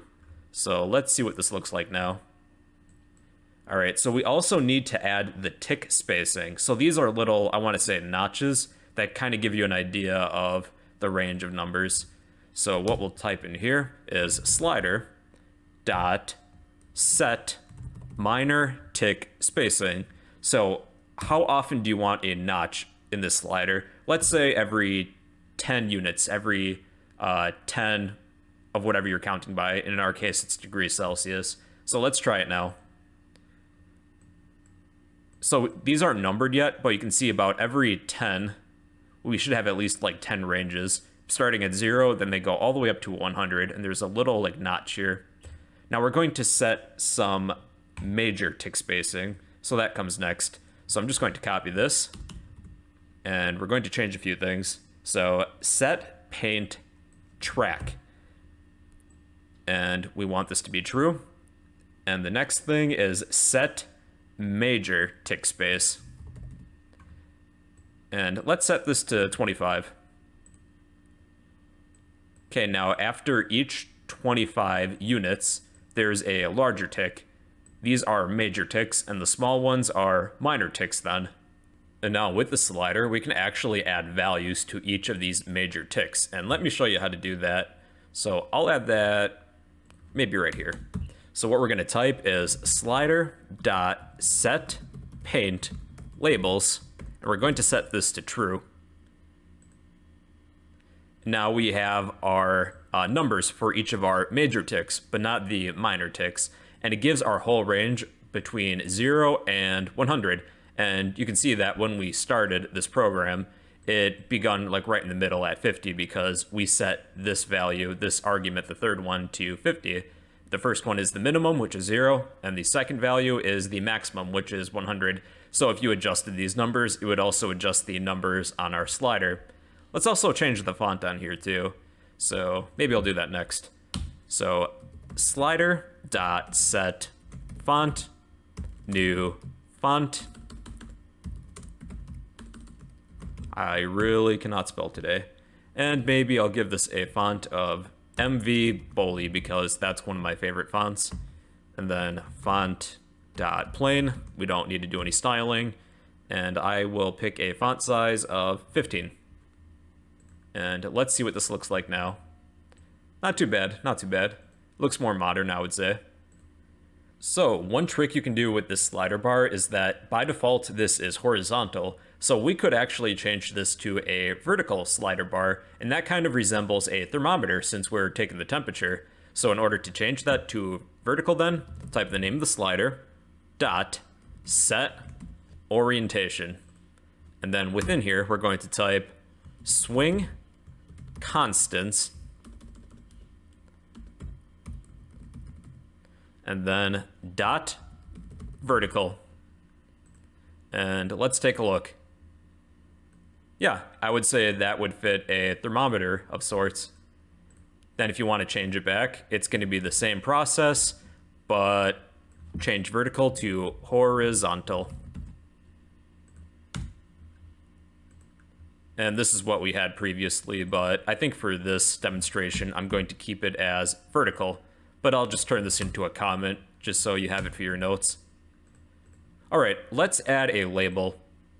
So we'll have a label underneath that will display the current temperature, whatever this is set to. So let's add that right underneath our slider, but before we add everything to our panel and our frame. Now to set the text for the label, type in the name of the label, and we're going to use the set text function, and then we're going to change the text. So I'm going to insert the degree symbol. I actually don't know how to do this normally, so I copied it from Google. Then degrees C equals, and then if we want to retrieve what the current value of the slider is set to, we can add plus slider, and we'll use the get value function of the slider. All right, let's take a look at this now. So it says it's set to 50 degrees Celsius, but I think I'm going to increase the font. So I'm just going to copy this, paste it, and change slider to label. And let's set this to maybe 25, so it's more visible. That's better. Okay, so it's currently set to 50, but if we adjust this, this number doesn't change. So I'll teach you guys how to do that. And we're going to do this within our state changed method. So what we're going to type in here is label.set text. Actually, we can just copy this and paste it. That'd probably be easier. So whenever the state changes for the slider, it's going to execute this line of code and update it. Now, the last thing that we need to do is that we need something to trigger our state changed method. So we need to add a change listener to our slider, and we can just add that here. So type in slider.add change listener, and then within parentheses, type in the word this. So this should work now. Let's try it. Okay, so the midpoint is 50 degrees Celsius, the minimum is 0, which we have here, and the max is 100. And now if we adjusted this slider, this value is also changing whenever we adjust the knob on this track. So it has a minimum of 0 and a max of 100 like we intended, and it's adjusting whenever we actually move the knob on this track then. So that's how JSliders work. It's a GUI component that lets the user enter a value by using an adjustable sliding knob on a track. So if you're looking for extra practice, your assignment is to post the code for a slider that you've made in the comments down below. But yeah, that's one of a few ways you can create a JSlider in Java. Hey, how's it going, everybody? It's your bro here, hope you're doing well, and in this video I'm going to teach you guys how JProgress bars work in Java, so let's get into it. If you find this video helpful, please remember to like, comment, and subscribe. Your support will help keep this channel running. Hey everybody, we're going to be building a progress bar, and this is defined as a visual aid to let the user know that an operation is processing. So it's usually good practice to let the user know what's going on behind the scenes, if something's processing, you're waiting on something. Otherwise, if there's no sort of visual cue, the user might close out of your application because they think it's frozen. So let's create a progress bar. We're going to create a new class within our project folder. So file, new class. I'll call this progress bar demo, but call it whatever you want. Click finish. Then we're going to create an instance of this within our main class. So we'll type the name of the class, and I'll call this instance just demo equals new progress bar demo. All right, so we're done with this class. Let's go back to our progress bar demo class, and we're going to import a few things. Import java.awt.asterisk and import javax.swing.asterisk.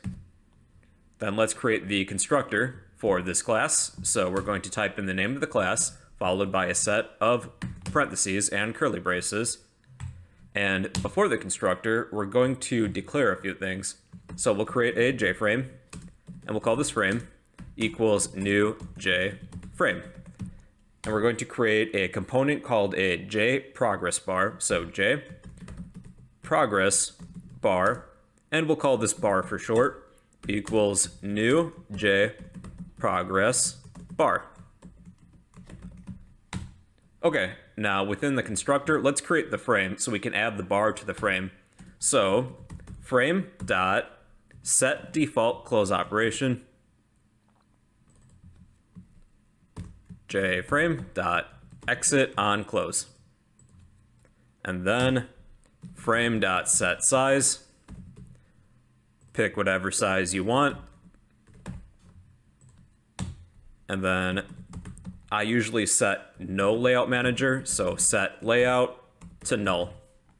Only in certain situations I like layout managers. And then we need to take our frame and set the visibility to true.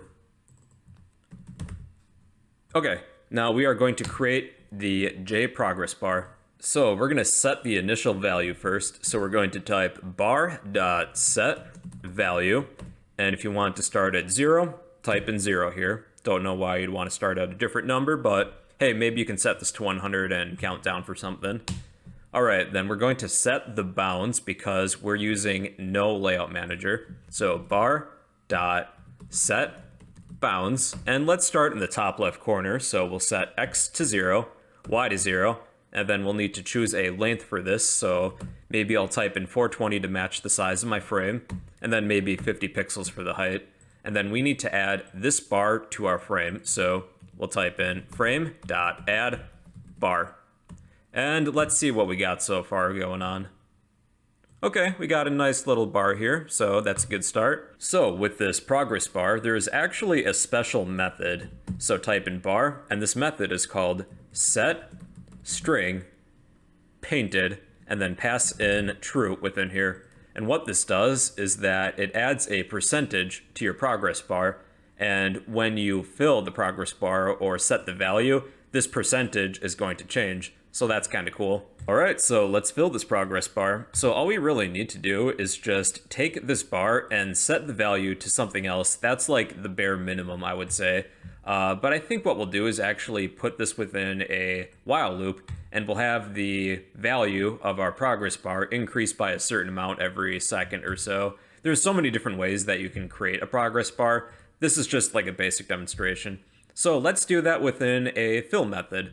So at the end of our constructor, we'll call a fill method, and we're going to declare this. So outside of the constructor, we'll make a public void method called fill. And what we'll do is just set the value whenever we call this. All right, so let's just set this to 10 to begin with. So when we run this, it's immediately set to 10. Now what I think we'll do is actually put this within a while loop, and we'll start at 0. So we'll create a counter. So int counter, set this equal to 0, create a while loop, and within the while loop, what we'll do is that we'll continue this while loop as long as our counter is less than or equal to 100. And we're going to take our bar and set the value to whatever our counter is. So if we want to simulate the progress bar increasing over time, we can use the thread.sleep method here, and we can set this to maybe 1000 milliseconds. So this is going to pause our program for 1 second after each iteration of the while loop. And we're going to need to surround this with a try and catch block.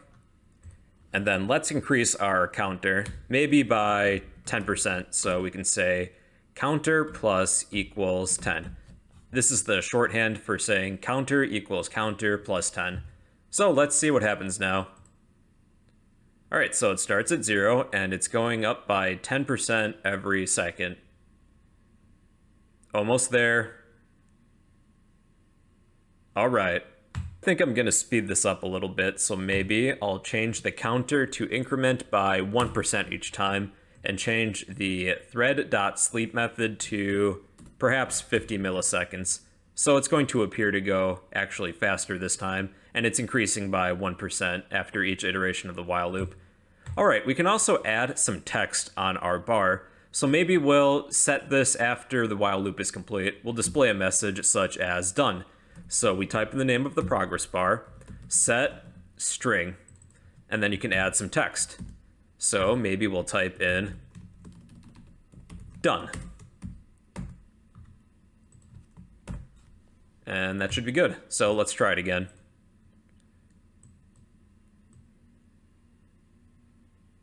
And then when it's finished, it says done, but it's a little difficult to see. So let's change the font of the progress bar. So if we want to change the font, we can type in bar.set font. Then within parentheses, we're going to pass in new font, parentheses again. We can pick a font style. I like MV Bully, it's one of my favorite fonts. Then let's set this to bold. So font.bold. And for a size, maybe 25. But bold has to be all capital. I forget about that sometimes. Okay, let's take a look at this now. All right, that's much better. You can actually see it this time. And when it says done, that's actually visible this time, and it's not so small. Let's also change the foreground color. So bar.set foreground. Then within here, we just send in a color. So maybe color dot, maybe red. And let's take a look. And the fill color is now red. Actually, this would be kind of cool for some sort of HP bar for a video game, but you'd probably want to start at maybe 100 and then just progress this downwards. And let's also change the background color. So bar.set background, maybe black. Color dot black. So the background is black and the fill color is red. So another thing, with this JProgress bar, within the constructor, you can pass in a minimum and a maximum value for this progress bar. So maybe we'll set the minimum to 0, and then the max, maybe 500. Actually, you know what? Let's create like some sort of HP bar in a video game. So I think what we'll do is actually count downwards. So we'll change our while loop. We'll continue this as long as counter is greater than or equal to 1 or 0, I guess. Actually, greater than 0 would be better. And then we'll decrease our counter by maybe 1. So that's minus equals 1. All right, so let's try this. Oh, we should probably set our counter to whatever this was, 500. Okay, that kind of appears to be somebody's HP draining like in a video game. That's pretty cool too. But we'll switch back to the example we had previously, so I'm just going to undo all of this. But yeah, you can pass in a minimum and a maximum value to your progress bar. Alright everybody, well that's the basics of JProgress bars, and with this set value method of the JProgress bar, there's so many different things you can do with this. You won't necessarily have your thread asleep for so many milliseconds before updating this. You might link this to some sort of like task. After the task is complete, you can increment this counter by something. There's really no right way or wrong way to do this. This is just like one of a few different ways to demonstrate this concept. So if you want a copy of all this code, I'll post this in the comments down below. But yeah, that's the basics of how JProgress bars work in Java. Hey, what's going on everybody? It's your bro here, hope you're doing well, and in this video I'm going to teach you guys how we can create a menu bar in Java, so sit back, relax, and enjoy the show. If you find this video helpful, please remember to like, comment, and subscribe. Your support will help keep this channel running. Alright people, let's dive into this. So I have two classes, a main class and then a myFrame class. MyFrame extends JFrame, so it behaves exactly like a JFrame. It also implements the action listener interface. And within my main class, I just have a new instance of MyFrame. And within the constructor of MyFrame, I have 4 lines of code. This.set default close operation, JFrame exit on close. This.set size, set this to whatever size you want. I just picked 500 by 500. This.set layout, I'm using a new flow layout. And this.set visible set to true. And then also make sure you have an action performed method. So let's begin. To create a menu bar, we first need to create the menu bar, then we add separate menus or tabs, kind of like what we have at the top here with our IDEs. There's different tabs that you can navigate to, and there are also menu items that you add to each of these tabs, to each of these menus. So let's begin by creating the menu bar to actually be as the container to contain all of these menus and menu items. So let's create a J menu bar, and we will call this menu bar equals new J menu bar. And then instead of adding this to the frame, we set it. So type in the name of the frame you're using. For me, it's just this. So this dot set menu bar. And we place the name of the menu bar within this method. That's set J menu bar, by the way. All right, so let's try this. All right, so nothing is currently visible. That's because we have to add menus to this menu bar, kind of like what we have at the top of our IDEs. So let's create menus for file, edit, and help. So these are J menus. J menu, let's call the first menu file menu equals new J menu. And then you can either set some text or pass this to the constructor. I will just say file. And let's do the same thing for edit and help. So we have an edit menu that says edit, and a help menu that says help. Now with these menus, we add them to the menu bar, we don't set them. So we type in the name of our menu bar, menu bar dot add. Then we're going to add these individual menus. So we're going to add the file menu first, followed by the edit menu, then help menu. So edit menu and then help menu. And now these should be visible.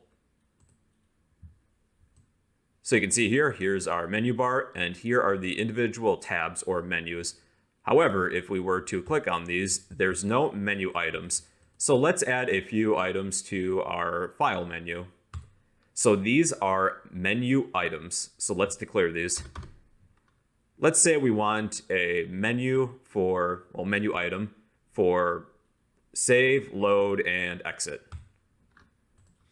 So these are J menu items. And we'll call the first one load item equals new J menu item. And we will set some text either by using the set text method or just pass this into the constructor. So this will be load. Then we'll want a few others for save and exit. So this will be save item, and the text will be save, and exit item, and the text will be exit. So then with these items, we add them to the menu that we want. Let's say we want to add these to the file menu, so we type in the name of our file menu, kind of like what we did with our menu bar. So file menu.add load item. So this is a menu item, and we'll repeat the process for save item and exit item. So save item and exit item. And I'm just going to group these together so it's easier to read. All right, so this is what we got so far. We have our menu bar, we have our menus, they kind of function like tabs. We don't have anything added to help or edit. I don't really think we'll need to, but with file, there's actually a drop-down menu. We can select one of these items to perform some sort of task for us. So let's use our action listener interface to actually have these perform some sort of task for us. So we need to add an action listener to each of these menu items. So let's add them here. So load item dot add action listener. Since we're implementing an action listener interface, we can just pass in this, and we'll repeat this process for the save item and the exit item. So save item and exit item. So now these will respond to clicks if you were to click on them. However, we need to state what we want them to do within the action performed method. So let's just do this with some if statements. So if e.get source is equal to our load item, we will pretend that we're loading a file. So system.out.println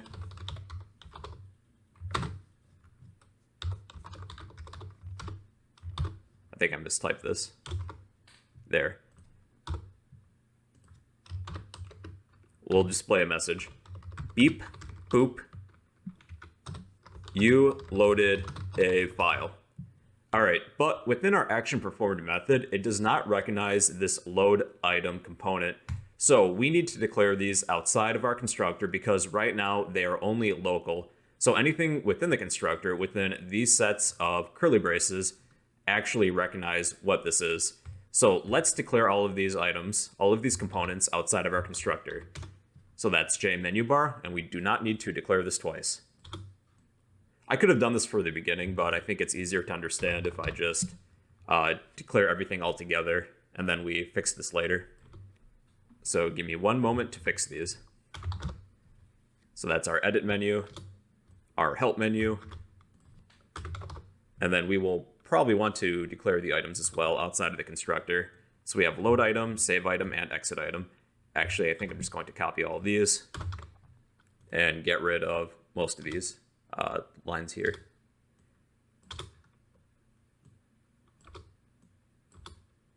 There we go. All right, so our action performed method now recognizes this load item component. And let's just create a few other if statements. There's more elegant ways of writing this, but this is something really simple for us beginners. So let's say if e.getSource equals save item, we will display beep boop you saved a file. And then lastly, we have exit item. So it's the same process as before. So exit item. Actually, why don't we have our program actually exit? So in order to do that, it is system.exit, and then you can just pass in 0. All right, so this will now respond to events. So here's our menu bar, each of the menus, and here are the menu items. So if we click load, it's going to pretend that we're loading a file. File, save, you have saved the file, and then exit. Exit will actually work because system.exit will close out of your program. One feature available to us is that we can set keyboard shortcuts for all of the menu items and the menus. So in order to do that, we use the set mnemonic method. So let's add that perhaps here. So let's begin with the different menu items. So we type in the name of the menu item we want to add a mnemonic to. So that is, let's say, load first. So load item dot set mnemonic. It's spelled kind of funky. So set mnemonic, and then we add a key event. So key event dot, and then the key that we want to set for this shortcut. So let's say we want L for load. So that would be VK underscore capital L. So I'll add a comment here. So this is L for load. And let's set a few others for save and exit. So save item, set mnemonic, key event, then S, make sure that's capital S for load. So S for load, and then exit. So that is exit item, key event, how about E? E for exit. Let me fix that. All right, let's try this. So we still need to navigate to the specific menu where these are contained. But if you look at each of these menu items here, they are underlined with their keyboard shortcut. So if I were to type L, it's going to load a file, S to save, and then E to exit. And you can do the same thing for the individual menus as well. So let's set a mnemonic for those. I'm just going to group these together. So we have file menu, edit menu, and then help menu. So let's say FEH to match the file or the different menu names. So that's F, E, and then H. However, for these menus, you need to hold Alt plus whatever key. So that's Alt F for file, and then Alt E for edit, and Alt H for help. Probably change these as well. So Alt F for file, Alt E for edit, and Alt H for help. And let's give this a go. Now I'm not going to use the mouse cursor at all. I'm going to use my mnemonics that I set up. So if I want the help menu, that is Alt H. Edit is Alt E. File is Alt F. And then to select one of the menu items, I don't need to hold Alt. I just select the letter. So you can actually see that they're underlined too. So load is just L. I need to go back to the file if I want to select something else. So that is Alt F. Then S for save. Alt F again to go back to file, and then E for exit. All right, so let's also set some icons for each of these menu items. So I have a few icons that I want to use for load. I just have a folder, save is a floppy disk, and exit is a door because I think that's appropriate. So I'm going to create some image icons, but I'm going to declare these outside of our constructor. So image icon, I will call the first one load icon. And then I want a save icon and exit icon. So this is save icon, and then exit icon. And I'm going to instantiate these within the constructor. So load icon equals new image icon, then the file path or the file name. Since these are within the same project folder, I just have to use the file name. I don't need the full file path. So for load icon, I'm going to use load.png and repeat the process for save and exit. So save icon, save.png, exit icon, and that is exit.png. And then we need to set these icons to the menu items. So let's add them perhaps here. So load item dot set icon. Then we pass in an icon. I'm going to pass in my load icon that I created. And we'll need to repeat the process for the other items. So next we have save item.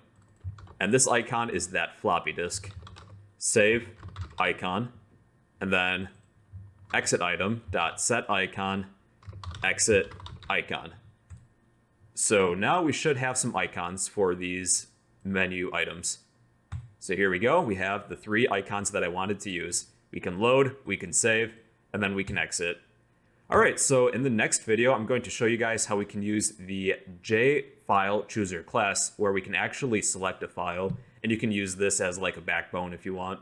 So that's the basics of, what did we cover again? Menu bars, menus, and menu items. If you want a copy of all this code, I'll post all of this in the comments down below. But yeah, that's the basics of creating a menu bar in Java.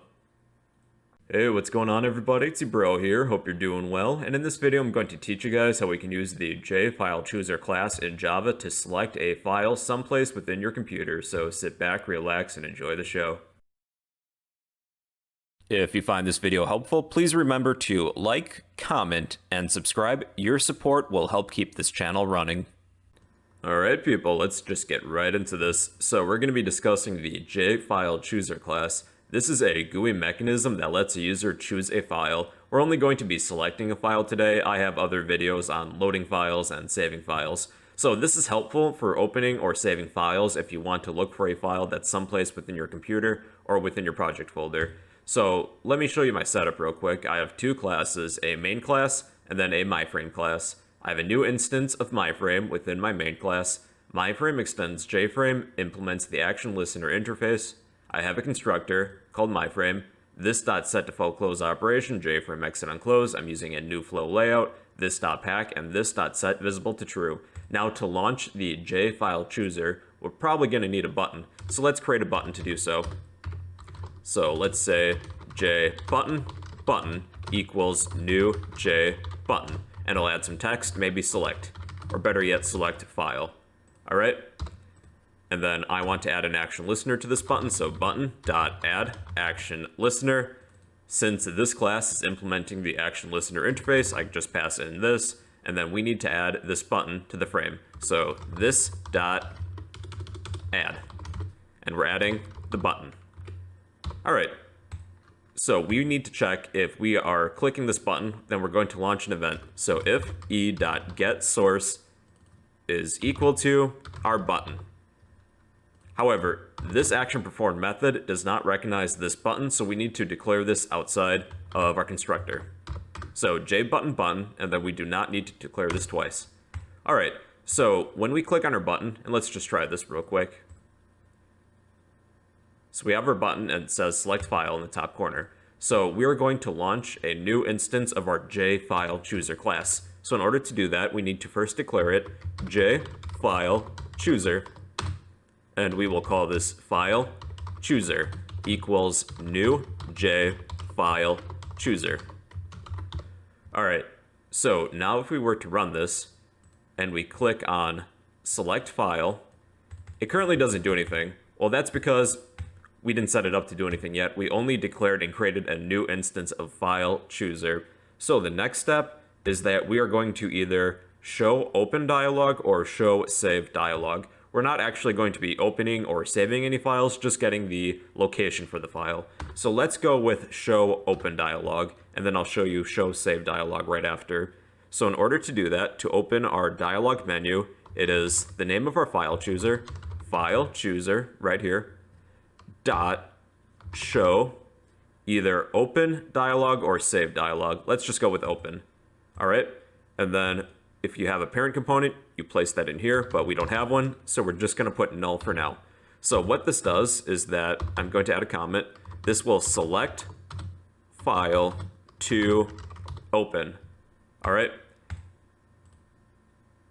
So I currently have a file on my desktop, and this is what this currently looks like. It's going to bring you to your default directory of where you usually open files. And I have a file on my desktop, and it is called Hello World. All right, so you can select a file to open, and there's different files of type where you can search through these, but I'll show you that later. So let's say we want to open this file. Well, where is it? All right, so there's a few other steps. So with FileChooser.showOpenDialog, it's going to return an integer value. Think of it as the response. And I'll actually print this with a println statement. So system.out.println, and I'm going to place this within the println statement.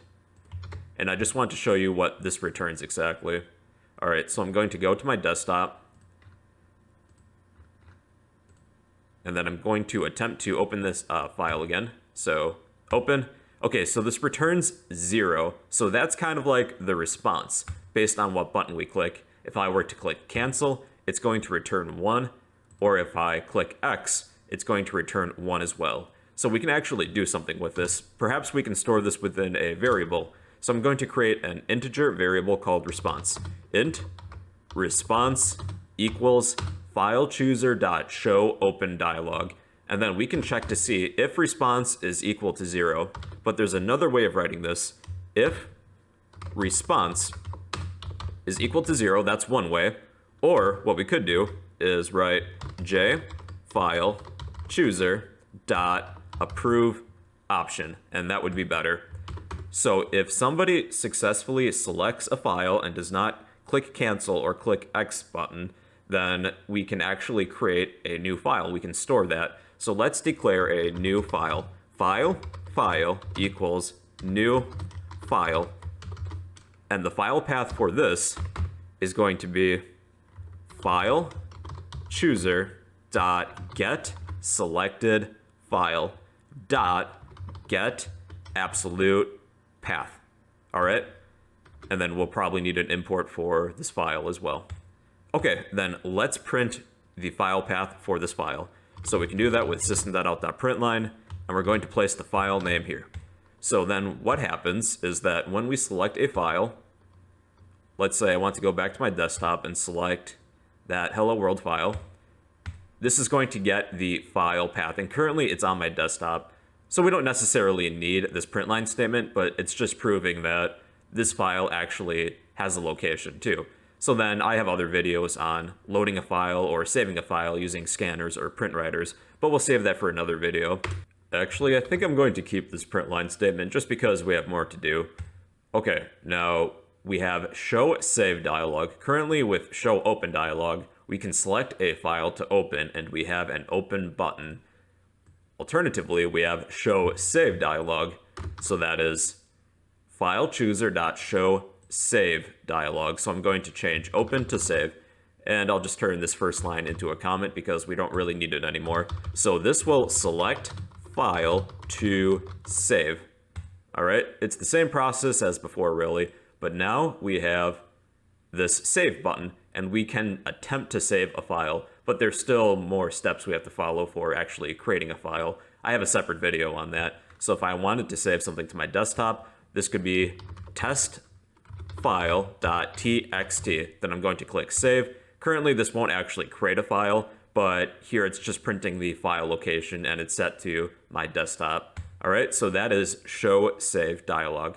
Now, one other thing that we could do too is that we can set the current directory, because right now it's just going to the default for my computer, and that is my documents folder, and we can actually change that. So in order to do that, it is file chooser dot set current directory, and we pass in a new file, and we specify the file path within this new file. So one trick, if you want to place this within set the current directory to your project folder, that would be just a dot within quotes. So this is going to go to my project folder. and the project name is GUI swing. So you can see that that changed. Otherwise, I could place a file path here. So if I wanted the current directory by default to be set to my desktop, I would place the file path for my desktop. And for my desktop, this is the address. Now, if I were to run this and select a file, the default directory is now my desktop, and I can attempt to open or save a file here. Well, that's the basics of the JFileChooser class, and in a future video, we're actually going to be creating a text editor app, and we'll need to use the JFileChooser class. So if you want a copy of all this code, I'll post all of this in the comments down below. But yeah, that's the basics of the JFileChooser class in Java.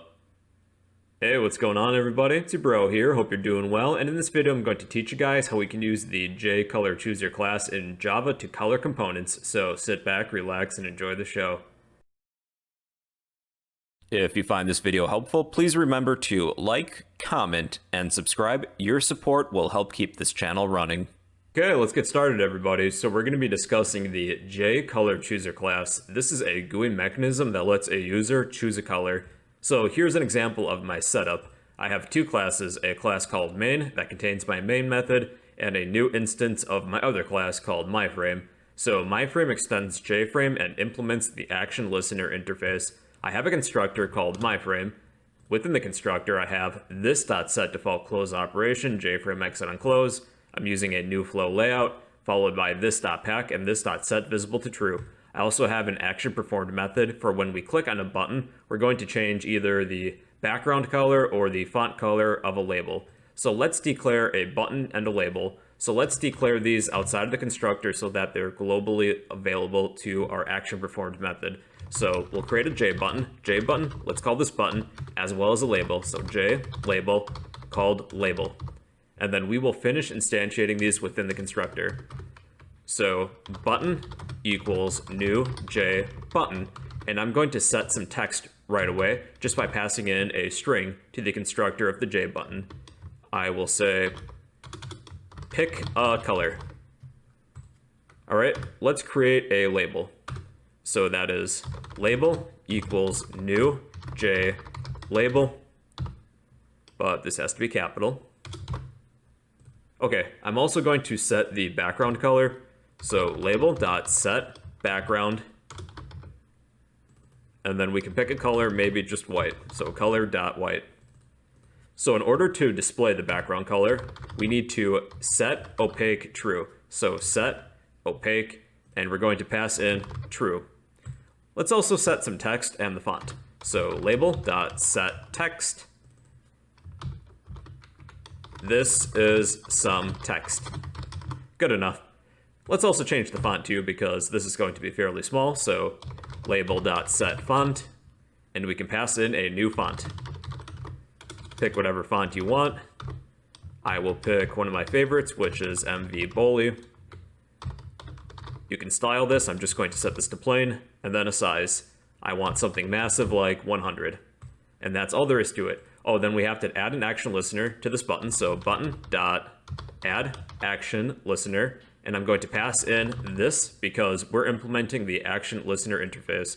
And then we need to add this button and this label to the frame. So this.add, we're going to add the button followed by the label. So this.add label. Then we should be good. All right, so all we have is a button and then some text. This is our label. So when we click on our button, we're going to launch a new instance of our JColorChooser. So if e.getSource is equal to our button, then we're going to declare and instantiate a new color chooser. So in order to do that, we're going to declare JColorChooser, and we will call this instance colorChooser, or whatever you want, equals new JColorChooser. So this will create a new instance of our JColorChooser, but we need to create a dialog box. So we can actually assign that to a new color, whatever this returns. So color, we'll call this color, equals JColorChooser dot show dialog. So for the arguments, this takes a parent component, a title, and an initial color. So for the parent component, we're just going to set this to null because we don't have one. We can set a title, so pick a color, I guess. And then an initial color, like what do you want the default to be? So I'll just say color.black. So this will create a dialog for us, and when we run this and click on our button to pick a color, it's going to open this menu, and it has our title, pick a color, I guess. Okay, so we can pick a color, and we can click OK. This has a few other options too. I don't really know what this crap is, but feel free to mess with these settings. So let's say I want this green color, then I click OK. Well, we have this color stored within our color, called color coincidentally. Now, we need to actually change the color of whatever it is we want to color. So let's change the foreground color of our label first. So label.set foreground, that's the font color, and we're going to pass in our color that we select. So now when we run this and we pick a color, let's say I want that green color again, I think it was something like that, and click OK, it's now going to change the foreground color. We can also change the background color too of whatever component that we want. So I'm going to change the background of our label. So label.set background, and we're going to pick that color again. So let's pick, I don't know, pink. And the background is now pink. So you don't necessarily have to do this with labels. You can do this with all sorts of components, but a label is kind of convenient just because you can add text to a label, and you can also change the background color. Well, that's the very basics of the JColorChooser class. If you want a copy of all this code, I'll post all of this in the comments down below. But yeah, that's the basics of the JColorChooser class in Java. Hey, what's going on everybody? It's your bro here. Hope you're doing well. And in this video, I'm going to teach you guys how the key listener interface works in Java. So sit back, relax, and enjoy the show. If you find this video helpful, please remember to like, comment, and subscribe. Your support will help keep this channel running. Okay everybody, let's get started. Now within my project folder, I have two classes, one class called main, and it contains an instance of my other class called myFrame. MyFrame extends JFrame, so it behaves exactly like a JFrame. And within the constructor for myFrame, for this class, I have 4 lines of code. This.setDefaultClose operation, JFrame exit on close. I'm using a size of 500 by 500. This next part's important. I'm using no layout manager. This.setLayout is set to null because we're going to be manually moving components within the frame by using some keystrokes. And lastly, this.setVisible is set to true. One of a few ways in which you can use a key listener interface is just to add that after the class definition. MyFrame extends JFrame, implements the key listener interface. And with interfaces, you need to add any unimplemented methods. And for key listeners, there's currently 3: key typed, key pressed, and key released. And in just a moment, I'll explain the difference between the 3. But we need to add a key listener to this frame. So we can type in the name of the frame, which is just this, add key listener. And since we're implementing a key listener interface, we can simply just pass in this. So this frame will now respond to key events. And we have key typed, key pressed, and key released. And let me explain the difference between these 3. I've added just a few short descriptions underneath each of these methods. Let's begin with key typed. Key typed is invoked when a key is typed. This uses a key char or key character. It gives us a character output depending on the key that is pressed. Key pressed is invoked when a physical key is pressed down. This uses a key code. It gives us an integer number depending on the number of the button that is pressed down. Each button on your keyboard has an associated number, and key code gives us the number of the button. And key released is fairly simple. It's called whenever a button is released. So let's actually display what the difference between a key char and a key code is. So within our key released method, this is going to be called whenever we release a button. So let's actually display some key characters as well as some key codes. So let's begin with some key characters. So let's add a print line that says, you released key character, and we can get the key character of this event by typing e.getKeyChar. And let's try this. So I'm going to press Q, and it says your released key character Q, WERTY, 1, 2, 3, 4, 5. Now you can actually use capital letters, so I'm going to hold down Shift and type in QWERTY. So those are key characters. Now key code is the number of the button. You released key code, and this is e.getKeyCode. So each of these buttons has a number. Actually, let me turn this line into a comment for now. So I'm going to type in Q, and the number of the button, of the Q button, is 81. W is 87, E is 69, R is 82, T is 84, and Y is 89. So lowercase q is 81, but uppercase Q is also 81 because I'm holding down the same button. And 16 is Shift, and I just released it, so that's why this was triggered. So let's actually display these together now. So Q, the button that contains the Q symbol, produces a character, a key character of Q, and the button number, the key code, is 81. Now if I were to hold down Shift and then press the same button, this is producing a different key character, capital Q, but the key code is still the same because it's still the same button. So that's the difference between a key character and a key code. And then I'm still holding down Shift. If I were to release it, it's going to give us the key character and the key code.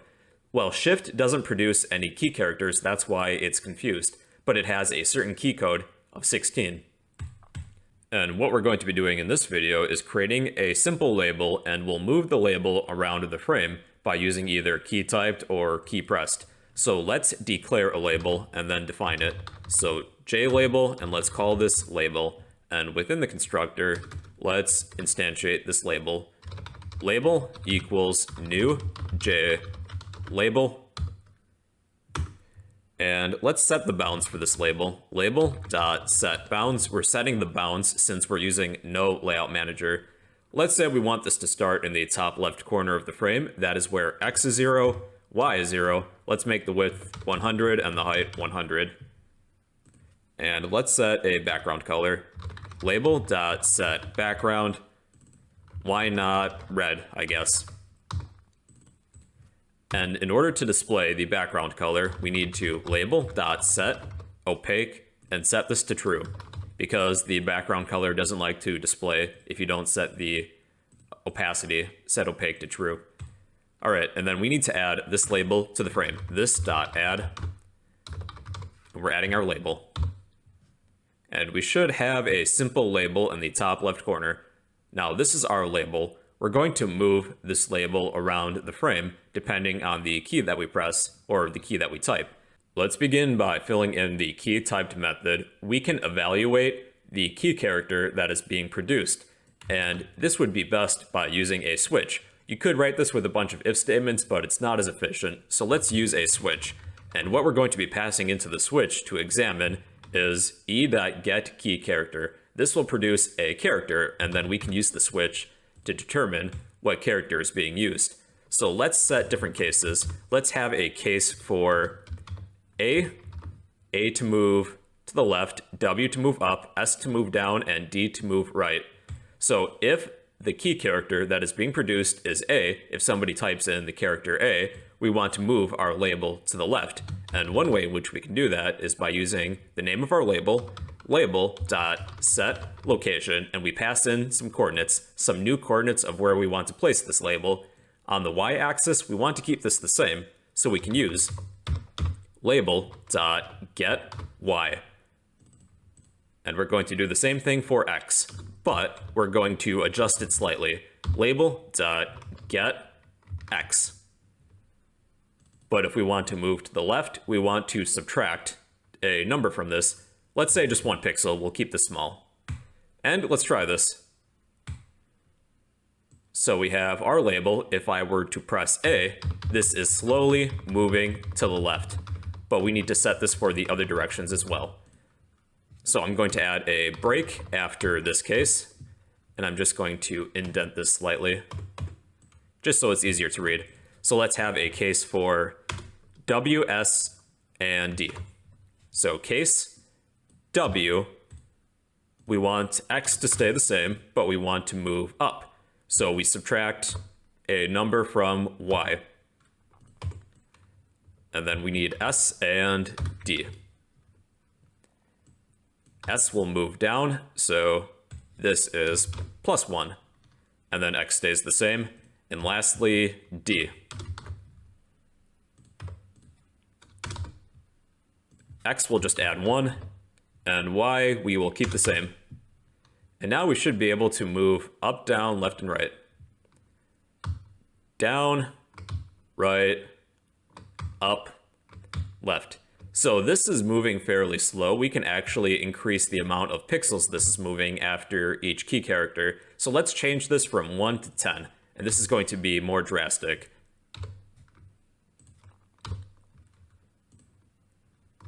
All right, this is moving much faster now. But yeah, you get the idea. Now let's do the same thing, but use the arrow keys on the keyboard. The arrow keys do not produce a key character, but you can use key pressed for these. So let's actually copy this switch that we have and paste it within here. And this time we're going to be using the key code.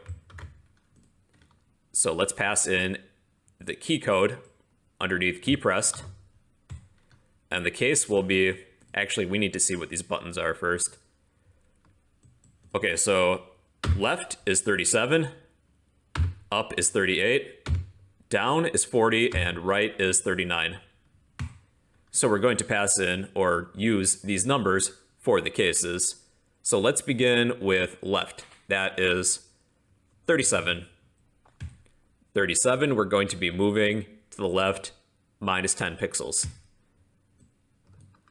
Case 38, we're going to be moving up by 10 pixels by 10.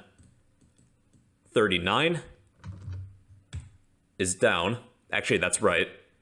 So we're going to move to the right by 10. And then 40 should be down.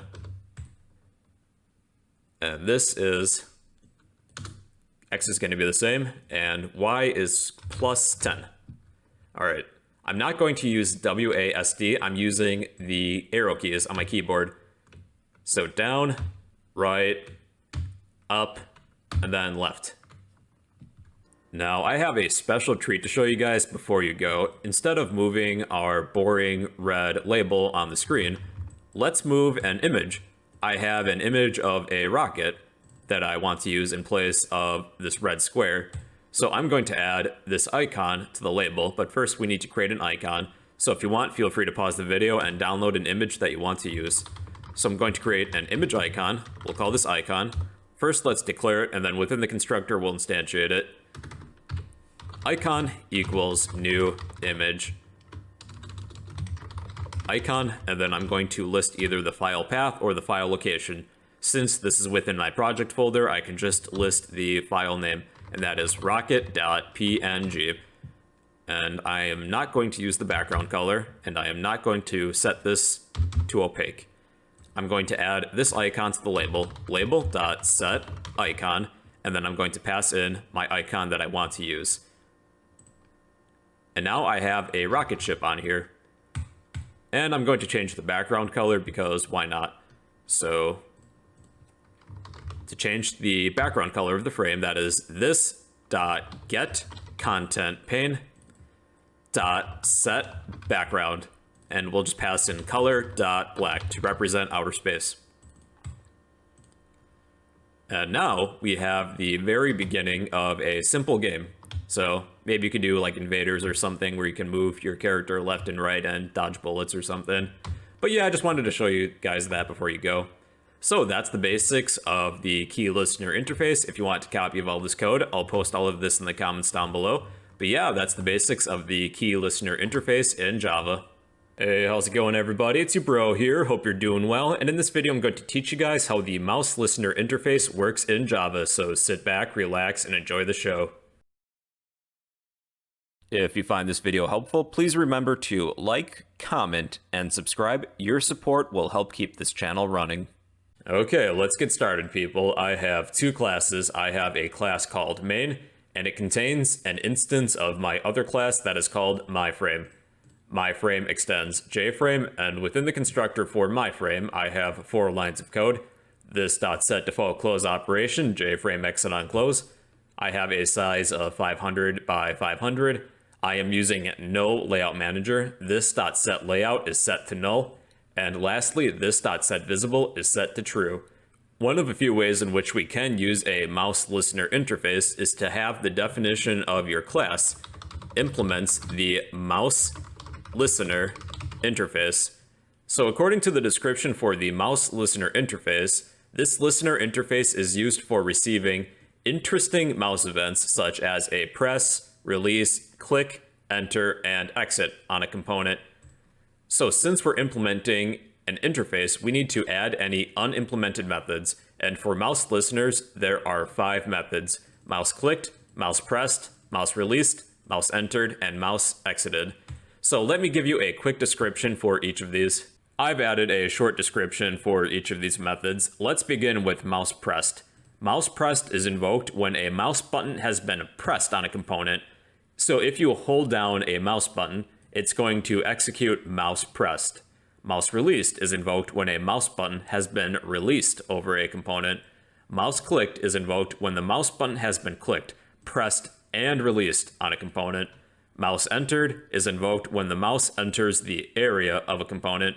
And mouse exited is invoked when the mouse exits the area of a component.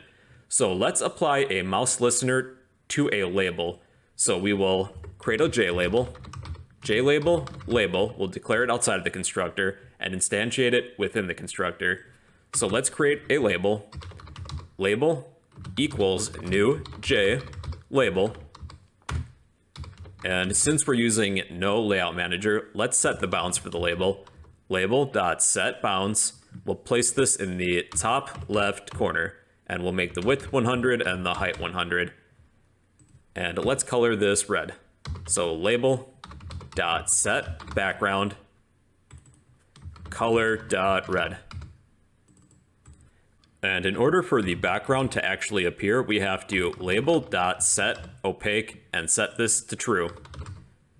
And lastly, we need to add this label to the frame. This.add label. And now we should have a red square at the top left corner of our frame. Now we're going to apply a mouse listener to this component, to our label. So we type in the name of the component that we want to add a mouse listener to, label.add mouse listener. And since we're implementing the mouse listener interface, we can just pass in this. Now this label can respond to different mouse events. So let's do a simple print line. So let's begin with mouse clicked. System.out.println, you clicked the mouse. Now I'm clicking within the frame, but we did not apply the mouse listener to the frame, we applied it to the label. If I begin clicking within the label, it invokes our mouse clicked method. Now we have mouse pressed. That is if we hold down one of the mouse buttons.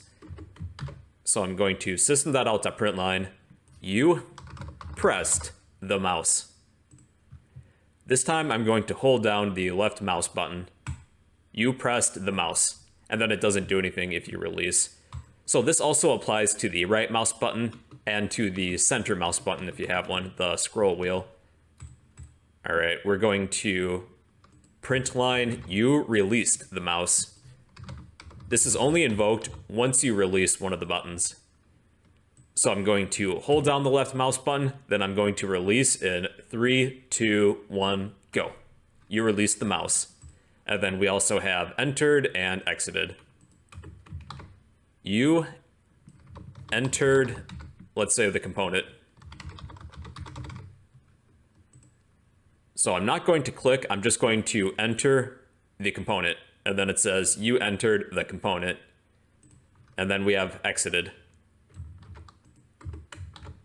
You exited the component. So I'm going to enter and then leave. Enter and then leave again. So you can see that there are different mouse events. Let's make one more change to this label. Let's change the color of the label after we perform one of these methods. So let's begin with mouse pressed. Let's say after you press on this component, you press the mouse over the component, we'll set the background to a different color. And for this color, let's say yellow. Color.yellow. So I'm going to press, and then the background color is now yellow. And let's say when we release, we'll have this become a different color, like green. So I'm going to hold down, it's currently yellow, and then when I release, it's going to be green. And we'll have mouse entered. Let's change this to blue. And then when we exit, we'll change it back to red, I suppose. Color.red. Now I'm going to enter the area, it's blue, and then leave. Enter again, it's blue again, and now it's red again. If I were to click and release, it's green, and then when I exit, it goes back to red.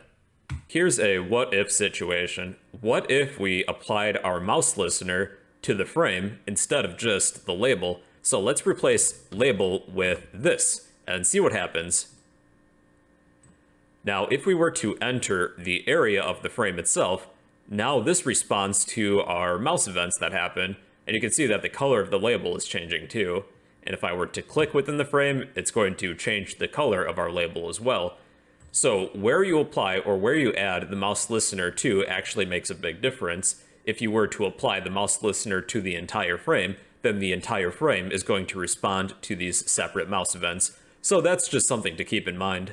So here's a small project that I thought we could work on. We're going to apply a label or set the icon of the label to one of a few images depending on which mouse event occurs. I have 4 images. This one is called smile. This one is nervous, pain, and dizzy. The icon is going to change for the label depending on which mouse event occurs, which method is called. So if you need some images, feel free to pause the video to download some. So I have 4 images, smile, nervous, pain, and dizzy. I'm going to declare these outside of the constructor, and within the constructor, I'm going to instantiate these. I made a few changes to our frame that you should be aware of. For the layout, I'm using a new flow layout, followed by this.pack, and this.setLocation relative to null. This will have your frame appear in the middle of your computer screen. It's not crucial, but it's helpful, and I sometimes forget to add this. So we need to instantiate these image icons.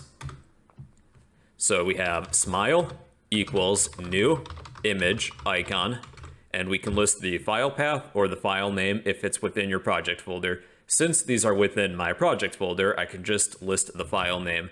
So for smile, this is smile.png, and then I have nervous, pain, and dizzy. So I'm going to follow the same steps for those as well. So we have nervous equals new image icon nervous.png, followed by pain, and lastly dizzy.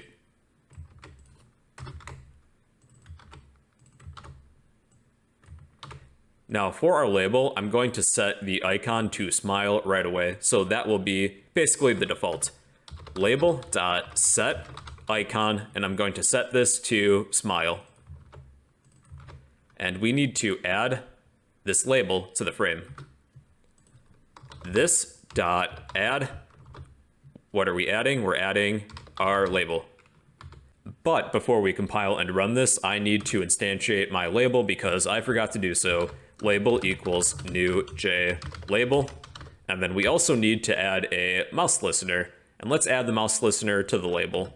Label.add mouse listener.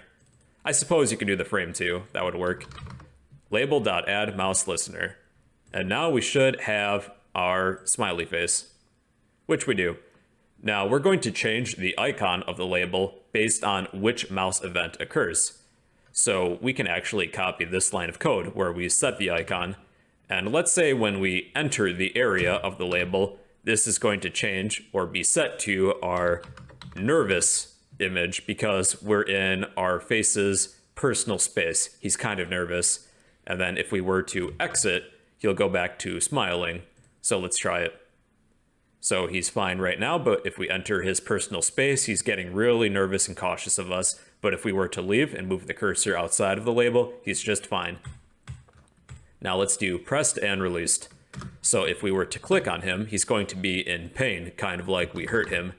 And if we release the mouse, we'll say he's dizzy, because he doesn't know what just happened. All right, we're going to enter the area. He's nervous. Now he's smiling. Now he's nervous again. We're going to click and hold down the mouse, and he's in pain because we're hurting him. And then if we were to release, he's just dizzy. But if we were to leave this area, he goes back to smiling. All right, everybody. Well, that's the basics of the mouse listener interface in Java. If you want a copy of all this code, I'll post all of this in the comments down below. But yeah, that's how the mouse listener interface works in Java. Hey, how's it going, everybody? It's your bro here. Hope you're doing well. And in this video, I'm going to teach you guys how we can drag and drop images in Java. So let's get into it. If you find this video helpful, please remember to like, comment, and subscribe. Your support will help keep this channel running. Now, before you begin this project, I would recommend that you download or create some sort of image or icon that you can use that you can drag and drop. So what you can do is actually take your image and then add it to your project folder. So for me, I'm actually using a smiley face that I actually made using Microsoft Paint. So that's what I'm going to use for this project. Hey everyone, so this project's going to be a little complex, but I'm going to try my best to walk you guys through this. So let's begin by creating a new project. So File, New, Java Project, and let's call this maybe Drag and Drop. Click Finish, and then if it prompts for a new module, we're going to click Don't Create. So then go to your project folder, go to the source folder, and we're going to create 3 different classes. The first is going to be a main class, so we'll call this main. Check this public static void main checkbox and click Finish. Okay, let's create a JFrame class. So go back to your source folder, go to File, New, Class, and let's call this maybe MyFrame. It's going to extend JFrame. Click Finish. So MyFrame extends JFrame. And then we'll need an import. So import javax.swing.jframe. Let's create the last class. So go back to the source folder, File, New, Class, and then we will call this perhaps Drag Panel. And this will hold an image that we will drag around on the screen. And this is going to extend JPanel. Click Finish. So Drag Panel extends JPanel. And then get this import as well, javax.swing.jpanel. Okay, so these are the 3 classes that we'll need. Let's go back to our main class, and there's just one line we need to type within here. We're going to create an instance of MyFrame. So we'll type that in, MyFrame, and we'll call this MyFrame with a lowercase m, doesn't matter, equals new MyFrame. All right, and that's all we need to do for this class.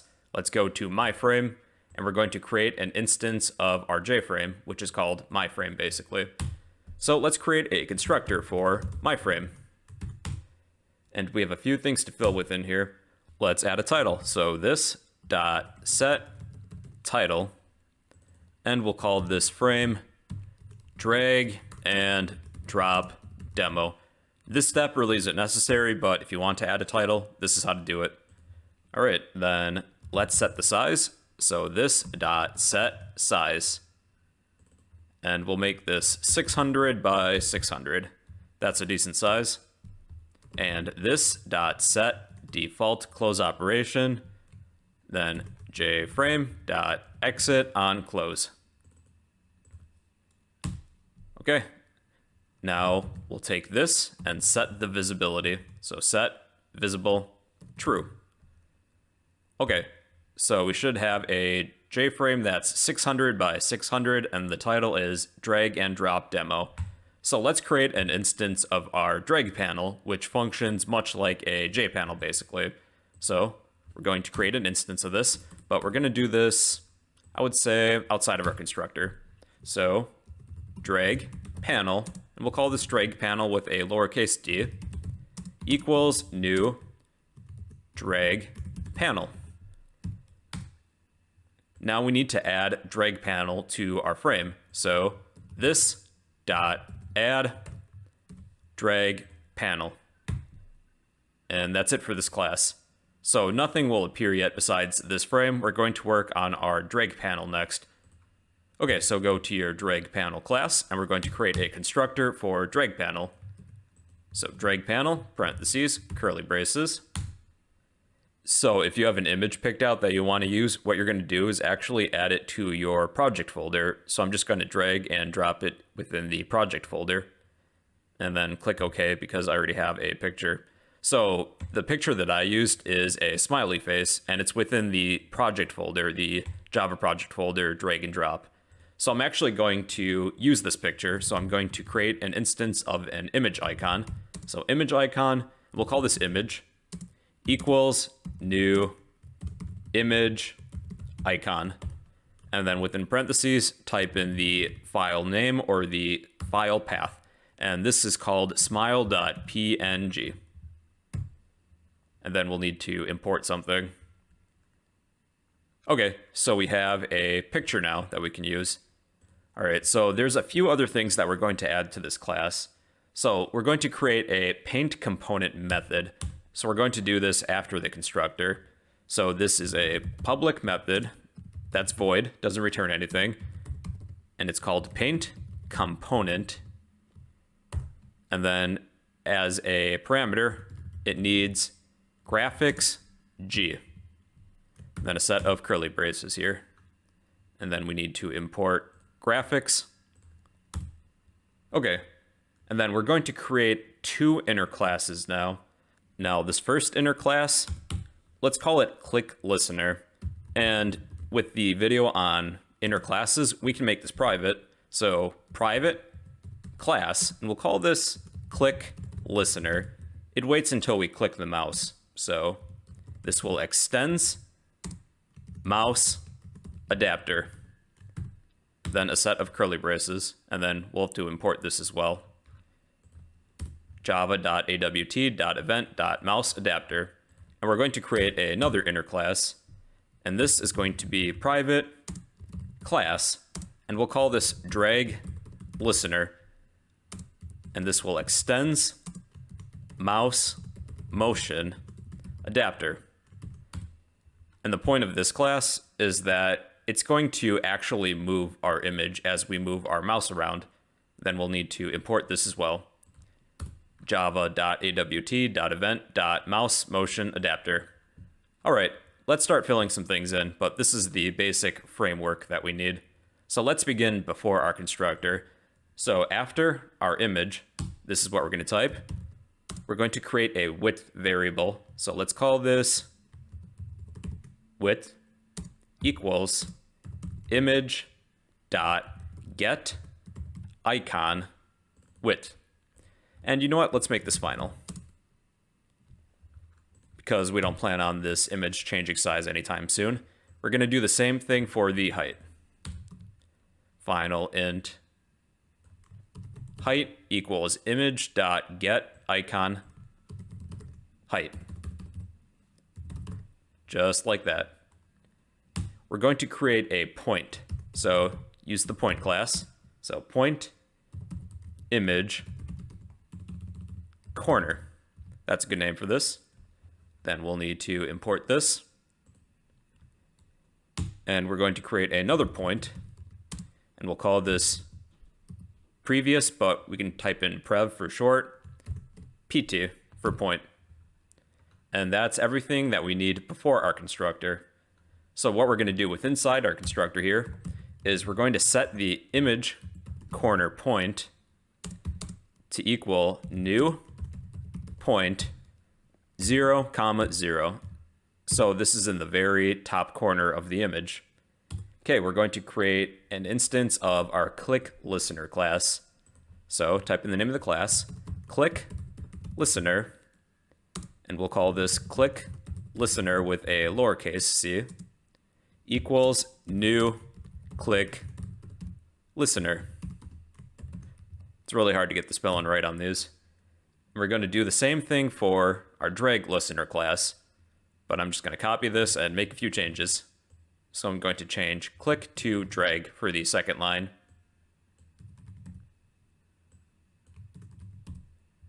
All right, now what we need to do after this is that we're going to take this JPanel, so this dot add mouse listener, and we're going to add our click listener.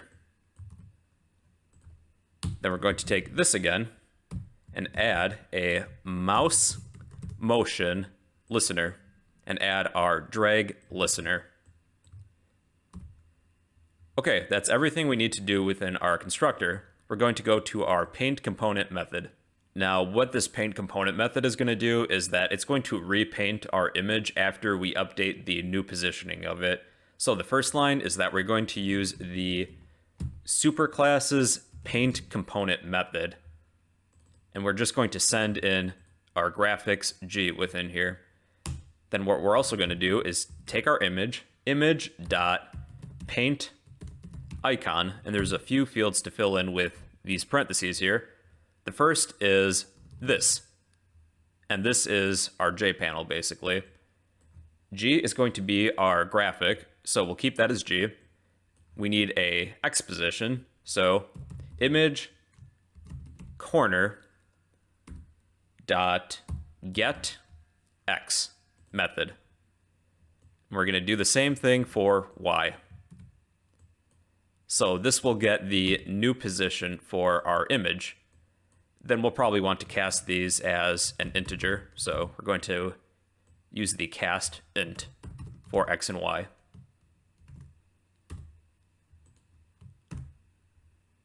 Okay, that looks good then. That's all we need for this paint component method. Next, let's go to our click listener. So what we're going to do within here is create a method, public void. We're going to call this mouse pressed, and there's one parameter, mouse event E. And then we'll need to import something. Then what we're going to do within here is we're going to take prev point, our previous point, equals E dot get point. So all this is doing is updating the previous point to wherever we click. And that's it for our click listener. So the last step is to fill in this drag listener class, and then we're done. Let's check to see what we have so far. So when we run this, here's our image, well, at least the one that I picked.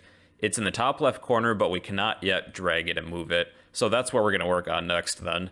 So within our drag listener class, we're going to use the mouse dragged method. So type in public void mouse dragged. And then the parameter is mouse event E. Then add a set of curly braces. So the first line within here is we're going to create point.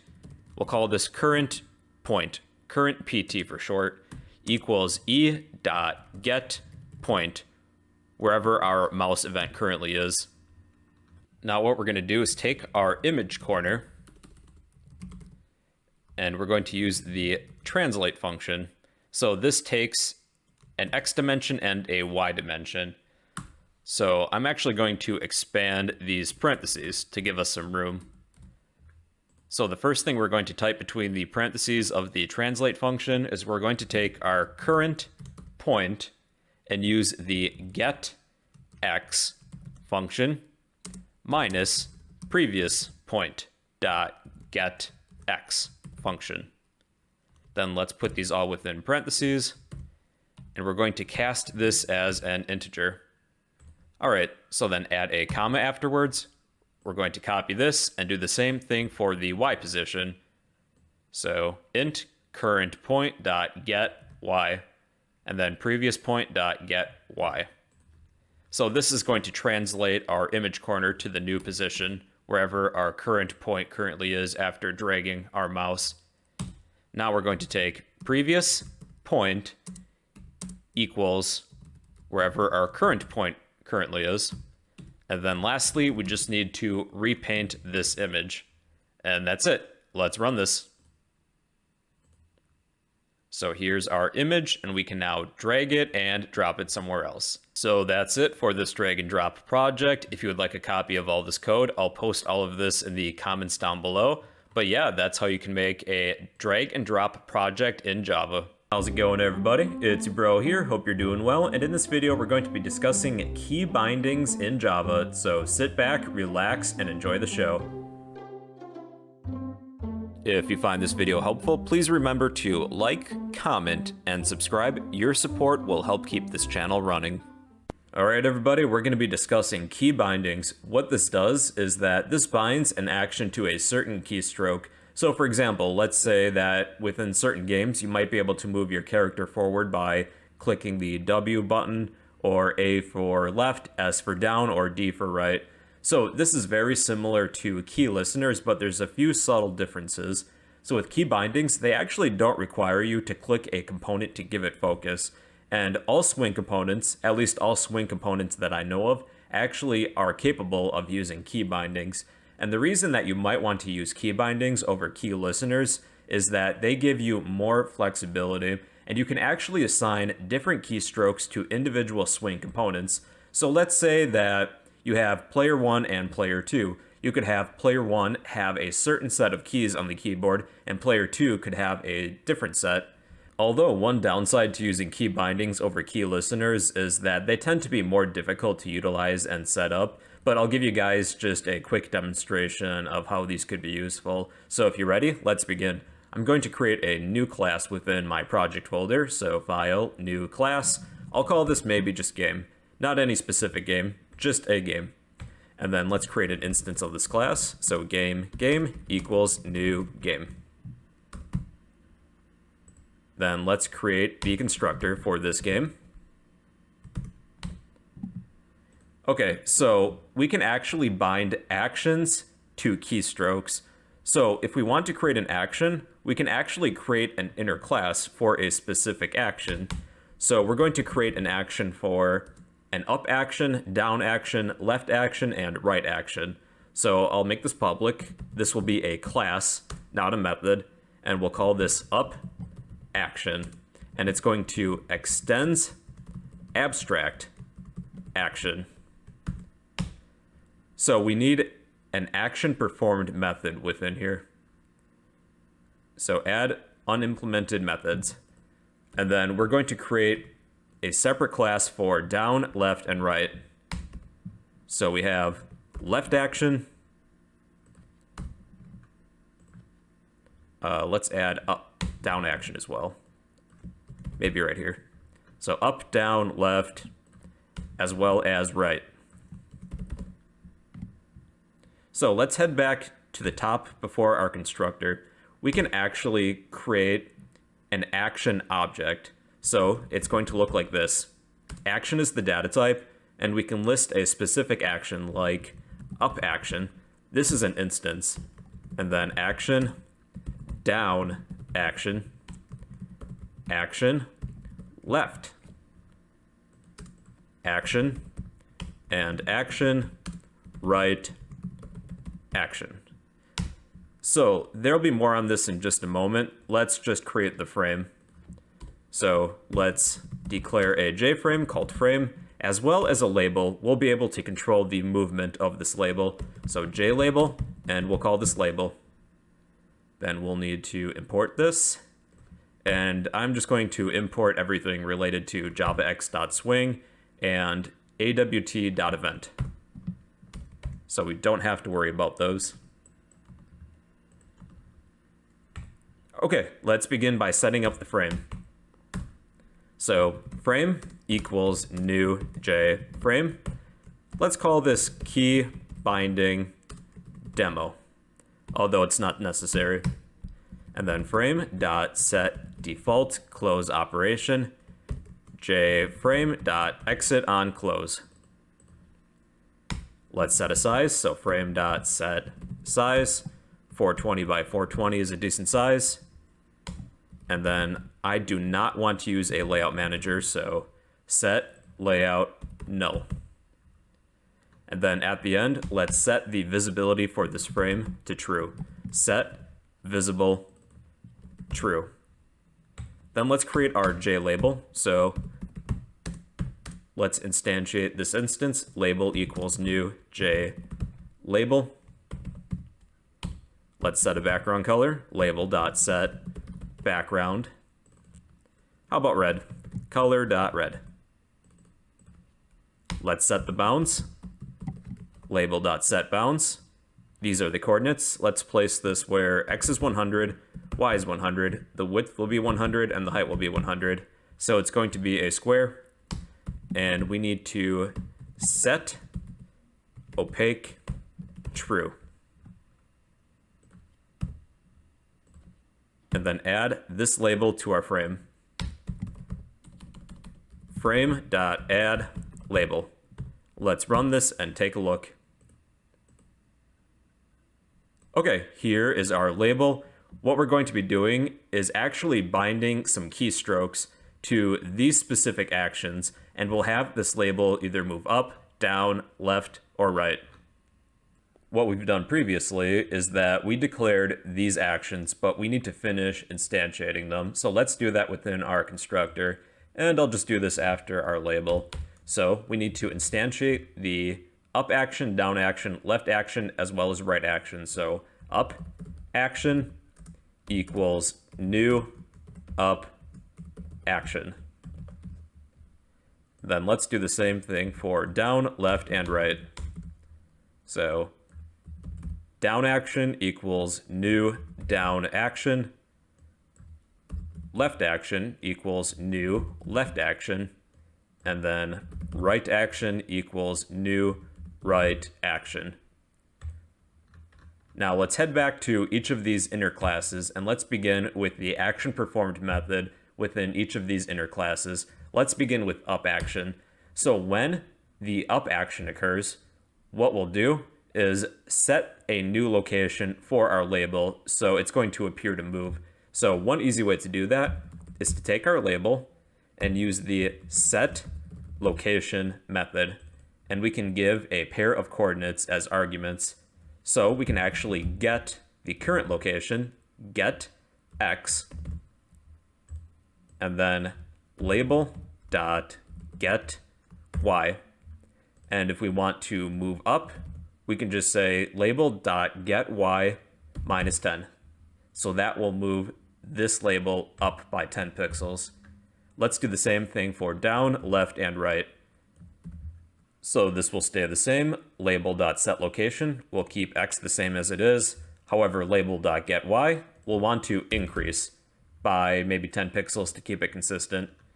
And let's repeat the process for left action as well as right action. So we're actually going to keep y the same for this, but we're going to either increase or decrease our x coordinate. So if we're moving left, let's decrease x by 10.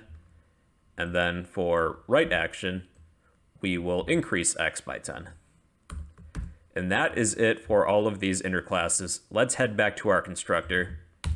Now with swing components in Java, each component is able to have its own unique mapping of key events to actions. So let's take our label, for example. This is a swing component, so it's a candidate. So if we want to associate some keystrokes with events, these are the steps. Type in the name of the component that you want to use. So in our example, it's label. And first we're going to use the get input map method. And then after, we're going to method chain. So dot put, and put has two arguments within here, a keystroke as well as an action map key. So let's associate the up keystroke with moving our character up. So within this argument, we're going to type key stroke dot get key stroke, and then a key character. So let's say up, and these are the arrows on your keyboard, not WSAD, but we'll try that next. And now we need an action map key name. And honestly, it doesn't really matter what you call this. Just name it something memorable, because we're only going to use this once in the next line of code. So I'll call this up action. And that's it for this line. Now, step 2 is we're going to get action map. So type in the name of the component. So label dot get action map. and then method chain by adding dot put, and this has a key as well as an action. So this key is going to be whatever this is in the first line, our up action. And then we need an action, so one of these. So let's take our up action. And that's it. So when we click up on our pad, on our arrows, on our keyboard, it's going to trigger this action performed method. It's going to move our label up by 10 pixels on the y-axis. So let's do the same thing for down, left, and right. So we just need to change up to down. And let's change this here as well. Changing these are easy to forget about. So down, down, down, then two more. So this is going to be left.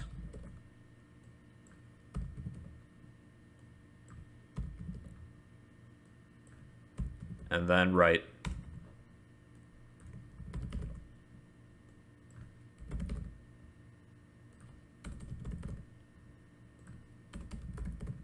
And that's it. Let's run this. Okay, so using the arrow keys, I'm clicking up, down, left, right. Although you can't really see it, but I guess you'll just have to believe me. Now let's change these to different keys. Let's associate the up action with the W key. So since this is a single character, make sure that these are within single quotes. So W for up, S for down, left will be A, and right will be D. And let's try this again. So W, S, A, D. We are good. Alright, so that's the basics of key bindings. There's still a lot more you can do with key bindings, so I might make a second video in the future. No promises though. But yeah, if you want a copy of all this code, I'll post all of this in the comments down below. And that's the basics of key bindings in Java. Hey, what's going on everybody? It's your bro here. Hope you're doing well. And in this video, I'm going to teach you guys how we can paint some simple 2D graphics in Java. So sit back, relax, and enjoy the show. If you find this video helpful, please remember to like, comment, and subscribe. Your support will help keep this channel running. Okay everybody, let's create some 2D graphics, but before we begin, here's my setup that I have so far. I have two classes, a class called main that just contains my main method, and an instance of my other class called myFrame. And this class, myFrame, extends JFrame, so it behaves exactly like a JFrame. Within the constructor for myFrame, I have this.setDefault close operation, JFrame exit on close. I'm using a size of 500 by 500. This.setLocation relative to null. This allows the frame to appear in the middle of the computer screen and not just the top left corner. And lastly, this.setVisible is set to true. Now, I'm on Oracle's website looking up some Java documentation, and for the component class is a parent class to many of the Java GUI components that we work with. There is a paint method underneath the component class, and this has a parameter of graphics G. It takes a graphics object, and what this paint method does is that this method is called when the contents of the component should be painted, such as when the component is first being shown. So most, if not all, GUI components actually have component somewhere as a parent class somewhere down the line, and with our myFrame class, we're going to be overriding this paint method and be drawing some stuff. So within this myFrame class, let's define and declare what we want this paint method to do. So we'll say public void paint, and this has a parameter of graphics, a graphics object, and we'll just call this graphics G. So G is going to be our graphics object, and this paint method is actually called behind the scenes. It's invoked automatically when we instantiate a component, such as a JFrame. So we do not need to explicitly invoke this paint method. It'll do so for us behind the scenes. Now, with graphics, it's somewhat outdated. We're actually better off using something called Graphics 2D, which is an updated version. Graphics 2D is a child class or subclass of the graphics class. And what we're going to be doing is casting our graphics G as a 2D graphic. So for the very first line after we call the paint method, we're going to cast this graphics G object as a graphics 2D object.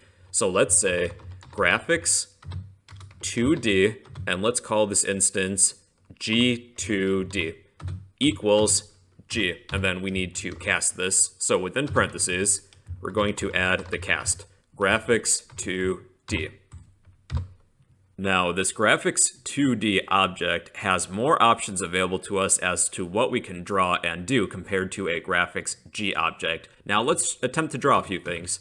So there's a few methods available to us to do that. So let's say G2D dot, and there are all sorts of things that we can draw. Let's begin by drawing a simple line. So that's dot draw line. And there are a few parameters, a starting point, X and Y, well, I guess starting coordinates, and then ending coordinates of where you want this line to end. So if our frame is 500 by 500, let's draw a line from the top left corner to the bottom right. And the coordinates for the top left corner of the frame would be where X is 0 and Y is 0, and since the size of the frame is 500 by 500, the bottom right corner would be where X is 500 and Y is 500. So there's just going to be one problem with this. This will draw a line, however, it's not necessarily in the starting position that we thought it would be. So here's the issue. With our frame, the size of the frame also includes this window bar at the top. So with the starting coordinate, it's actually starting in the top left of the window, and this window bar is somewhat overlapping our graphics area in which we can display. So it may be better for us if we were to create a panel, draw on the panel, and then add the panel to the frame. So let's actually create a class called myPanel, which will extend JPanel. So let's create one more class, and then we're going to draw on this panel. So file, new class, we'll call this myPanel, and then click finish. MyPanel extends JPanel, so it will behave exactly like a JPanel. And then we'll need to import something as well. And then we'll need a constructor for myPanel. Okay, now going back to myFrame, we're going to change a few things. We're going to get rid of this paint method. And since a panel, a JPanel, is considered a component, we can actually call the paint method. So take the paint method from myFrame and paste it within myPanel. And then we'll want to create an instance of myPanel.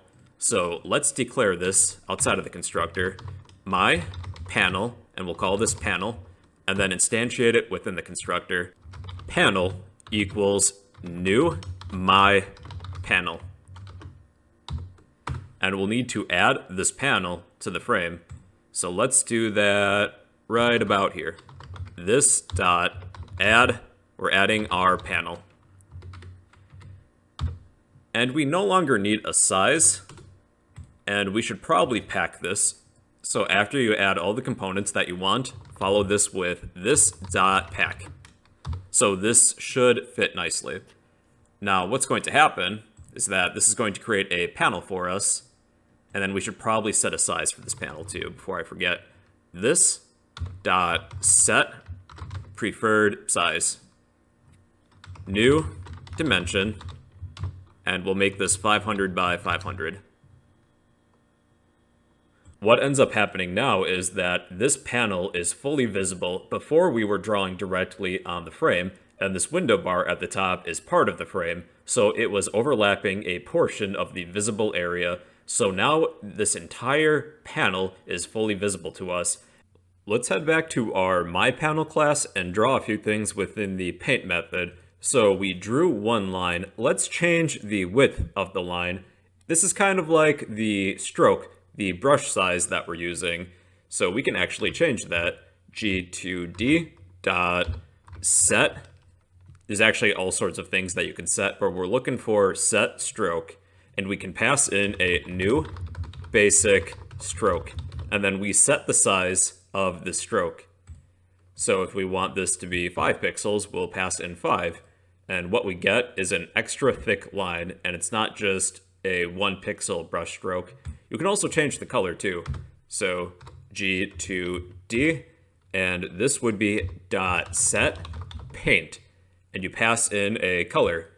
So let's say we want this line to be blue. Color dot blue. You can also pass in some hex values or some RGB values too, but we'll just stick with simple colors.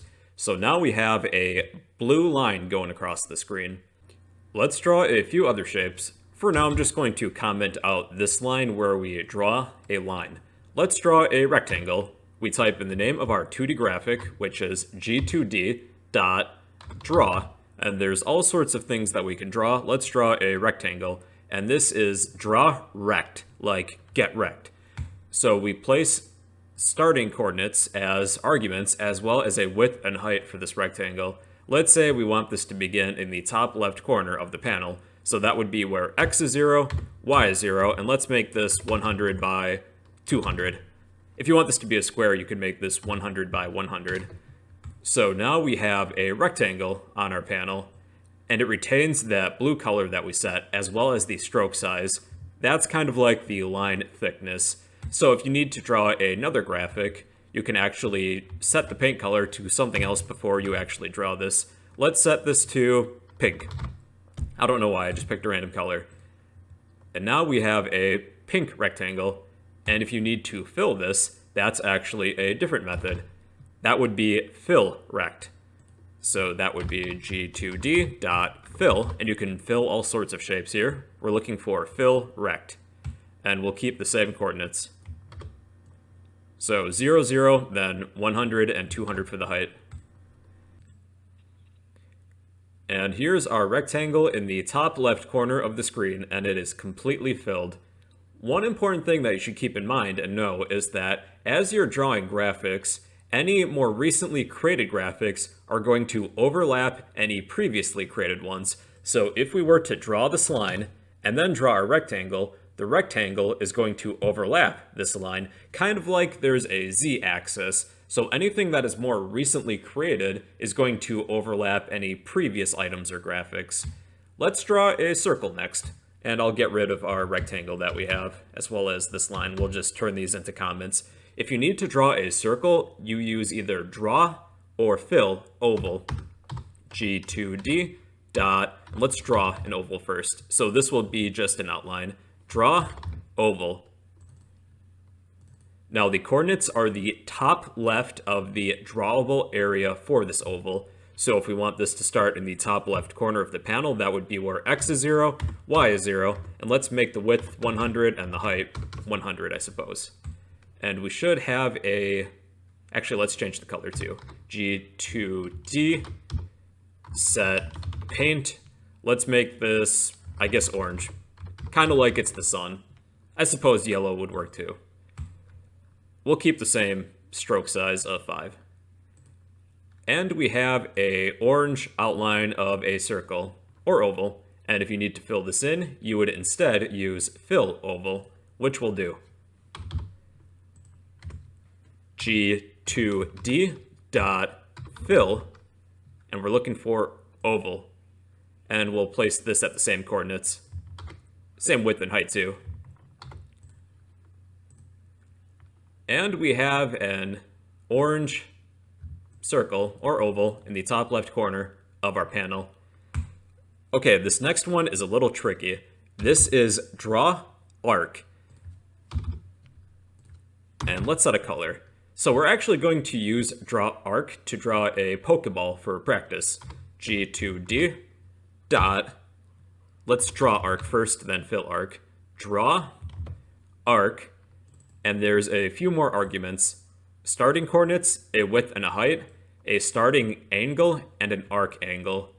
So we'll place this in the top left corner just to keep things simple. For the width, let's make this 100, and the height 100.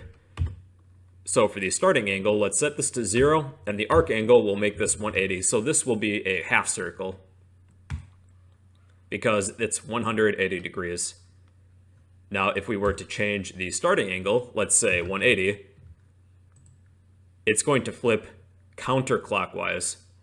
Let's practice drawing a Pokeball. So let's set the paint to red for the top, I would say, hemisphere. and set this to 0, and we're going to use fill arc.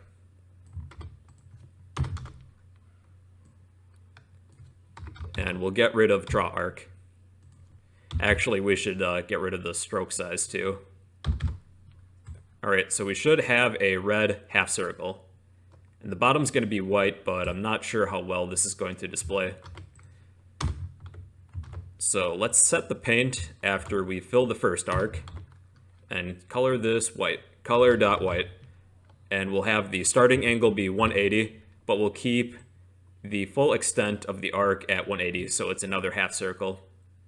And we should have a Pokeball, or at least something that slightly resembles a Pokeball. I would say that's close enough since we're just beginners at this. Alright, we can also draw a triangle, and for that we'll actually use a method called draw or fill polygon, and we actually have to pass in an array of coordinates, or integers. So this would be G2D dot, and let's begin with draw. Draw polygon. Okay, so this takes an array of integers and a number of points. A triangle would be 3 points, so let's just pass in 3 points. But we'll need to pass in an array of integers, so let's declare these right before we actually draw this polygon. So we'll say int x points, and we'll pass in some x coordinates. Let's say 150, 250, and 350. We'll pass in some y coordinates as well. So this has to be another array of integers, and this will be y points. Let's set this to 300, 150, and 300. And we should have the outline of a triangle. Let's set this to yellow. So that would be G2D.setPaint, and we'll pass in color.yellow. Now we'll fill the polygon. It's the same process as before, but replace draw with fill. And we have a yellow triangle. It's kind of like a piece of the Triforce from the Legend of Zelda series. Well, one of them at least. We also have the capability of drawing a string of text on our graphic.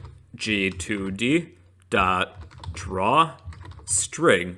We pass in a string as an argument, as well as coordinates. For the string, let's say, you are a winner. So for now, let's set the x-coordinate to 0 and the y-coordinate to 0.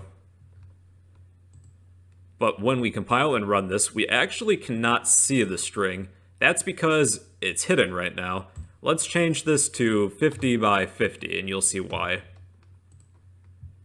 So now the string is visible. That's because when we display the string, the starting position of our string of text is the bottom left corner. Since we set this to 0, 0, well, that's going to be the very top left corner of our panel. So it's actually not being displayed because it's kind of off screen. Now let's change the font and the font color of the string. G2D.setFont, and you can pass in a new font and pass whatever font you want. I will pick Ink Free because I like that font. That's a font family.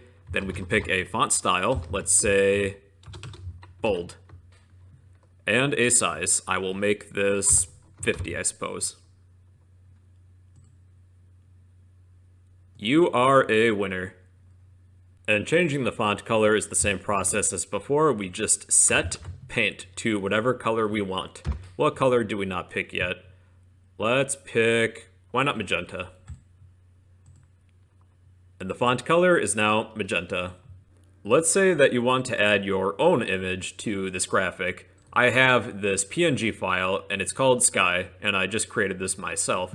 So I want to add this image to my graphic, my 2D graphic. So there is a method to do that. G2D dot, and that is draw image. And there's a few to pick from. So let's begin with something simple here. So this takes an image, coordinates, and then an image observer. We have not covered image observer, so we're just going to set this to null for now. So we need an image and coordinates. We want this to begin in the top left corner. Now we need to create an image out of this file that we have within our project folder. Let's call this image, and we're going to declare and instantiate this. So let's say image, image, and then within the constructor we'll instantiate this. Image equals, and this is a little bit different, we're going to create image equals new image icon and list the file name or the file path. Sky.png is my file name. Follow this with .get image. This will create an image out of the image icon. And then we follow this with draw image and then add your image here. And we should have our image added to our graphic. And then you can draw on top of this image. This could be a background image, let's say. So I'm going to move this and place this near the top.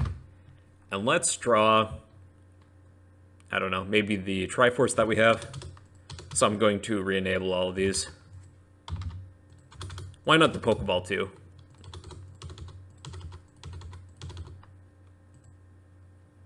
Well, yeah, that image that we created is kind of serving as a background for us. So that's how you can include your own image into a graphic to display. Well, everybody, that's the basics of creating 2D graphics. This video is getting kind of long, so I think I'll cut it off here. I was hoping to walk you guys through some practice with drawing a simple landscape, kind of like what Bob Ross does with his paintings, but I might have to wrap it up here. So if you want a copy of all this code, I'll post all of this in the comments down below. But yeah, that's the basics of creating 2D graphics in Java. Hey, how's it going, everybody? It's your bro here. Hope you're doing well. And in this video, I'm going to teach you guys how we can create some very simple 2D animations in Java. So sit back, relax, and enjoy the show. If you find this video helpful, please remember to like, comment, and subscribe. Your support will help keep this channel running. Let's get started, people. So with this video, we're only going to be moving an image around on the x-axis and the y-axis. We're just going to be covering some very simple animations by use of a timer, so it's not going to be anything that sophisticated. Now, before we begin, here's my setup that I have. I have 3 classes, a class called main, a class called myFrame that extends JFrame, and a class called myPanel, which extends JPanel. Within the main class, I have an instance of myFrame. Within myFrame, I have an instance of myPanel called panel, and within the constructor for myFrame, I instantiated this panel. For this myFrame, I have this .setDefaultClose operation, JFrame exit on close. We're going to add this panel to the frame, and we're going to be painting on the panel itself, followed by this .pack, this .setLocation relative to null. This will allow the frame to appear in the middle of your computer screen. And lastly, this .setVisible is set to true. We're going to be finishing everything else within this myPanel class. So we have a constructor for myPanel. We're going to declare a few things outside of this constructor. So let's begin with the panel width and the panel height, because we'll want to know what the limitations are of the image that we're moving. We'll want to know the bounds that we have. So I'm actually going to make this a final integer for the width and the height. So let's say final int panel underscore width, and let's set this to 500. And we'll do the same thing for height. Panel height, and we'll make this 500 as well, so this will be a square. So we're going to need an image.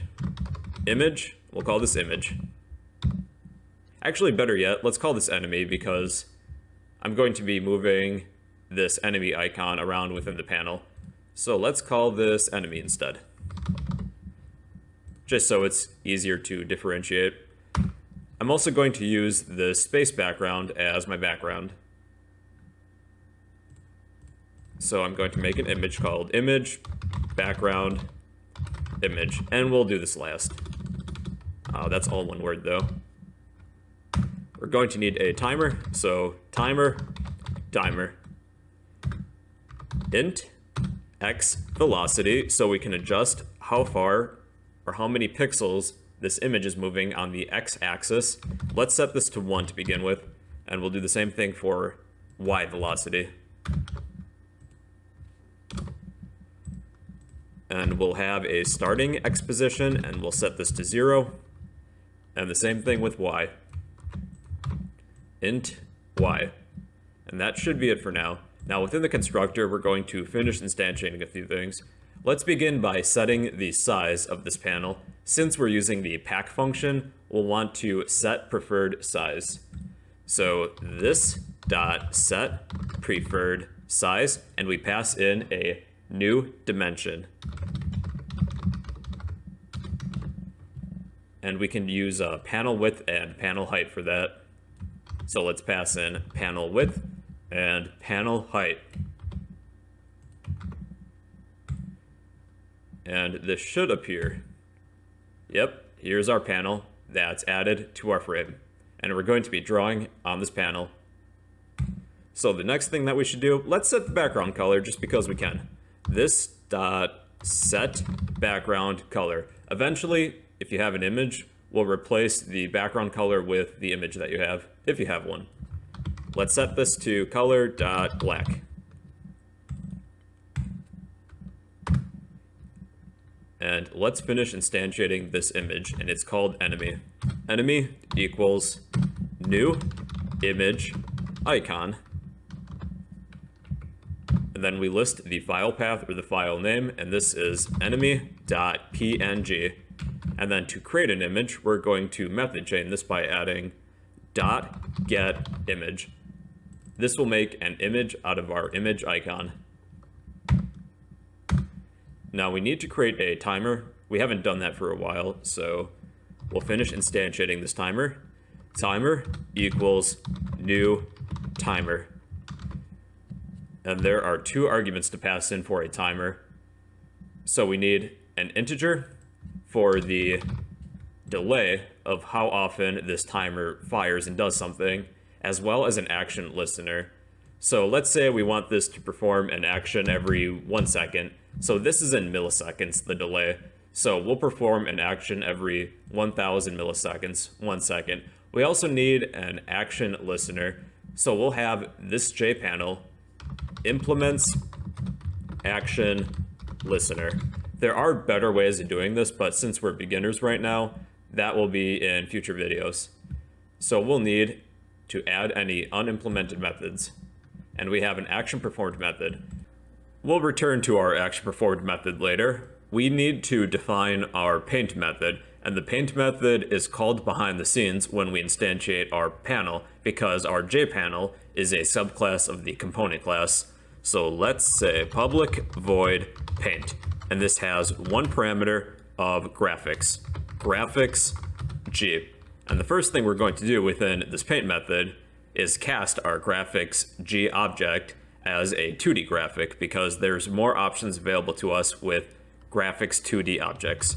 So graphics 2D, we'll call this G2D equals G, and then we need to cast this graphics 2D. And if we want to draw any graphics, we type in G2D dot and then draw, fill, whatever you want. We want draw image because we want to draw our enemy image. And there are a few different images that take various amounts of arguments. So let's stick with this one for now. This takes an image, some coordinates, and then an observer. So with the observer, we have not covered those yet, so we're going to set this to null, and we have to set an X and Y position. Luckily, we already declared what we want these to be. X is 0 and Y is 0, so we can keep these the same. And this image is called enemy. So this will draw our enemy on our panel. And right now it's in the top left corner. So notice that with this background, we set this to black. Now to actually paint the background, we need to use the paint method of the parent class, also known as the superclass. So before we actually cast this graphic, we're going to call super.paint, and we pass in our graphics G. So this will paint the background for us. and you can see that it's black. So this will paint background. Well, we have our image drawn, but how do we get this image to move? Let's say we want to move this image on the x-axis across the screen. Well, we can use our timer to help us do that. So after every 1000 milliseconds, 1 second, it's going to perform our action performed method. Now, with our timer, when we instantiate it, we need a delay, which we have, and an action listener. Since we're implementing the action listener interface, we can pass in this. And then we need to start this timer by saying timer.start. So this will start our timer right when we instantiate this panel. So after every 1 second, we can perform some sort of action. Anything within the action performed method will occur. So let's move the coordinates of our enemy that we have. So we have x equals 0 and y equals 0. Let's say we want to move our image on the x-axis. So we'll say within the action performed method, x equals x plus our x velocity for our enemy. Now, when we run this, pay attention. It doesn't appear to move, but it actually is behind the scenes. I'm going to resize this window slightly, and you'll see that our image just jumped. That's because we are not currently repainting our window that we have, our panel. So we need to actually call this paint method again every time we update the position of our enemy or any components that it contains. And let's look at this paint method. According to the description, it says that applications should not invoke paint directly, but should instead use the repaint method to schedule the component for redrawing. What we're trying to do is that after we update the position of our enemy, we're attempting to call paint again to redraw the enemy in its new position. However, we instead need to use repaint according to the description. Repaint in a roundabout, indirect way will call paint for us to redraw all of the graphics that we have. So now this will actually repaint our enemy without us having to resize the window, because when you resize the window, it will repaint everything. But now it just does it for us. Okay, now this enemy is moving very slowly, so let's have our action performed method be called every 100 milliseconds instead of every 1000 milliseconds. So the position of our enemy is updating every 100 milliseconds, but why stop there? Let's set this to maybe 10. That should be a decent speed. So after every 10 milliseconds, this enemy is moving on the x-axis by 1 pixel. However, it's not going to stop. It'll just keep on going into the void. So we'll want to set some bounds. Let's say that when this enemy touches the right border, we want it to go left instead of continuing right. So we'll write an if statement within the action performed method to check to see if x is greater than or equal to our panel width. So we'll write that first. If x is greater than or equal to our panel width, and we declared that up here, and it's 500. If it is, we want to change direction, and one way in which we can do that is to flip the x velocity. So currently it's a positive number, but if we were to set this to a negative number, it's going to go in the opposite direction. So we can say x velocity equals x velocity times -1. So when we want this to change direction, it's going to multiply whatever x velocity is times -1. So 1 times -1 equals -1. And then when we run this, we'll have to give it a second to reach the border. It's going to eventually go to the left. However, it measures where this enemy is located in the top left corner. So we'll want to take that into account. We're going to add one thing after panel width. Panel width minus enemy dot get width. And then if we have an image observer, we pass that in, but we don't have one, so we're going to set this to null. So we're checking to see if x is greater than or equal to panel width minus the width of the enemy image that we have. And now, once this enemy touches the right border, it's going to flip direction, which it just did. However, now it's going to continue into the void on the left-hand side. So we'll also need to check to see if our enemy is going to touch the left border, and we can do that using an OR operator. So if x is greater than or equal to panel_width minus enemy.getWidth, or x is less than 0, then we're going to flip our velocity. And now it should just go back and forth forever. And let's test it. Man, I hate awkward silences. All right, so yeah, it's just going back and forth forever. So when it reaches one of the borders, it's going to flip the velocity to either a positive number or a negative number. Now let's do the same thing with the y-axis, so this will go up and down. It's kind of the same process that we have before. I'm just going to turn all of this into a comment, and then copy and paste it. So make sure to write this before the repaint method that we have. Replace all instances of x with y. Make sure to do the same for the y velocity as well, x velocity and y velocity, and y equals y plus y velocity.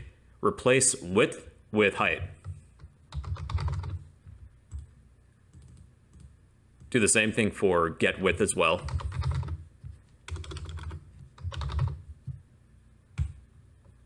Okay, that should be good. And this will just go up and down forever, but let's check just to be sure. All right, we're good. And then if you were to mix these two, this will now go diagonal right across the screen, and when it hits the corner, it's going to bounce back. And you always have the option of messing with the x velocity and the y velocity. Let's set x velocity to 2. And this will now travel in a different direction and bounce off the borders. Let's finish this video by adding a background image, because right now it's just a plain black background. So I'm going to use this image that I downloaded of space, but feel free to use any image that you want to use. So this is within my project folder, and it is called space.png. I have already declared an image that I'm calling background image, and I'm going to finish instantiating this within the constructor. Background image equals new image icon. And within the constructor for the image icon, we list the file path or the file name. Since this file is within my project folder, I can list just the file name, space.png. I want to create an image out of this. I'm going to method chain by adding .getImage to the end of this. And now I can use my background image as an actual image and not just an image icon. I want to draw this image before I draw the enemy. And I'm going to copy this line and make a few changes. I'm going to draw the background image, and I'm going to place the coordinates for this image in the top left corner. So that is where x is 0 and y is 0, and we do not have an image observer, so we're going to leave this as null. And now for the moment of truth. The background image that I have is now applied to the background of my graphic. So that's the basics of creating some very simple animations in Java. If you want a copy of all this code, I'll post all of this in the comments down below. But yeah, that's the basics of simple animations in Java. Hey, what's going on everybody? It's your bro here, hope you're doing well, and in this video I'm going to be discussing with you guys generic methods and generic classes in Java, so sit back, relax, and enjoy the show.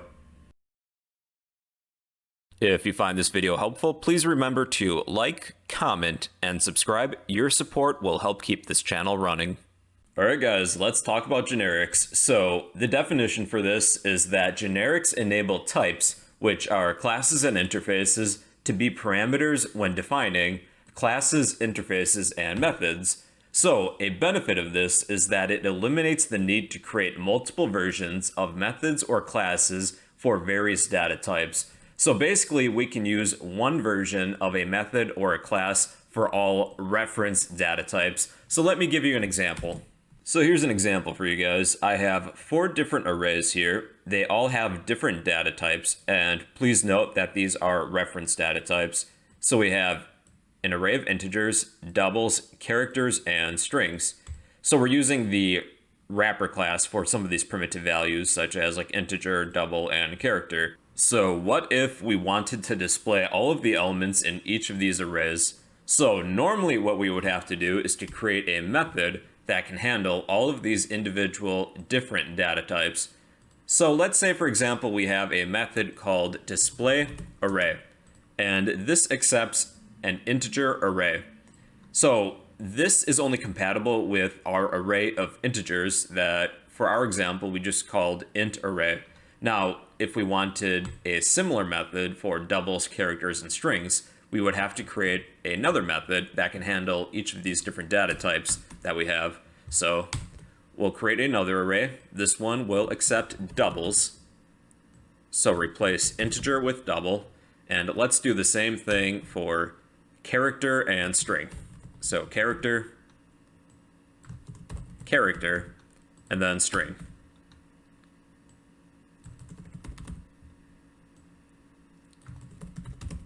And then let's just test this. So we're going to call the display array method, and let's send in our integer array. Then we're going to do the same thing for double array, character array, and string.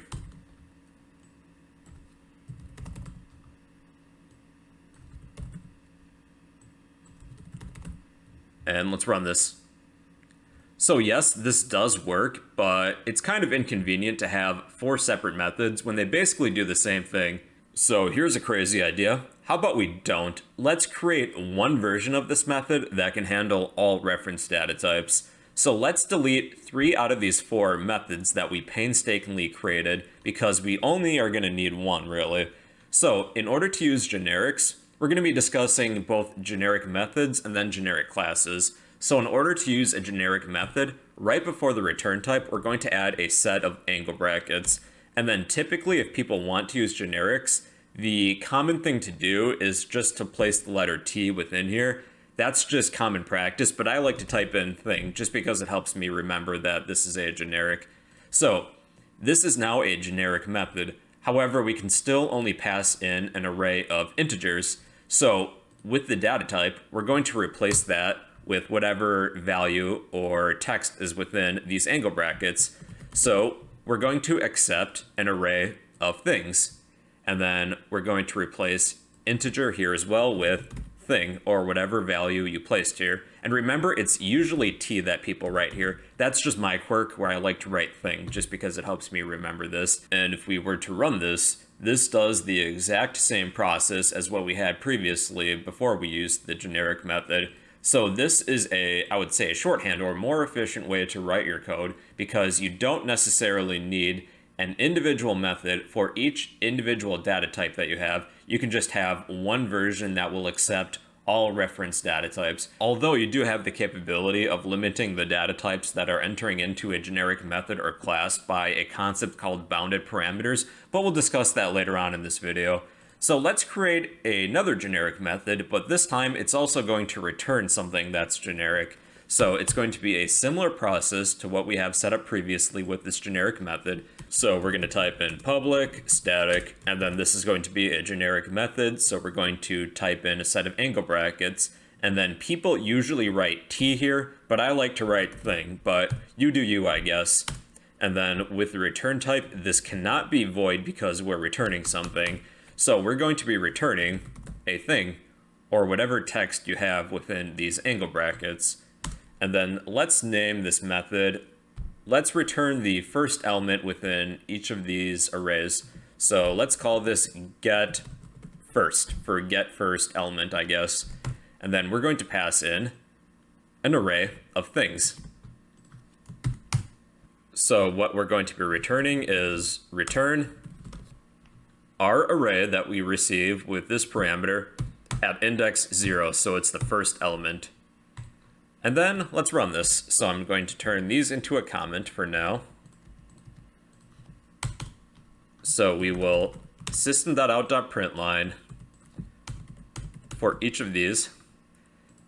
And then we're going to call the get first method within the println statement. So get first, and we're going to pass in our different arrays that we have. So get first int array, double array, character array, and string array. And as you can see, this works just fine.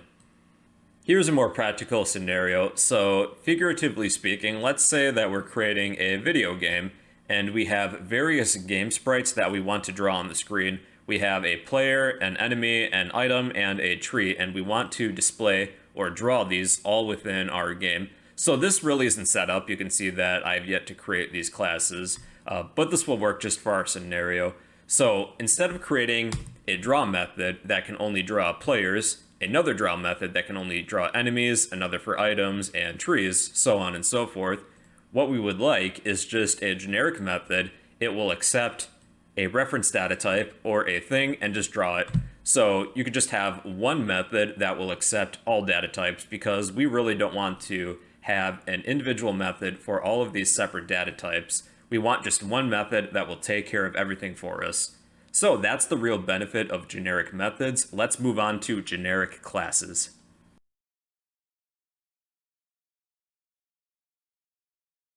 Okay guys, let's discuss generic classes. So for this example, I have a few instances of some classes that we're going to create in just a moment. And each of these classes is going to store a different value, and these all have different data types. So my int will store an integer, and we're just going to pass in 1 to the constructor. My double will pass in maybe 3.14, character, the @ symbol, and then my string will just pass in the word hello. So let's create these actual classes, and then we're going to create a generic class just to compare and contrast the differences between them. So let's create my integer class first. So file, new class. We'll call this my integer class. And all this is going to do is store a single integer value, and we'll call it x. And let's create the constructor for this class. So my integer class, and we're going to receive one argument, and that is going to be the value integer x. And we're going to assign this x equals whatever x that we receive. And then let's create a getter method. So public, and we're not going to type in void, we're going to return an integer. Public integer get value. And we're going to return x. Then let's do the same thing for double, character, and string. So I'm just going to fast forward the video at this point.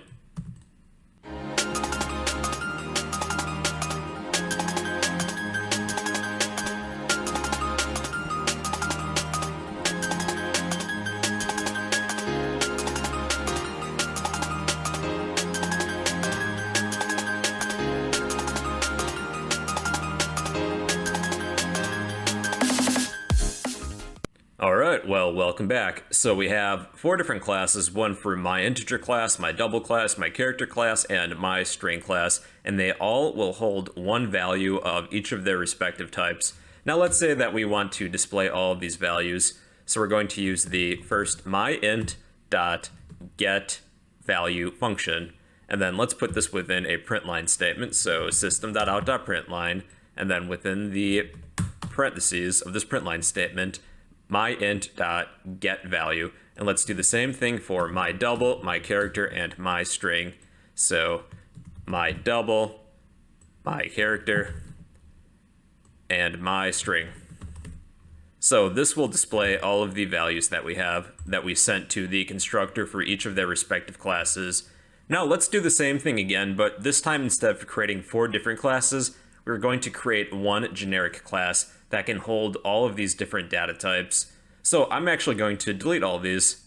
I know it was a lot of work to actually build these, but hey, it's for the video. So let's get rid of these. And this time we're going to create a generic class that will function much the same. So file, new class. We'll call this my generic class. Finish.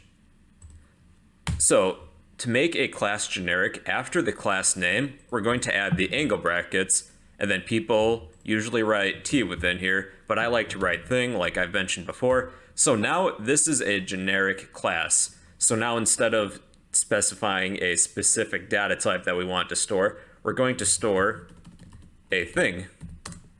So we have a variable that has a thing data type. And then let's create the constructor for this class. So my generic class, and the parameter is that it's going to accept a thing called x. And this x equals x.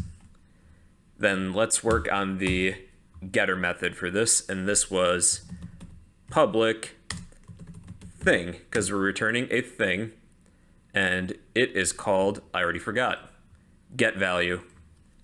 Get value. Return x. And now what we're going to need to do is change integer, double, character, and string all to generic to match my generic class. So let's just fast forward through this.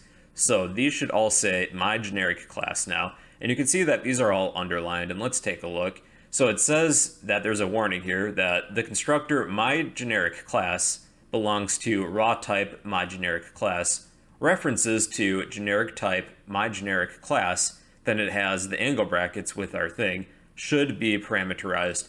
So what this is telling us is that after these class definitions, we should add the angle brackets and then list the data type of what we're sending to my generic class. So with this number, this integer 1, we should list that we're sending this class, my generic class, an integer. And we're going to do the same thing with double, character, and string. So double, character, and string. And then just to get rid of this warning, we're going to add a empty set of angle brackets after this part of the definition. All right, so this will work the same as it has before, where all of these values are displaying, and we only had to do this with one class, one generic class. So with these instances of our generic class, you may have noticed that these are very similar to what we do to declare and instantiate an array list. So just as a refresher, we create an array list by typing in array list, then a set of angle brackets, and the data type of what we're storing within this array list, and this has to be a reference data type. So let's store an array list of strings, and this will be called my friends, and this will currently be empty. So my friends equals new array list angle brackets parentheses, and then we just need to import this. So you can see that the way that we instantiated this array list is very similar to what we did to create instances of our generic class. We list the class name, the data type within angle brackets of what we're storing. We need a name equals new, then the data type again. And then let's take a look at array list. So here's the class definition for our array list, and after the class name, you can see that we have the parameter for our generic class, the angle brackets, and for this one it just says E, but it really doesn't matter what you type within the angle brackets. So that's why with array lists, they're using a generic class, so we can store different reference data types. So we can store strings, integers, or even objects. It really doesn't matter. Since this is a generic class, we don't need to find a specific array list that can hold a singular data type. Like for example, we don't need to find a particular array list that holds integers. Then if we want to store doubles, we don't need a different array list. This array list is a generic class, so we can store whatever reference data type that we want within it. We just have to declare what we're going to store within it. So one thing you should be aware of is that sometimes with generic classes, there can be multiple parameters. So for example, between the angle brackets, you might see each value separated with a comma, and the second value is usually named V as a common convention, but I'll just name this thing 2 just for learning purposes. So my generic class now has 2 generic parameters, and we can no longer create instances of this class only by passing in a single value. So we also need to list the second value or the second reference data type that we're sending to these instances when we construct them. So let's say that to create this instance of my generic class, we're going to pass in an integer as well as another integer. And let's pass in maybe 2 doubles, 2 characters, and then let's mix up the next one. Let's say we're going to pass in a string as well as a character. So we're going to set up the constructor to accept a thing2 value or reference data type. So thing2, and we'll call this y, and let's set up the constructor. So thing2 will be y. So this y equals y. And let's return y this time. And we're going to change thing to thing2. So now we also need to send in another value of the matching reference data type that we have. So maybe I'll also send in 9, 1.01, maybe the money sign for the character. So for this one, this requires a string and a character. So I need to send in a character this time. So maybe the exclamation point. And then let's run this.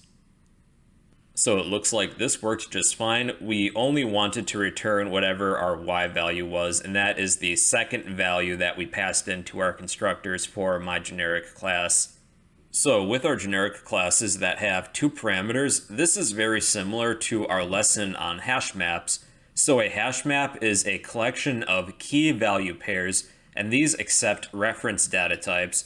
So let's say, for example, we have a hash map of different users for our website. So we can store maybe an integer, this could be the user ID, and their string, which could be their username. So this is very similar to how we created our generic classes that have 2 generic parameters this time. And let's take a look at our hash map class. So this is going to be very similar to our array list, except here that it has 2 parameters, k for probably key, and then v for value. But like I said before, it really doesn't matter what you type in here. Like array list had e, and I think that's for elements. But yeah, you can see that hash maps also have 2 generic parameters. Same thing with how we set up our my generic class.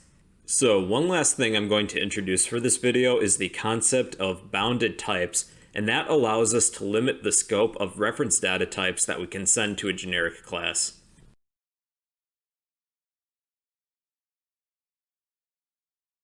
So my last topic for this video is to discuss bounded types. So this allows you to create objects of a generic class to have data of specified derived types.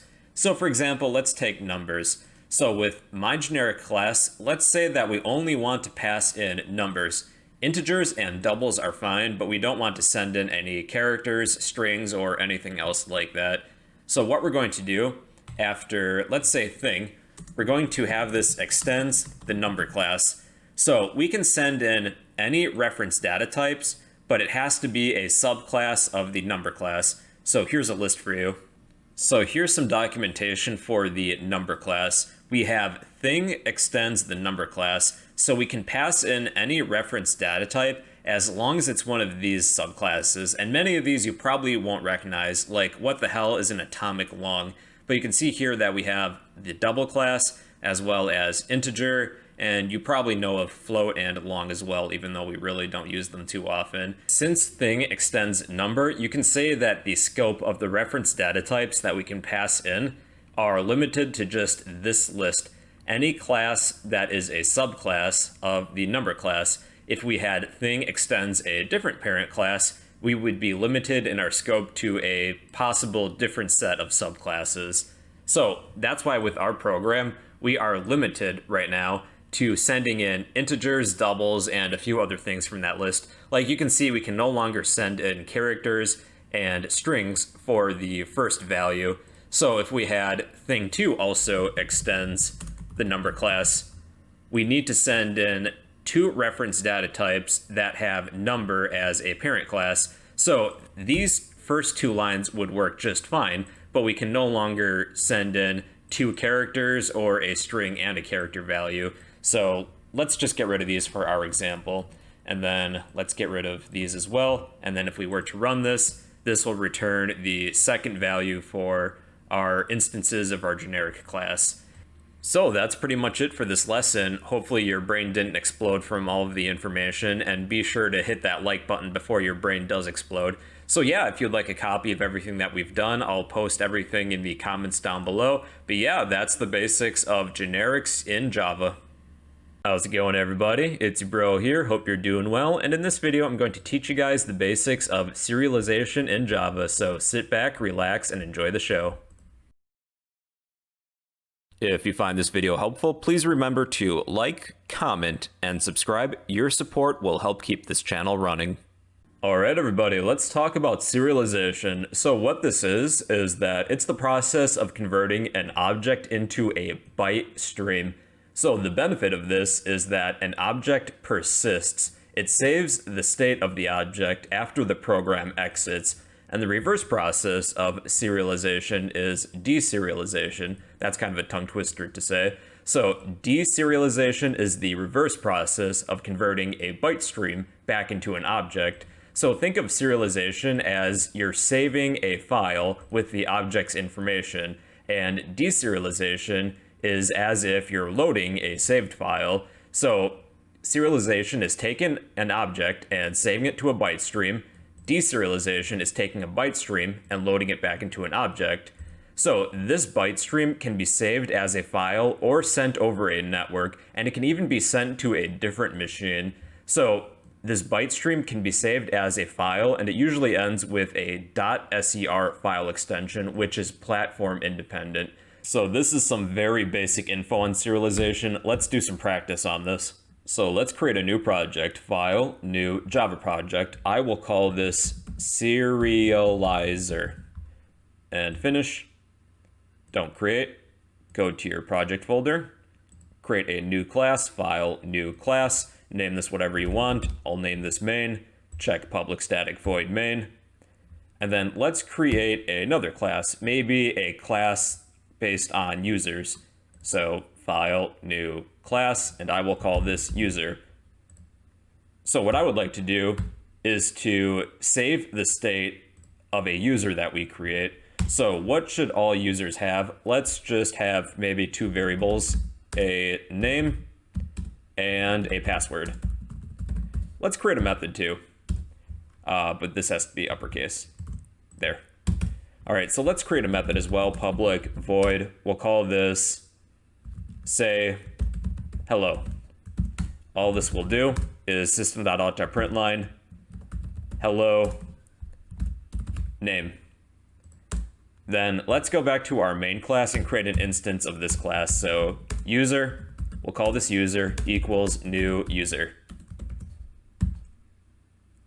And then let's assign these variables. So we need a name and a password. So user.name, and these are public, so we can actually access these from our main class. So username equals bro.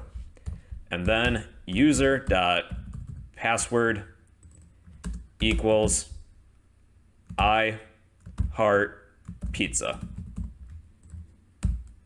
And then at the end, let's just call the say hello method. So user.say hello.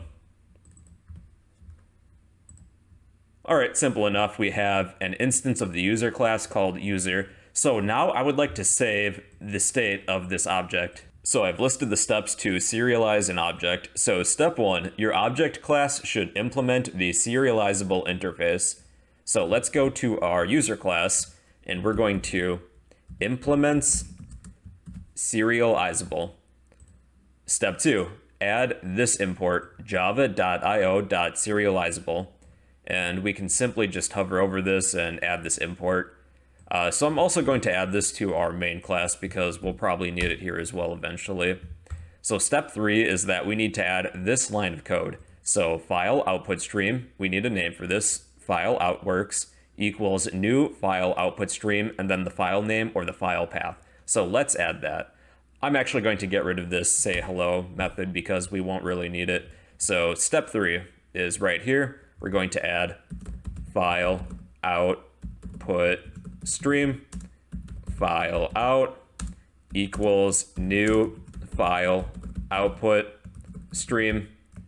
And then let's add a name or a file path here. So I will name this file maybe user info.ser.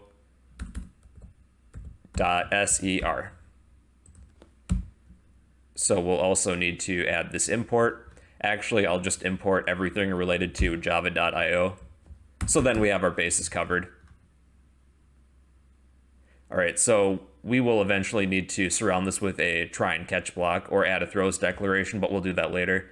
So step 4, add object output stream. We'll name this out equals new object output stream and the name of our file output stream. So object output stream. We'll name this out equals new object output stream. Then within parentheses, we're going to place our file output stream instance within the parentheses. All right, so then we're going to write out.write object and then the object name. So out.write object and our object name is user. And then lastly, we're going to close everything that we've opened. So we're going to take out.close as well as file out.close. So most of this is underlined red, so we either need to surround everything with a try and catch block or add throws declaration, but just for simplicity, I'm going to add throws declaration just to keep things kind of simple. All right, and then let's display a message at the end. So we'll say something such as object info saved. And then let's run this. So object info saved. So if you go to your project folder, it really depends on where you place the file path. So this is going to end up within my project folder. You could place the file path for your desktop or something too if you want. So I'm going to refresh my project folder, and here is that file, userinfo.ser. And let's open this and take a look at it. So this is all Java bytecode. So this file saves the state of this object. You can see here that it says I love pizza and a few other things that might be recognizable, but it's all in bytecode though. So we can actually send this byte stream over a network or save it as a file and send it to a different machine. So what we're going to do in this project is that we're going to create another project folder called deserialize, and we're going to open this file and deserialize it and turn it back into an object. So let's do that. So I'm going to create a new project folder, so new Java project, and we'll call this deserializer. Finish, don't create. Then let's go to this project folder and let's create another main class. So name main or whatever else you want to call this, check public static void main, click finish. And then we're going to create an identical copy of this user class within our serializer folder. So I'm going to copy this, and then let's go back to our deserializer project folder, and I'm going to file, new class, and I will call this user as well so it matches. And then I'm going to copy everything within the user class from the serializer project folder. So these should match then, which they do. Okay, so I'm going to close out of everything related to the serializer project folder. And then we are now within our deserializer project. So here's the steps to deserialize a byte stream back into an object. It's really the reverse process of serialization, but there's one extra step though. So step 1 is that we're going to declare our object but not instantiate it. So we're going to say user equals, and instead of saying something such as new user, this creates a new user. So we're instead just going to say null for now. All right, so step 2, your class should implement the serializable interface. And we just copied this over from our serializer project folder. So make sure you have implements serializable, then make sure you have this import, but I'm also going to import this here as well for our main class. And I'll just import everything related to java.io. All right, step 4, we need to add this line of code. So when we serialized our object, we had file output stream, but this time it's file input stream because we're importing something. So file input stream file in equals new file input stream. And then we need the file name if it's local or the file path. So let's actually take a look to see where this is located. So this is within my serializer project folder. I'm just going to look at the properties of it. And this is the location. So I'm just going to copy this file path and then paste it within the parentheses. And then I need to surround this with a set of double quotes. And then all of these backslashes need to be double because that's the escape character. Step 5, object input stream in equals new object input stream and then the file in instance. So let's add that. Object input stream, we'll call this in, equals new object input. I really cannot spell today, I'm sorry. New object input stream file in. Okay, so that should be good. Then object name equals in.readObject, and then we're going to cast this as the data type of our class. So object name, that is actually user. So make sure it's whatever this object name is. So user equals, then we're going to cast this as our user data type in.readObject. And then we just need to close everything. So in.close file in.close. Then we need to surround everything with either a try and catch block or add throws declaration.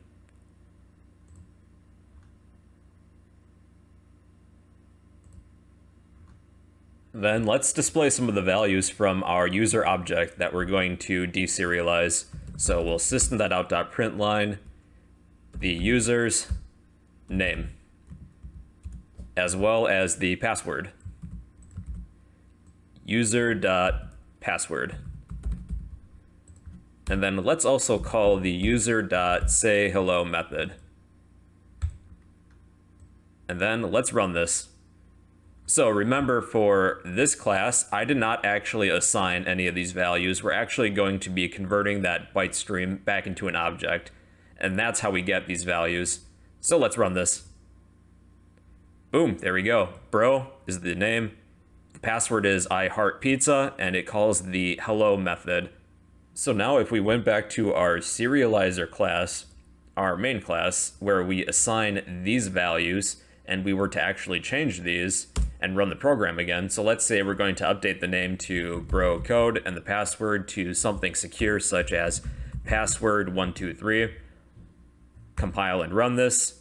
So this will overwrite our ser file. We go back to our deserializer class, run this, and we have some new values for this object. So when you serialize, it saves the state of the object as a byte stream, and deserialize is to take that byte stream and rebuild it as an object.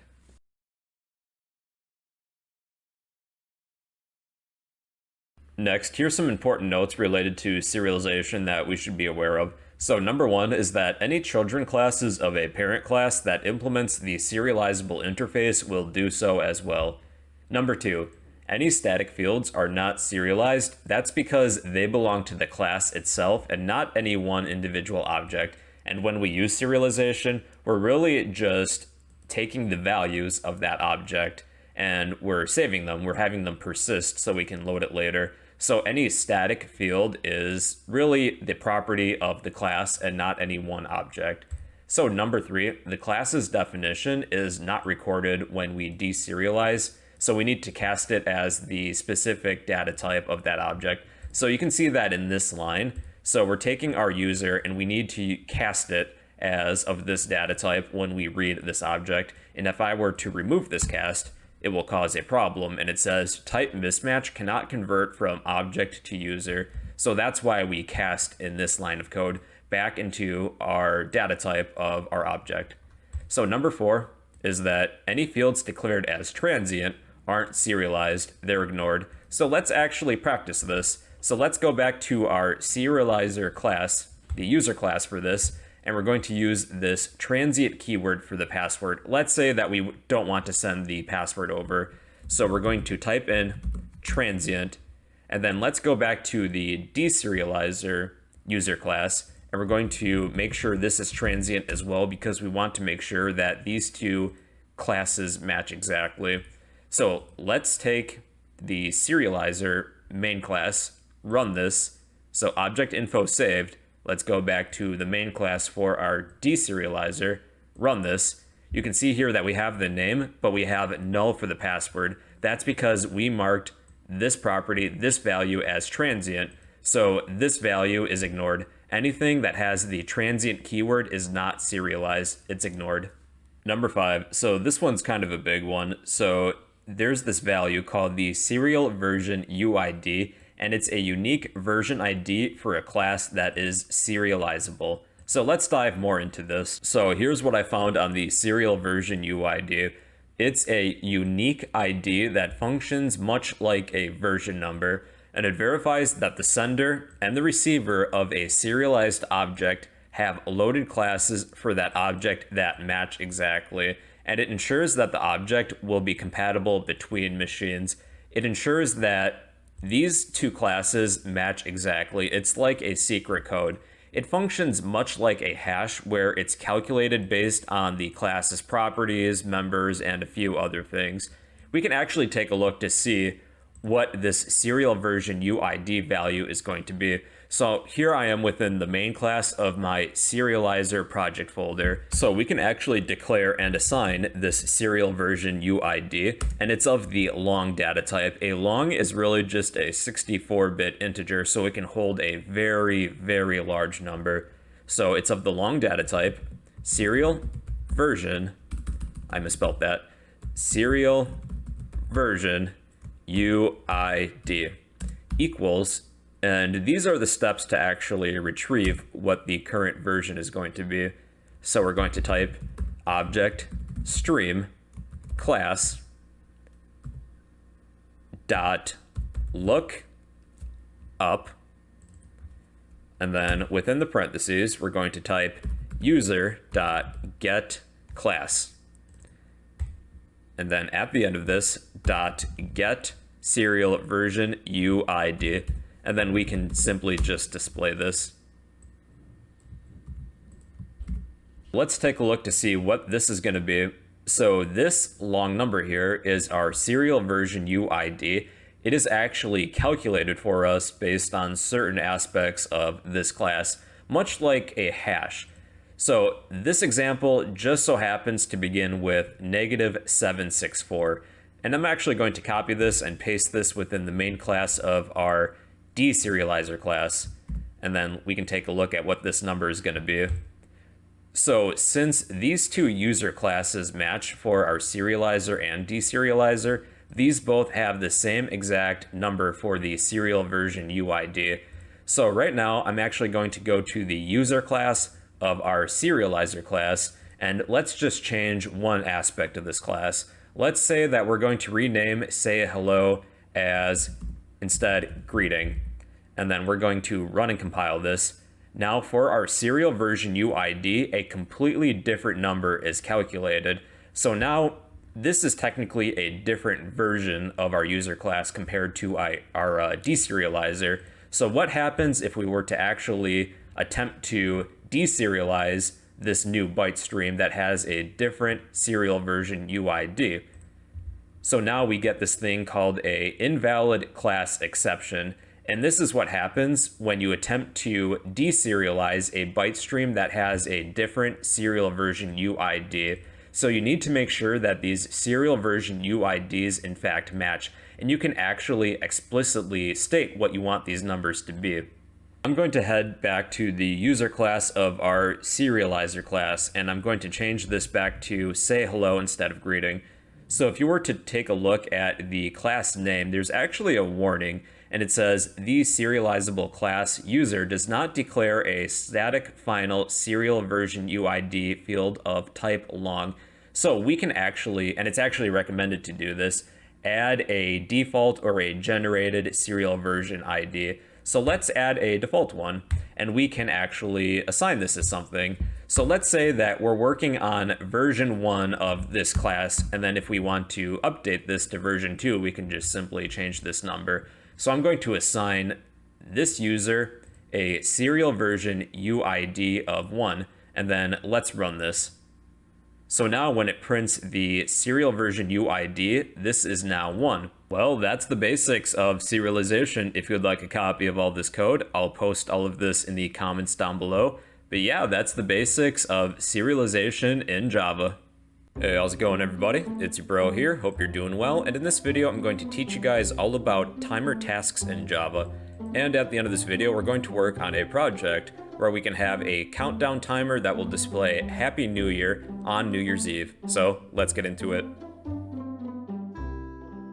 If you find this video helpful, please remember to like, comment, and subscribe. Your support will help keep this channel running. Alright everybody, I have two definitions here for you. The first is timer, and this is a facility for threads to schedule tasks for future execution in a background thread. And basically what this means is that it keeps track of the time in a background thread.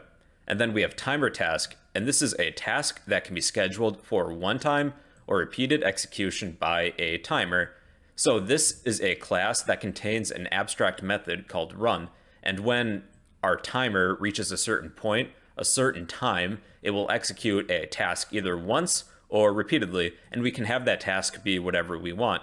So we're going to have a timer task that is linked to a specific timer. So let's begin by creating an instance of a timer. So we're going to type in timer, and let's just call this timer with a lowercase t equals new timer. And this will just keep track of the time, but we'll need an import, so let's add that now. So import java.util.timer. Now we're going to create a timer task. So let's add that to the next line.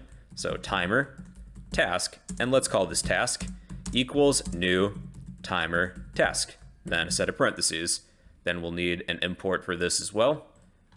So make sure that you have these two imports. Now, an easy implementation of the timer task is to add an anonymous inner class. So with this timer task, we're just going to add a set of curly braces after this, and then we need to add unimplemented methods, and it's just the run method. So this timer task is going to be linked to this timer. So when time is up, it's going to execute this run function here. So when our timer reaches a certain point, it's going to execute this run function of our timer task instance. So you can do whatever you want within this run function, but let's just start with something simple for this demonstration. So I'm just going to create a simple print line statement that says task is complete. Now what we'll want to do is link this task to this timer, so we can use the schedule function of this timer instance. So I'm going to add that after our timer task. So type in the name of the timer, dot, and we can use the schedule function. And there's a few options here if you have IntelliSense. There's a few variations and different ways to do this, but we're going to start with something simple. So this schedule function has two arguments, a task and a time, and you can see that it filled in the tasks that we're going to use within this first argument, and the second is a time. So this is normally in milliseconds. So if you were to set this to 0 and we ran our program, this run function is going to execute immediately. So let's try it. And our task is complete. Now this is a delay, the second argument. So if we were to set this to 3000 milliseconds, there would be a 3-second delay. So you can see that it's not doing anything right now because it's waiting, and once that delay is over, then it executes our task.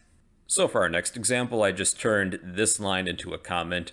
So you don't have to necessarily just pass in only a numeric value. We can pass in a date here if we want this task to be completed at a certain date in the future. So we can actually do that utilizing the calendar class. So let's create an instance of the calendar class and set the date. So we're going to type in calendar, and let's call this date, equals calendar.get instance. And then we're going to set things such as the year, the month, the day, the hour, so on and so forth. So we're going to type in the name of this instance, dot set, and then within parentheses, we're going to type in calendar dot, and there's a few recommendations here if you have the IntelliSense set up. So let's set the year, and this is all in caps. And then we're going to add a comma, then we'll set this for 2020. And then we're going to do the same thing for like the month, the day of the month, the hour, so on and so forth. But I'm also going to change the clock on my computer just to demonstrate this. So let's have this task perform at like midnight this day, basically. So we're going to do the same thing here. And let's set the month. So month, and let's set this to June. So that would be calendar.June. And let's set the day of the month. So day of month. And we'll set this to June 20th. And then we'll do hour of day. So this is in military time. So if you want midnight, that's going to be 0. So it's 0 through 24, basically. And let's set the minutes. So calendar dot minute. And we'll set this to 0. Then you can do seconds as well. So second. We'll set that to 0. And then milliseconds.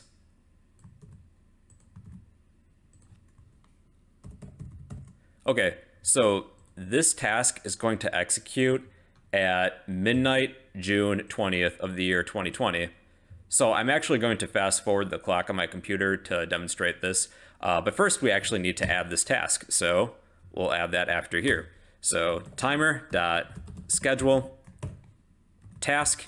And then for the time, what we're going to write is date.get time.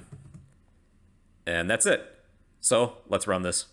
Okay, so here I changed the clock on my computer to just a minute before midnight. So once it hits midnight, it's going to execute this task. So we got 3 seconds, 2, 1, 0. Task is complete. Now for our third example, we're going to use a different method of the timer class, and that is the schedule at fixed rate method. And what this allows us to do is to repeat a task every so often. And I think this would be good for some sort of like countdown timer. So let's create something like that. So timer dot schedule at fixed rate. So this will take a task, the time or delay of the first instance, or when you want this to be executed. And we're going to set this to 0 for now. And this third value is how often do you want this repeated? Let's say that we want this to repeat every 1 second. So we'll put 1000 here for 1000 milliseconds. So this run method is going to execute every second. So let's create a countdown timer. So we'll create a variable within here and let's call it counter and set this equal to 10. And within this function, let's create an if statement in place of this.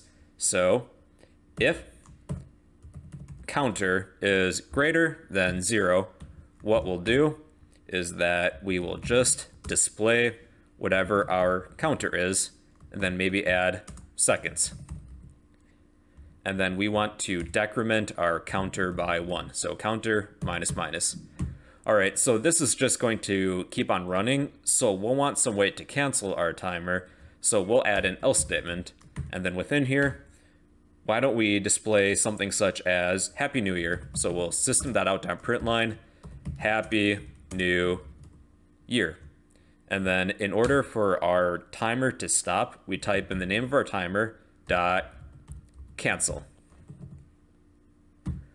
All right, so since there's no delay on this, this is going to begin immediately when we run this. So let's try it.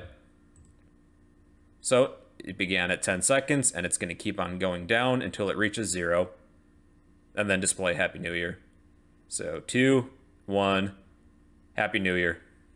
Now let's take this a step even further. So let's have this task begin right before New Year's Day, like 10 seconds before New Year's Day on New Year's Eve, and then we'll have a countdown timer, and then once it hits 0, midnight of New Year's Day, it's going to display Happy New Year. So we can use schedule at fixed rate, and for the delay, we're going to use date.getTime. So I'm just going to copy this, paste it underneath for our next example, and we're going to use date.getTime in place of our delay here. And then we're going to set the day that we want this to begin. So let's set this to, let's set it to 2020, calendar.December, day of the month, the 31st, hour of the day. So this is in military time, so 23, minutes, 59, and then seconds, let's put 50 here. Okay, so I'm going to move the clock on my computer ahead to just before this time. Hey, you know what? Why don't I show you guys how to change the time on your computer? So I'm currently doing this with Windows. So I'm going to hover over the time, right click, adjust time. And I'm going to set the date and time manually. And let's change this to December 31st of the year 2020, 11:59 p.m. And let's change it and run this. Okay, so let's see the time right now. Okay, so we have about a minute. I'm just going to fast forward this video. All right, everybody, our task is about to begin right about now. So 10 seconds, 9 seconds, 8 seconds. I'll shut up now. So 4, 3, 2, 1, Happy New Year. All right, everybody, well, that's the basics of timer tasks. So you can execute some block of code either once at a specific time or immediately, or repeatedly, either immediately or at a set date in the future. So if you want a copy of all this code, I'll post this in the comments down below. And yeah, that's the basics of timer tasks in Java. How's it going, everybody? It's your bro here, hope you're doing well. And in this video, I'm going to be teaching you guys about threads in Java. So let's get into it. If you find this video helpful, please remember to like, comment, and subscribe. Your support will help keep this channel running. Hey everyone, so for this video we're going to be discussing threads. This is going to be part 1 of 2, where this video is going to be focusing on explaining what threads are, and part 2 will be multi-threading. So a thread is defined as a thread of execution in a program. I know that kind of sounds redundant. It's kind of like a virtual CPU. And the JVM, the Java Virtual Machine, allows an application to have multiple threads running concurrently. So each thread can execute parts of your code in parallel with the main thread, and each thread has its own priority. Threads with higher priority are executed in preference compared to threads with a lower priority. So with the Java Virtual Machine, it will continue to execute threads until either one of the following occurs. The exit method of class runtime has been called, or all user threads have died. Then the program stops, basically. So when the JVM starts up, there is a thread which calls the main method, this right here. And this thread is called main. So it's kind of like the thread that starts or begins your program. So let's do some practice with the main thread. So with threads, we can check to see how many are active with a certain method. So we're going to type in the name of the thread class, dot, and use the active count method, and this returns how many threads are currently active. However, we need to put this within a println statement so we can actually see it. So I'm just going to system.out.println and place thread.activeCount within here. And let's see how many threads are running. And it says one thread is currently running, and that is our main thread, basically. And we can also check to see the name of this specific thread. So we can use thread.current thread .get name. So this is going to return the name of the main thread, basically. And then we'll also need to put this within a println statement. So let's just copy this and paste it within here. And I'll probably just turn this into a comment for now. All right, so the name of the thread that is currently running is named main, just like we had in that description just previously. We can also change the name of this thread too.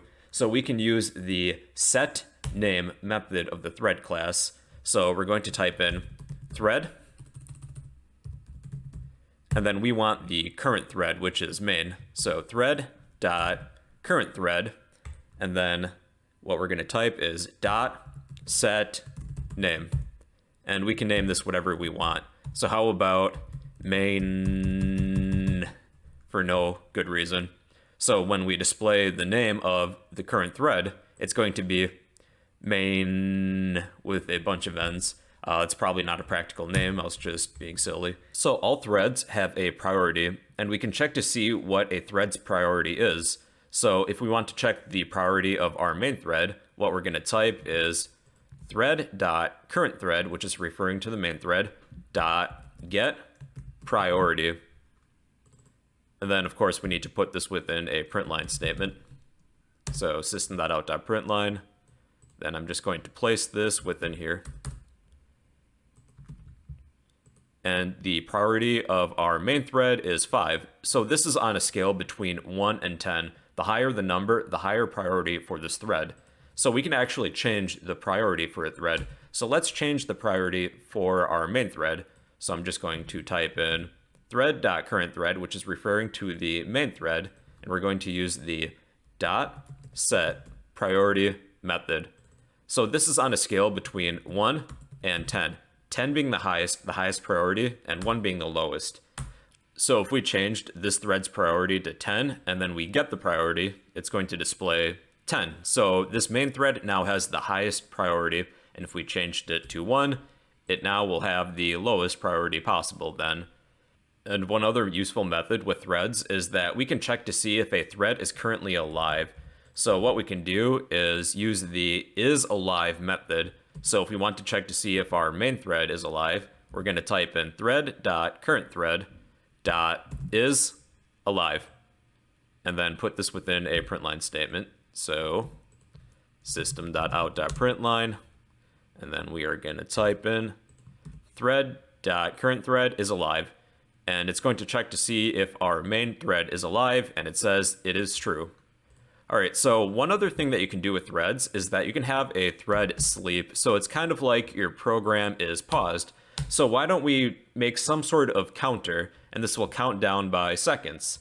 So what I'm going to do is create a for loop, and we'll say int I, and we'll start at 3. We'll count down from 3. And then we'll continue this for loop as long as I is greater than 0.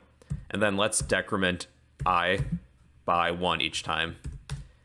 And then what we're going to do within this for loop is just display whatever I is.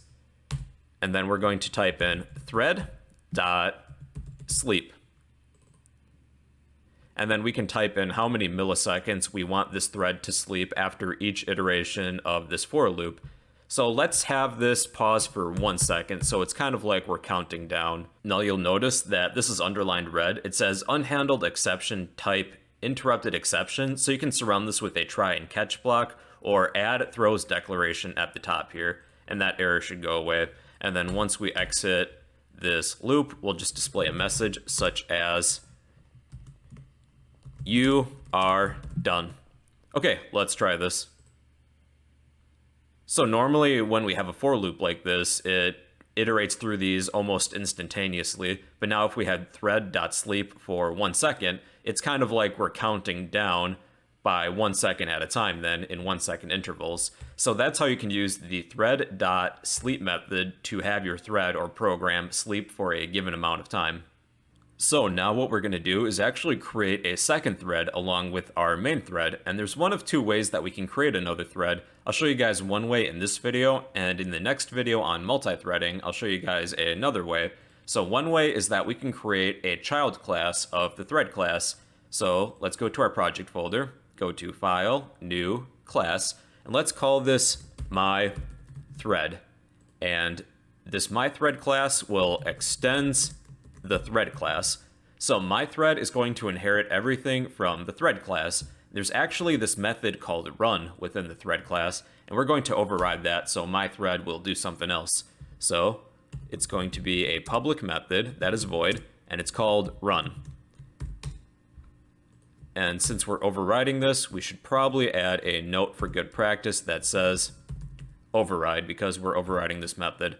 So when run is executed, let's just display that this thread is running. Okay, so this is everything we need to do within our myThread class. So let's create an instance of myThread. So it's kind of like we're creating an object basically. So we're going to type in the name of the class, myThread, and let's call this thread2 equals new myThread. And this will create a second thread along with our main thread that is currently running. Now with the second thread, we can use some of these methods that we used for the first thread. So let's check to see if this thread is currently alive. So what we're going to type is the name of our thread. So thread2.isAlive. And we're going to put this within a println statement. So system.out.println. We're going to check to see if thread2 is alive. And this returns false. And this is the reason why. When you start a new thread or create a new thread, you need to start it so that it begins basically. So we're going to type in thread2.start. And this will start our thread. So this will display that this thread is currently alive. And also notice that it executed our run function, which just displays this thread is running. So it can be tempting to put run here in place of start.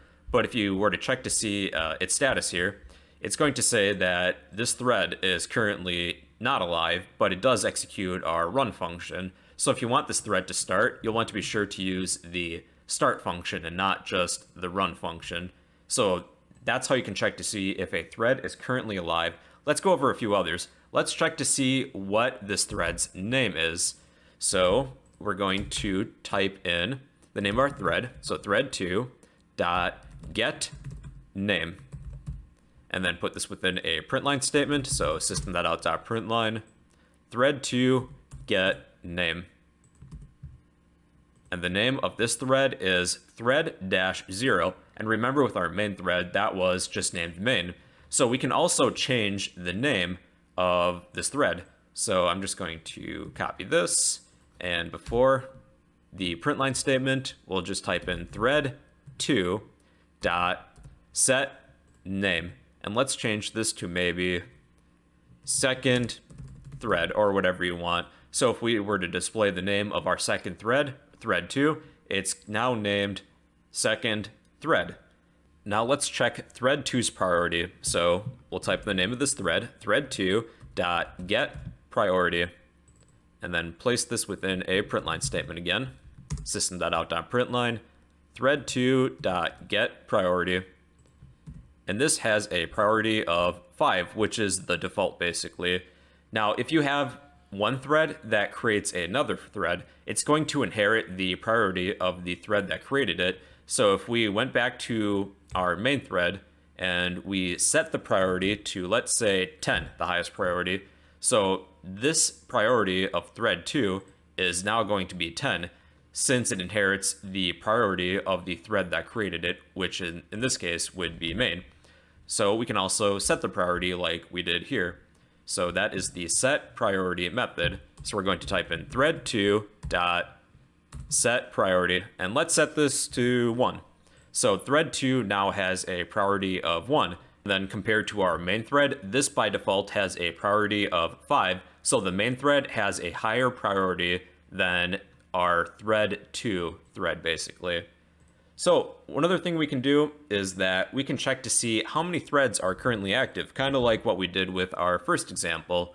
So we're going to use the thread.activeCount, and I'm going to copy this and paste it, and it's going to display how many threads are currently active, and it says 1. That's because we need to start thread 2. And now the amount of threads that are currently active is 2, because we needed to start thread 2. Now, we have one last thing to discuss. There's two different kinds of threads. They are user threads and daemon threads. That sounds kind of cool, right? So a daemon thread is a low priority thread that runs in the background to perform tasks such as garbage collection, and the Java virtual machine terminates itself when all user threads, which are non-daemon threads, finish their execution. So if we were to create another thread, this would normally by default be a user thread, a non-daemon thread, but we can actually change it so it is a daemon thread. First, let's check to see if it is a daemon thread. So there's actually a method for this. We type the name of the thread, so thread2 dot, and we'll use the isDaemon method, and then we need to put this within a println statement. So system.out.println thread2.isDaemon, and then we'll display this and run it. So it says false. So this thread is not a daemon thread, but we can actually set it so it is. So we're going to type in thread2.setDaemon_true and run this again. And it says true, so this is a daemon thread, and it runs the program. Now we can actually change the myThread class, and we can check to see if this is a daemon thread. So if this dot is daemon will display this is a daemon thread that is running. Otherwise, else will just display system.out.println this is a user thread that is running. All right, so if we were to revert this back to false, it displays this is a user thread that is running, and if we change this to a daemon thread, it's going to display this is a daemon thread that is running.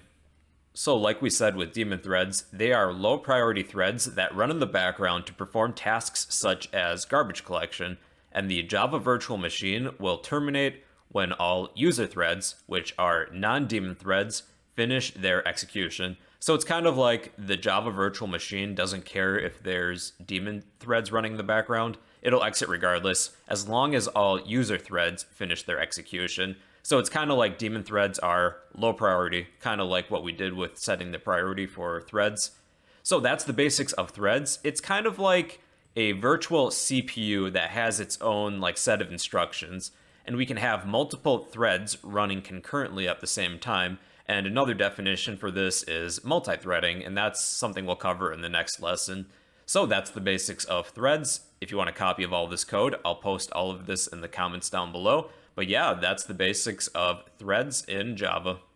How's it going, everybody? It's your bro here, hope you're doing well, and in this video we're going to be discussing multi-threading in Java. We're going to be counting up and counting down at the same time. How about that? Let's get into it. If you find this video helpful, please remember to like, comment, and subscribe. Your support will help keep this channel running. Alright everybody, let's discuss the definition of multi-threading real quick. So this is the process of executing multiple threads simultaneously, and it helps maximize the utilization of your CPU. And with threads, they are independent, so they do not affect the execution of other threads, and an exception in one thread will not interrupt other threads since they run independently. And this is useful for serving multiple clients, multiplayer games, or other mutually independent tasks. So let's do some multi-threading right now. So what we're going to be doing for this example is that we're going to create two separate threads, and each of these is going to have basically a sub-program. In the first thread, we'll create a simple counter that will start at 10 and count down to 0. And in the other thread, we'll do the same thing. We'll have a counter, but let's start at 0 and then count up to 10. And both of these threads are going to run at the same time and display the results as they continue. So there's two different ways of creating a thread. The first is that we can create a subclass of the thread class. So let's try that. So within your project folder, go to File, New, Class, and let's call this maybe myThread. It doesn't really matter, just make sure that this subclass extends the thread class. And then we're going to need to override the run method of the thread class. So we're going to type in public void run, parentheses, curly braces. And since we're overriding a method, it's good practice to add at override, although it's not necessary. So when we start the instance of this thread class, it's going to execute this run method. So let's create an instance of myThread within our main class. So we're going to type in myThread or whatever else you named this. Let's call this first thread thread1 equals new myThread. All right, so when we eventually start this thread, it's going to execute this run function. So what do we want this to do? Well, this is a great time for us to place our counter program within here. So we can do this with a simple for loop. So we'll start at 10 and then count down to 0. So we'll put for int I, set this equal to 10. We'll continue I as long as I is greater than 0. And then we'll decrement I by 1 after each iteration of this for loop. So within this for loop, let's just system.out.println,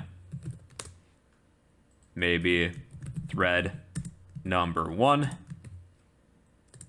and then we'll display whatever the current value of I is. So we don't want this to run like instantaneously. Maybe we would like some sort of like pause for like 1000 milliseconds between each of these iterations to simulate like a countdown. So what we can do is just type in thread.sleep. Then within here, we want this to sleep for 1000 milliseconds after each iteration. And then since we're using this method, we have to surround this with a try and catch block. So make sure you put that in as well. All right, so then once we exit this for loop, let's just display a message such as thread number 1 is finished. All right, and that's all there is to it.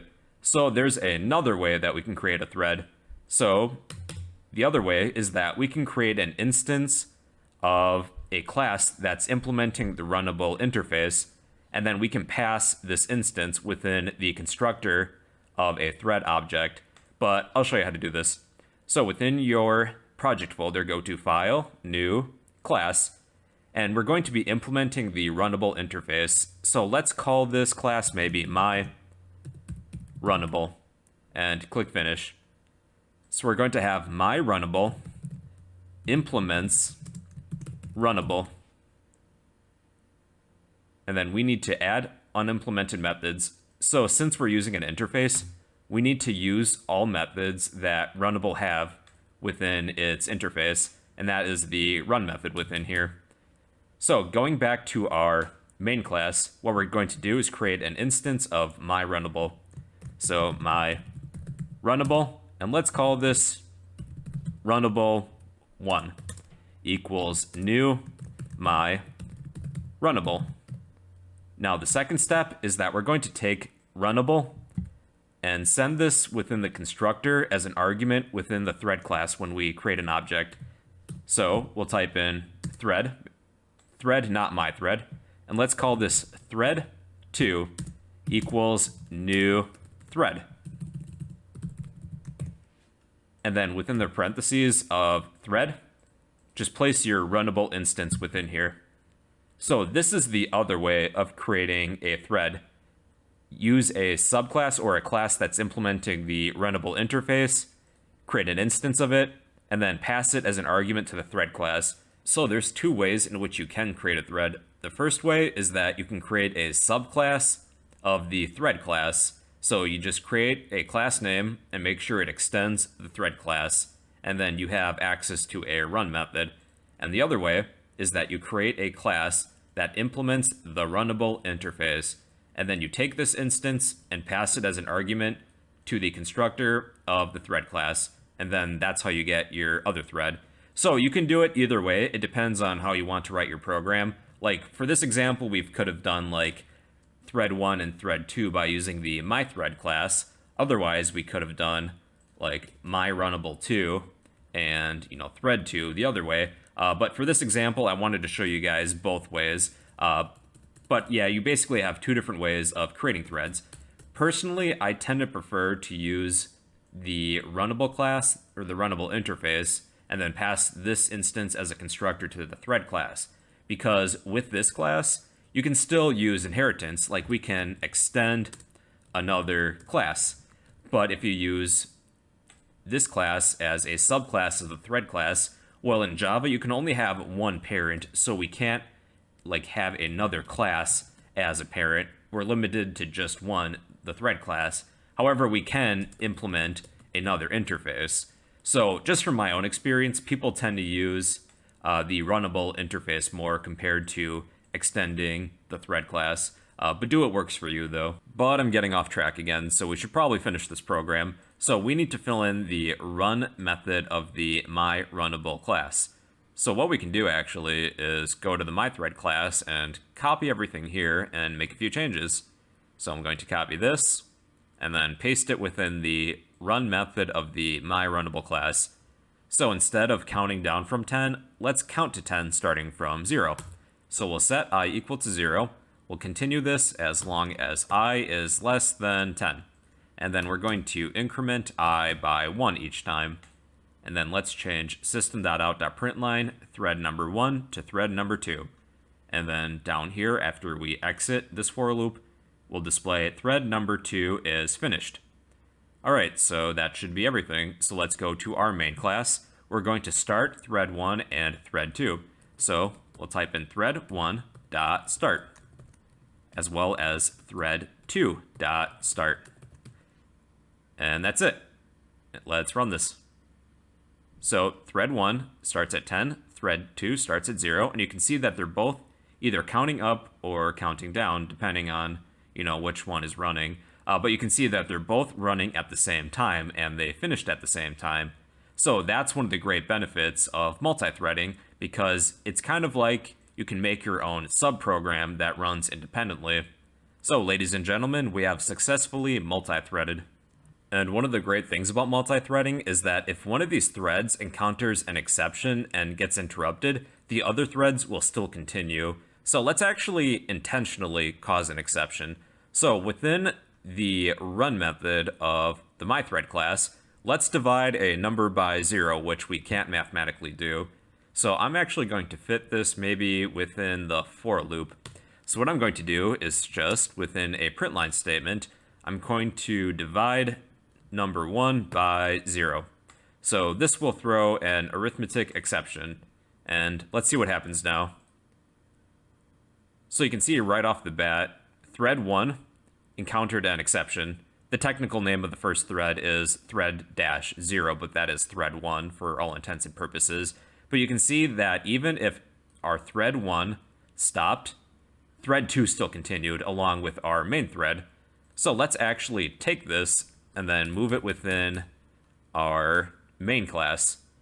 So how about after these threads start, thread 1 and thread 2, we'll divide by 0 right after these threads start.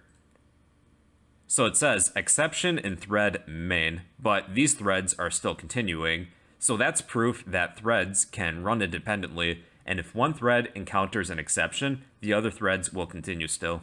Now, there's one method I want to talk to you guys about, and that is the join method. So the calling thread that calls this join method will actually wait for a specified thread to die until it resumes. So let's say that we want thread 2 to start right after thread 1. So what we'll do is type in the thread that we're waiting to die, or finish, basically. Let's say thread 1. So what ends up happening is that if we type in thread1.join, we're going to pause our main thread until thread 1 is completely done. And then we'll need to either surround this with a try and catch block or add throws declaration, which I did at the top. So if we type in thread1.join, the main thread is going to wait until thread 1 is finished, and then it's going to continue on with the rest of the program. So let's try it. So thread 1 is running right now, but thread 2 doesn't appear to start.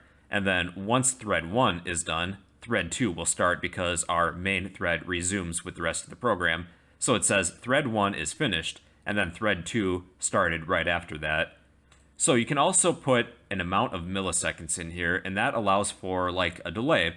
So for example, if we put 3000 milliseconds in here, the main thread is going to be paused for 3000 milliseconds before the main thread will continue. So let's try it again, but place 3000 within here. So it's going to wait 3 seconds before thread 2 begins, and that seems about right. So then thread 1 is about to finish, and then thread 2 is going to finish a little bit later, right about now. With the join method, the calling thread, and for this example, it's the main thread, will wait until the specified thread dies or for X amount of milliseconds. Hey, you know what? I forgot to talk about daemon threads in this video, so I should probably do so before we wrap things up. So a daemon thread is a background thread. It is a non-user thread. So user threads and daemon threads are kind of like opposites. So the Java virtual machine will not wait for any daemon threads before exiting, but as long as there's one user thread, the Java virtual machine is going to wait to exit until all user threads are finished. So let's take our previous example where we divided a number by 0 within our main class. So what we did for this example is that the main thread encountered an exception, but these other 2 user threads are still running. So since there's at least one user thread that is still running, the Java virtual machine will not exit until all user threads are complete. But if we were to set these as daemon threads, well, the Java virtual machine is going to exit then as soon as all user threads are finished. So let's change these to daemon threads. So we'll take thread1 dot set daemon and set this to true. And we'll do the same thing for thread 2. So thread 1 and thread 2 will no longer be user threads. They are the opposite, basically. They are daemon threads. And when we run this program, well, we don't get that countdown anymore. We have an exception in thread main, and the Java virtual machine actually terminated because there were no more user threads. We had some daemon threads running in the background, but they terminated because the Java virtual machine doesn't care if they're running. It'll exit regardless. So that's the basics of multi-threading, and just as a reminder before you go, there are 2 different ways of creating threads. I just so happen to use both of these ways for this example. You can either create a subclass of the thread parent class, or you can implement the runnable interface and pass that instance as an argument to the thread constructor. So you can do it either way. You might have a preference for one or the other, but for this example, I just did one of each. You don't have to do it exactly the way that I did. So yeah, if you want a copy of all this code, I'll post this in the comments down below. And, well, that's the basics of multi-threading in Java. How's it going, everybody? It's your bro here. Hope you're doing well. And in this video, I'm going to be teaching you guys about packages in Java. So sit back, relax, and enjoy the show. If you find this video helpful, please remember to like, comment, and subscribe. Your support will help keep this channel running. Have you ever wondered what we're doing exactly whenever we add an import to the top of our program? Well, today's your lucky day because we're going to uncover this mystery. So a package is a bundle of related files that we can use in our programs. So with our main class, I have this class within our default package. Now we can create another package within our project folder. So let's create a package, let's say tools. So we're going to right click and we are going to create new package. And I'm going to call this tools. Maybe it contains some useful tools that we can use, and click finish. So now within my source folder, I have a package called tools. And what we can do with this package is that we can actually add some classes or other files to this package. So I'm going to create a new class, and I'll call this class maybe toolbox, and click finish.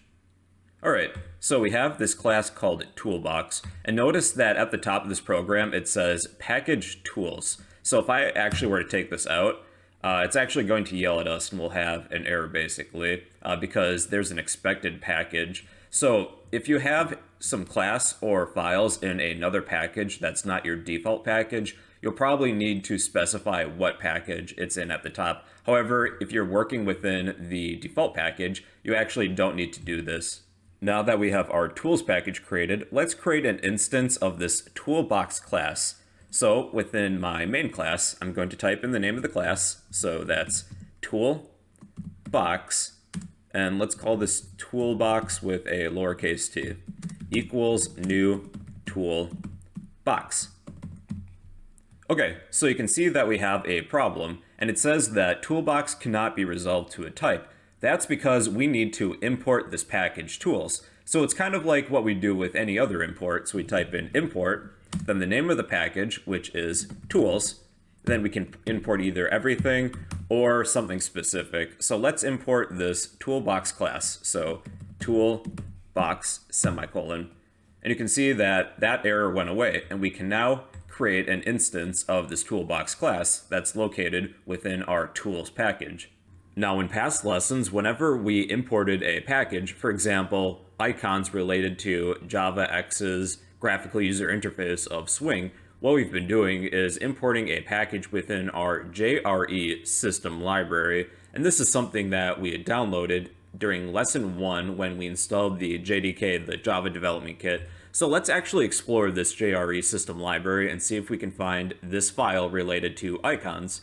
So it was import javax.swing.icons. So that's located within our JRE system library, and it's within this jar file called java.desktop, and there should be a package for javax.swing located right here. So here are all the related files for javax.swing, and icons should be right here. So let's actually take a look at this. This is more specifically an interface. So this is everything that is written for the icon class, the icon interface. So there's not really much here. There's a few methods and a bunch of notes by the developers. So whenever we import something, at least in past lessons, we've been importing these packages from the JRE system library located within our project folder. So that's the basics of packages in Java if you want a copy of this code. Well, really, there's not much here, but I'll post this in the comments anyways. But yeah, that's the basics of packages in Java. How's it going, everybody? It's your bro here. Hope you're doing well. And in this video, I'm going to teach you guys how we can compile and run Java programs using command prompt. So sit back, relax, and enjoy the show. If you find this video helpful, please remember to like, comment, and subscribe. Your support will help keep this channel running. Hey everybody, so we're going to compile and run a Java file with command prompt, and I made this cheat sheet here, and I'll keep this up as we're going through the steps. And I'll also post this in the comments down below if you'd like a copy of all the steps. So let's begin with step number 1. We have to make sure we have a Java JDK, a Java Development Kit installed, and we did this in lesson 1. So let's just be sure that we have it. This is how to find your JDK. So I'm going to go to my C drive that is located right here. It's within Program Files, the Java folder, and here are the JDKs. So I actually downloaded the most recent version that came out recently, so that's why I have to. So if you're missing the JDK, just go to any web browser and look up Java JDK download. It's going to be this first link, and then go to JDK download and select the appropriate file for your operating system, and that is step 1. Now with step number 2, this is completely optional, but we don't always necessarily need to rely on an IDE like Eclipse or IntelliJ IDEA to create a Java file for us. We can write Java code using a text editor such as Notepad. So let's actually do this for practice. Let's create a simple Hello World program. So I'm just going to open up Notepad, and then we're going to type in public class and the name of a class. So let's call this class Hello World. Then we need a set of curly braces, and then we need to create a main method within this class. And this is the starting point of the program. So that's public static void main parentheses. Within the parentheses, we type in string straight braces args. I think I'm going to zoom in a little bit. So I'm just holding Control+ to zoom in. And then we need to add a set of curly braces for this main method. Okay, and then let's create a print line statement. So system.out.println parentheses semicolon at the end, and let's display a message within double quotes. So maybe bro says to subscribe or else. And now once you finish your code, what we're going to do is save this to a convenient place. So I'm just going to save this to my desktop. And what we're going to type for the file name is the name of the class. Match this exactly. It is case sensitive as well, so that's hello world. And the important part is to type in .java, so we're using the Java file extension, and we'll click save. All right, and here is my Java file. I'm just going to open this up, and here it is. All right, let's move on to step 3. We're going to open command prompt, or if you're using Mac, I believe that is terminal on your computer. So I'm going to look up command prompt. Okay, now the first thing that we're going to do is we're going to set the path to where our Java development kit is. So we can actually look this up. So I'm going to go to my C drive. That is here. It's within program files, within the Java folder. Then click the latest JDK that you have. And then we're going to go to the bin folder. Then we want to copy this address. So I'm just going to right click, copy address. And then we're going to set the path to this address. So set path equals the path to your JDK, the bin folder, and hit enter. All right, so that is step 4. Now step 5 is that we're going to change the directory so it's pointing to your location for your Java file. So cd, and then let's get the address for this file. So properties, and I'm going to copy this location. So cd and the address.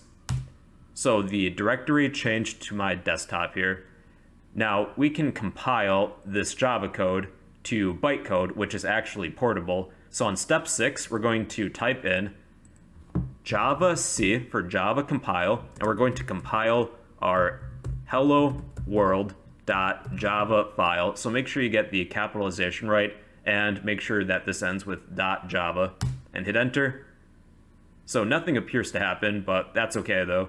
So now we have this class file, and this is actually bytecode, so it looks like it's in an alien language. So this is Java bytecode. If you remember from the very first lesson, we take a Java file and compile it to bytecode, and bytecode is actually portable between different operating systems and machines. So if I wrote this with a Windows computer, this file is portable to, let's say, a Mac, but that Mac would need a JRE, a Java runtime environment, but that usually comes with the JDK that we installed. So let's actually run this now. So this is a .class file, and let's take a look at that. And our Java file was a .java file. So if we want to run this .class file, what we type in is Java and the name of the file. So that's hello world, and hit enter. And it runs our program, and here it says, bro says to subscribe or else. Now here's another thing that you can try. Let's take a Java project that we've made in the past. I'll take this stopwatch program that I made, and there's actually a GUI component with this. So this contains at least 2 different files. So I'm going to copy this and place this on my desktop. All right, and then we can actually run this using command prompt. So what we actually need to find is the class file that contains the main method. So that is located within the bin folder of this project, and that is right here for main. All right, so here's that class file, and actually if you look in the source folder, these are the Java files that we compile. So we need to run this main file within this folder. So let's go through the steps. We have a JDK installed. We're going to open command prompt, which we have. We'll need to set the path, so let's do that real quick. So we'll make sure we set the path. Okay, we're good. And then we're going to change the directory of where this file is located. So let's find the address for this. So that is within here. So I'm just going to copy this address, and we're going to type cd and the address of this file. All right, and then this is already compiled, so we can skip this step because it's a class file already, so there's no need to compile. All we need to do is type in Java and the name of the file that contains the main method. So that is, for my project folder, main. And when I hit enter, it's going to run my stopwatch program. So that's the basics. I'll post these steps in the description and in the comments down below if you would like a copy for yourself. But yeah, that's how to compile and run a Java program with command prompt. How's it going, everybody? It's your bro here, hope you're doing well, and in this video I'm going to teach you guys how we can turn our Java programs into an executable application. So sit back, relax, and enjoy the show.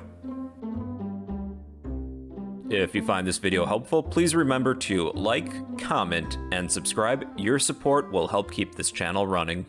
Alright everybody, so I'm going to be splitting up this video into different sections because it seems like you guys for the most part are either using the Eclipse IDE or IntelliJ IDEA, so I'm going to teach you guys how to create executable jar files using each of these. So I'll be splitting up this video into sections and I'll include some timestamps in the description. I also have all of these steps written out if you would like a physical copy of these. I'll copy and paste this and post this in the comments down below if you'd like to follow along step by step. So let's begin by creating an executable jar file with the Eclipse IDE. So here I am within the Eclipse IDE. Now within your Package Explorer, select a project that you want to create an executable of. So select one that has a GUI component so you can actually see it. So let's say that I want to create an executable of the stopwatch program. So what I'm going to do is right-click this project folder, go to Export, go to the Java folder. Let's pretend that that wasn't open. And then you can either make a jar file or a runnable jar file. So I'm going to select runnable jar file and click next. And then for the launch configuration, make sure that this is set to the main class of your project. So one mistake that I made, I actually have two stopwatch programs. I have one that's spelled slightly differently, so that was giving me some problems. So make sure you select the right project. It also doesn't help that I have like a billion projects within here. Now, for the export destination, you can choose where you want this to be exported to. So I'm just going to save this to my desktop. So this is going to be named stopwatch, and it's a jar file. Click Save, and then we are going to click Finish. And then it's okay if we have some warnings, so I'm just going to click OK. Let's go to my desktop, and here is the executable jar file, so let's take a look at it. It's an executable jar file. The file extension is .jar. And when you click on this, it runs my stopwatch program. So now let's do this with IntelliJ IDEA. So here I am within IntelliJ IDEA. So if you're using this IDE, this is how to make an executable jar file. So I have this very same stopwatch program from the demonstration using the Eclipse IDE. So I want to create an executable of this project. So what I'm going to do is go to File, Project Structure, and then I'm going to go to Artifacts, click this plus button, jar, and then from modules with dependencies. So make sure this module is selected for your project. Then we need to find the class that contains the main method, and this is usually main. And then click OK. Extract to the target jar, that's fine. And then click OK. Now within this project structure window, if you want, you can change the output directory. So I'm actually going to change this to my desktop for convenience. So let's click on my desktop and click OK. Then apply, and then OK. And the last step, go to the top of this window for your IDE, go to Build, Build Artifacts, and then Build. So this jar file is going to be sent to my desktop momentarily. There it is. And let's run this. And here is my stopwatch program. Now, one question that you might be wondering is how can we change the icon for this executable jar? Well, we normally can't change the icons for a jar file. It's more of an operating system sort of deal. So one thing that we can do is use an executable wrapper with the help of some third-party software. But the first thing that we're going to need is an ICO file. So you can actually take any image, well, most images, and we can actually use some third-party software to convert this to an ICO file. So let's say that I want to use this stopwatch image that I made here. Well, it's really just an emoji that I expanded, but it's a PNG file. So I'm going to want to convert this to an ICO file. So one website I recommend that's been pretty good to me is icoconvert.com. So let's head there. Or you can just do a Google search. I don't care. Do whatever you want. So I'm just going to click this first link, and this is icoconvert.com. All right, so we're going to choose a file. I'm going to select this stopwatch. And here it is. So I'm going to open this and upload. So this website has a few limitations. It has to be PNG, JPG, or BMP. And then there's some other things you can do if you want to format this. All we need to do is click Convert ICO at the bottom and download your icons. Alright, so I moved that file from my downloads folder to my desktop, and I just got rid of the old PNG file. So let's right click on this just to be sure it's an ICO file for icon. So that's everything that we need.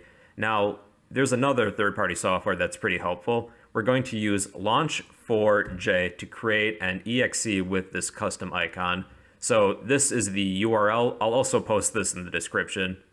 So here's the website, launch4j.sourceforge.net. And then if you need to download this, there's a download tab on the left-hand side, and you can select the appropriate download for your operating system. So once that's downloaded, open it up.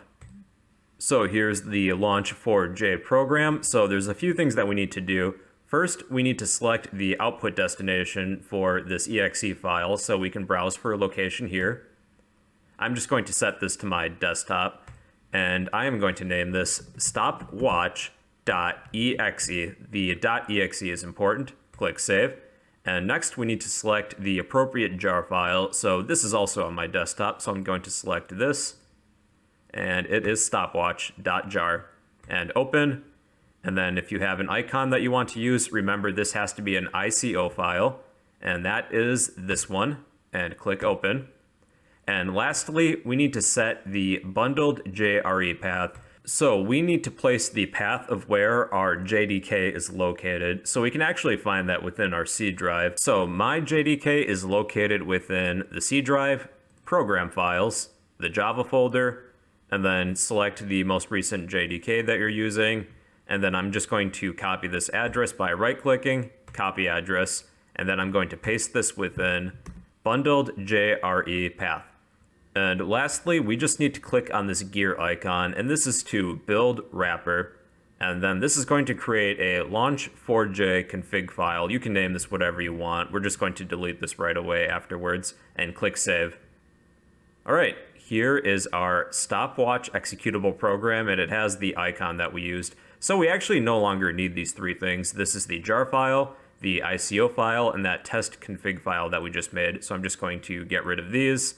And here is the file that we wanted. So this is an exe file. It's an application. And if we were to click on this, it's going to run our designated Java program.